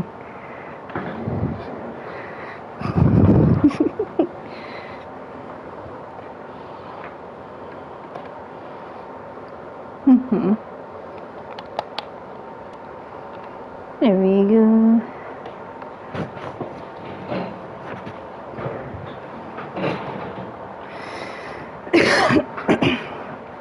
Mm-hmm. I believe in you. Everything will be okay. Yakusoku.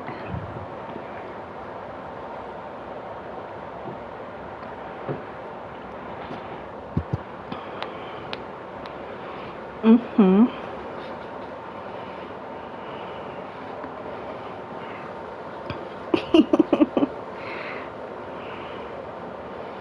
It will all be okay.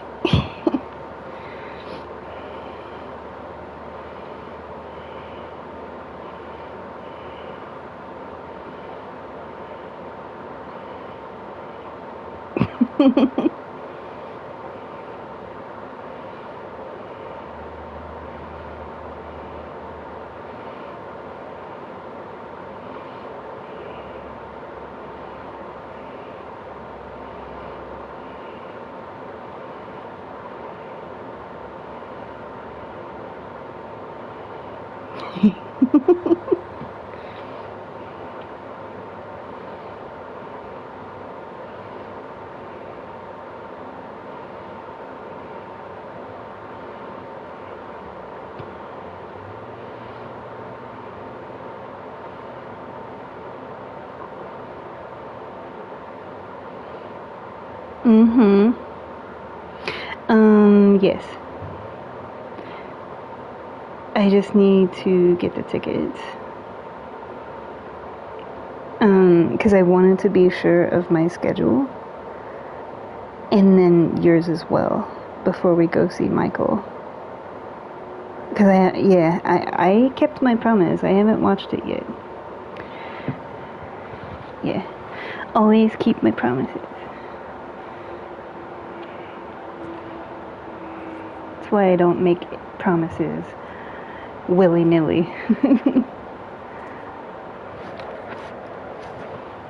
Mm-hmm.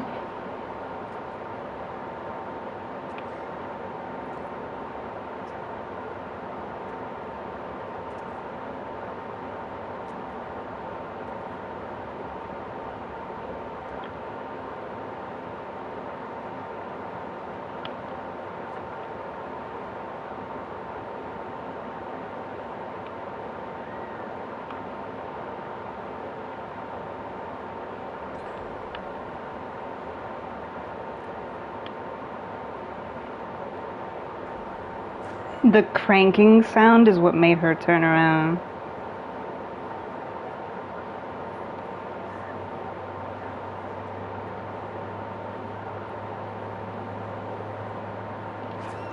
Yeah.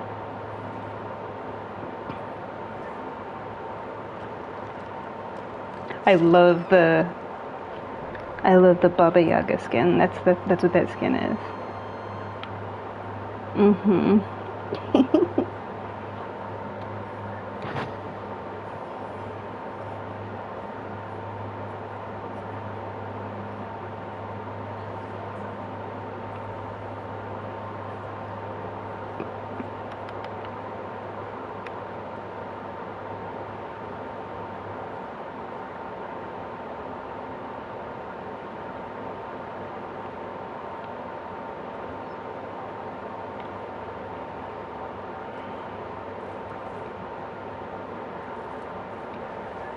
No. I'm sorry.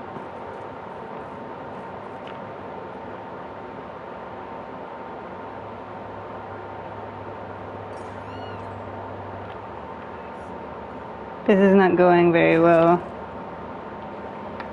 I was too busy looking behind me.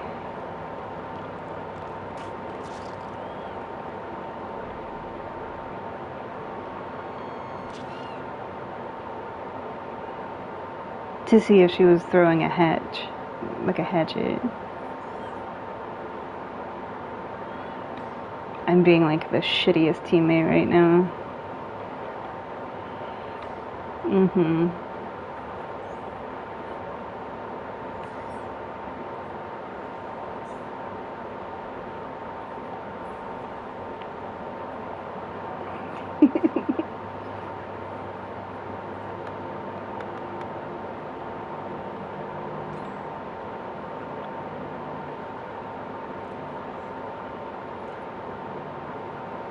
It was like the hay was making sounds.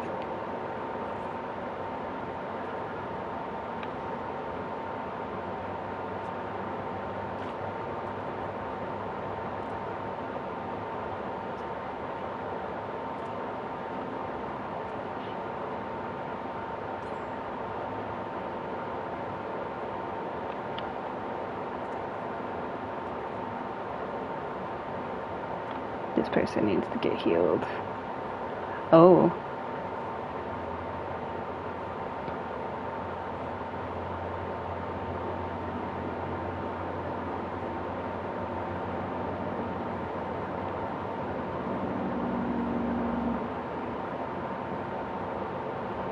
Just kind of seeing if I can see any traps anywhere.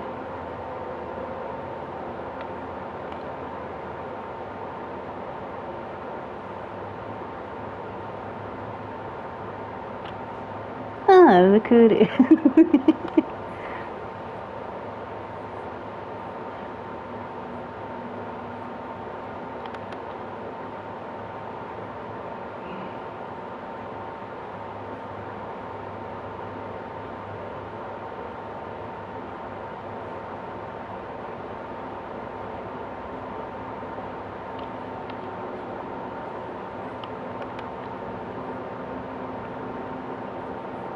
Oh no.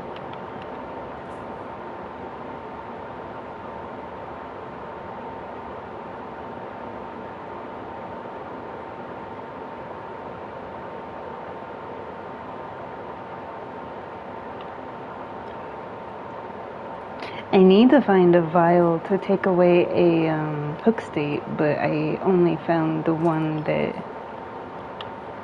is basically like to heal with, but not to take away a hook state.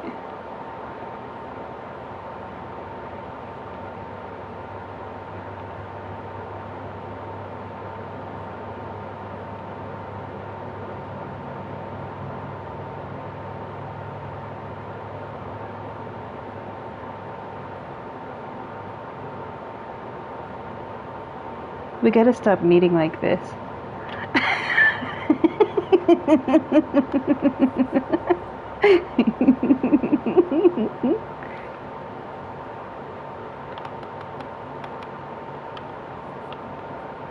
Oh, okay.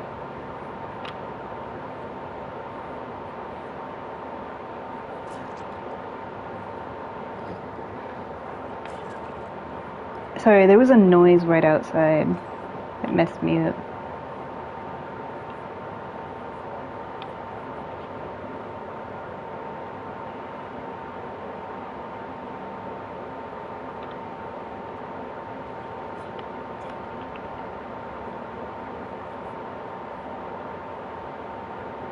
Oh no.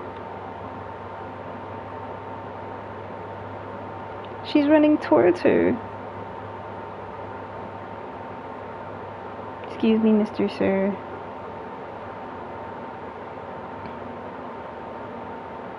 Hello.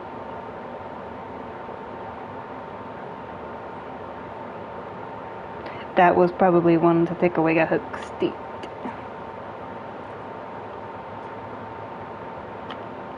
Wait.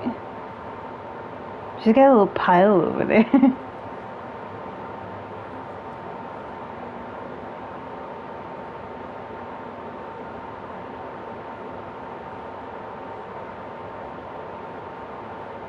I'm just trying to stay on top of my job, which is healing people. As much as I want to do gens, they're getting hooked left and right, and I myself got hooked multiple times, like in one spot, so.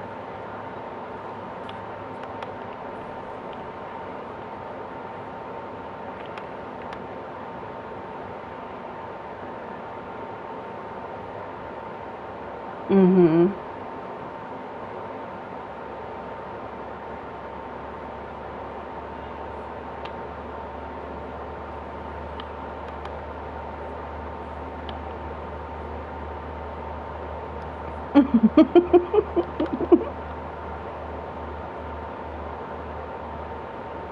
Oh, they're being chased.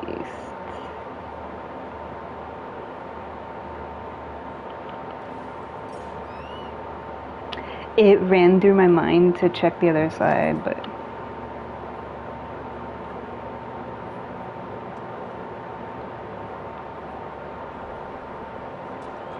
yeah, it's okay. Them cheeks, though. Yeah, that's the skin that everybody wants me to get.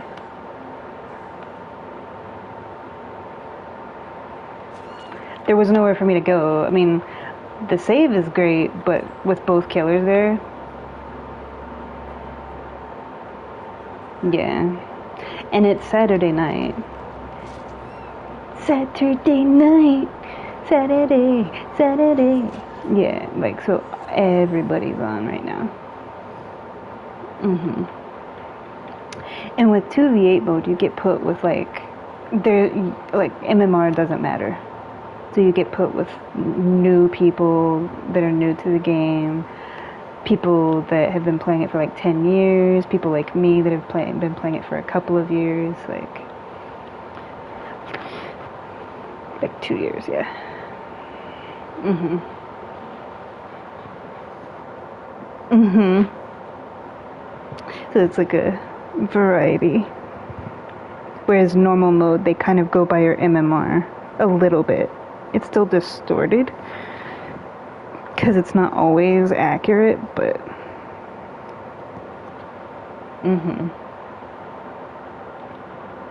it'd be funny if we were all Nick Cage. I've had matches with 2v8 mode where everybody was the same person. It was fun. Oh, look at it.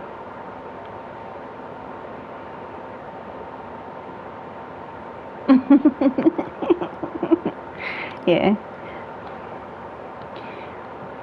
It was my own fault because I looked behind because I knew that the Huntress was coming. And I was so busy looking behind, but she veered off to go towards somebody else and I stepped in the trap. Just like I knew to look on the other side of that pallet and I still, like, my finger clicked. It was like my brain said to look on the other side of the pallet, but my finger had already clicked the button. So this is literally just user error of, well, it was my turn to wear the dunce cap for that match. Because they weren't like cheating or being sweaty, it was purely just me being stupid. Exactly. Mhm. Mhm. Exactly. Yep.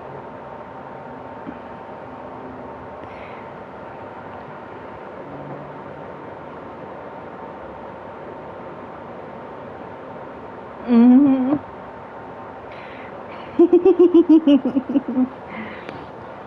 I'm curious.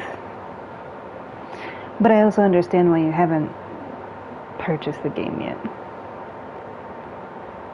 Because you're doing it the way that I do it. It's like if I'm paying on something, all my money goes to that until it's paid.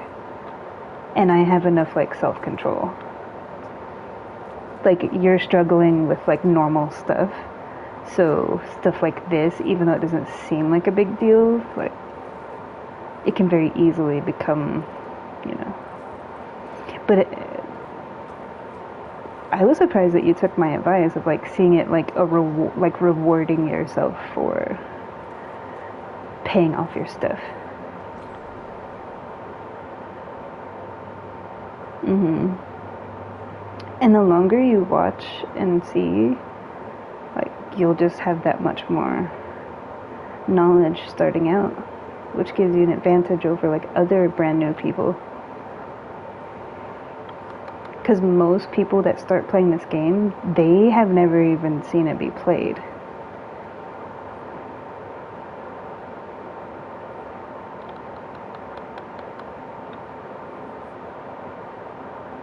I am here to heal. I am here to make your pain go away. There we go. There we go.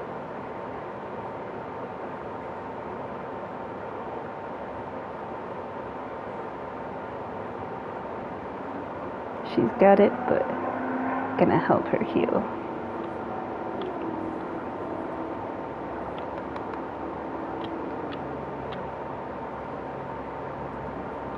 We have to do some middle gens, because if we don't, yes. See, you're learning. If you only do the gens in the middle, then you're stuck on the outside. And if you only do the gens on the outside, you're stuck in the middle. So.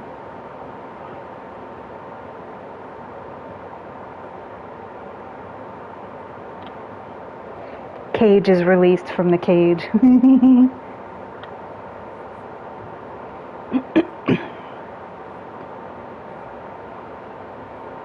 Oh, a ghost face.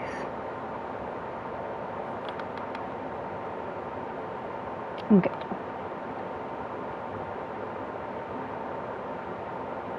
I just happened to see that.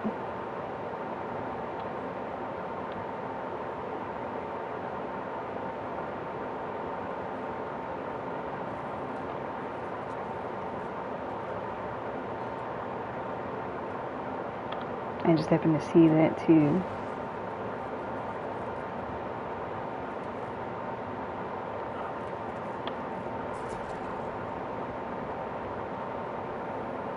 Come on, Mr. Sir.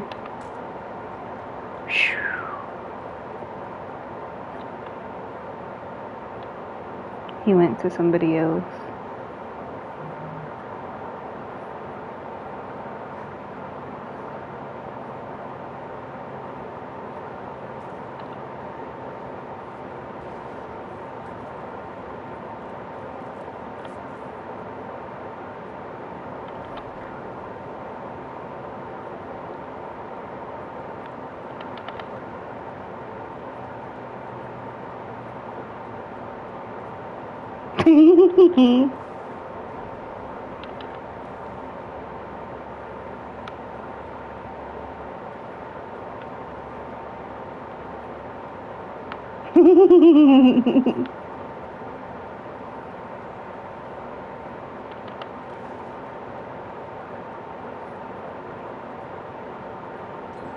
He'll catch me, but it was enough to distract.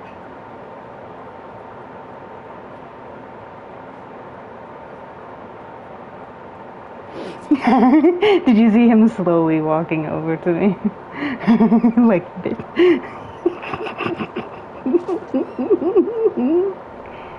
It was enough for them to get the gens done though.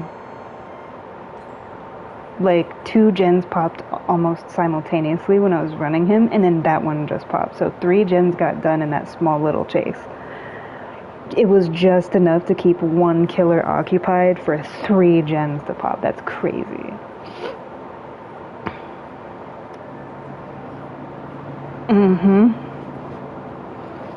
Because in this mode, everything happens quickly.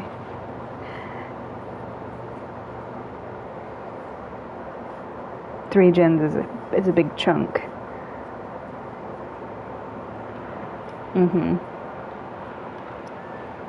Oh, we're gonna have a pile.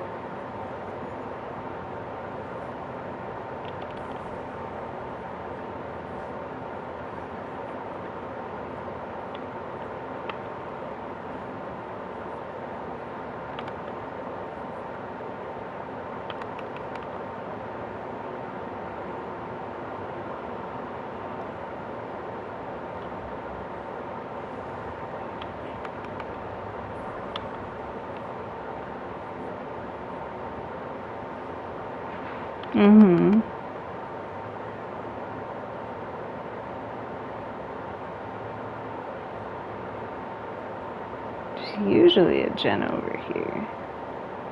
Usually. It's behind. The placement is different this time around, so.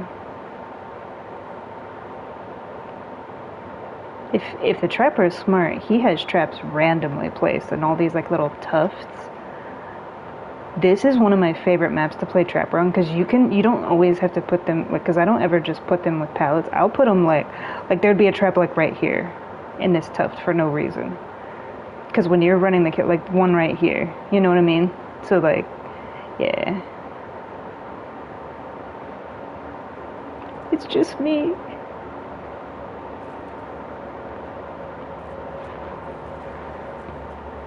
Dude.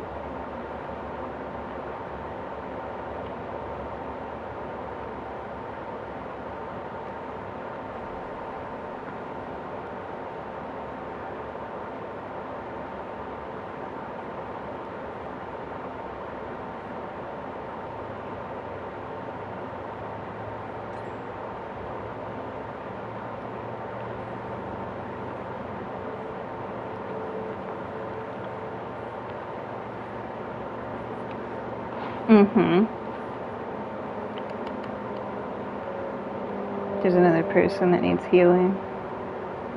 I'm trying to heal as much as I can.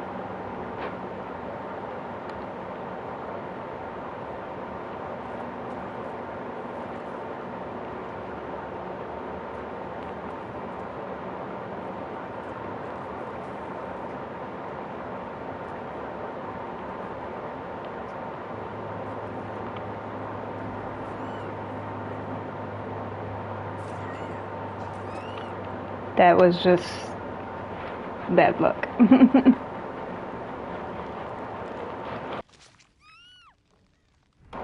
Mm-hmm. And I got put in the corner. There's nobody here. The only thing that might work in my favor is if somebody wants to do a gate that's way over there, away from everything, and they happen to see me. But at the rate this is going, I doubt it. Because there's only one injured person left. And they're on gate right now.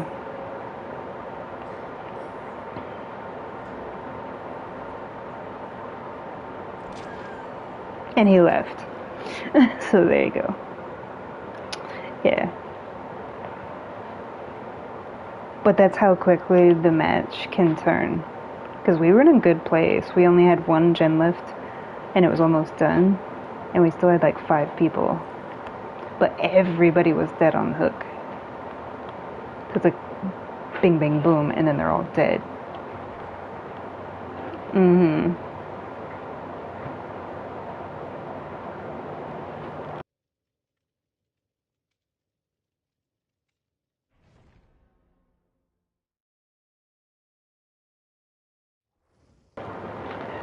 Mm-hmm.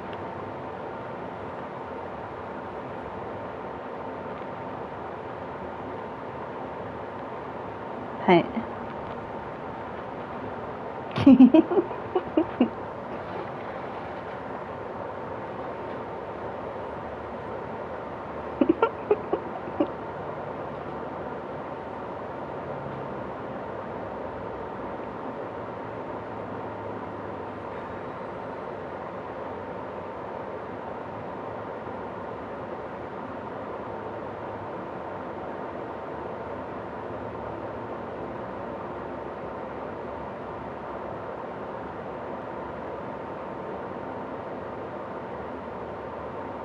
Mm-hmm.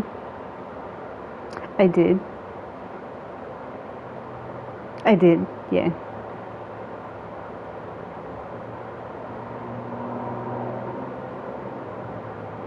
Um, I saw basically like a little bit of it because before I started streaming today, I had like an hour. Well, it was more like 2 hours because I got released this morning. And mid-morning, I saw some of the parade before I, yeah. Mm-hmm.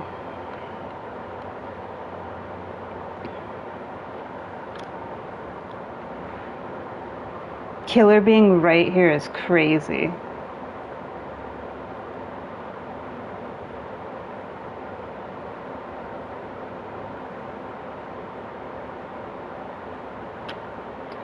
As soon as we spawned, that's crazy.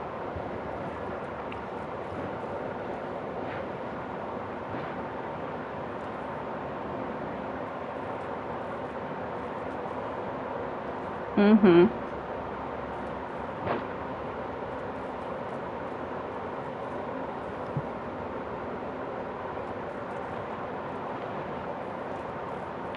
Look at him zoom.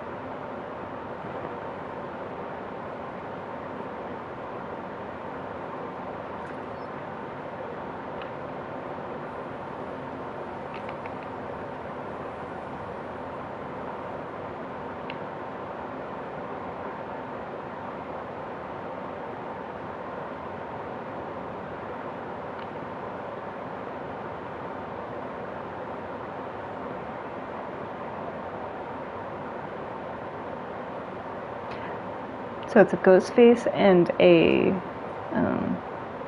whiskers.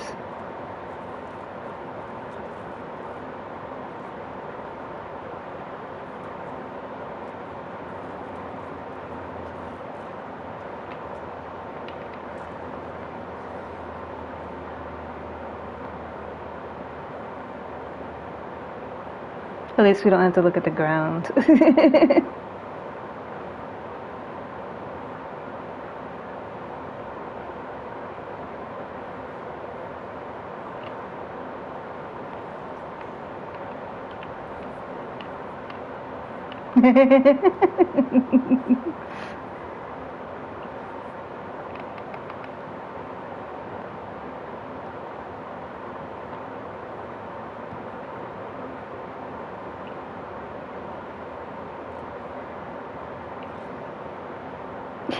Yeah.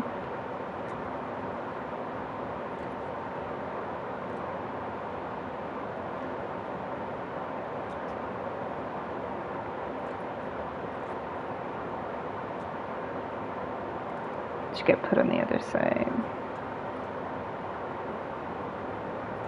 They're doing pretty crazily considering we're still at 7. So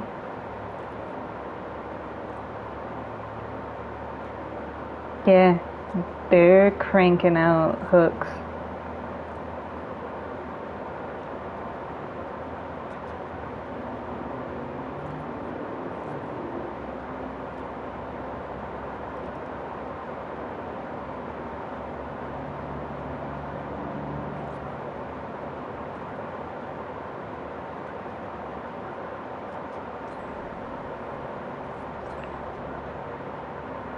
I may not make it to him.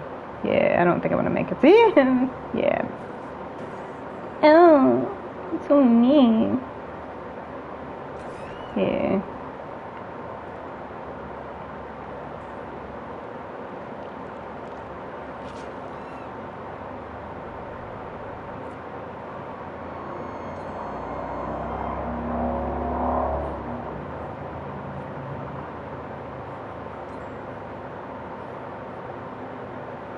I would have made it to him, but he happened to come over there right at that time. Mm-hmm.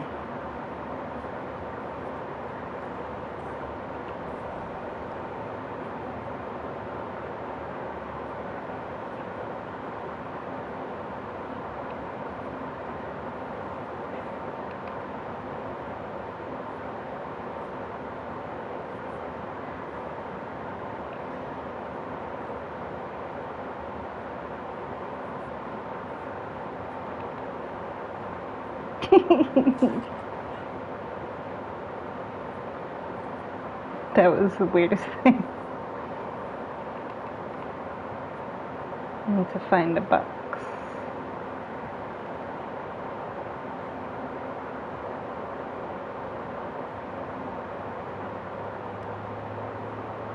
Mm-hmm. Because it turns orange faster in this mode. Once it turns orange, it downs you. So you pretty much have to be on top of like finding a spray can pretty quickly.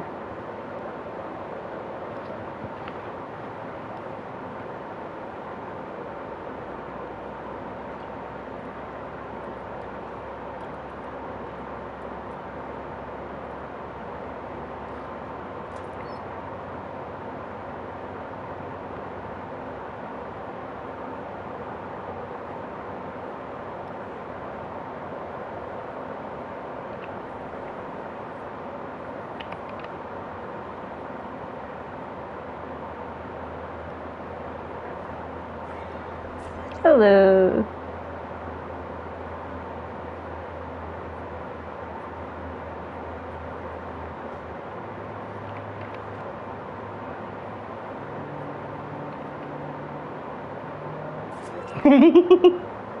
You won't see me.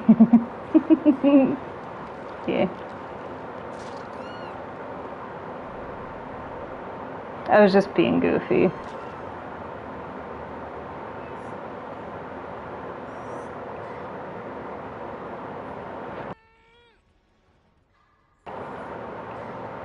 Mm-hmm.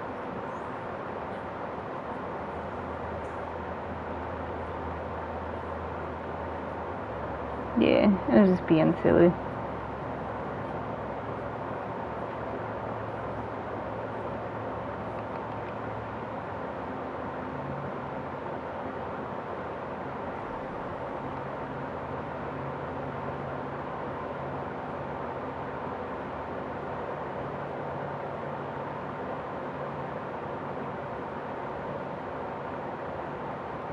He was kind of camping him, I see. Almost to the point where he can move somewhere else.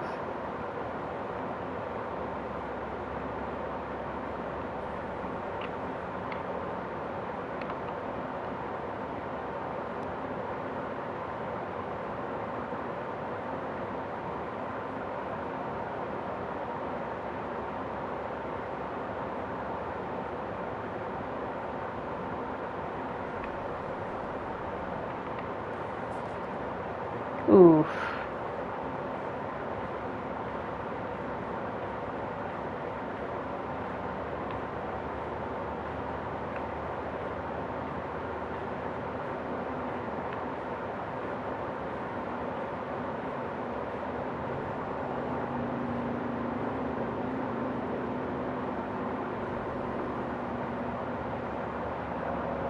Around the wreck.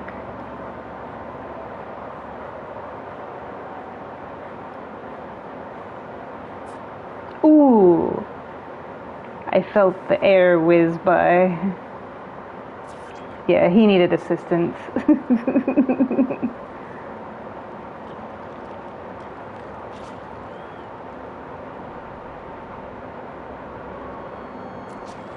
He was struggling.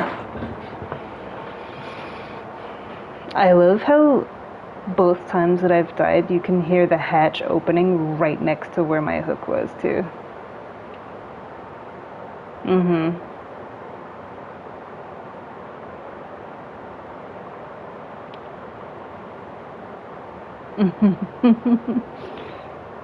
Yeah.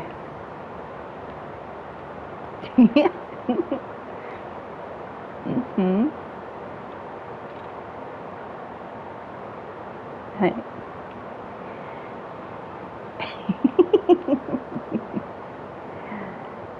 Hi, hi, hi, hi, hi. I don't know. Mm. Mm, mm, mm, mm, mm, mm.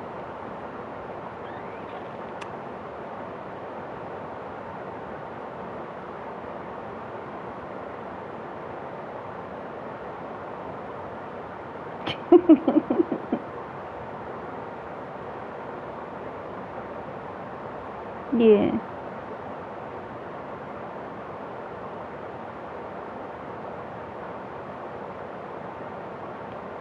Mm-hmm.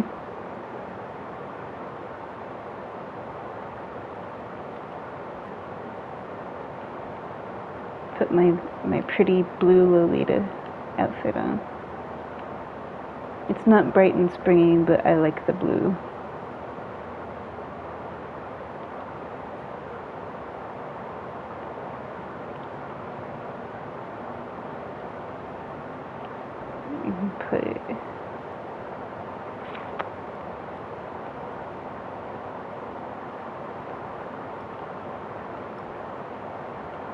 Mm-hmm. It's so my style. I literally have clothes exactly like that. I can make this outfit and I don't really have to buy anything except for like obviously like the lace across the corset is like a darker blue and then the blight goo that's on her. No, but I have a dark blue plaid Lolita skirt exactly like that. I even have like stockings that are like that, all shredded out because I've made them look like that. Because you basically can wear, because they make them like that, but I took two pairs and like you wear two pairs and then you just make the holes all willy nilly and stuff. hmm And I've had boots like that for years because I did like Laura Croft cosplay. I've done so many cosplays. hmm And I have so many corset tops.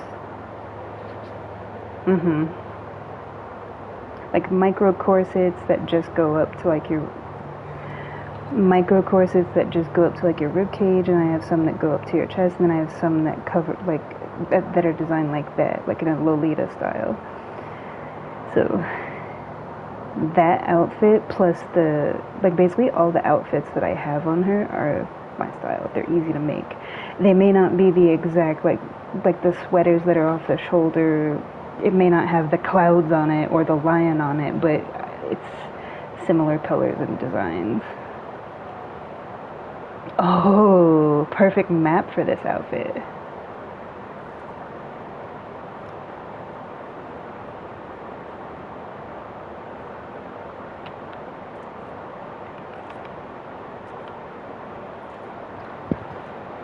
Because it's all blue and cold and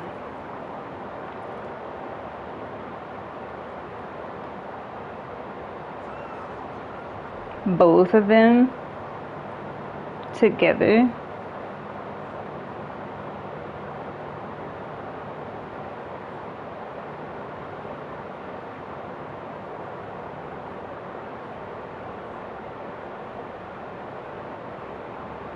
Get the middle one done as soon as possible.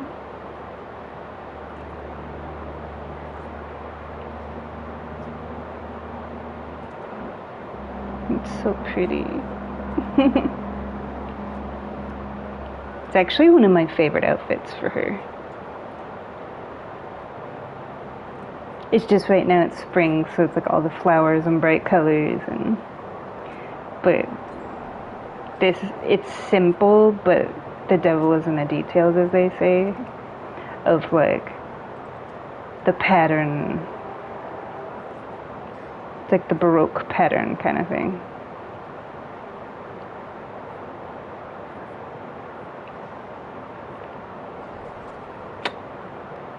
Bro, I just wanted to heal him, man. I didn't know he was being chased.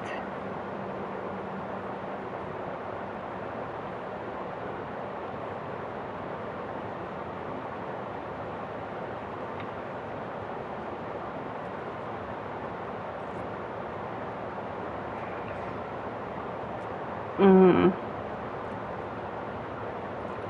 He's like right here.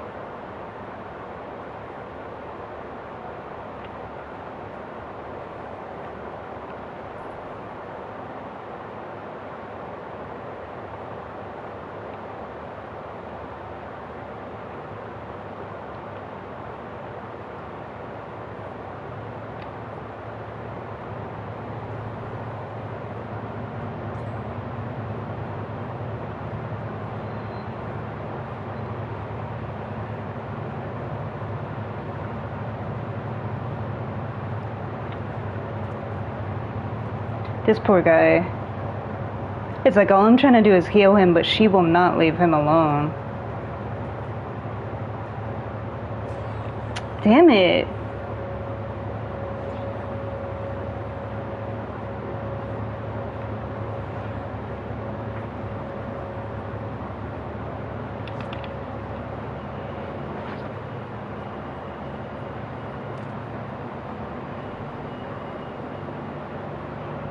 Mm-hmm. Oh, I'm screwed, yeah. Mm-hmm.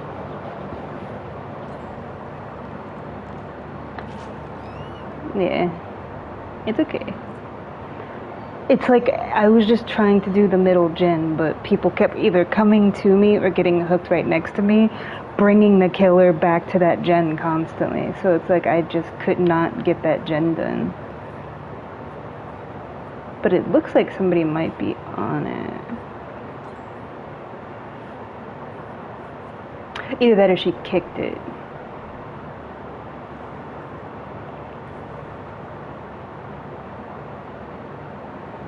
Mm-hmm.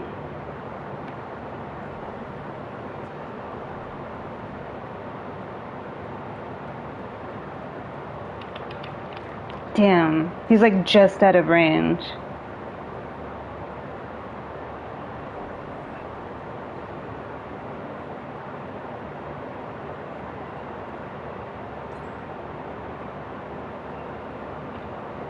Oh, they did get it done. Nice. I hear somebody.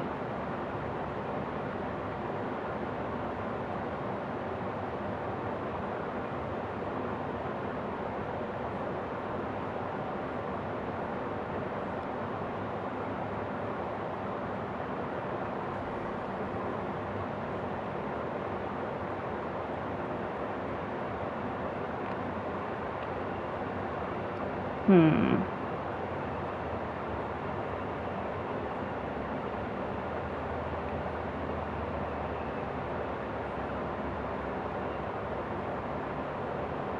Mm-hmm.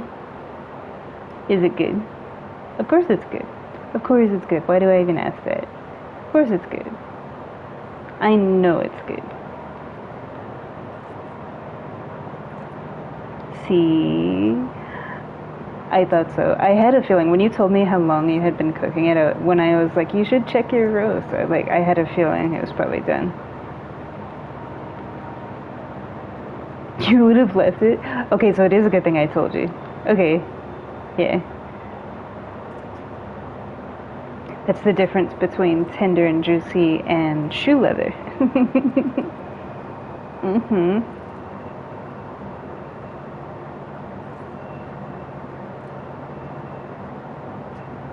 Hey. Yeah, and it's not because you were doing it wrong. It would have just been in for too long, and then that would have dried it out.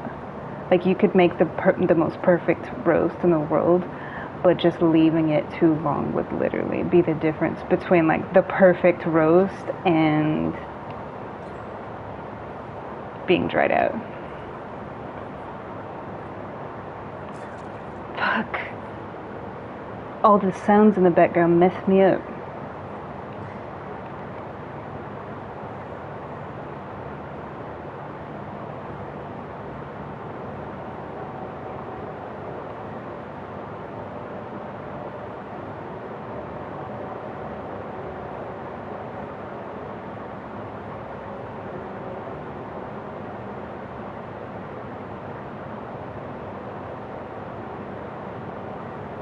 We all had the same idea.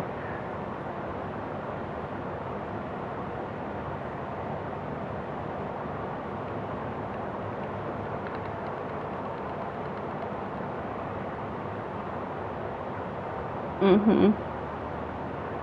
I dress like that on a Tuesday, so I just don't dress like that at work.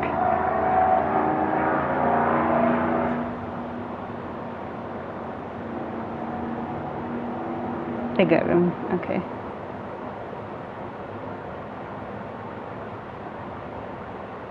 Mm-hmm. I think that gate's open.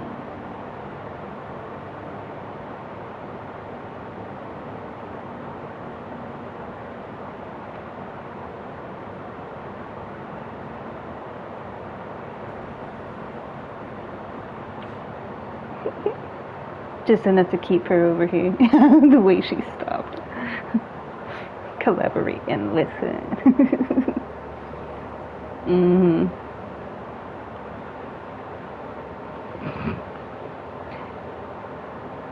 And it's even funnier because she had like the icy eyes and we were on the winter map.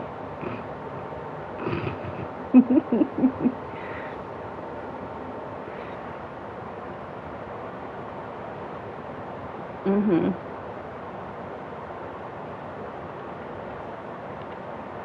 Yeah. But yeah, that's like I said, you could make the perfect roast, but literally like just taking it out too late will change it. So, mhm. You could do everything right and then keep it in for too long and it will just like dry it out. But what I do is like, my mom one time made a roast and it was too dry.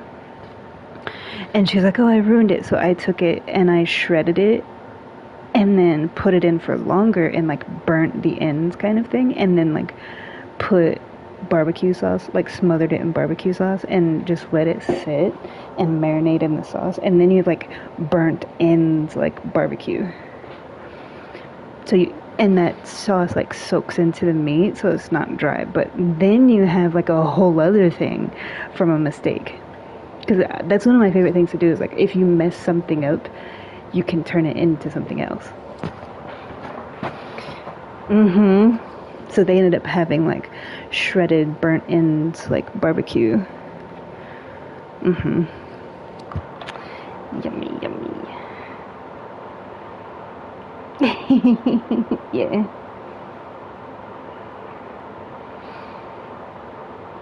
Mm-hmm.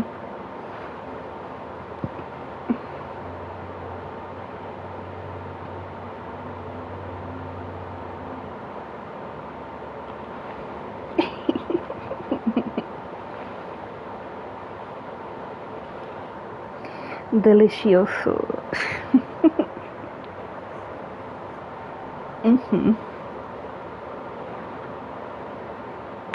But yeah, I only saw a little bit of like the Japanese parade and stuff. One of my friends who lives in Chi-Town, which that's not Chicago here, that's Chinatown in New York. um, they told me that it was a good thing that I only saw it like mid-morning because apparently like it started raining a little bit.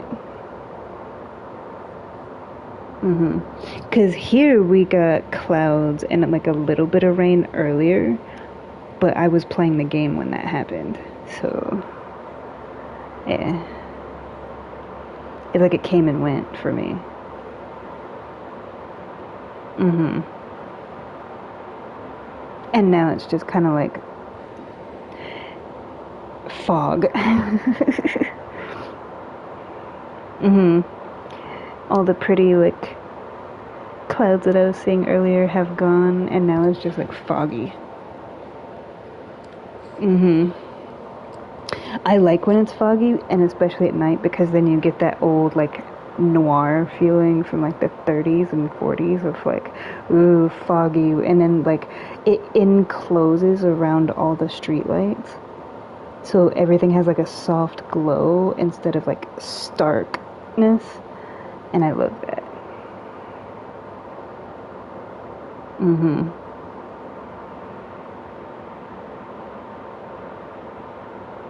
Yeah.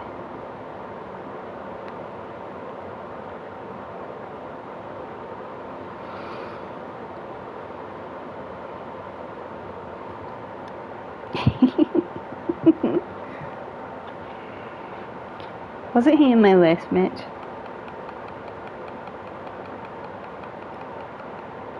Okay. Already? Okay.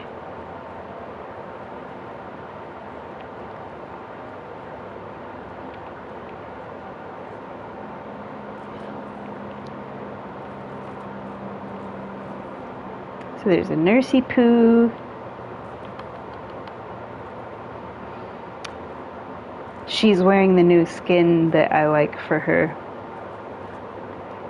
It's so pretty.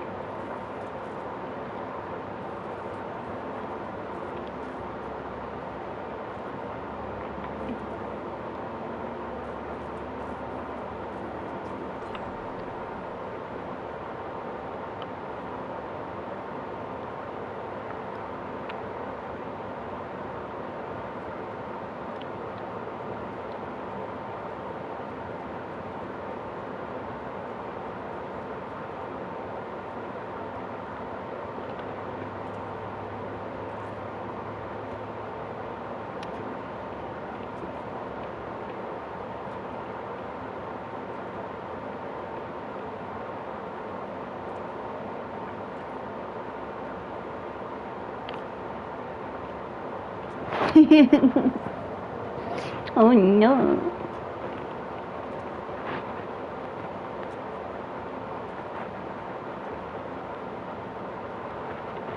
She might. She might. Yeah.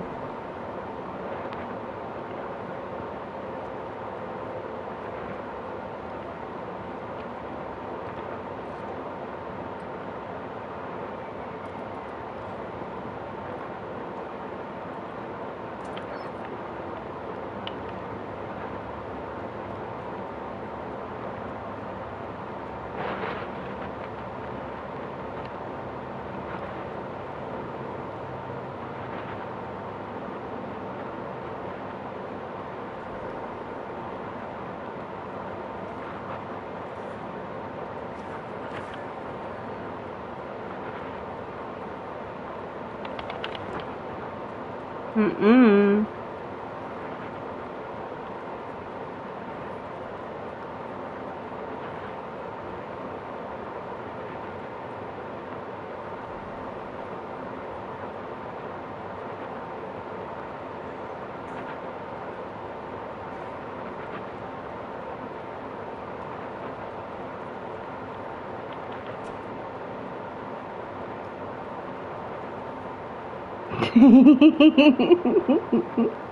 I'm very stubborn.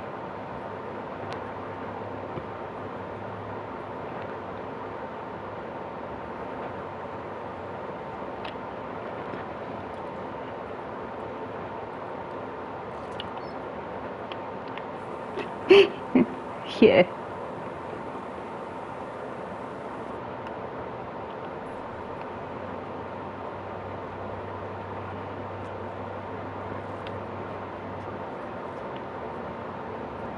I gotta do the gen. Do the frickin' gen. I just want to help everybody. But we're still at 6 gens, which is crazy.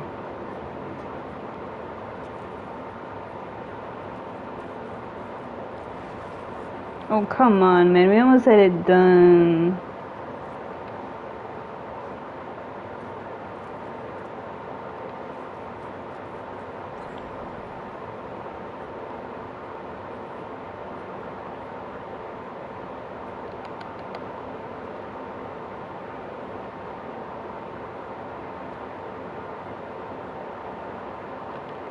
Nope. That person needs healing.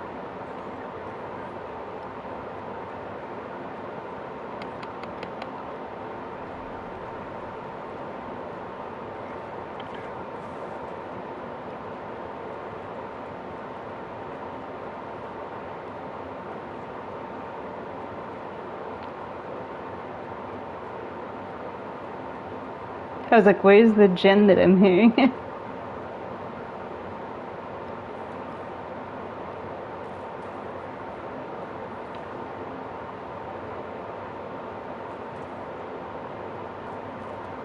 They're keeping him busy.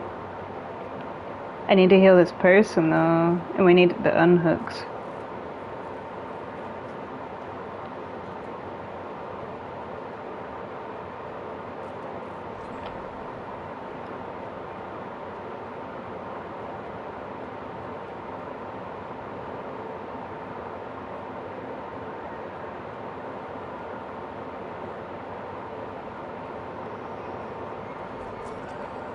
I'll trade.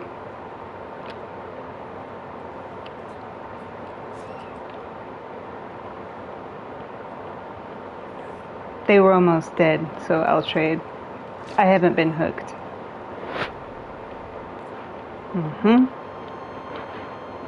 Taking it for the team.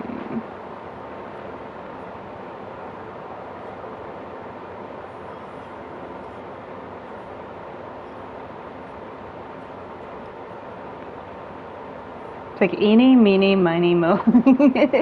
You could tell with the hesitation, like they were trying to make a decision.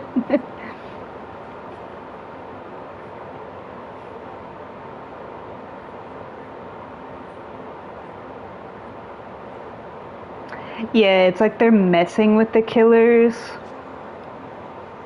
So they're too busy messing with them, and they're not really going for unhooks. So it's like one person has to try to do all the unhooks. Mm-hmm.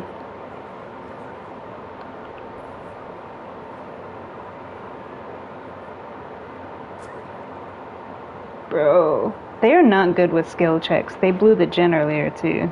Thank you. Let me get this right here.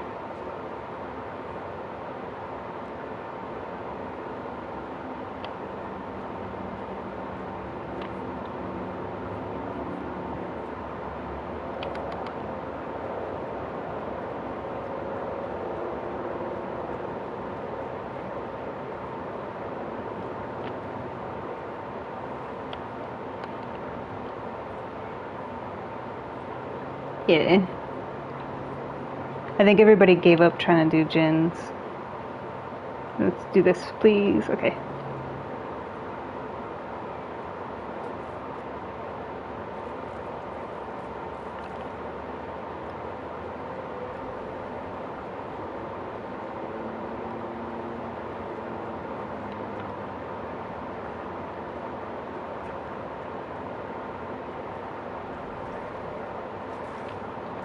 What the heck, man? I'm not the one over there showboating. Just kill me. Like, they were there doing the most, and I got caught for it.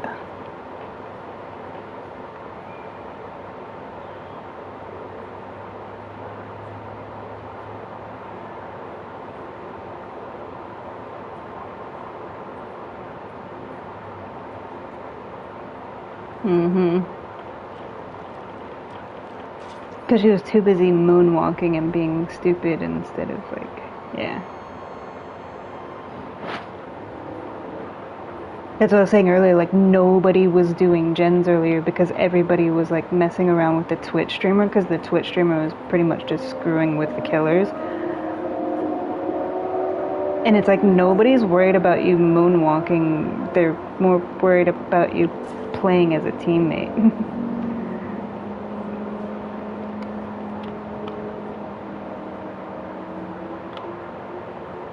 Mm-hmm.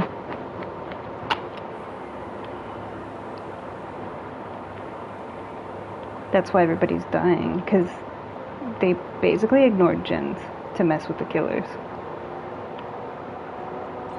And here they come again.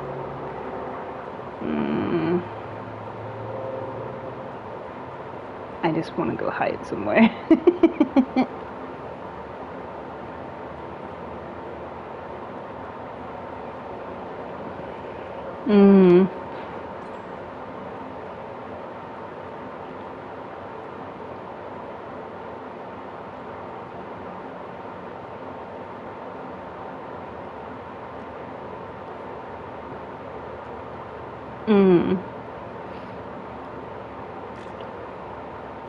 Yeah, because they were, like, when I say messing with the killer, I mean they were, like, taunting the killers.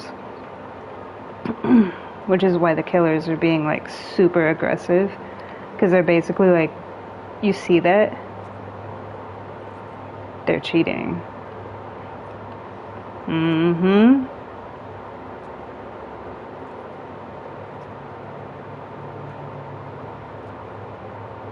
The Ada.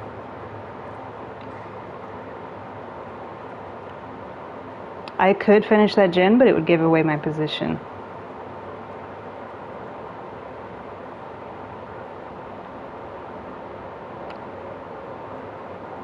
Well, never mind, because he knows where I am anyway.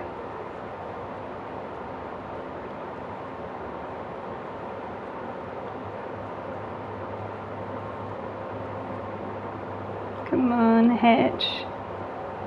Be good to me.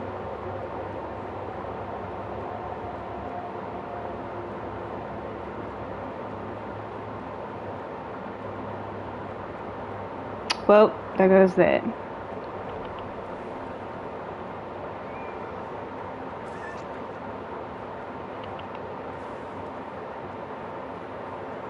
I'm dead.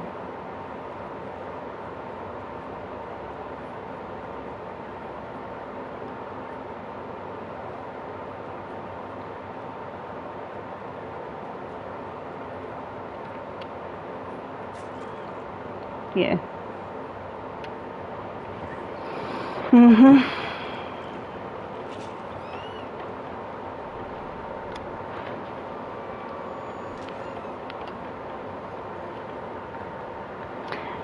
Essentially, I was playing with a full bully squad that were bullying the killers, and I was just kind of playing legit.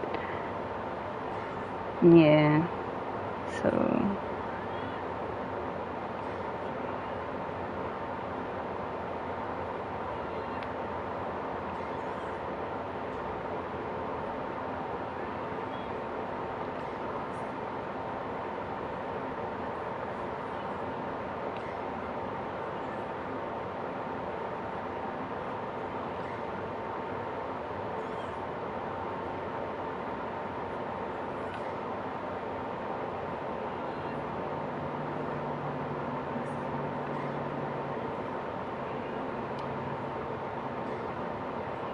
they're not even injured either.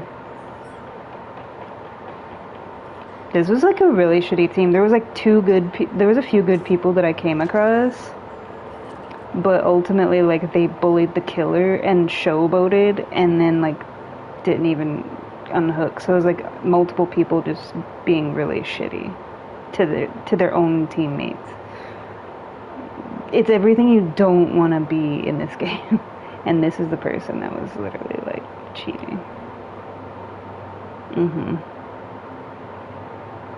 I'm not gonna report the other person for not unhooking me, even though it's technically bad sportsmanship, but basically everything they were doing, like, don't do that. Don't play a team game and do that.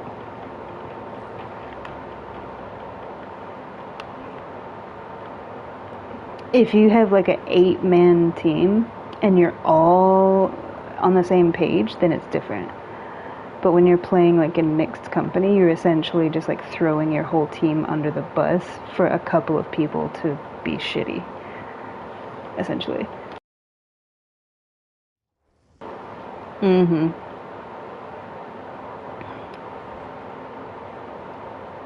Yeah.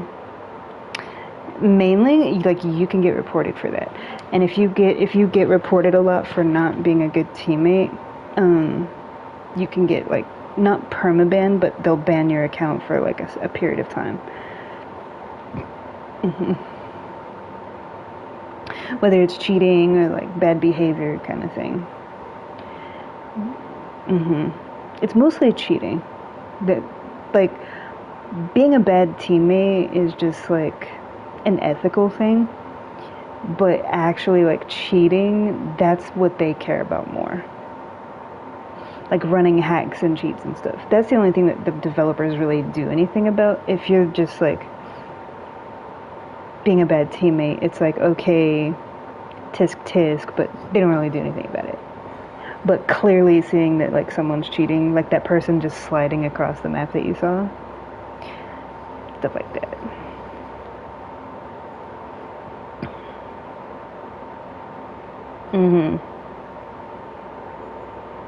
My moral compass is too high. I'm not playing this seriously though. Like that's why I'm not getting like upset about it. It's just like I'm seeing stuff, you know. But it's whatever.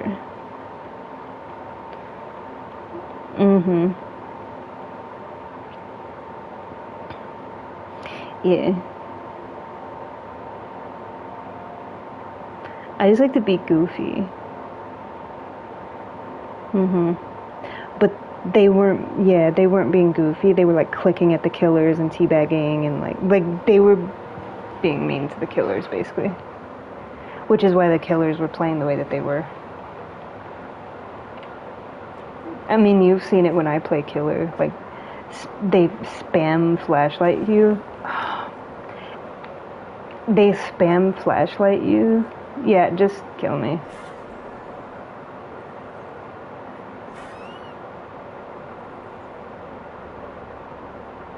When I'm talking and a skill check happens, it always fucks me up. Like, I'm just gonna go next. Because to be hooked that early on,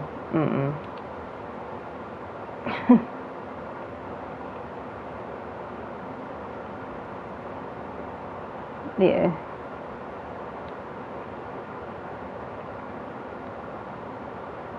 It's okay. It's hard to like answer sometimes because yeah, it's one of those things because for me, um, yes, I'm looking at the skill check thing, but I purely am going based off sound. So if I'm talking and a skill check happens, it's like it messes me up.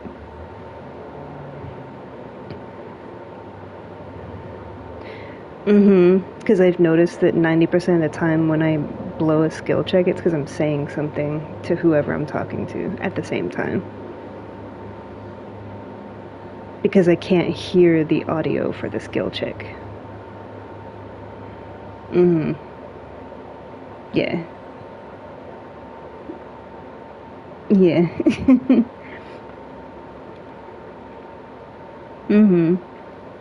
It's my favorite thing to just play like really silly and goofy on this game. It's my favorite thing. Hands down. To just be silly. But everybody plays so serious. The killers are always playing so serious. That's why when they're being nice, it's refreshing. Because that's what I do. I'll just be goofy.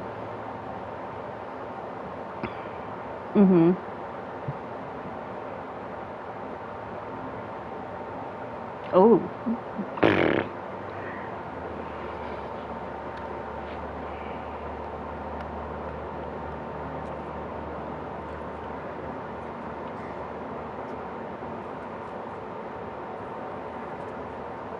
It's a party. Literally, the whole team is in here. That's funny.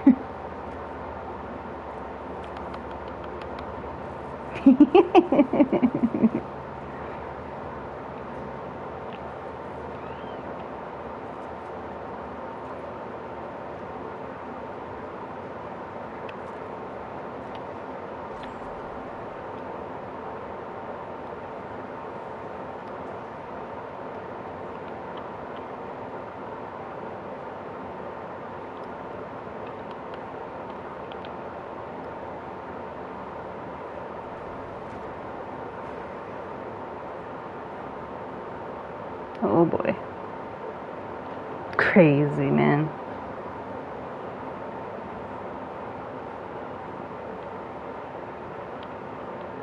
Where? Where are they all getting hooked?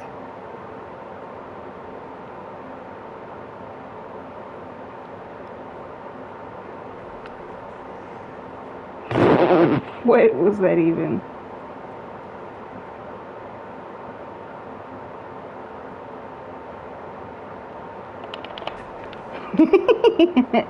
Come to me.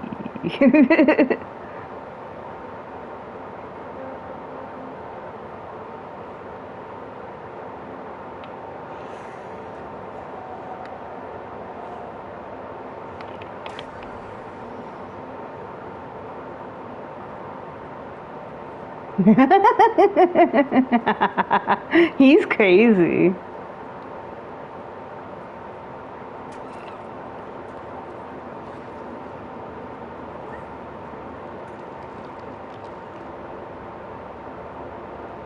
It was like a little bit out of reach. She was like a couple of steps. It's so sensitive. The radius for that, you basically have to drop it right on top of the killer. Yeah. Yeah, it has to be like on the killer, essentially.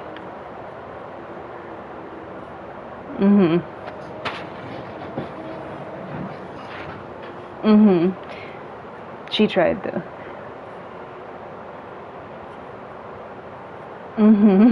Oh, look at him hobbling. Oh, it's okay. I'll help you. Wait. We'll heal when he gets this unhook. Oh.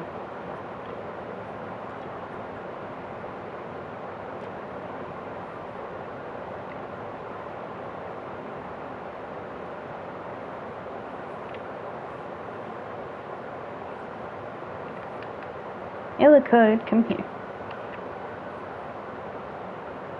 Here we go.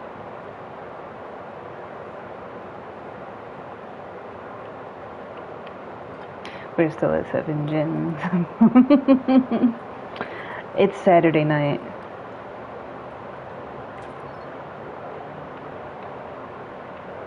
Not a map. I gotta get some gems. There we go. I don't know.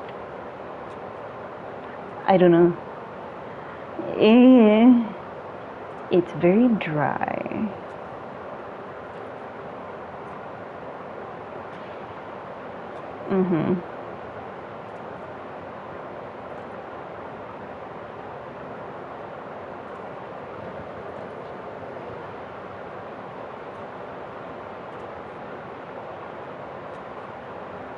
I don't know what he's doing.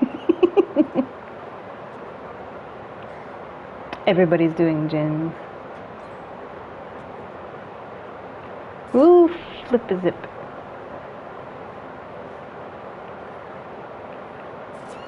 Yeah, it's okay.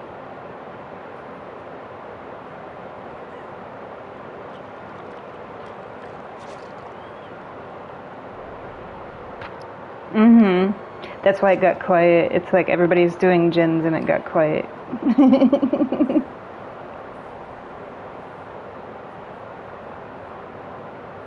Oh, Juno is healing June.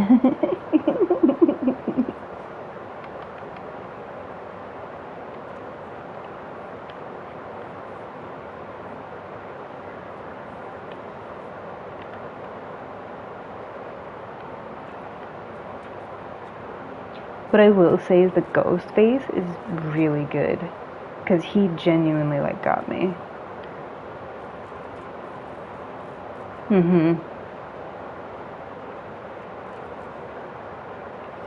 Yeah.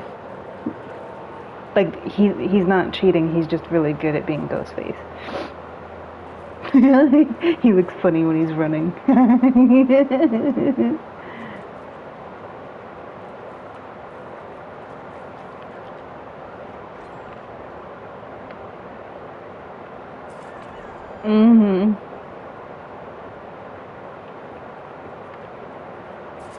Yeah.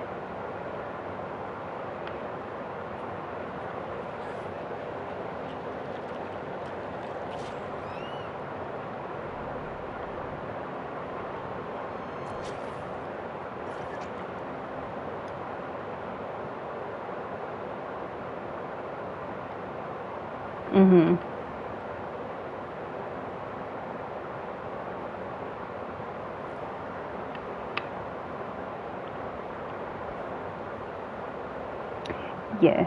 I had said it was going to be a long stream. It's already like 9.5 hours.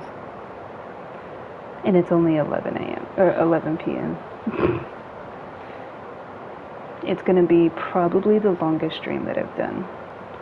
And it's basically for everybody because I won't be streaming this long for a while. Probably not until summer. So this is like the last big shebang. I might have like other little streams, but they'll be only for like a couple of hours, like in between like getting off work before I go to sleep kind of thing, if I have the time. So yeah, because tomorrow I'm gonna be hanging out with Toto all day, and tomorrow's like my last day of like chilling out before I start work.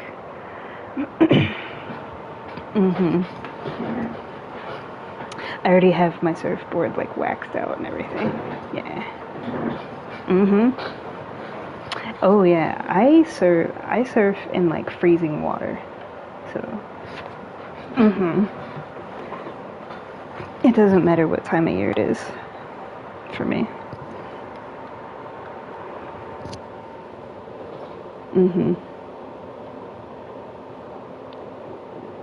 Usually not until like June or July. But for me, it's like, I can surf whenever.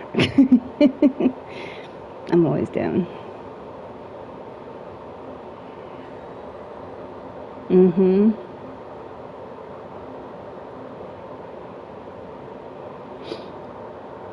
He basically wants to fish. Mm-hmm. So what we're gonna do is like hang out on the beach for a bit and then take his boat out. Yeah.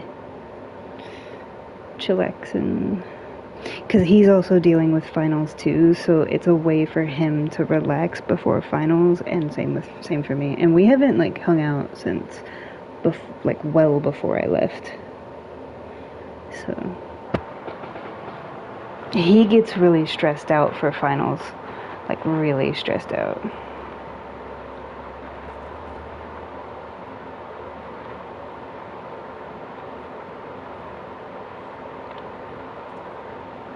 Mhm.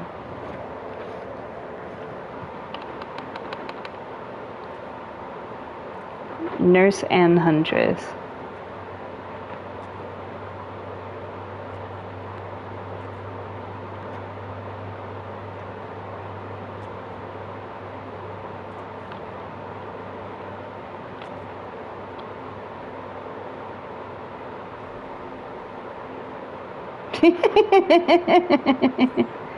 Goofy, goofy.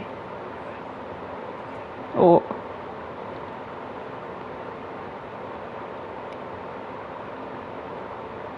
Go elsewhere. That was funny though. He's being chased. So we're gonna go in here. Because I knew she was gonna get put on the other side of the map, that's why I was going this way. They always put you on the flip side.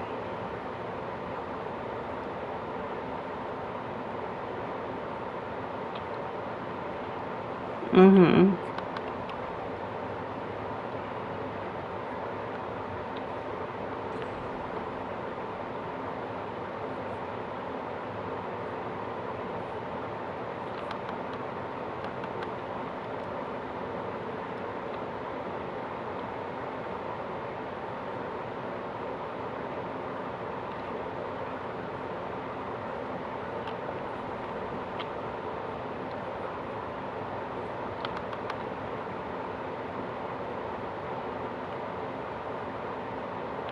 Oh, there was a Jinn right there. I didn't see it.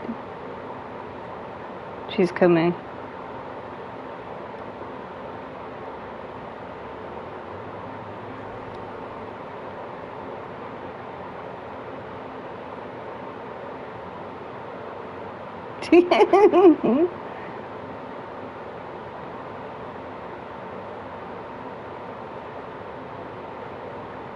She just kicked it, so this is perfect.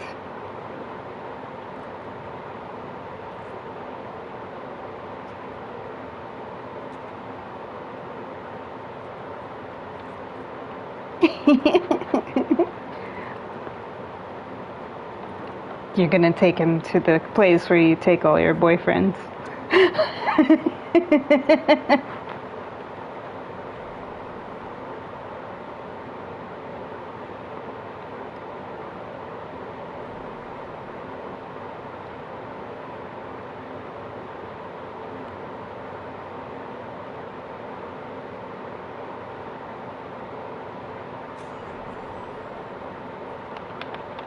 There we go.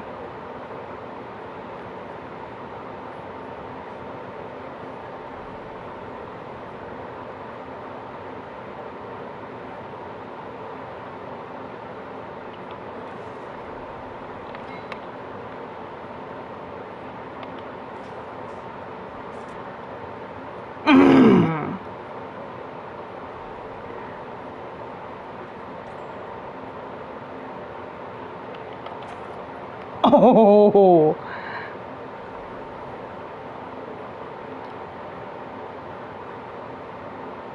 Look at that. Oh, yeah. That's just good TV. You can't write that.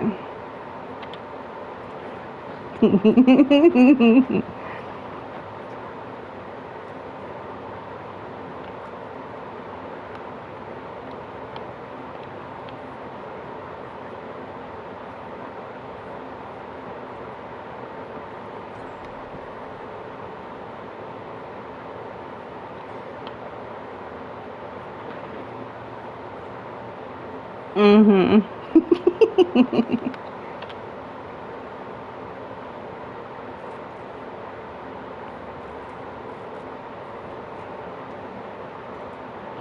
Well, I didn't mean it in a mean way, but it's like you do have like what, three or four places that are your favorite places to go on dates that you've told me about. That's why I say that, cause you've told me before, like, mm-hmm,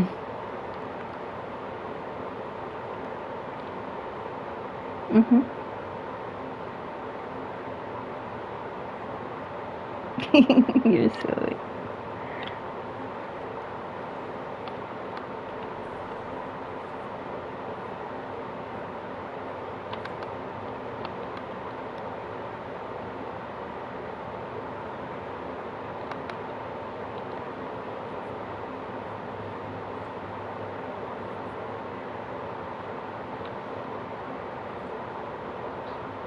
Mm-hmm.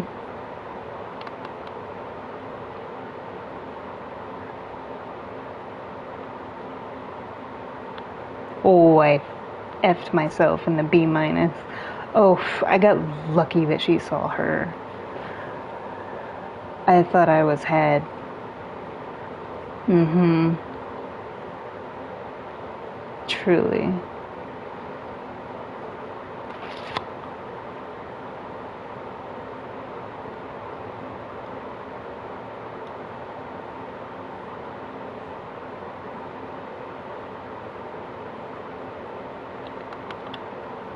Got you. I came over there for that because I saw what direction she was going in.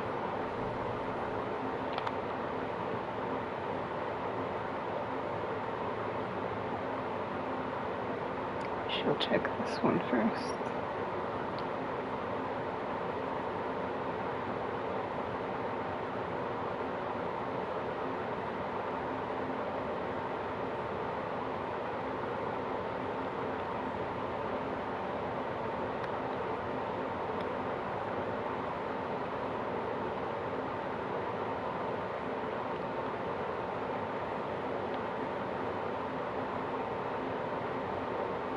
Mm-hmm.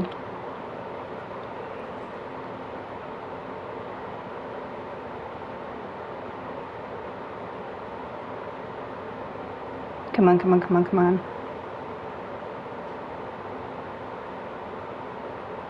Nice.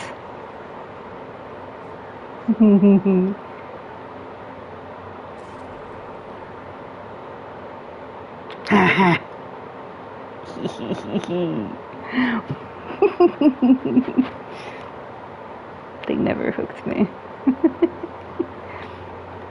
Mm-hmm. Chicken burrito. Mm-hmm. This banner, the pretty blue, it's my favorite, and it was in a one of the streamers, Tofu, that I follow. Um, he was using it, and it was like he had so many people that watch him that he you couldn't see the comment. So polyester is another one that I follow, and he said that it came from like, oh my god, stop. Okay, these. So like the Rift Pass. I can never, every time I'm referencing the Rift Pass, I can never think of what it's called. Rift Pass. um, it was like in the Rift Pass, like basically before I started playing. In the springtime, like before I started playing. Because they didn't have it last year.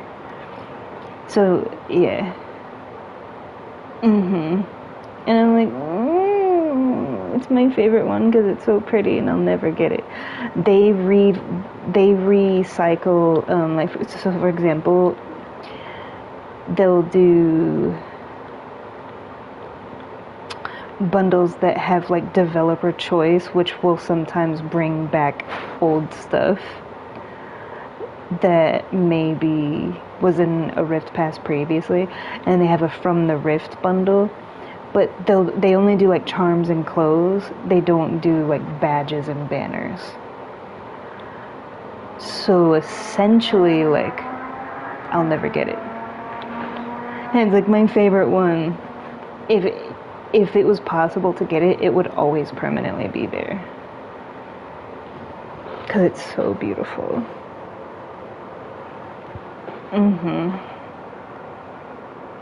It's like the pretty indigo night sky with like the moon and then like the pretty flowers. It's so beautiful. Because it's specifically tied to the rift, so yeah. Yeah.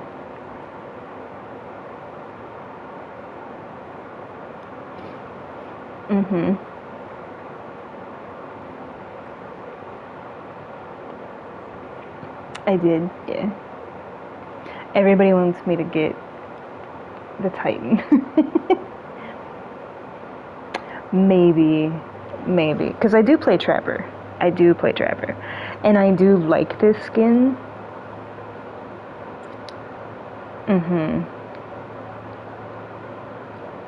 Yeah.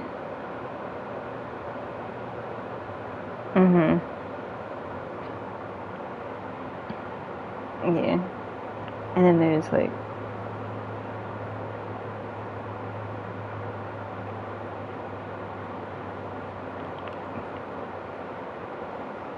this one just looks like he's wearing a Power Rangers outfit. Because you know how they had like the white boots and like the white gloves and like the diamond shaped white. Like to me, he at a distance he just looks like a Power Ranger. I can't unsee it. Yeah. This was the one that they gave the Oni from because this is all Attack on Titan stuff.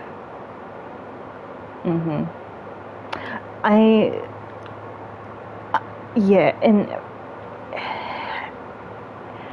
it's not that it's not that I dislike Attack on Titan. For me, anime, like, I'm very specific with. Because I watched Pokemon when I was younger. Like, it was always Pokemon, never Digimon. It was always Death Note. But I liked a lot of the older anime, like Lupin and Galaxy Express. Like if you go on Tubi, Galaxy Express is on there. Because Tubi is like my jam, honestly, and it's free. Tubi has better stuff than the paid apps do. Because they have like the B and C rated, like off the wall stuff. And like stuff that's really old. So I literally will watch Munsters, Pink Panthers on there when I'm not feeling well, Scooby-Doo, like the original Scooby-Doo, the original Munsters, the original like Twilight Zone is on there. And Galaxy Express. I watch Galaxy Express. Okay, I know this sounds weird, but I watch Scooby-Doo and Pink Panther when I don't feel good. When I can't sleep, it's like Twilight Zone, Munsters, and Galaxy Express. Specifically Galaxy Express. If I put on Galaxy Express, I fall asleep fairly quickly. Like within one episode. Not because it's boring, but because I literally have watched that since I was little, and it's like a safety blanket almost, if that makes sense. There's an air about it that's different, but I like Lupin. I like a lot of the 60s and 70s anime, like some of the original anime. So for me, Attack on Titan, it's not that I don't like it because I've never watched it. It's just kind of one of those things where I never get around to it. because when I'm not working, I'm dancing. When I'm not dancing, I'm doing school. When I'm not doing school, I'm hanging out in the city and doing other things. When I'm not doing that, I'm with friends. When I'm not doing that, I'm gaming. When I'm not gaming, yeah, like there's always other things that are a bigger priority. Like reading the Bible, reading my books, meditating, exercising, going for a run. Like there's a million, doing my art, playing the cello. Like there's always like so many other things. So people are always surprised that I like anime, but what I will say is a lot of the mainstream stuff I'm not big with, because I like the kind of off the wall stuff. So like One Piece, I read the books, like I read the manga, but I haven't watched the anime. And I haven't seen the live. But with Death Note, it's like I read the manga first, and then I saw the anime, and then I saw the live action. Not the American live action, but the Japanese live action. Because it was like Death Note 1 and 2, and then L changed the world. I've seen them all. And honestly, they're so good. It's like the Japanese live action is actually better than the manga and the anime. Which is crazy to me, because normally I prefer the manga or the anime to the live action. But with Death Note, it's like the Japanese live action is better. The American live action that they came out with years later, like more recently, and they put it on Netflix, like that's just, that's, for me, that's probably the lowest on the totem pole out of all of them. I like L and I like Misa. L's my favorite character, but I also like Misa.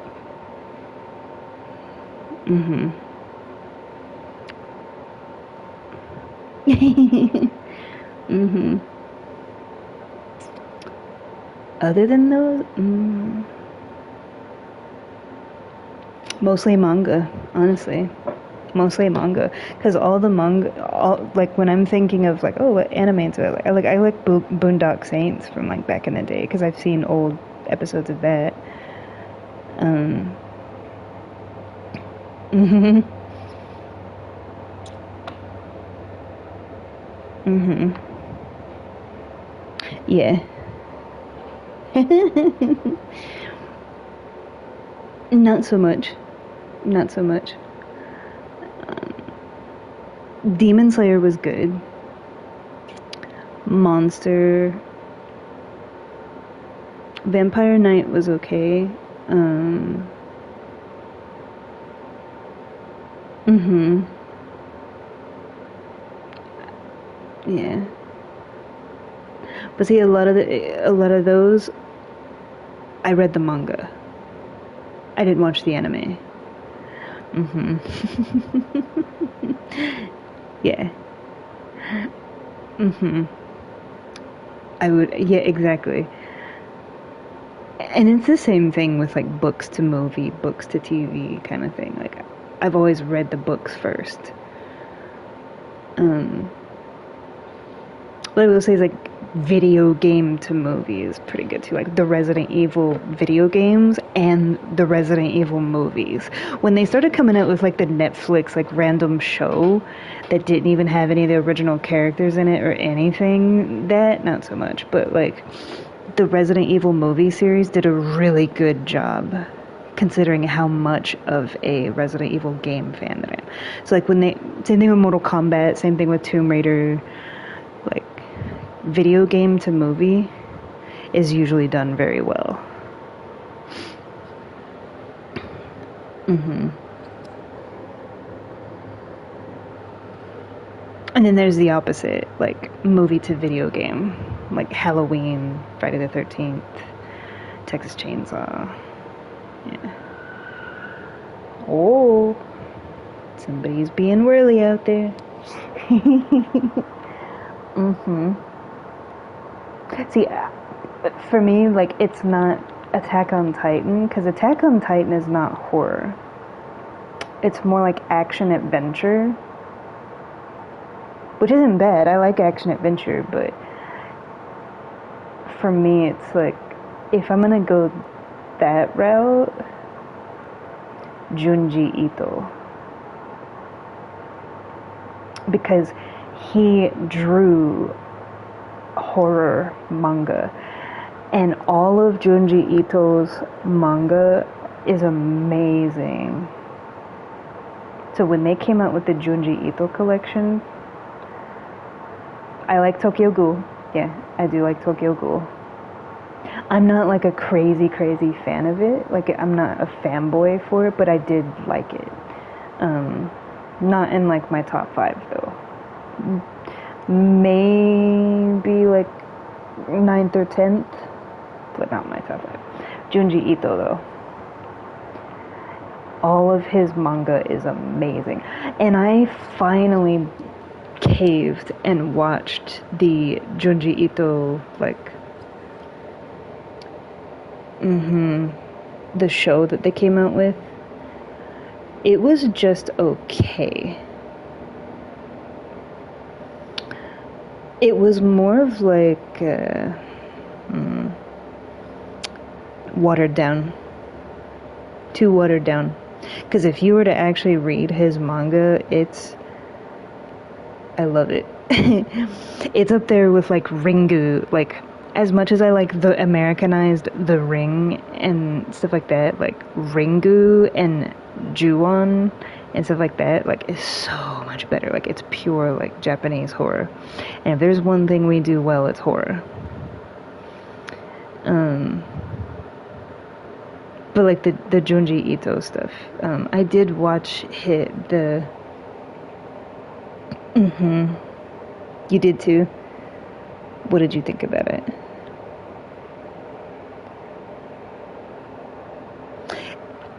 Exactly. Yes. It's, and they did that with Diablo.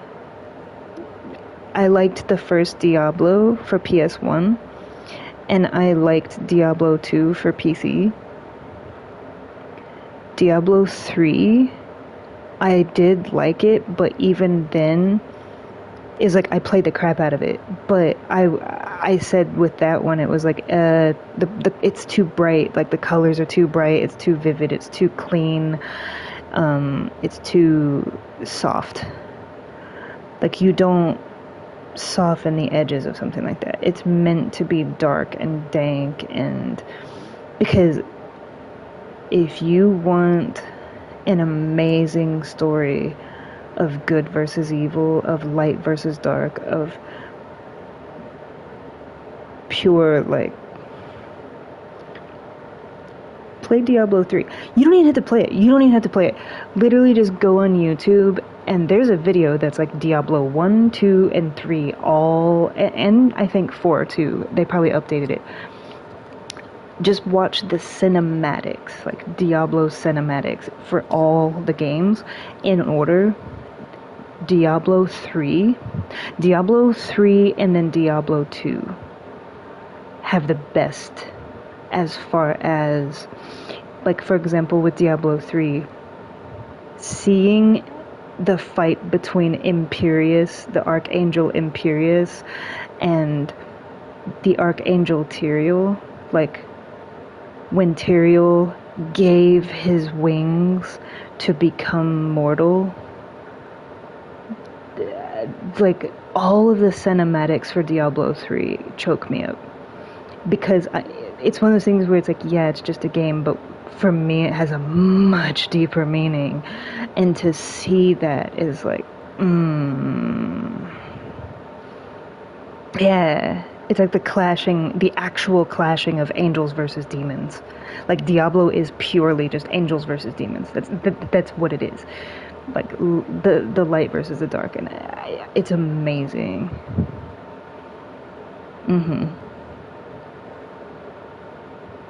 Because that's what I like about it. Essentially, you're going up against, like, the devil himself. So in the first Diablo, like, when you kill Diablo, that's who you're like. So for me, it wasn't the fact that, oh, it's just a dungeon crawler game. It's like, they made Diablo, he's the Lord of Terror in the likeness of Satan himself. And So when you look at it from that perspective, it's like, come on. And then of course there's like different, each boss is like a different demon that represents something else, you know. Like Andariel is like lust, you know.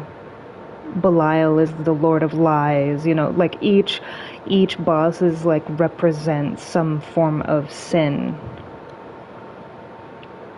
Because I used to have like this book that went through like the characters and like what they represent, and it's actually, it's up to me. Diablo is like the Lord of the Rings of video games, if you really want to get like biblical about it.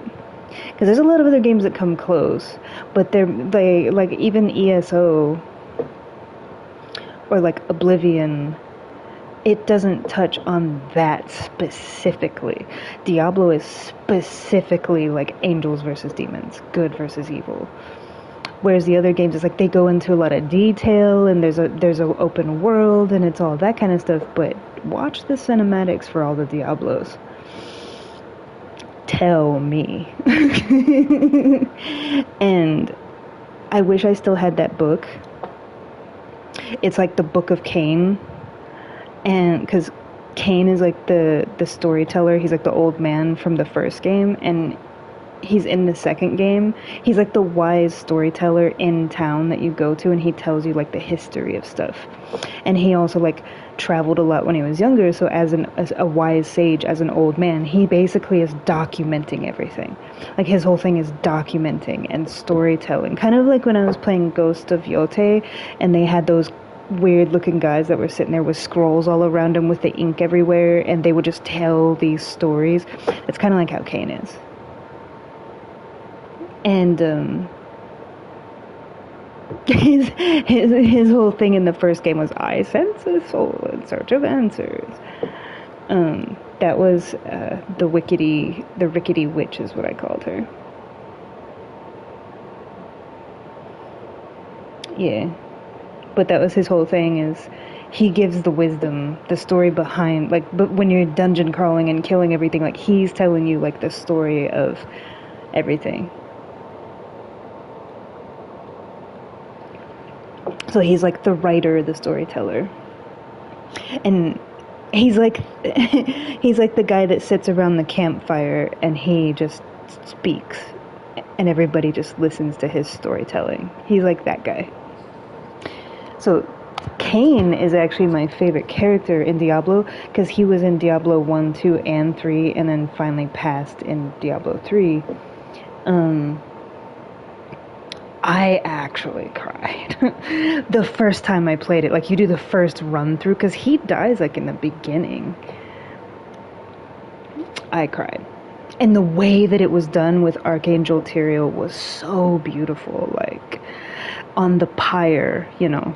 Because I'm very much like, I believe in like when they burn them on the pyre in the days of old, like that for me, like every time there's like some sort of death in any like movie or game and they burn them on the pyre, they don't just bury them, that for some reason always hits me harder.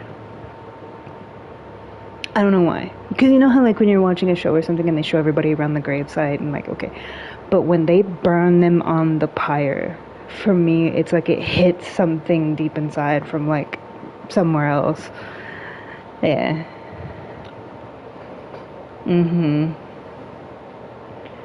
Like in Game of Thrones, same thing. But yeah. Specifically, because Diablo 1 is going to give you like the baseline. Diablo 2, those cinematics, and Diablo 3, those cinematics. Diablo 4 focuses on Lilith a lot because she's the primary. But 2 and 3 have the best cinematics. If you're any degree of a believer, it will punch you in the chest.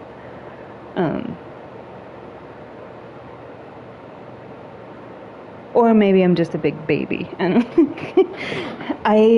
my emotional connection to stuff sometimes is like, for me, when I look at things, when I read things, when I watch stuff, it's like, that has a deeper meaning for me. Like, I see it for what it is, but for me, it's like, that hits somewhere else for me. So yeah, maybe I'm just a big baby, but I don't care.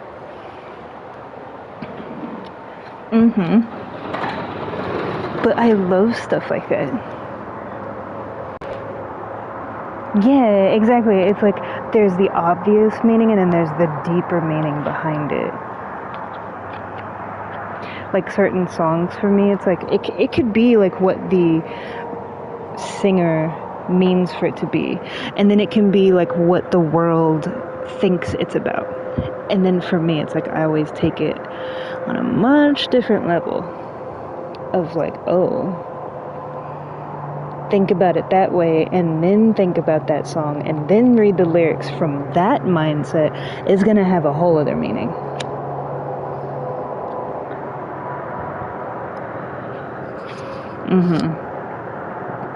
Yeah. Which is where my brain usually automatically goes. So, that's why, like, when we're watching stuff and I get, like, emotional, and it's like, because I'm looking at it in a different light. Yeah.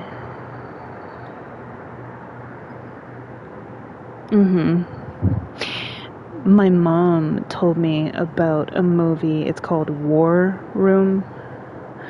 I think it's on Tubi. I don't know if it's still there, but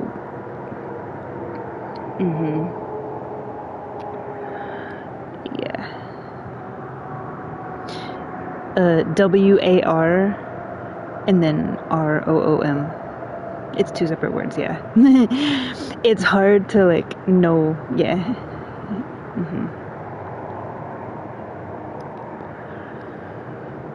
It's what there's back in the. It's not back in the day, but like in mid 2000s, there was a movie called Kingdom of Heaven. That's really good too.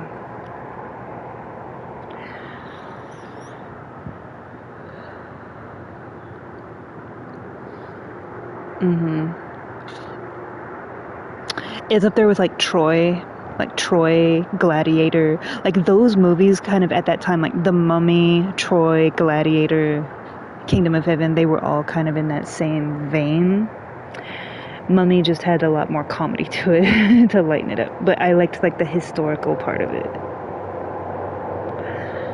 Kind of like one of my favorite little niche categories in movies. I like epics. Yeah, like big epics like that. Yeah, like Anthony and Cleopatra type stuff. 10 Commandments, things like that. Yeah. But yeah. Just not specifically maybe those, but just like Ben-Hur, things like that, like epics.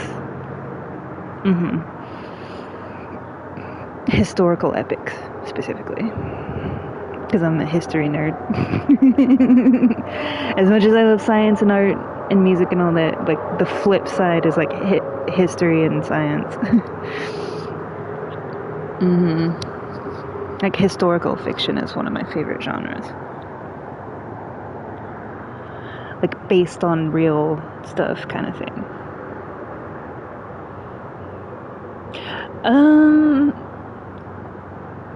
Which one? Do you know? Because I know I recommended to Malcolm X the book, and Maya Angelou, like I Know Why the Cage Bird Sings.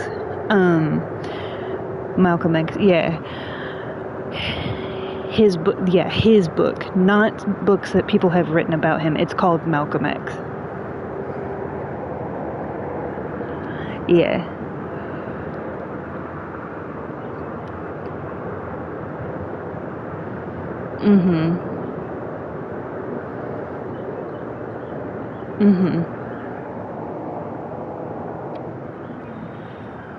Yeah.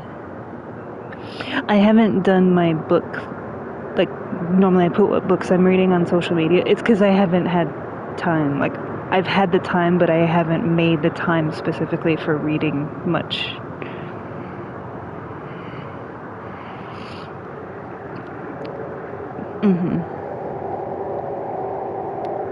Like, technically I had the time today to read. It's just I wanted to stream. Because I know it's going to be a while before I stream again. So, it's like, I can read at the drop of a hat. I can read on the train. I can read on my break. I always have at least 2 to 3 books in my bag, so. And I'm usually fluctuating between like 3 and 4 books. Just depending on what I'm feeling. Yeah, I keep them in rotation.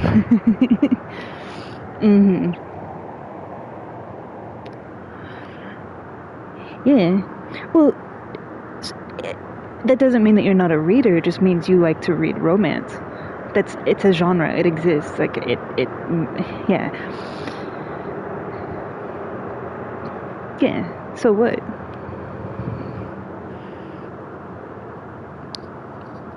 Just the fact that you're reading. It's a dying art. If you could consider it an art, but you know what I mean? Like, people don't really read much anymore. Or if they do, it's on tablet, or audiobooks.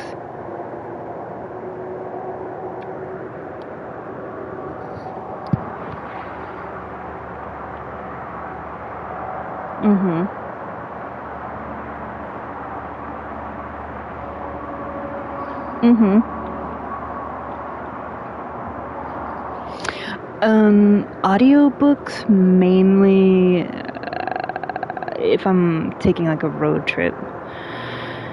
That's the only time I really use audiobooks.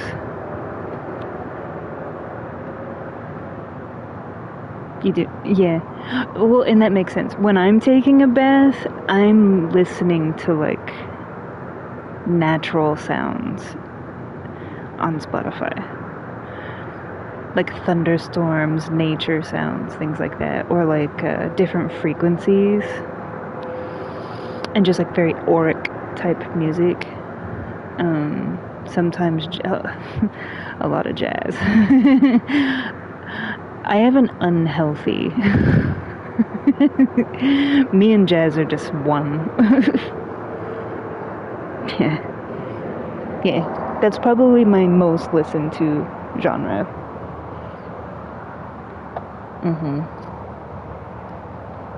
Always, always, always. Jazz. And every branch of that. Like jazz funk. Jazz from like different countries and cultures and...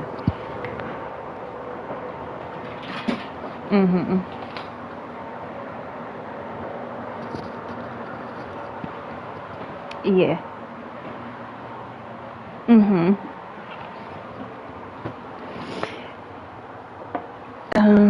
I would say like 70s, like Japanese jazz from like the 70s, and then like old jazz from like the teens and 20s and 30s, like jazz noir. Jazz noir is one of my favorites. Yeah. It's like city pop from like the 70s and 80s. And like Japanese jazz / funk and other cultures there of the rather. And then just like, yeah. So yeah, it's like jazz, but all different kinds of denominations of jazz.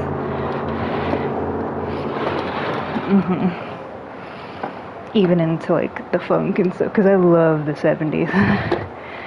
And then that veers us into the 80s, which is like my other favorite.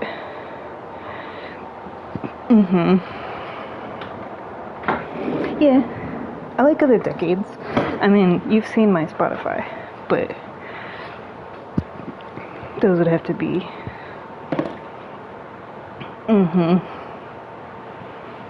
So yeah, like any form of jazz, any form of city pop, and then from there, like 70s and 80s as well. Yeah. Mhm. And that embodies like from different countries in those genres, not just the American mainstream stuff. Mhm. Yeah. But there's nothing wrong with that either. No. Like, so what? Mhm. You don't have to feel. No, don't ever let anybody make you feel like. Because it reminds me of high school where it's like, oh, if you listen to this, you're gay. If you listen to this, you're basic. Like, music is music, man. You know? All music is beautiful. Your taste in music is your own.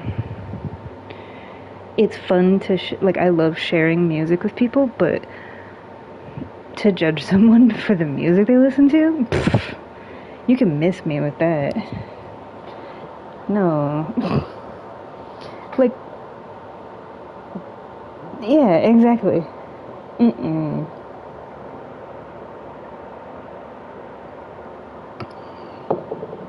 Why does it matter? Why does it matter? Why does it matter what your clothes look like? Why does it matter what music you listen to? Why does it matter what you like to watch or do? Like, any of it. Like, so, that's you. When you were in school, back when tires were made of stone.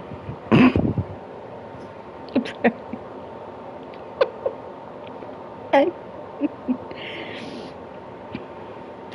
no, because you know I relate more to older people, so no matter whether they're qualifying for, retirement or not.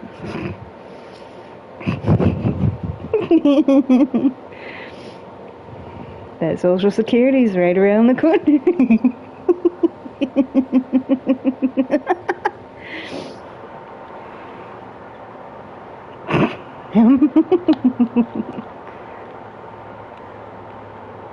There's some stuff happening over here. Wake up, grab a brush and put a little makeup. Okay. Mhm. Oh, like the Britney, Christina, like Backstreet Boys versus NSYNC and all of that. Yeah, I know what you're talking about. So, oh, like, oh, you're gay if you listen to. Yeah, and what I think is funny when you're in high school, it's like you're gay if you listen to Justin Bieber. You're gay if you listen to, A, B, and C. And then later, when you get older, from what my friends have told me, it's like then you take pride in it. Of like, oh yeah, back in my day, and then like Backstreet Boys comes on, and you're like, oh yeah, this is my jam, like this was popular. So it's like you go from making fun of it to like reminiscing. But you used to call people gay for listening to that, and now you're over here like, oh yeah, this is what we listen to. Like it's funny how that turns around.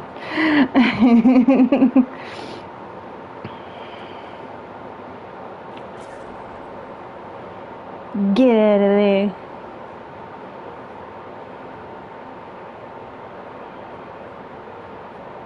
I was like really trying to finish it. They finished it, I'm pretty sure. That was the one that popped. Yeah. Oh. Yeah.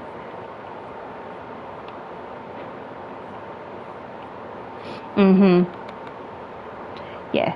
Cause most of my friends are like twice my age. Cause Koki is like a little bit younger than you, and Toto is like in his mid-20s. So yeah, they've told me the same stuff. Yeah. Koki was more like hip hop, rap. Yeah. You've met him. He's got that like oh yeah, ain't shit, like, oh yeah, like very, very much like gangster way of being. Yeah. Mhm. See, for me, it's like because I have such a wide catalog of like pretty much I listen to anything and everything you can think of. So I never really like used it as something as an identity. Like I didn't identify with just one set, you know.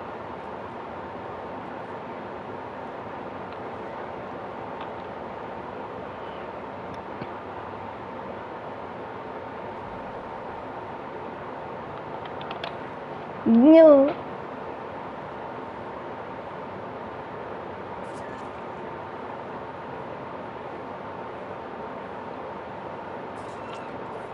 Wow, 2-on-1. And he's gonna use the damn. Will that happen? Yeah.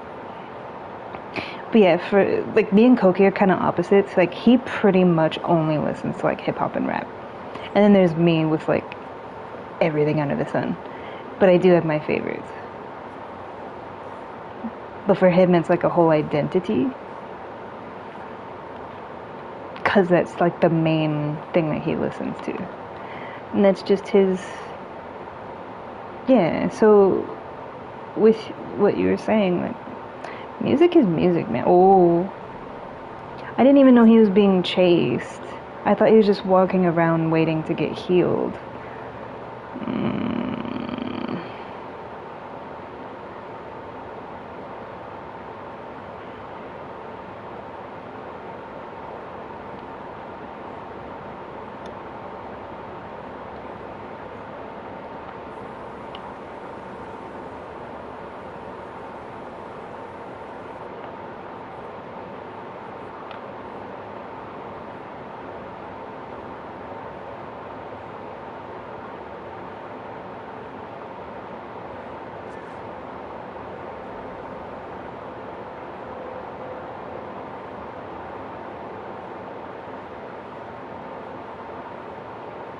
This poor guy. Okay, good. Somebody else got him.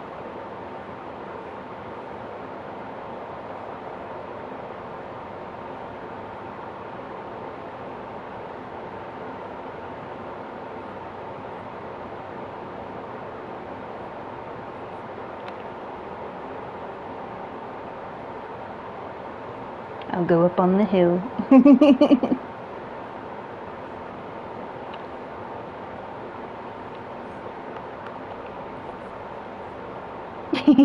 Yeah.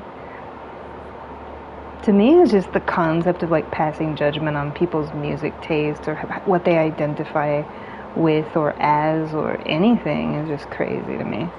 Like, celebrate individuality, celebrate just being who we are. It's all beautiful. Mm-hmm. Toto, Toto is like the complete opposite. He listens to nothing but country. Toto is very much like an all, like yeah, he's Asian, but he's literally like all American. Like,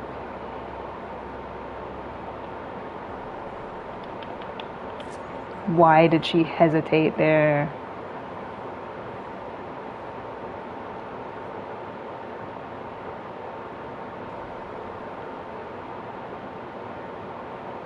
I need to go because I'm marked.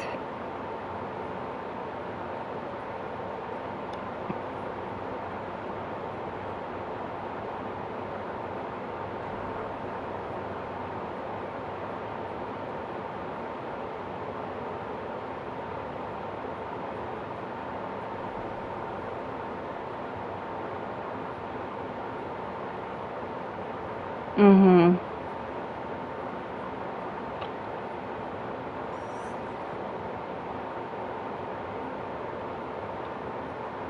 Exactly. But I do understand what you're saying in the sense of like when you were in school, like, because I feel like everybody went through that.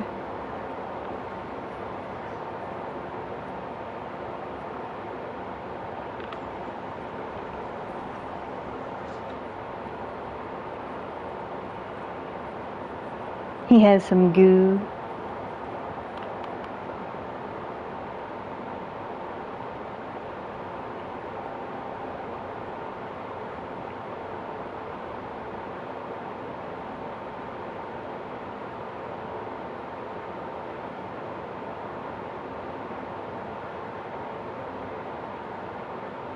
Because he can dash me. Oh my god, bro. Yeah, I didn't have a choice. Mm-hmm. Yeah, I had to. I didn't want to run back. I wanted to help heal that person, but when I saw where he was, it was like all he has to do is dash us, and he can dash from like really far away. So, mm-hmm. Yeah. Mm-hmm. Yeah, it does make sense. So, like with what you were saying, like feeling pressure from your friends, like to listen to certain things or do certain things. Like, I get it. I, and to be honest, I didn't have a lot of friends. I never really have. I know a lot of people, but I don't have a lot of friends. I have like a few select friends. And when I was in school, like high school, middle school, elementary school, like primary school, one, maybe two. Because even at a young age, it was like, I'm just me. And people would call me strange and weird and. Hmm.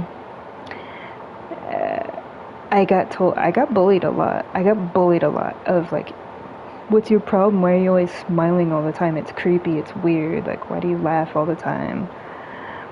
Nothing's funny. There's nothing, because I was just like, everything's beautiful and it's silly and just like being myself, and they bullied me for that. I got I got beat up at home and at school, but I never let it change me. But what I will say is the friends that I had, they kind of did what was popular or cool. Or like, for example, like if their favorite music artist was into something, like they would be into it, you know what I mean? Or like if their friends dressed a certain way, they would dress a certain way. So there is, right out the gate, really, back off.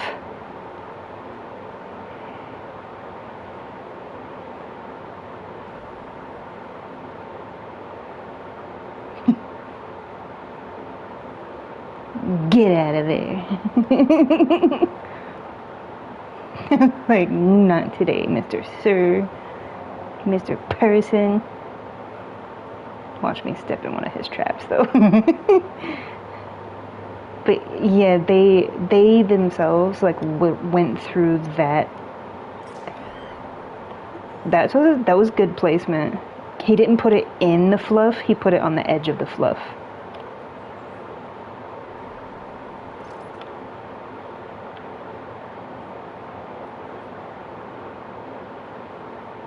So he's a smart trapper.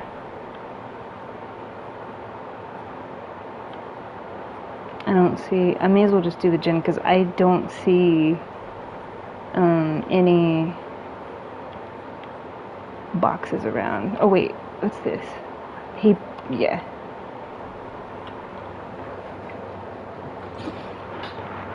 Yeah, and that doesn't make you less of a person. Yeah, we were all kids that went to school and like, peer pressure, pressure of this, pressure of that. Like, for me, it's like I just didn't succumb to the pressure. But because I didn't, and because I was just me, I did like deal with the repercussions of being myself. I'm sorry, there's too much noise going on. Everybody's screaming and crying and whining and gens are popping and like all this crap's going off.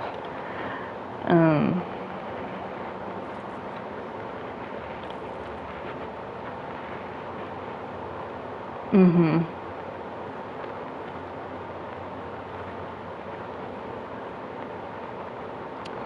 Yeah. So it's not like a high horseness of like, oh, I've always been myself. Well, but it's true. However, it's not easy because you still get like picked on, bullied, beat up, you know.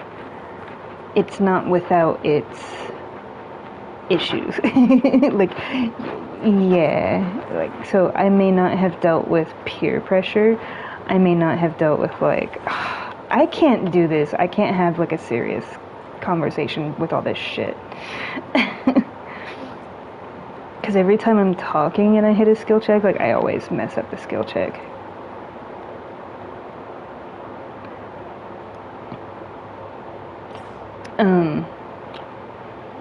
But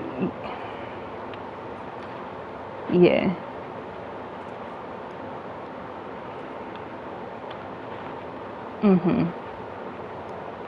Yeah. So I get, it's like I get it.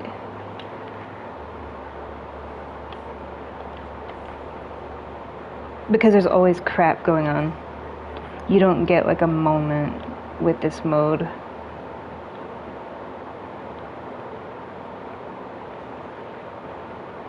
And he's hanging around, and he's probably gonna find me of all people. Okay.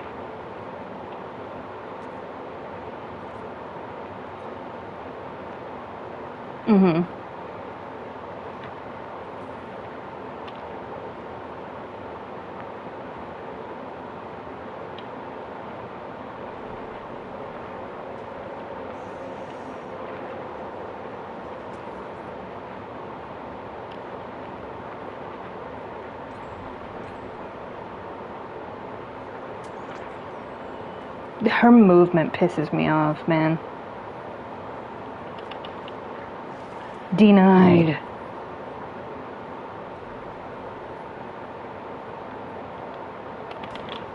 Get out of it.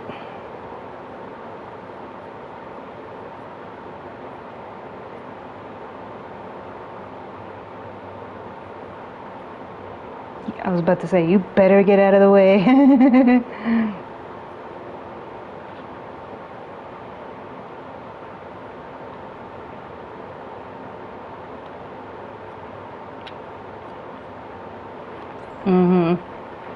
Narrow staircase. It would be that.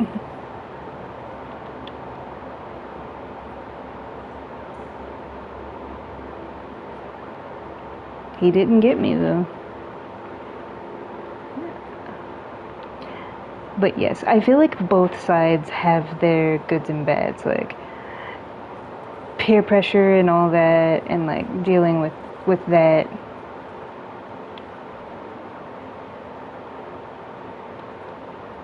Okay. He's gonna go after me because I'm already injured. Oh, he actually didn't. That's different. Most of the time they go after the one that's injured. Thank you, thank you, thank you, thank you.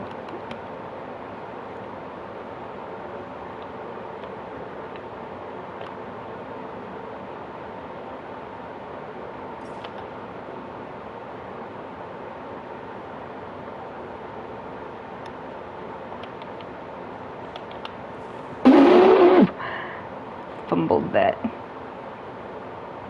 Oh, he's wanting these cheeks because he didn't get me the last time. Oh, I thought he was gonna have it too.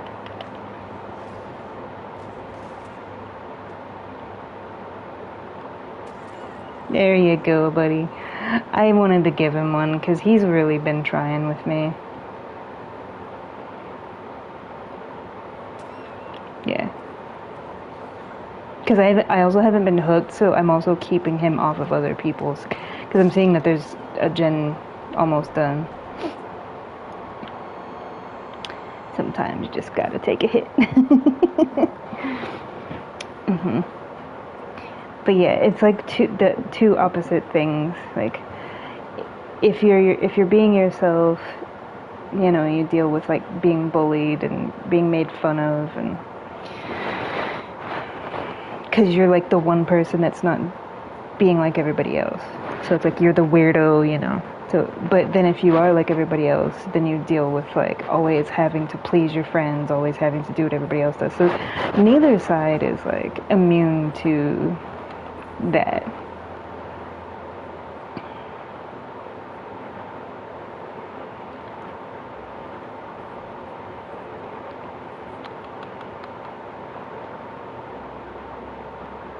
Nope.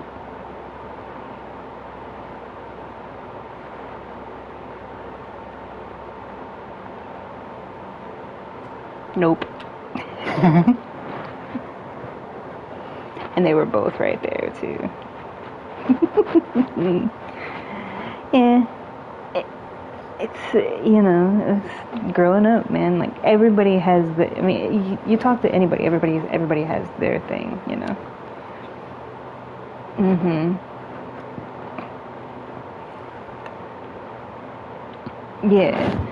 Like nerd, freak, weirdo, skeleton, like creepy. Because like when you're just laughing and enjoying everything all the time and just what do you have to be so happy about is probably the number one thing that I've heard.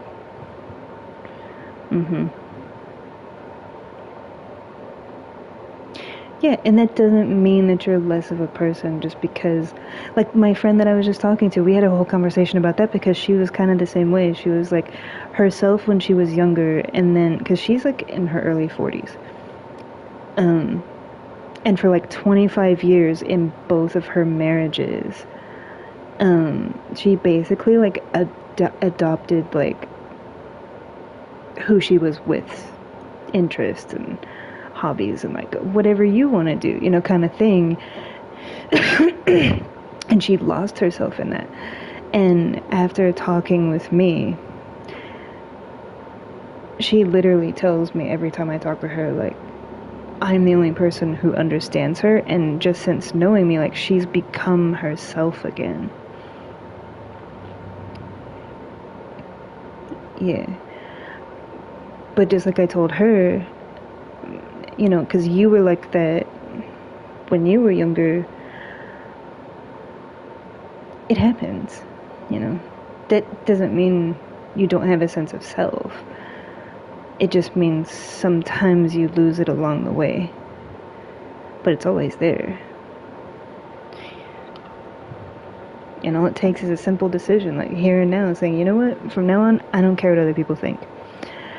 I've just been like that all along. But it's not without its consequences. So it's not like I just float through life like, oh, I'm just myself and I don't have to worry about nothing. Like, there's still stuff. you know.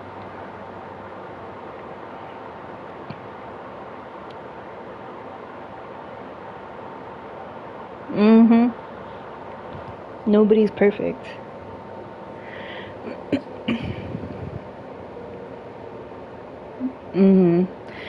Because I will stand up for what's right, even if I stand alone in the face of adversity.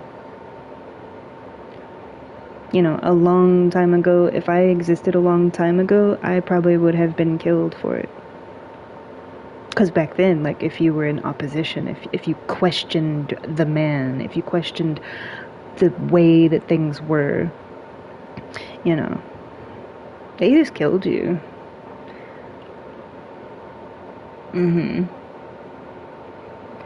like speaking up for things and peace and you know, just all of those things, like they get rid of you. Yeah. I would have disappeared probably. Like that's the reality of it. Anything that goes against the grain gets snuffed out essentially because you're ruining their system.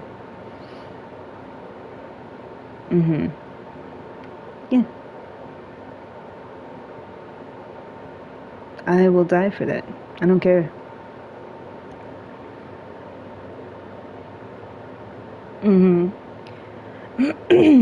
Yeah. Yeah, it doesn't make me better than anybody. It just means that's my moral code. And I'm not going to undo that for anybody. Like, yeah, there's some people that I feel that I can be myself more around, but I'm always myself. There's many facets and aspects to a person.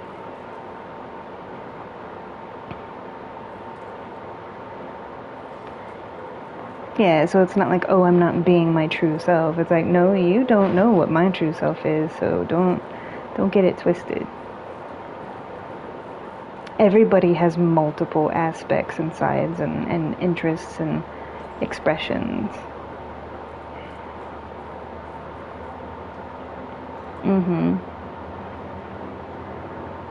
And for me, it's like I'm just comfortable being me.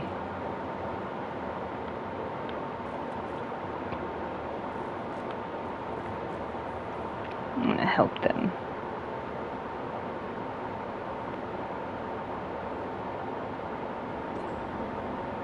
They didn't need my help. Okay. I will F off. Wait, come person. Michaela.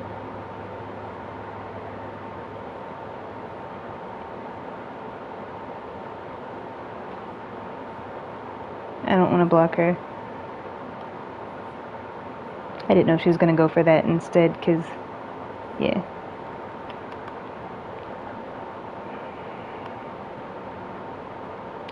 So we know it's a wraith, but I don't know who else. There it is. Okay.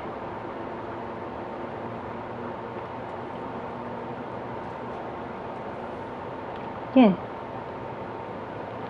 Well, and that's the thing, is like, if you're just getting to know somebody, you're only gonna see like parts of them. So it's like when other parts come into being and you see those aspects, it's like, well, that's other parts of who they are. It doesn't mean that they're being disingenuine. It just means you're only just now seeing those aspects of that person. And to me, it's all beautiful. They all make up who we are. Good, bad, or otherwise. She got me. She got me. Nice. Nice. I love good spirits. Oh, hey, that's hers.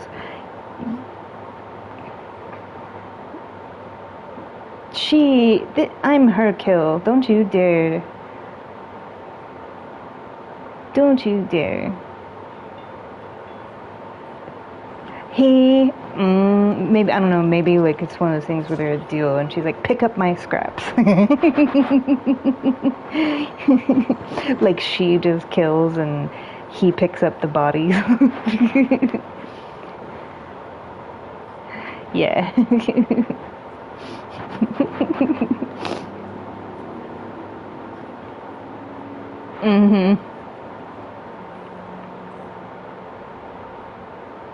Oh, everybody. Hello, everyone.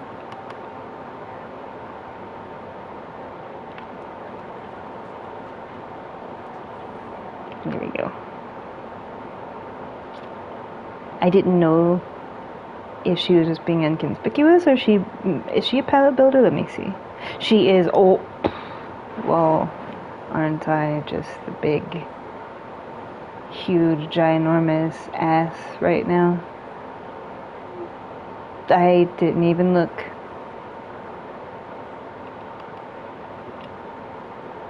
Yeah, I took that pallet from her.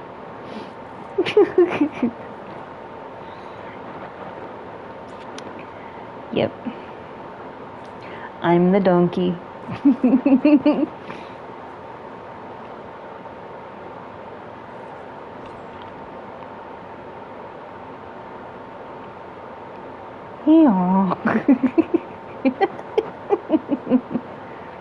No, that spirit got me. Mad respect. Anytime I go against like an Onryo or a spirit or a trickster and they're good, I'm like, yes. Cause spirit and Onryo are my top two my top favorites, but they're also very rare. Like you don't see them because nobody plays them because they actually require skill. Hate to say it, but they actually require skill. Same thing with trickster. Like you actually have to have aim. And not only do you have to have aim, but you have to know how to distribute the kunai. Because if you're just throwing them things, like you're gonna run out really quickly. And it takes time to reload. So you have to kind of use them smartly. Like not waste them, essentially.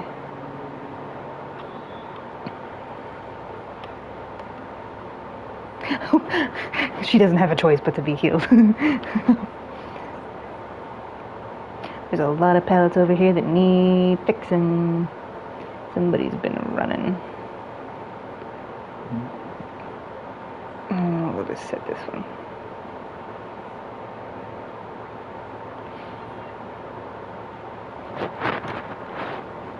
I already stole a pallet from her. I don't want to take her spot on the gin too. And be like the biggest cock gobbler. Oh. I thought somebody was near.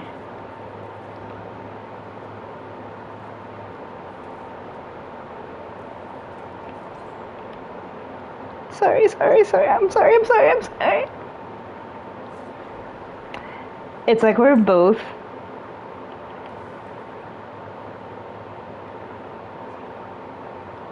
Hello, Mr. Wraith person. Hello. Hello.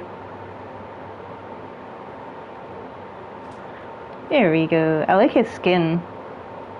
It's pretty. That is so pretty. That's an anniversary skin, because that's like, I don't know why I say that. I have that skin, but it's like the anniversary colors. Welp.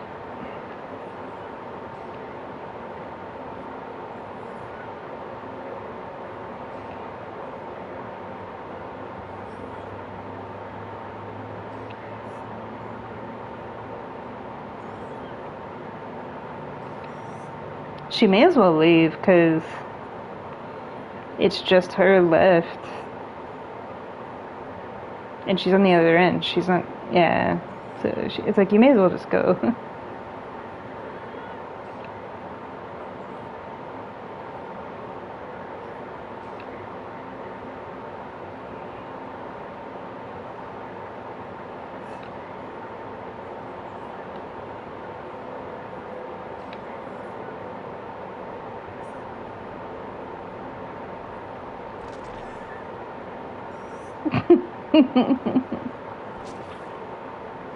Yeah.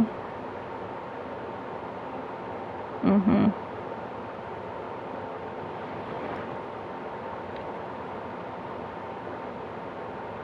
Mhm.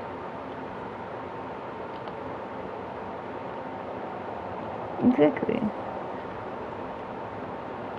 I need to turn the audio down. There we go. It's a little loud. Mhm. Yeah.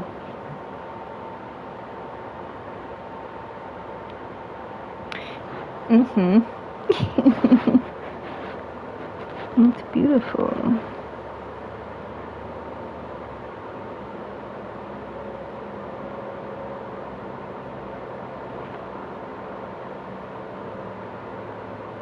Mm-hmm.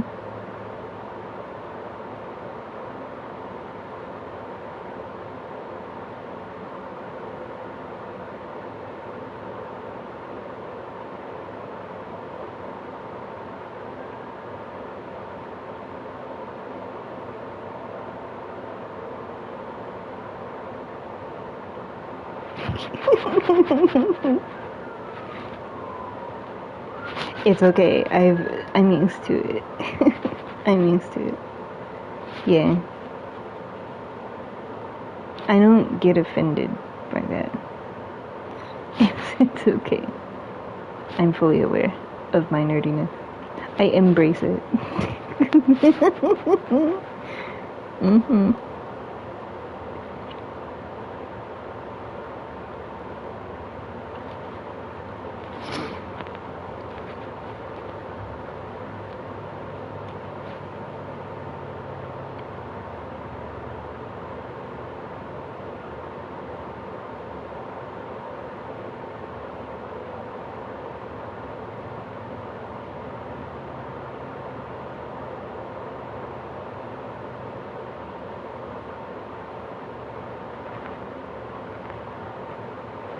Yeah.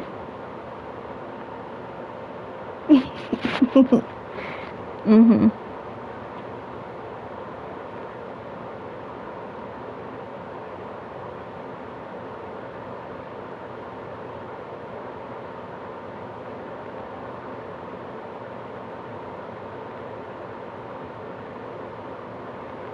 Mm-hmm.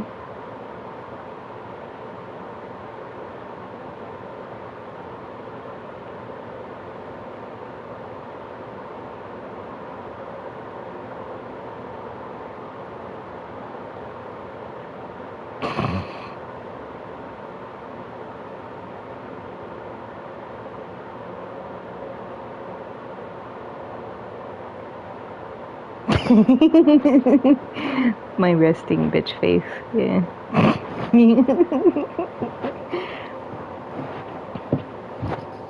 That's what's funny. Mm-hmm.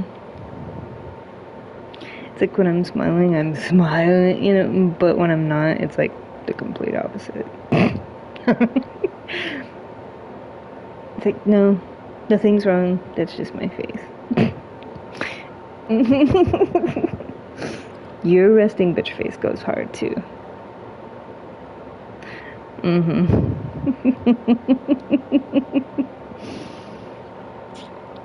Yeah. Yeah. Mm-hmm.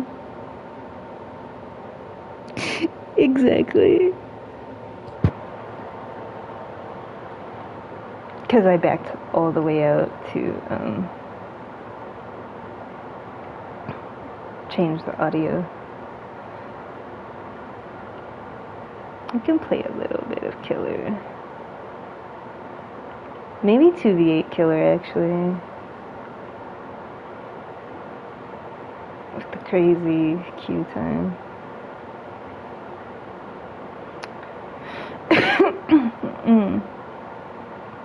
If I did, I would. I can whip people. You want me to whip people? Okay, I'll play Nemi just for you. He's so excited to be here. Look at them pearly whites. He's like, I can't take him seriously for that reason. He just looks like he's excited. Like, he's so cute. Yes, he is. He's cute. He's so happy. Hey, this is his life. Like, look at this. And he's still smiling. No matter what your no matter what your condition, you can still smile. Nah. Mm-hmm. Look at the little pump giving him life. Like, his little life source. Keeping his heart going. How could you not love him? His legs are bigger than my waist. huge. Like when you're wider than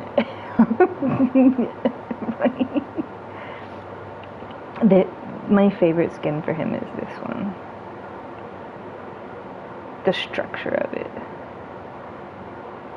The teeth are bigger too, look at that. Look at them teeth. The dentist's wet dream. It'd be funny if he was like an orthodontist.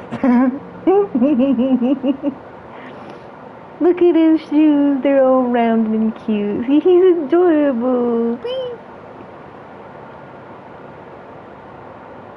You spin him around. See? Imagine if he was a ballet dancer. Can you imagine him in like the pink tutu and it's like Dwayne The Rock Johnson, you know, like dressed like a ballerina. Arnold Schwarzenegger took ballet. Facts. Look it up. It's amazeballs.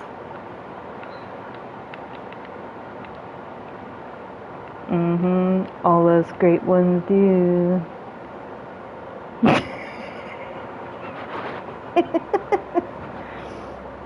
You can dance if you want to. You can dance. You can dance. Everybody look at your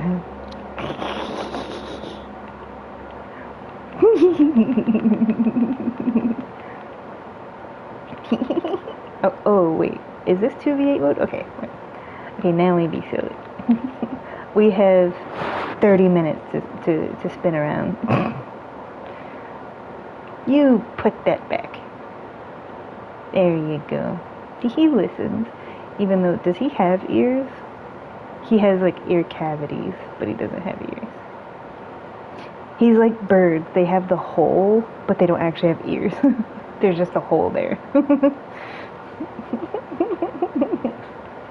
Put that away. Put that away. You keep that over there. Hanging your worm out there for all the world to see.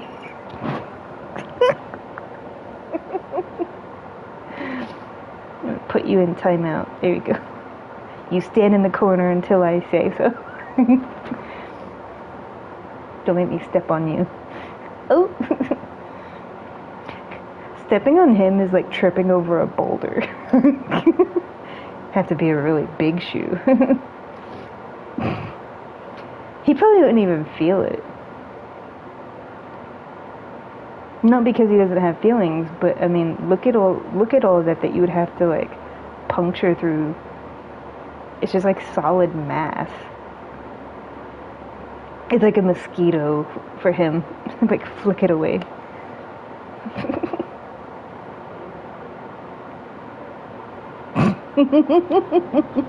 Yeah.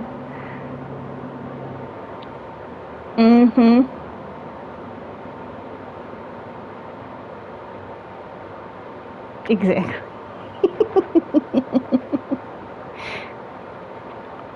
What's this?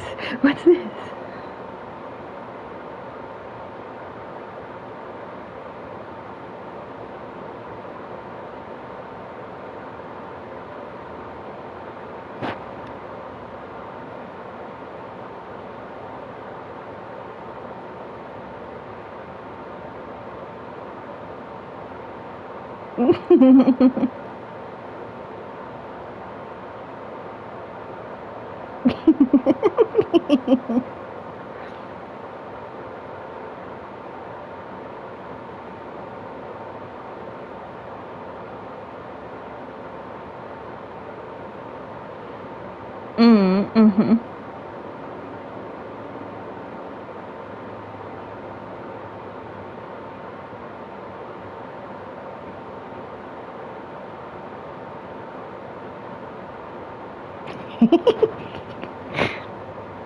That would be insane. Yeah, I would though. It'd be fun.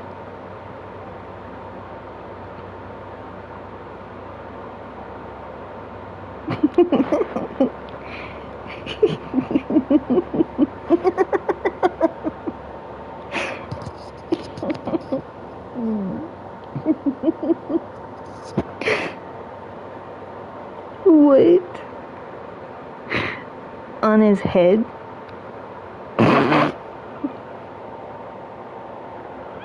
You know, I always wanted the Mr. X skin for him. Because the other skin that I showed you, that's my favorite. I always just wanted the simple, like, fedora hat with the duster jacket, the Mr. X skin for him. If they ever, because sometimes they do add little skins here and there every time, like, especially with Requiem, like Resident Evil Requiem coming out. Imagine for him, or if they put it on him or Wesker, like the Lady Dimitri from Village, and then Mr. X. So if they put like Lady Dimitri on Wesker, and then they put Mr. X on him as like skins, imagine that. But I feel like Lady Dimitri would have to have like her own thing because her abilities are different. But a Mr. X skin, because he would have a hat. He would have the nice like fedora hat from the Resident Evil game. Oh, I would be all over that. That would be my permanent skin for him. Yeah. He has a hat. He's feeling dandy.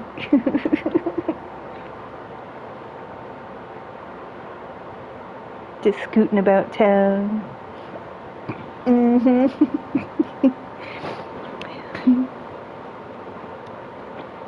He's a man of culture. He's a man of society. We're living in a society.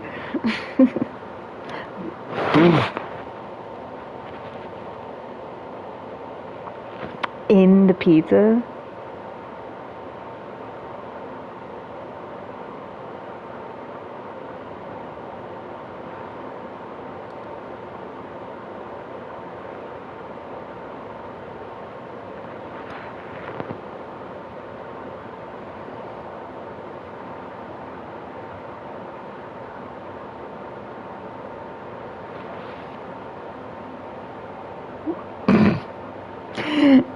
That's crazy.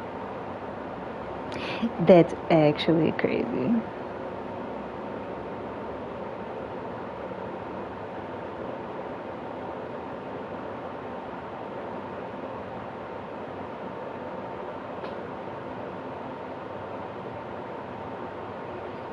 A caterpillar in your salad.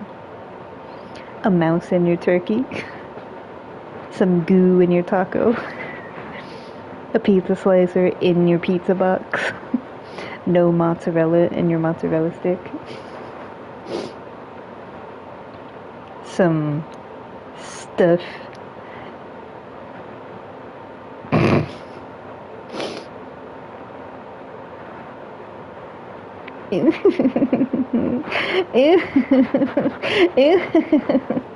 Like, okay. If it was the person I was with, yes. You don't waste. That's liquid gold right there. Like, you don't waste it. Like, I'm just saying. Yeah. Get my protein. But if it's that person, but just some random, my body right now is like convulsing. Yeah, only that person.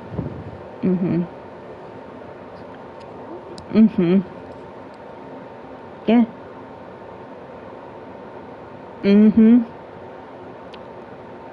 Yeah. Every time. Every time. Okay. I mean, if they can that often, okay, but I mean, I'm not gonna question it, but that seems like hey, if yeah.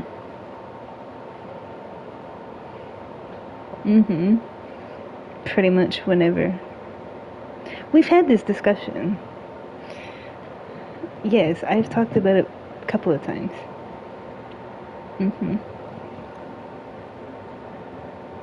whenever they want.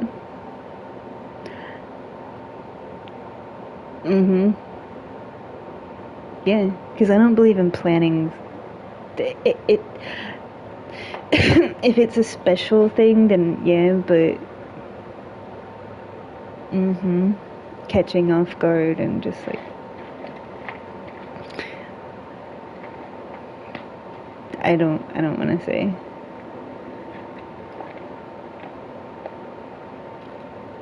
Yeah.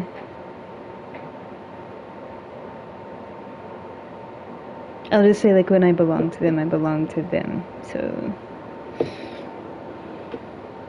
whatever they want is pretty much a given.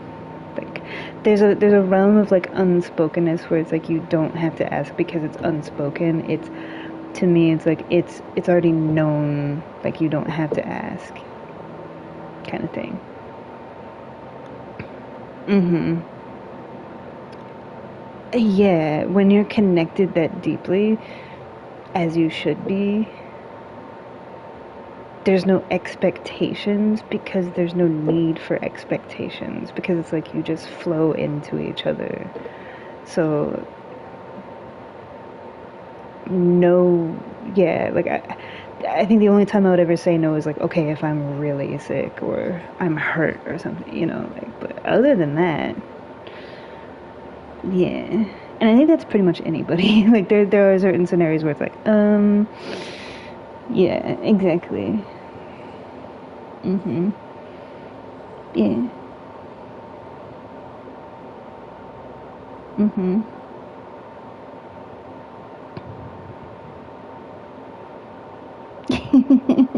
Yeah.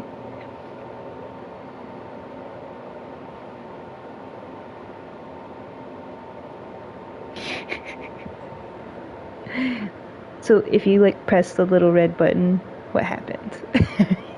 Because I'm just sitting here and I'm like, what's the little red button do? Does it activate it? And that's how he gets like the growth? Or does it make him go into like, is that like sleep mode? Like, system ready.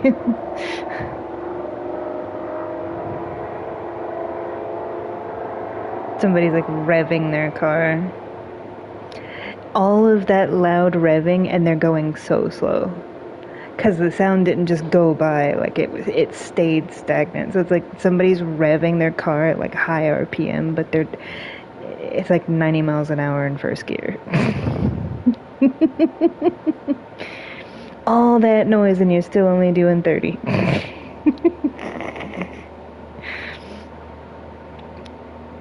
Mhm. I know. I could tell you. I could tell you. I could tell you by the way that that sounded. That's a Ford Mustang. That's one of the newer Ford Mustangs. Yeah, like post 2020. Yeah. Mhm. The nose knows. I can smell a piece of crap a mile away. It sounds nice, but that's where it ends. The exception of the Shelby Cobra. 1966 Shelby Cobra, sapphire blue with white trim. Ooh, that's a whole other level. That is the only exception. My mom got her license in a 1965 Ford Mustang, cherry red, because that was the car that like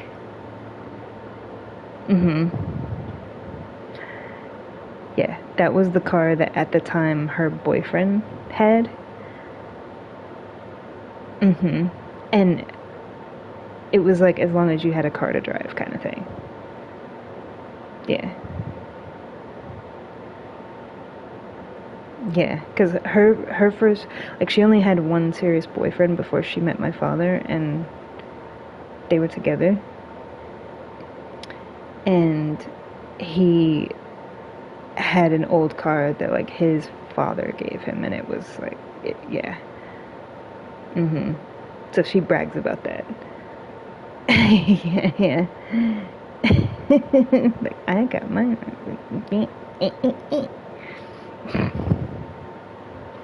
Mm-hmm. That's not even a classic. That's an antique. Classic is like 20 years. Antique is anything over that. Mm-hmm.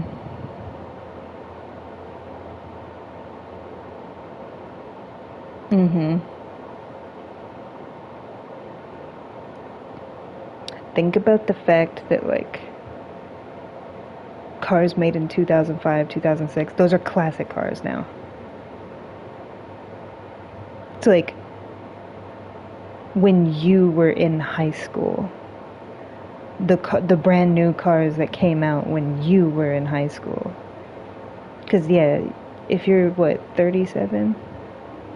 So you graduated, what, 05, 06, somewhere around in there? Yeah, think about that. So, like, senior year, the kids that got brand new cars, those are classics now. Blow your mind. Yeah.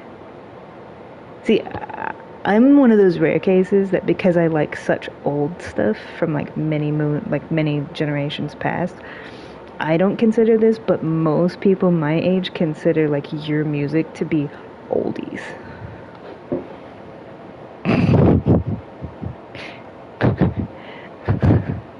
Which to me is crazy because when I think of oldies, even it being my generation, to me oldies is like 50s, 60s. Yeah. Like actual oldies. Yeah.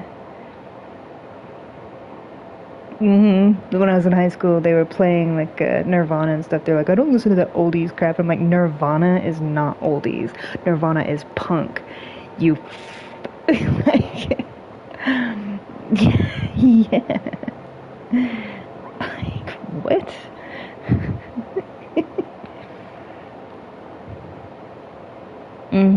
It makes sense. It makes. I'm just weird. Yeah. Like, yeah, like people my own age. Yeah. Oil and water. Because I haven't the soul of an 80-year-old man. So, like when I would be sitting in class and I'd hear like, you know, off the wall stuff like that, I'd look over like, really?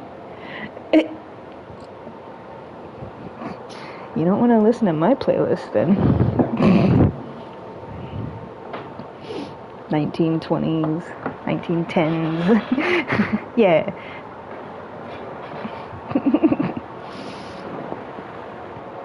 Mhm. Yeah. Yeah, like when you think 20 years ago, it's like the 80s, right? You told me that before, like to you, the 80s was 20 years ago. The 80s was 40 years ago.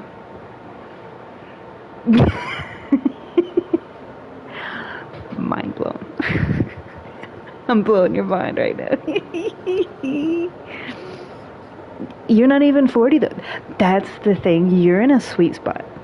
You're in a sweet spot. It's like, uh-huh. Mhm. It's like you're old enough to remember when things before, like before everything went digital, before social media, before all of that stuff. And you're also old enough to remember like playing outside, drinking from the water hose, like being a latchkey kid of like, yeah, but you also are still young enough because you're not quite 40 yet to enjoy like the modern stuff because you're not too old and set in your ways. So you're in a sweet spot. I feel like that's kind of nice. Whereas for me, I'm like, meh. um, well, I like all the, I like both. I like both. Mhm. Mhm. The trick is to not live in the past. Like, yeah, because I've been asked that before. I like stuff like music and movies and things like that, and like clothing and stuff, but not living in the past. Just I like the style and the culture from certain things. But it's like I'm living in the present, in the here and now. Yeah. Mhm. Exactly. Mhm.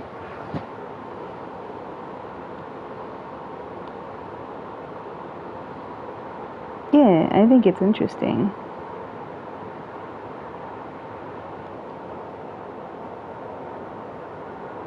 Mhm.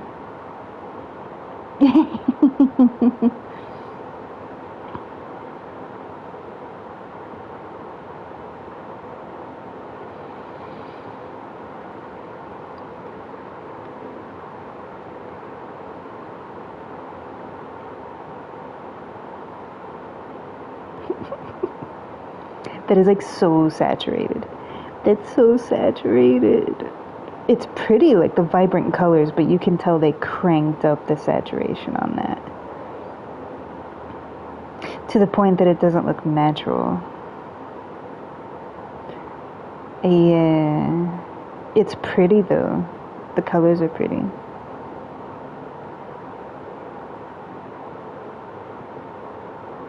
Mm. Yeah, I'm looking through. Yeah, the last email that you sent me with all the pictures. Yeah, that's what I'm looking at right now. Ooh, that's so pretty. Mhm.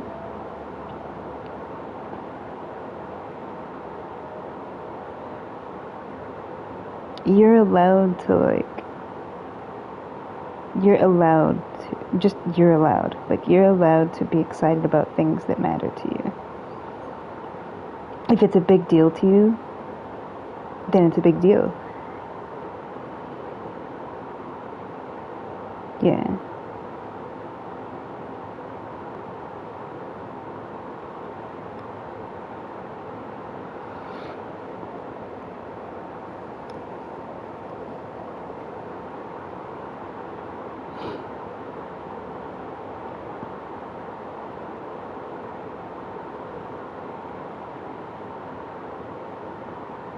Mhm.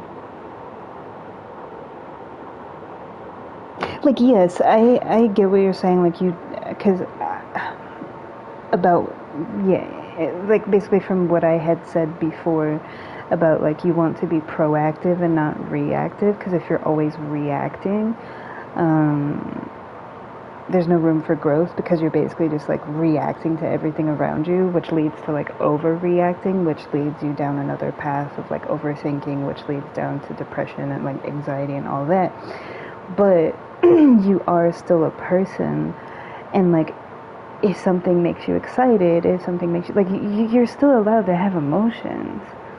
It's just like when things happen, how do you handle those things when they happen?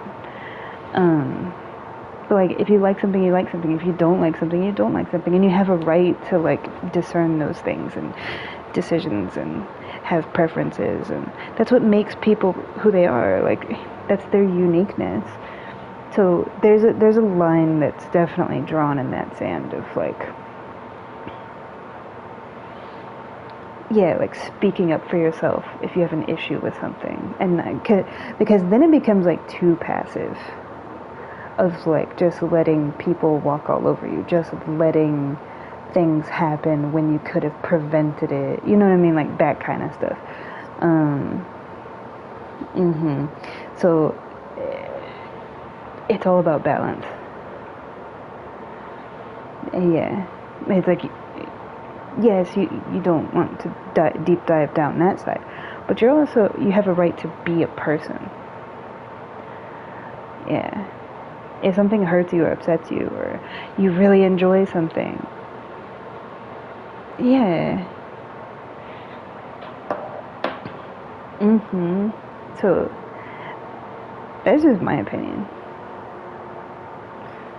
Mhm. Otherwise we'd all just be robots walking around with the idea of perfection to which we are not capable. So even if we were robots, we still would not be perfect. So there's your answer. Yeah.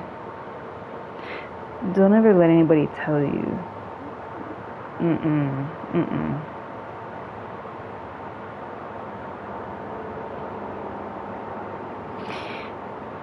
As a human being, you have a right to be a human being. It's not for somebody else to come along and tell you how you should be as a human being.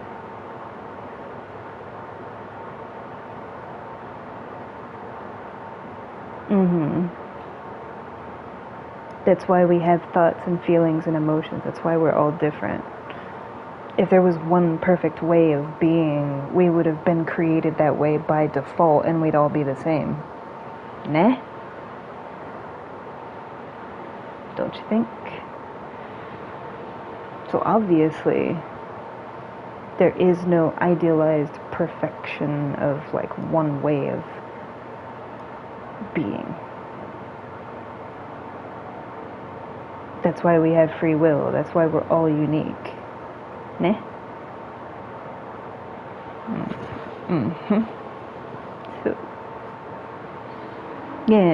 So you asked my opinion, and my opinion is exactly that. Be you and enjoy it. Embrace it.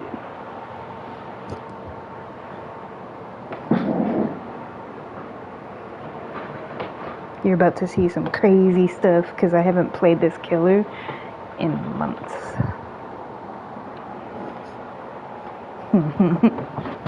Things are about to get crazy. In the sense of like missing a lot of shots. I will do my best. I will do my best. That's all I can do. Is he ready? Did you brush your teethers? He did. Okay. Get like up close of him.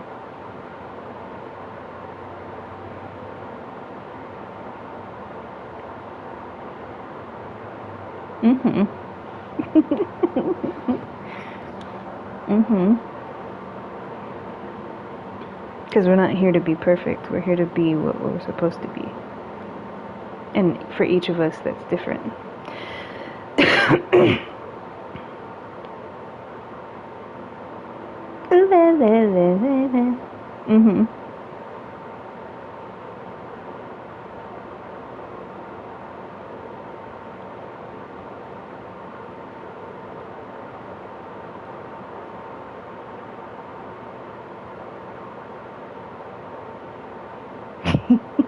That's adorable.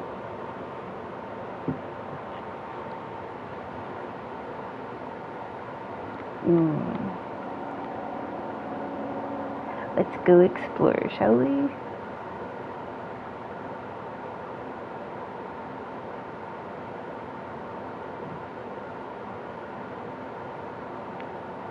They're on the backside, yeah.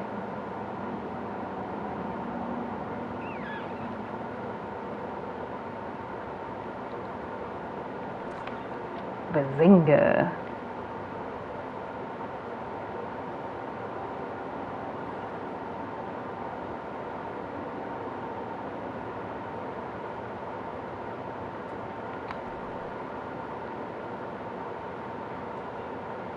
Nice.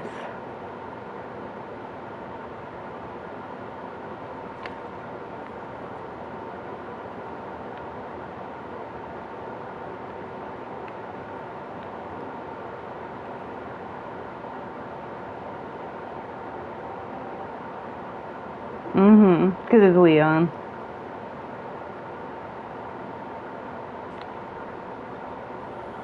Oh, she missed. I was hoping she'd hit him.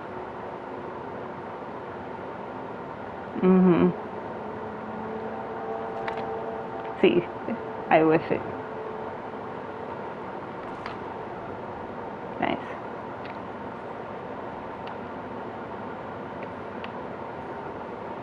I'm practicing.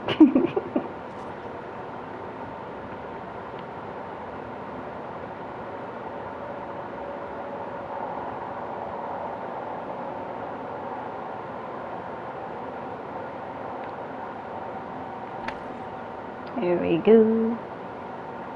Do a little catching up.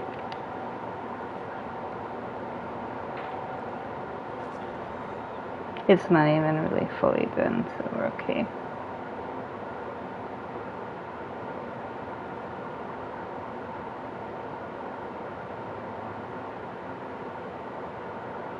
He's got a lot he's dealing with.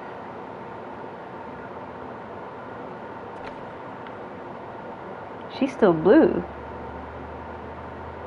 Pungman, what you doing?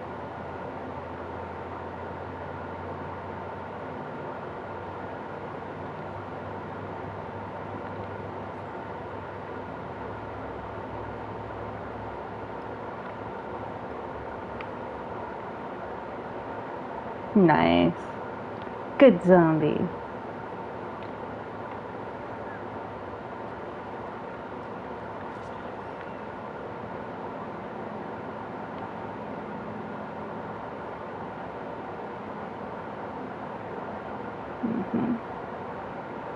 There's two. They're identical.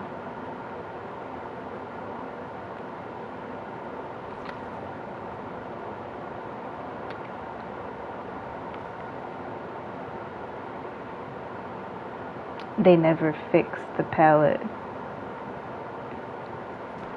Ooh, I messed it up.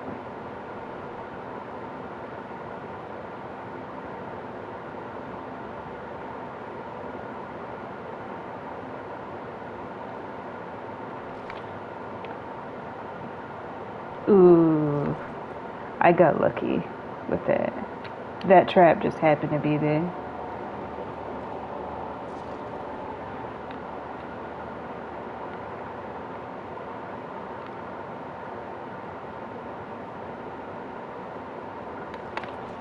It's not far enough yet because I'm still in phase 1.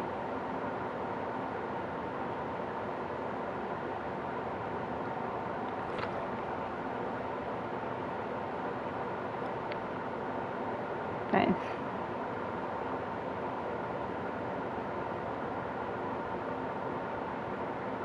Somebody blinded my zombie.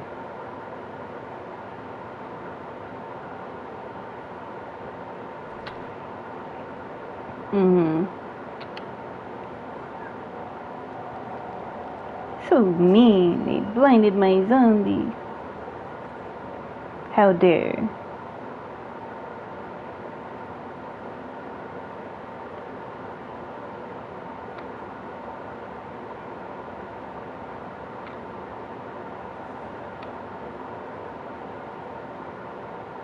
I need to be whipping more though, because that's how I move up through my tiers.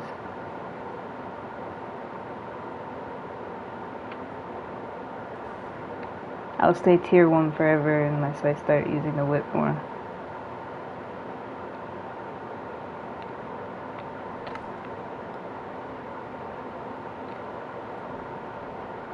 Oh no.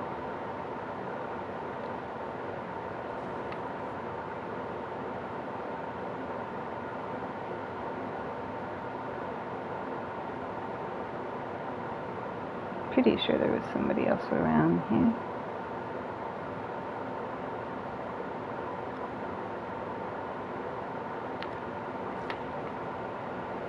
Good old Leon.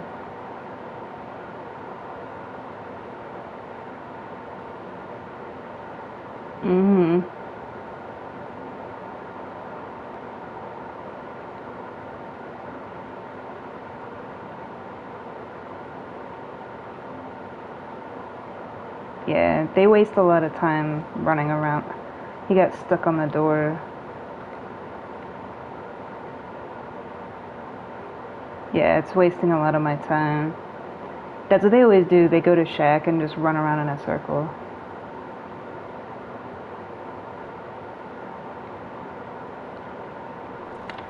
There we go. Now we're in tier 2.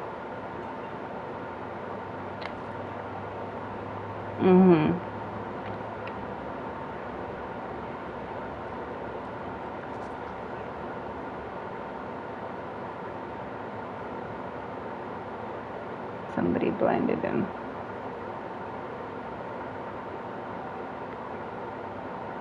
They're resetting somewhere, probably.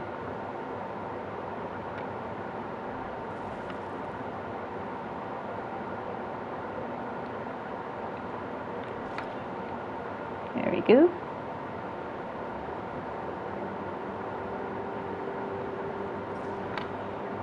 Oh, it was like a double.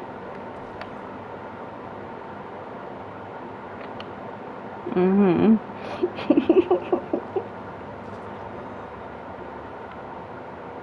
It's like my zombies have saved him and his traps have saved me.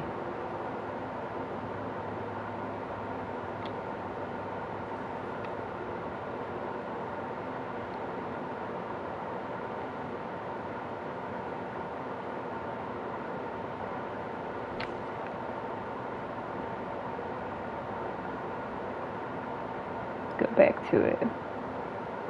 Make sure. Okay.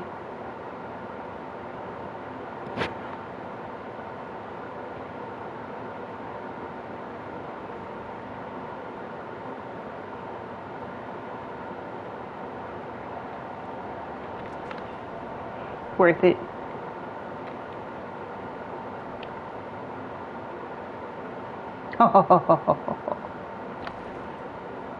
This trapper's a good trapper. Even though they're putting them in the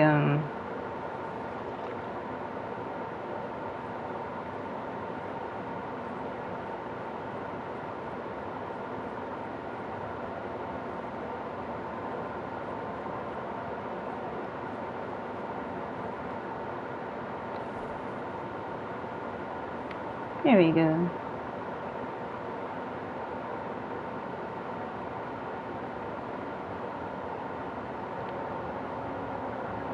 I heard her.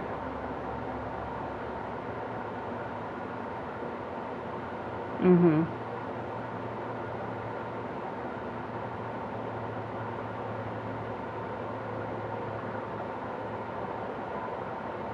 She's over here.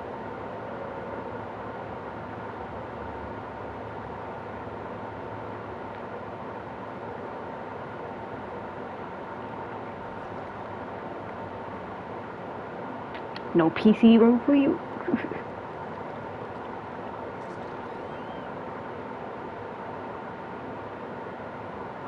Mm-hmm.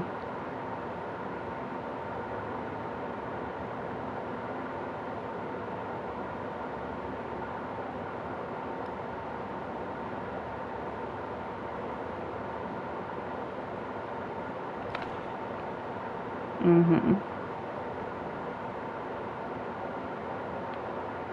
Nice.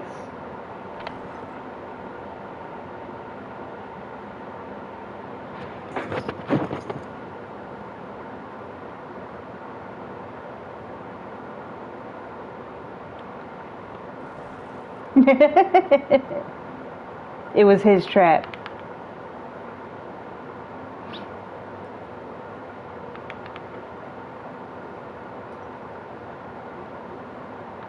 Get that zombie. There we go.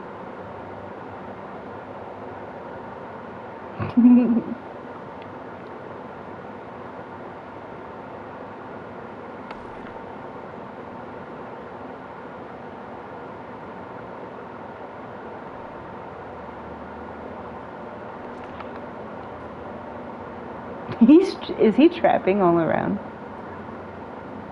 We're basically waiting for the other person to die.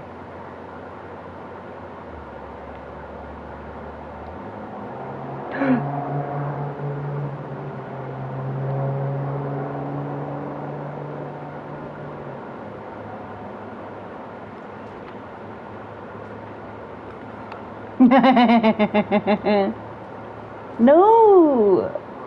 Where's the whole point was we were waiting for the Mori. Ay, ay, ay. Well, we still got him, but still. We were waiting for the Mori.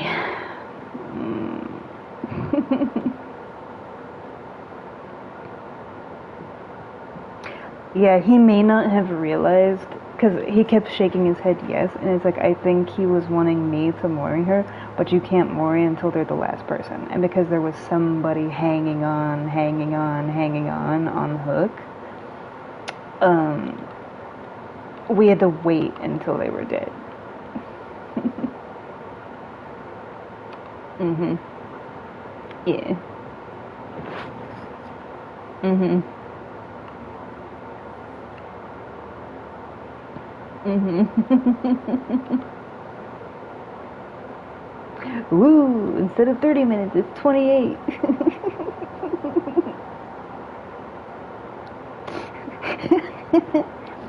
It's been so long since I've played him. Mhm. Yeah. Mr. Nimmy. That's why I call him Nimmy. Nimmy, Nimmy, Nimmy. Leave me alone. He's adorable.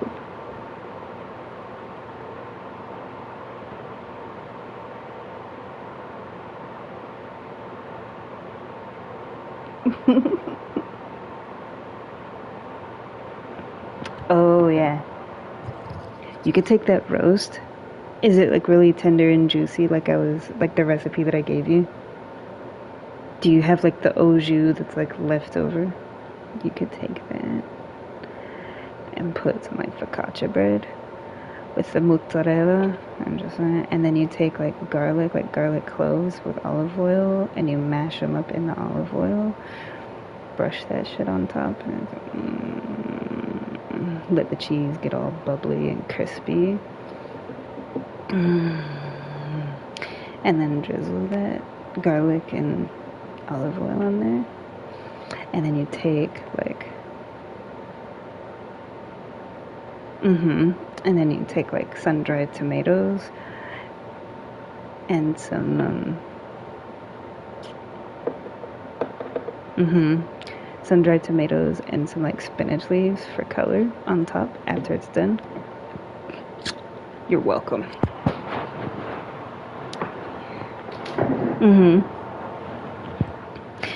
No, because the roast has already been cooked. To what you're doing, everything that I just said, like with the cheese and all this stuff, that's the roast is on the focaccia bread underneath that cheese that has the garlic and olive oil and the roasted tomatoes and all that. It's a big sandwich.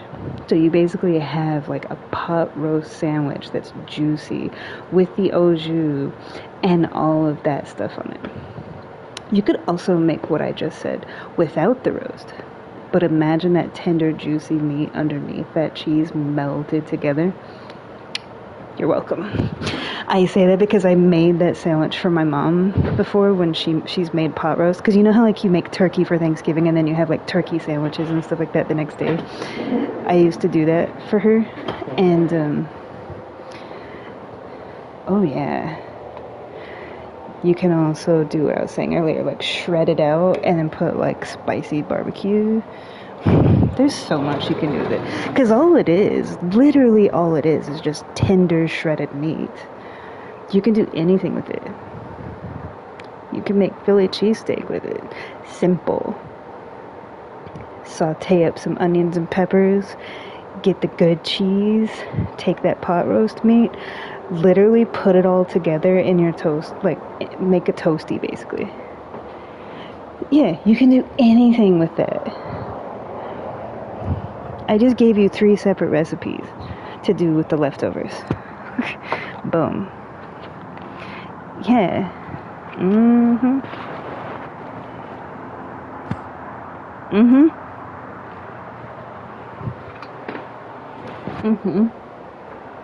Exactly.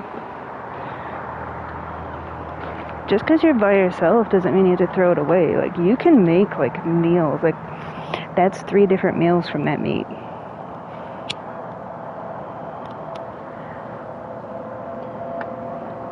Yeah, because if you put it in, like, a container, then all you have to do is warm it up. So, like, you can make sandwiches from it. You can... Yeah, all the stuff that I said, you can literally do it. from it.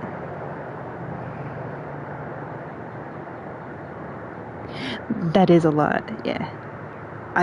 If I ate meat, I'll put it this way, like, I, because I don't eat meat, but like, if I had one that size, like what you said you made, my mom could eat for a week off of that if I made it, because I would make so many different things with it, with the leftovers, yeah.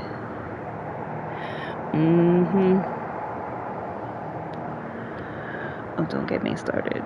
Do not get me started on my Cajun recipes. You will be here all night. You don't want to awaken that beast.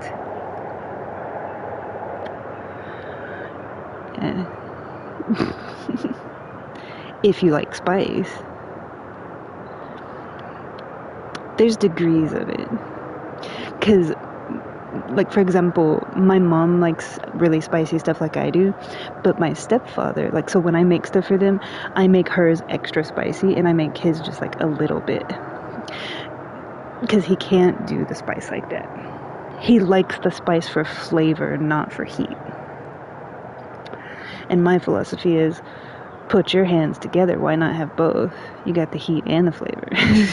Like, why we gotta be dividing stuff? Like, just do both. Because there are, I mean, I've done like on the scale. Like, I've had Carolina Reapers. Like, there is a such thing as like it's just hot. There's no flavor to it. It's just pure heat. Yeah, it's hot for the sake of being hot. There's not really much flavor there. Like, there is, but the heat overrides it. Because I have a very sensitive sense of taste. So I taste even the most subtle of things. So I taste the flavor, but everybody that I know they're like, all I taste is the heat. I don't taste the flavor. Whereas when I have it, I'm like, I do taste the flavor, but the heat does like supersede it. You're what I would call between like mild and medium. Yeah, so that's like your banana peppers, your jalapenos, your habaneros.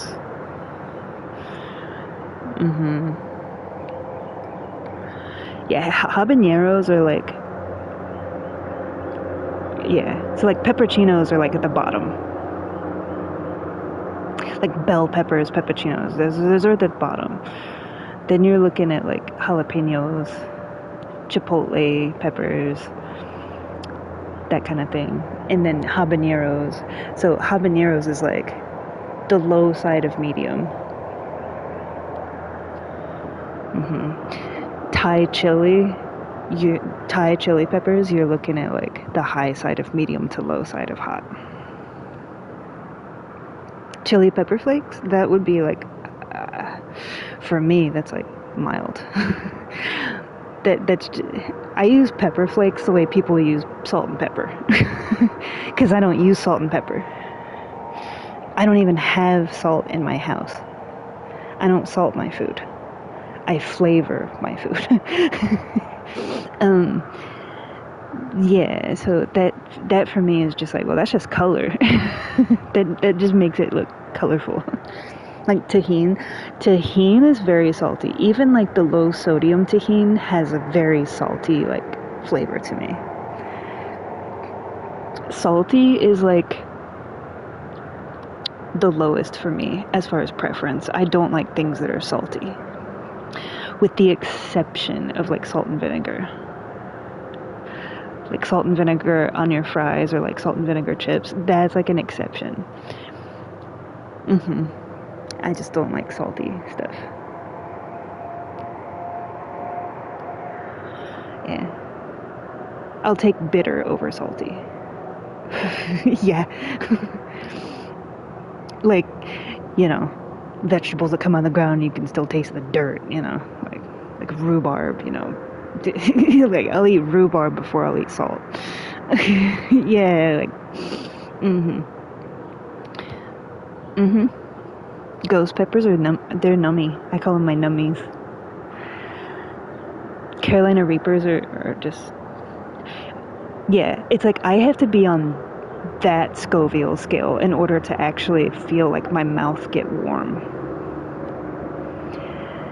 with everything below ghost peppers and Carolina Reapers, to me it's just flavor. Like, I don't feel heat from it. Yeah, I don't feel a spice from it. It's more like I just taste the flavor. Yeah, so it's like those two peppers on up to me. Now you're talking spicy. Like, yeah. And for me, I like it because it's like my mouth just gets tingly. That's pretty much it. You feel like the tingly.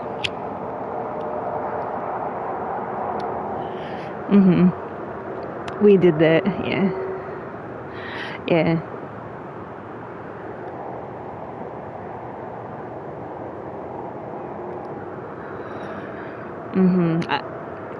Yeah, I've seen sauces and stuff with it. I just prefer to eat the thing itself.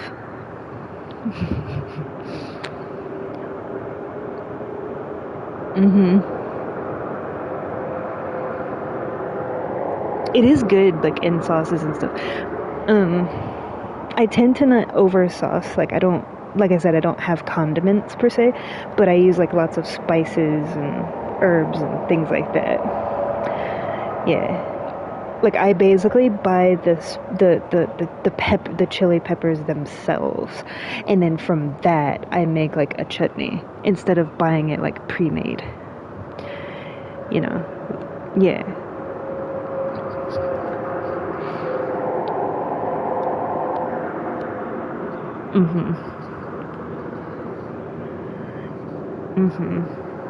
Because I don't want all the red one, yellow five, corn syrup, MSG, and all that junk. Guar gum and whatnot. Like, nah, miss me with all that. I just want the peppers. And that's the thing. Like, that's why I make everything fresh from scratch, because like you're getting what the food is in its natural state, like the whole food. So when you're tasting the flavor, you're just tasting the flavor of like that pepper, not that pepper plus all this other crap, you know? Yeah. So you really truly get the flavor of it itself.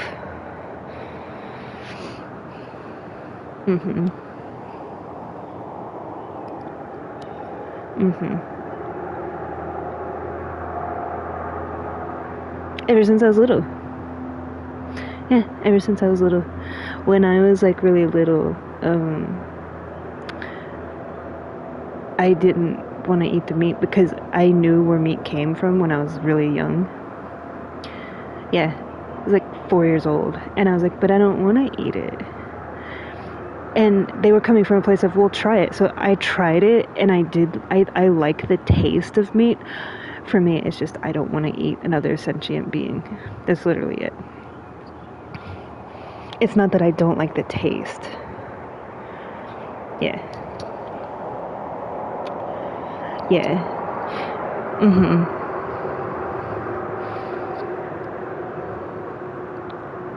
Yeah, it's just, for me personally, that's my viewpoint. But I'll make it for other people. Because that's, yeah, like I don't push that on somebody else. Like, you want a porterhouse? I'll make you a porterhouse. Yeah, exactly.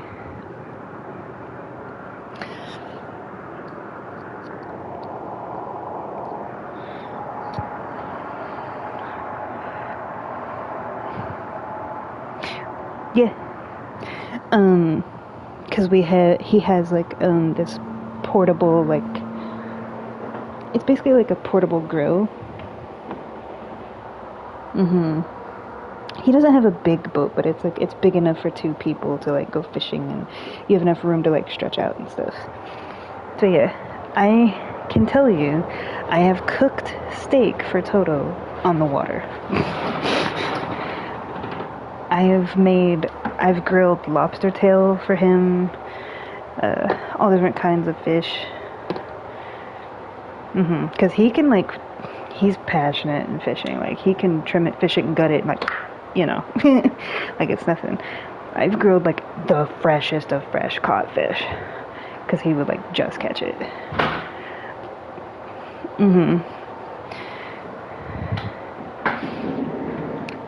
Yeah, like sometimes he goes on, like when I go hiking, sometimes he'll come with me and he always brings it and I'm like, okay, I know what this is leading to.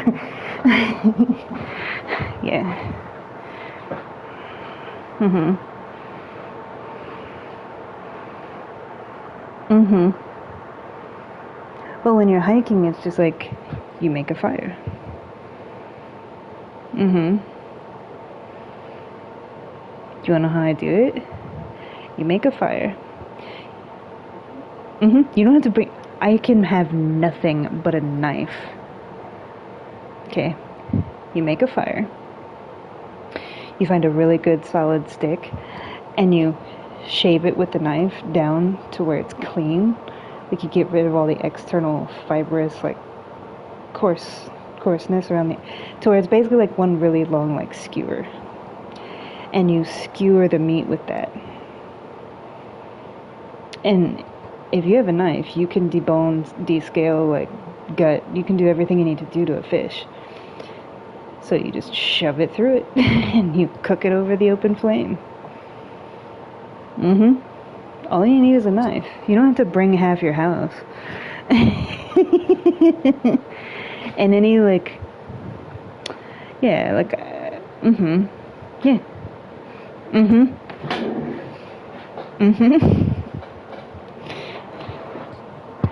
I will keep you alive.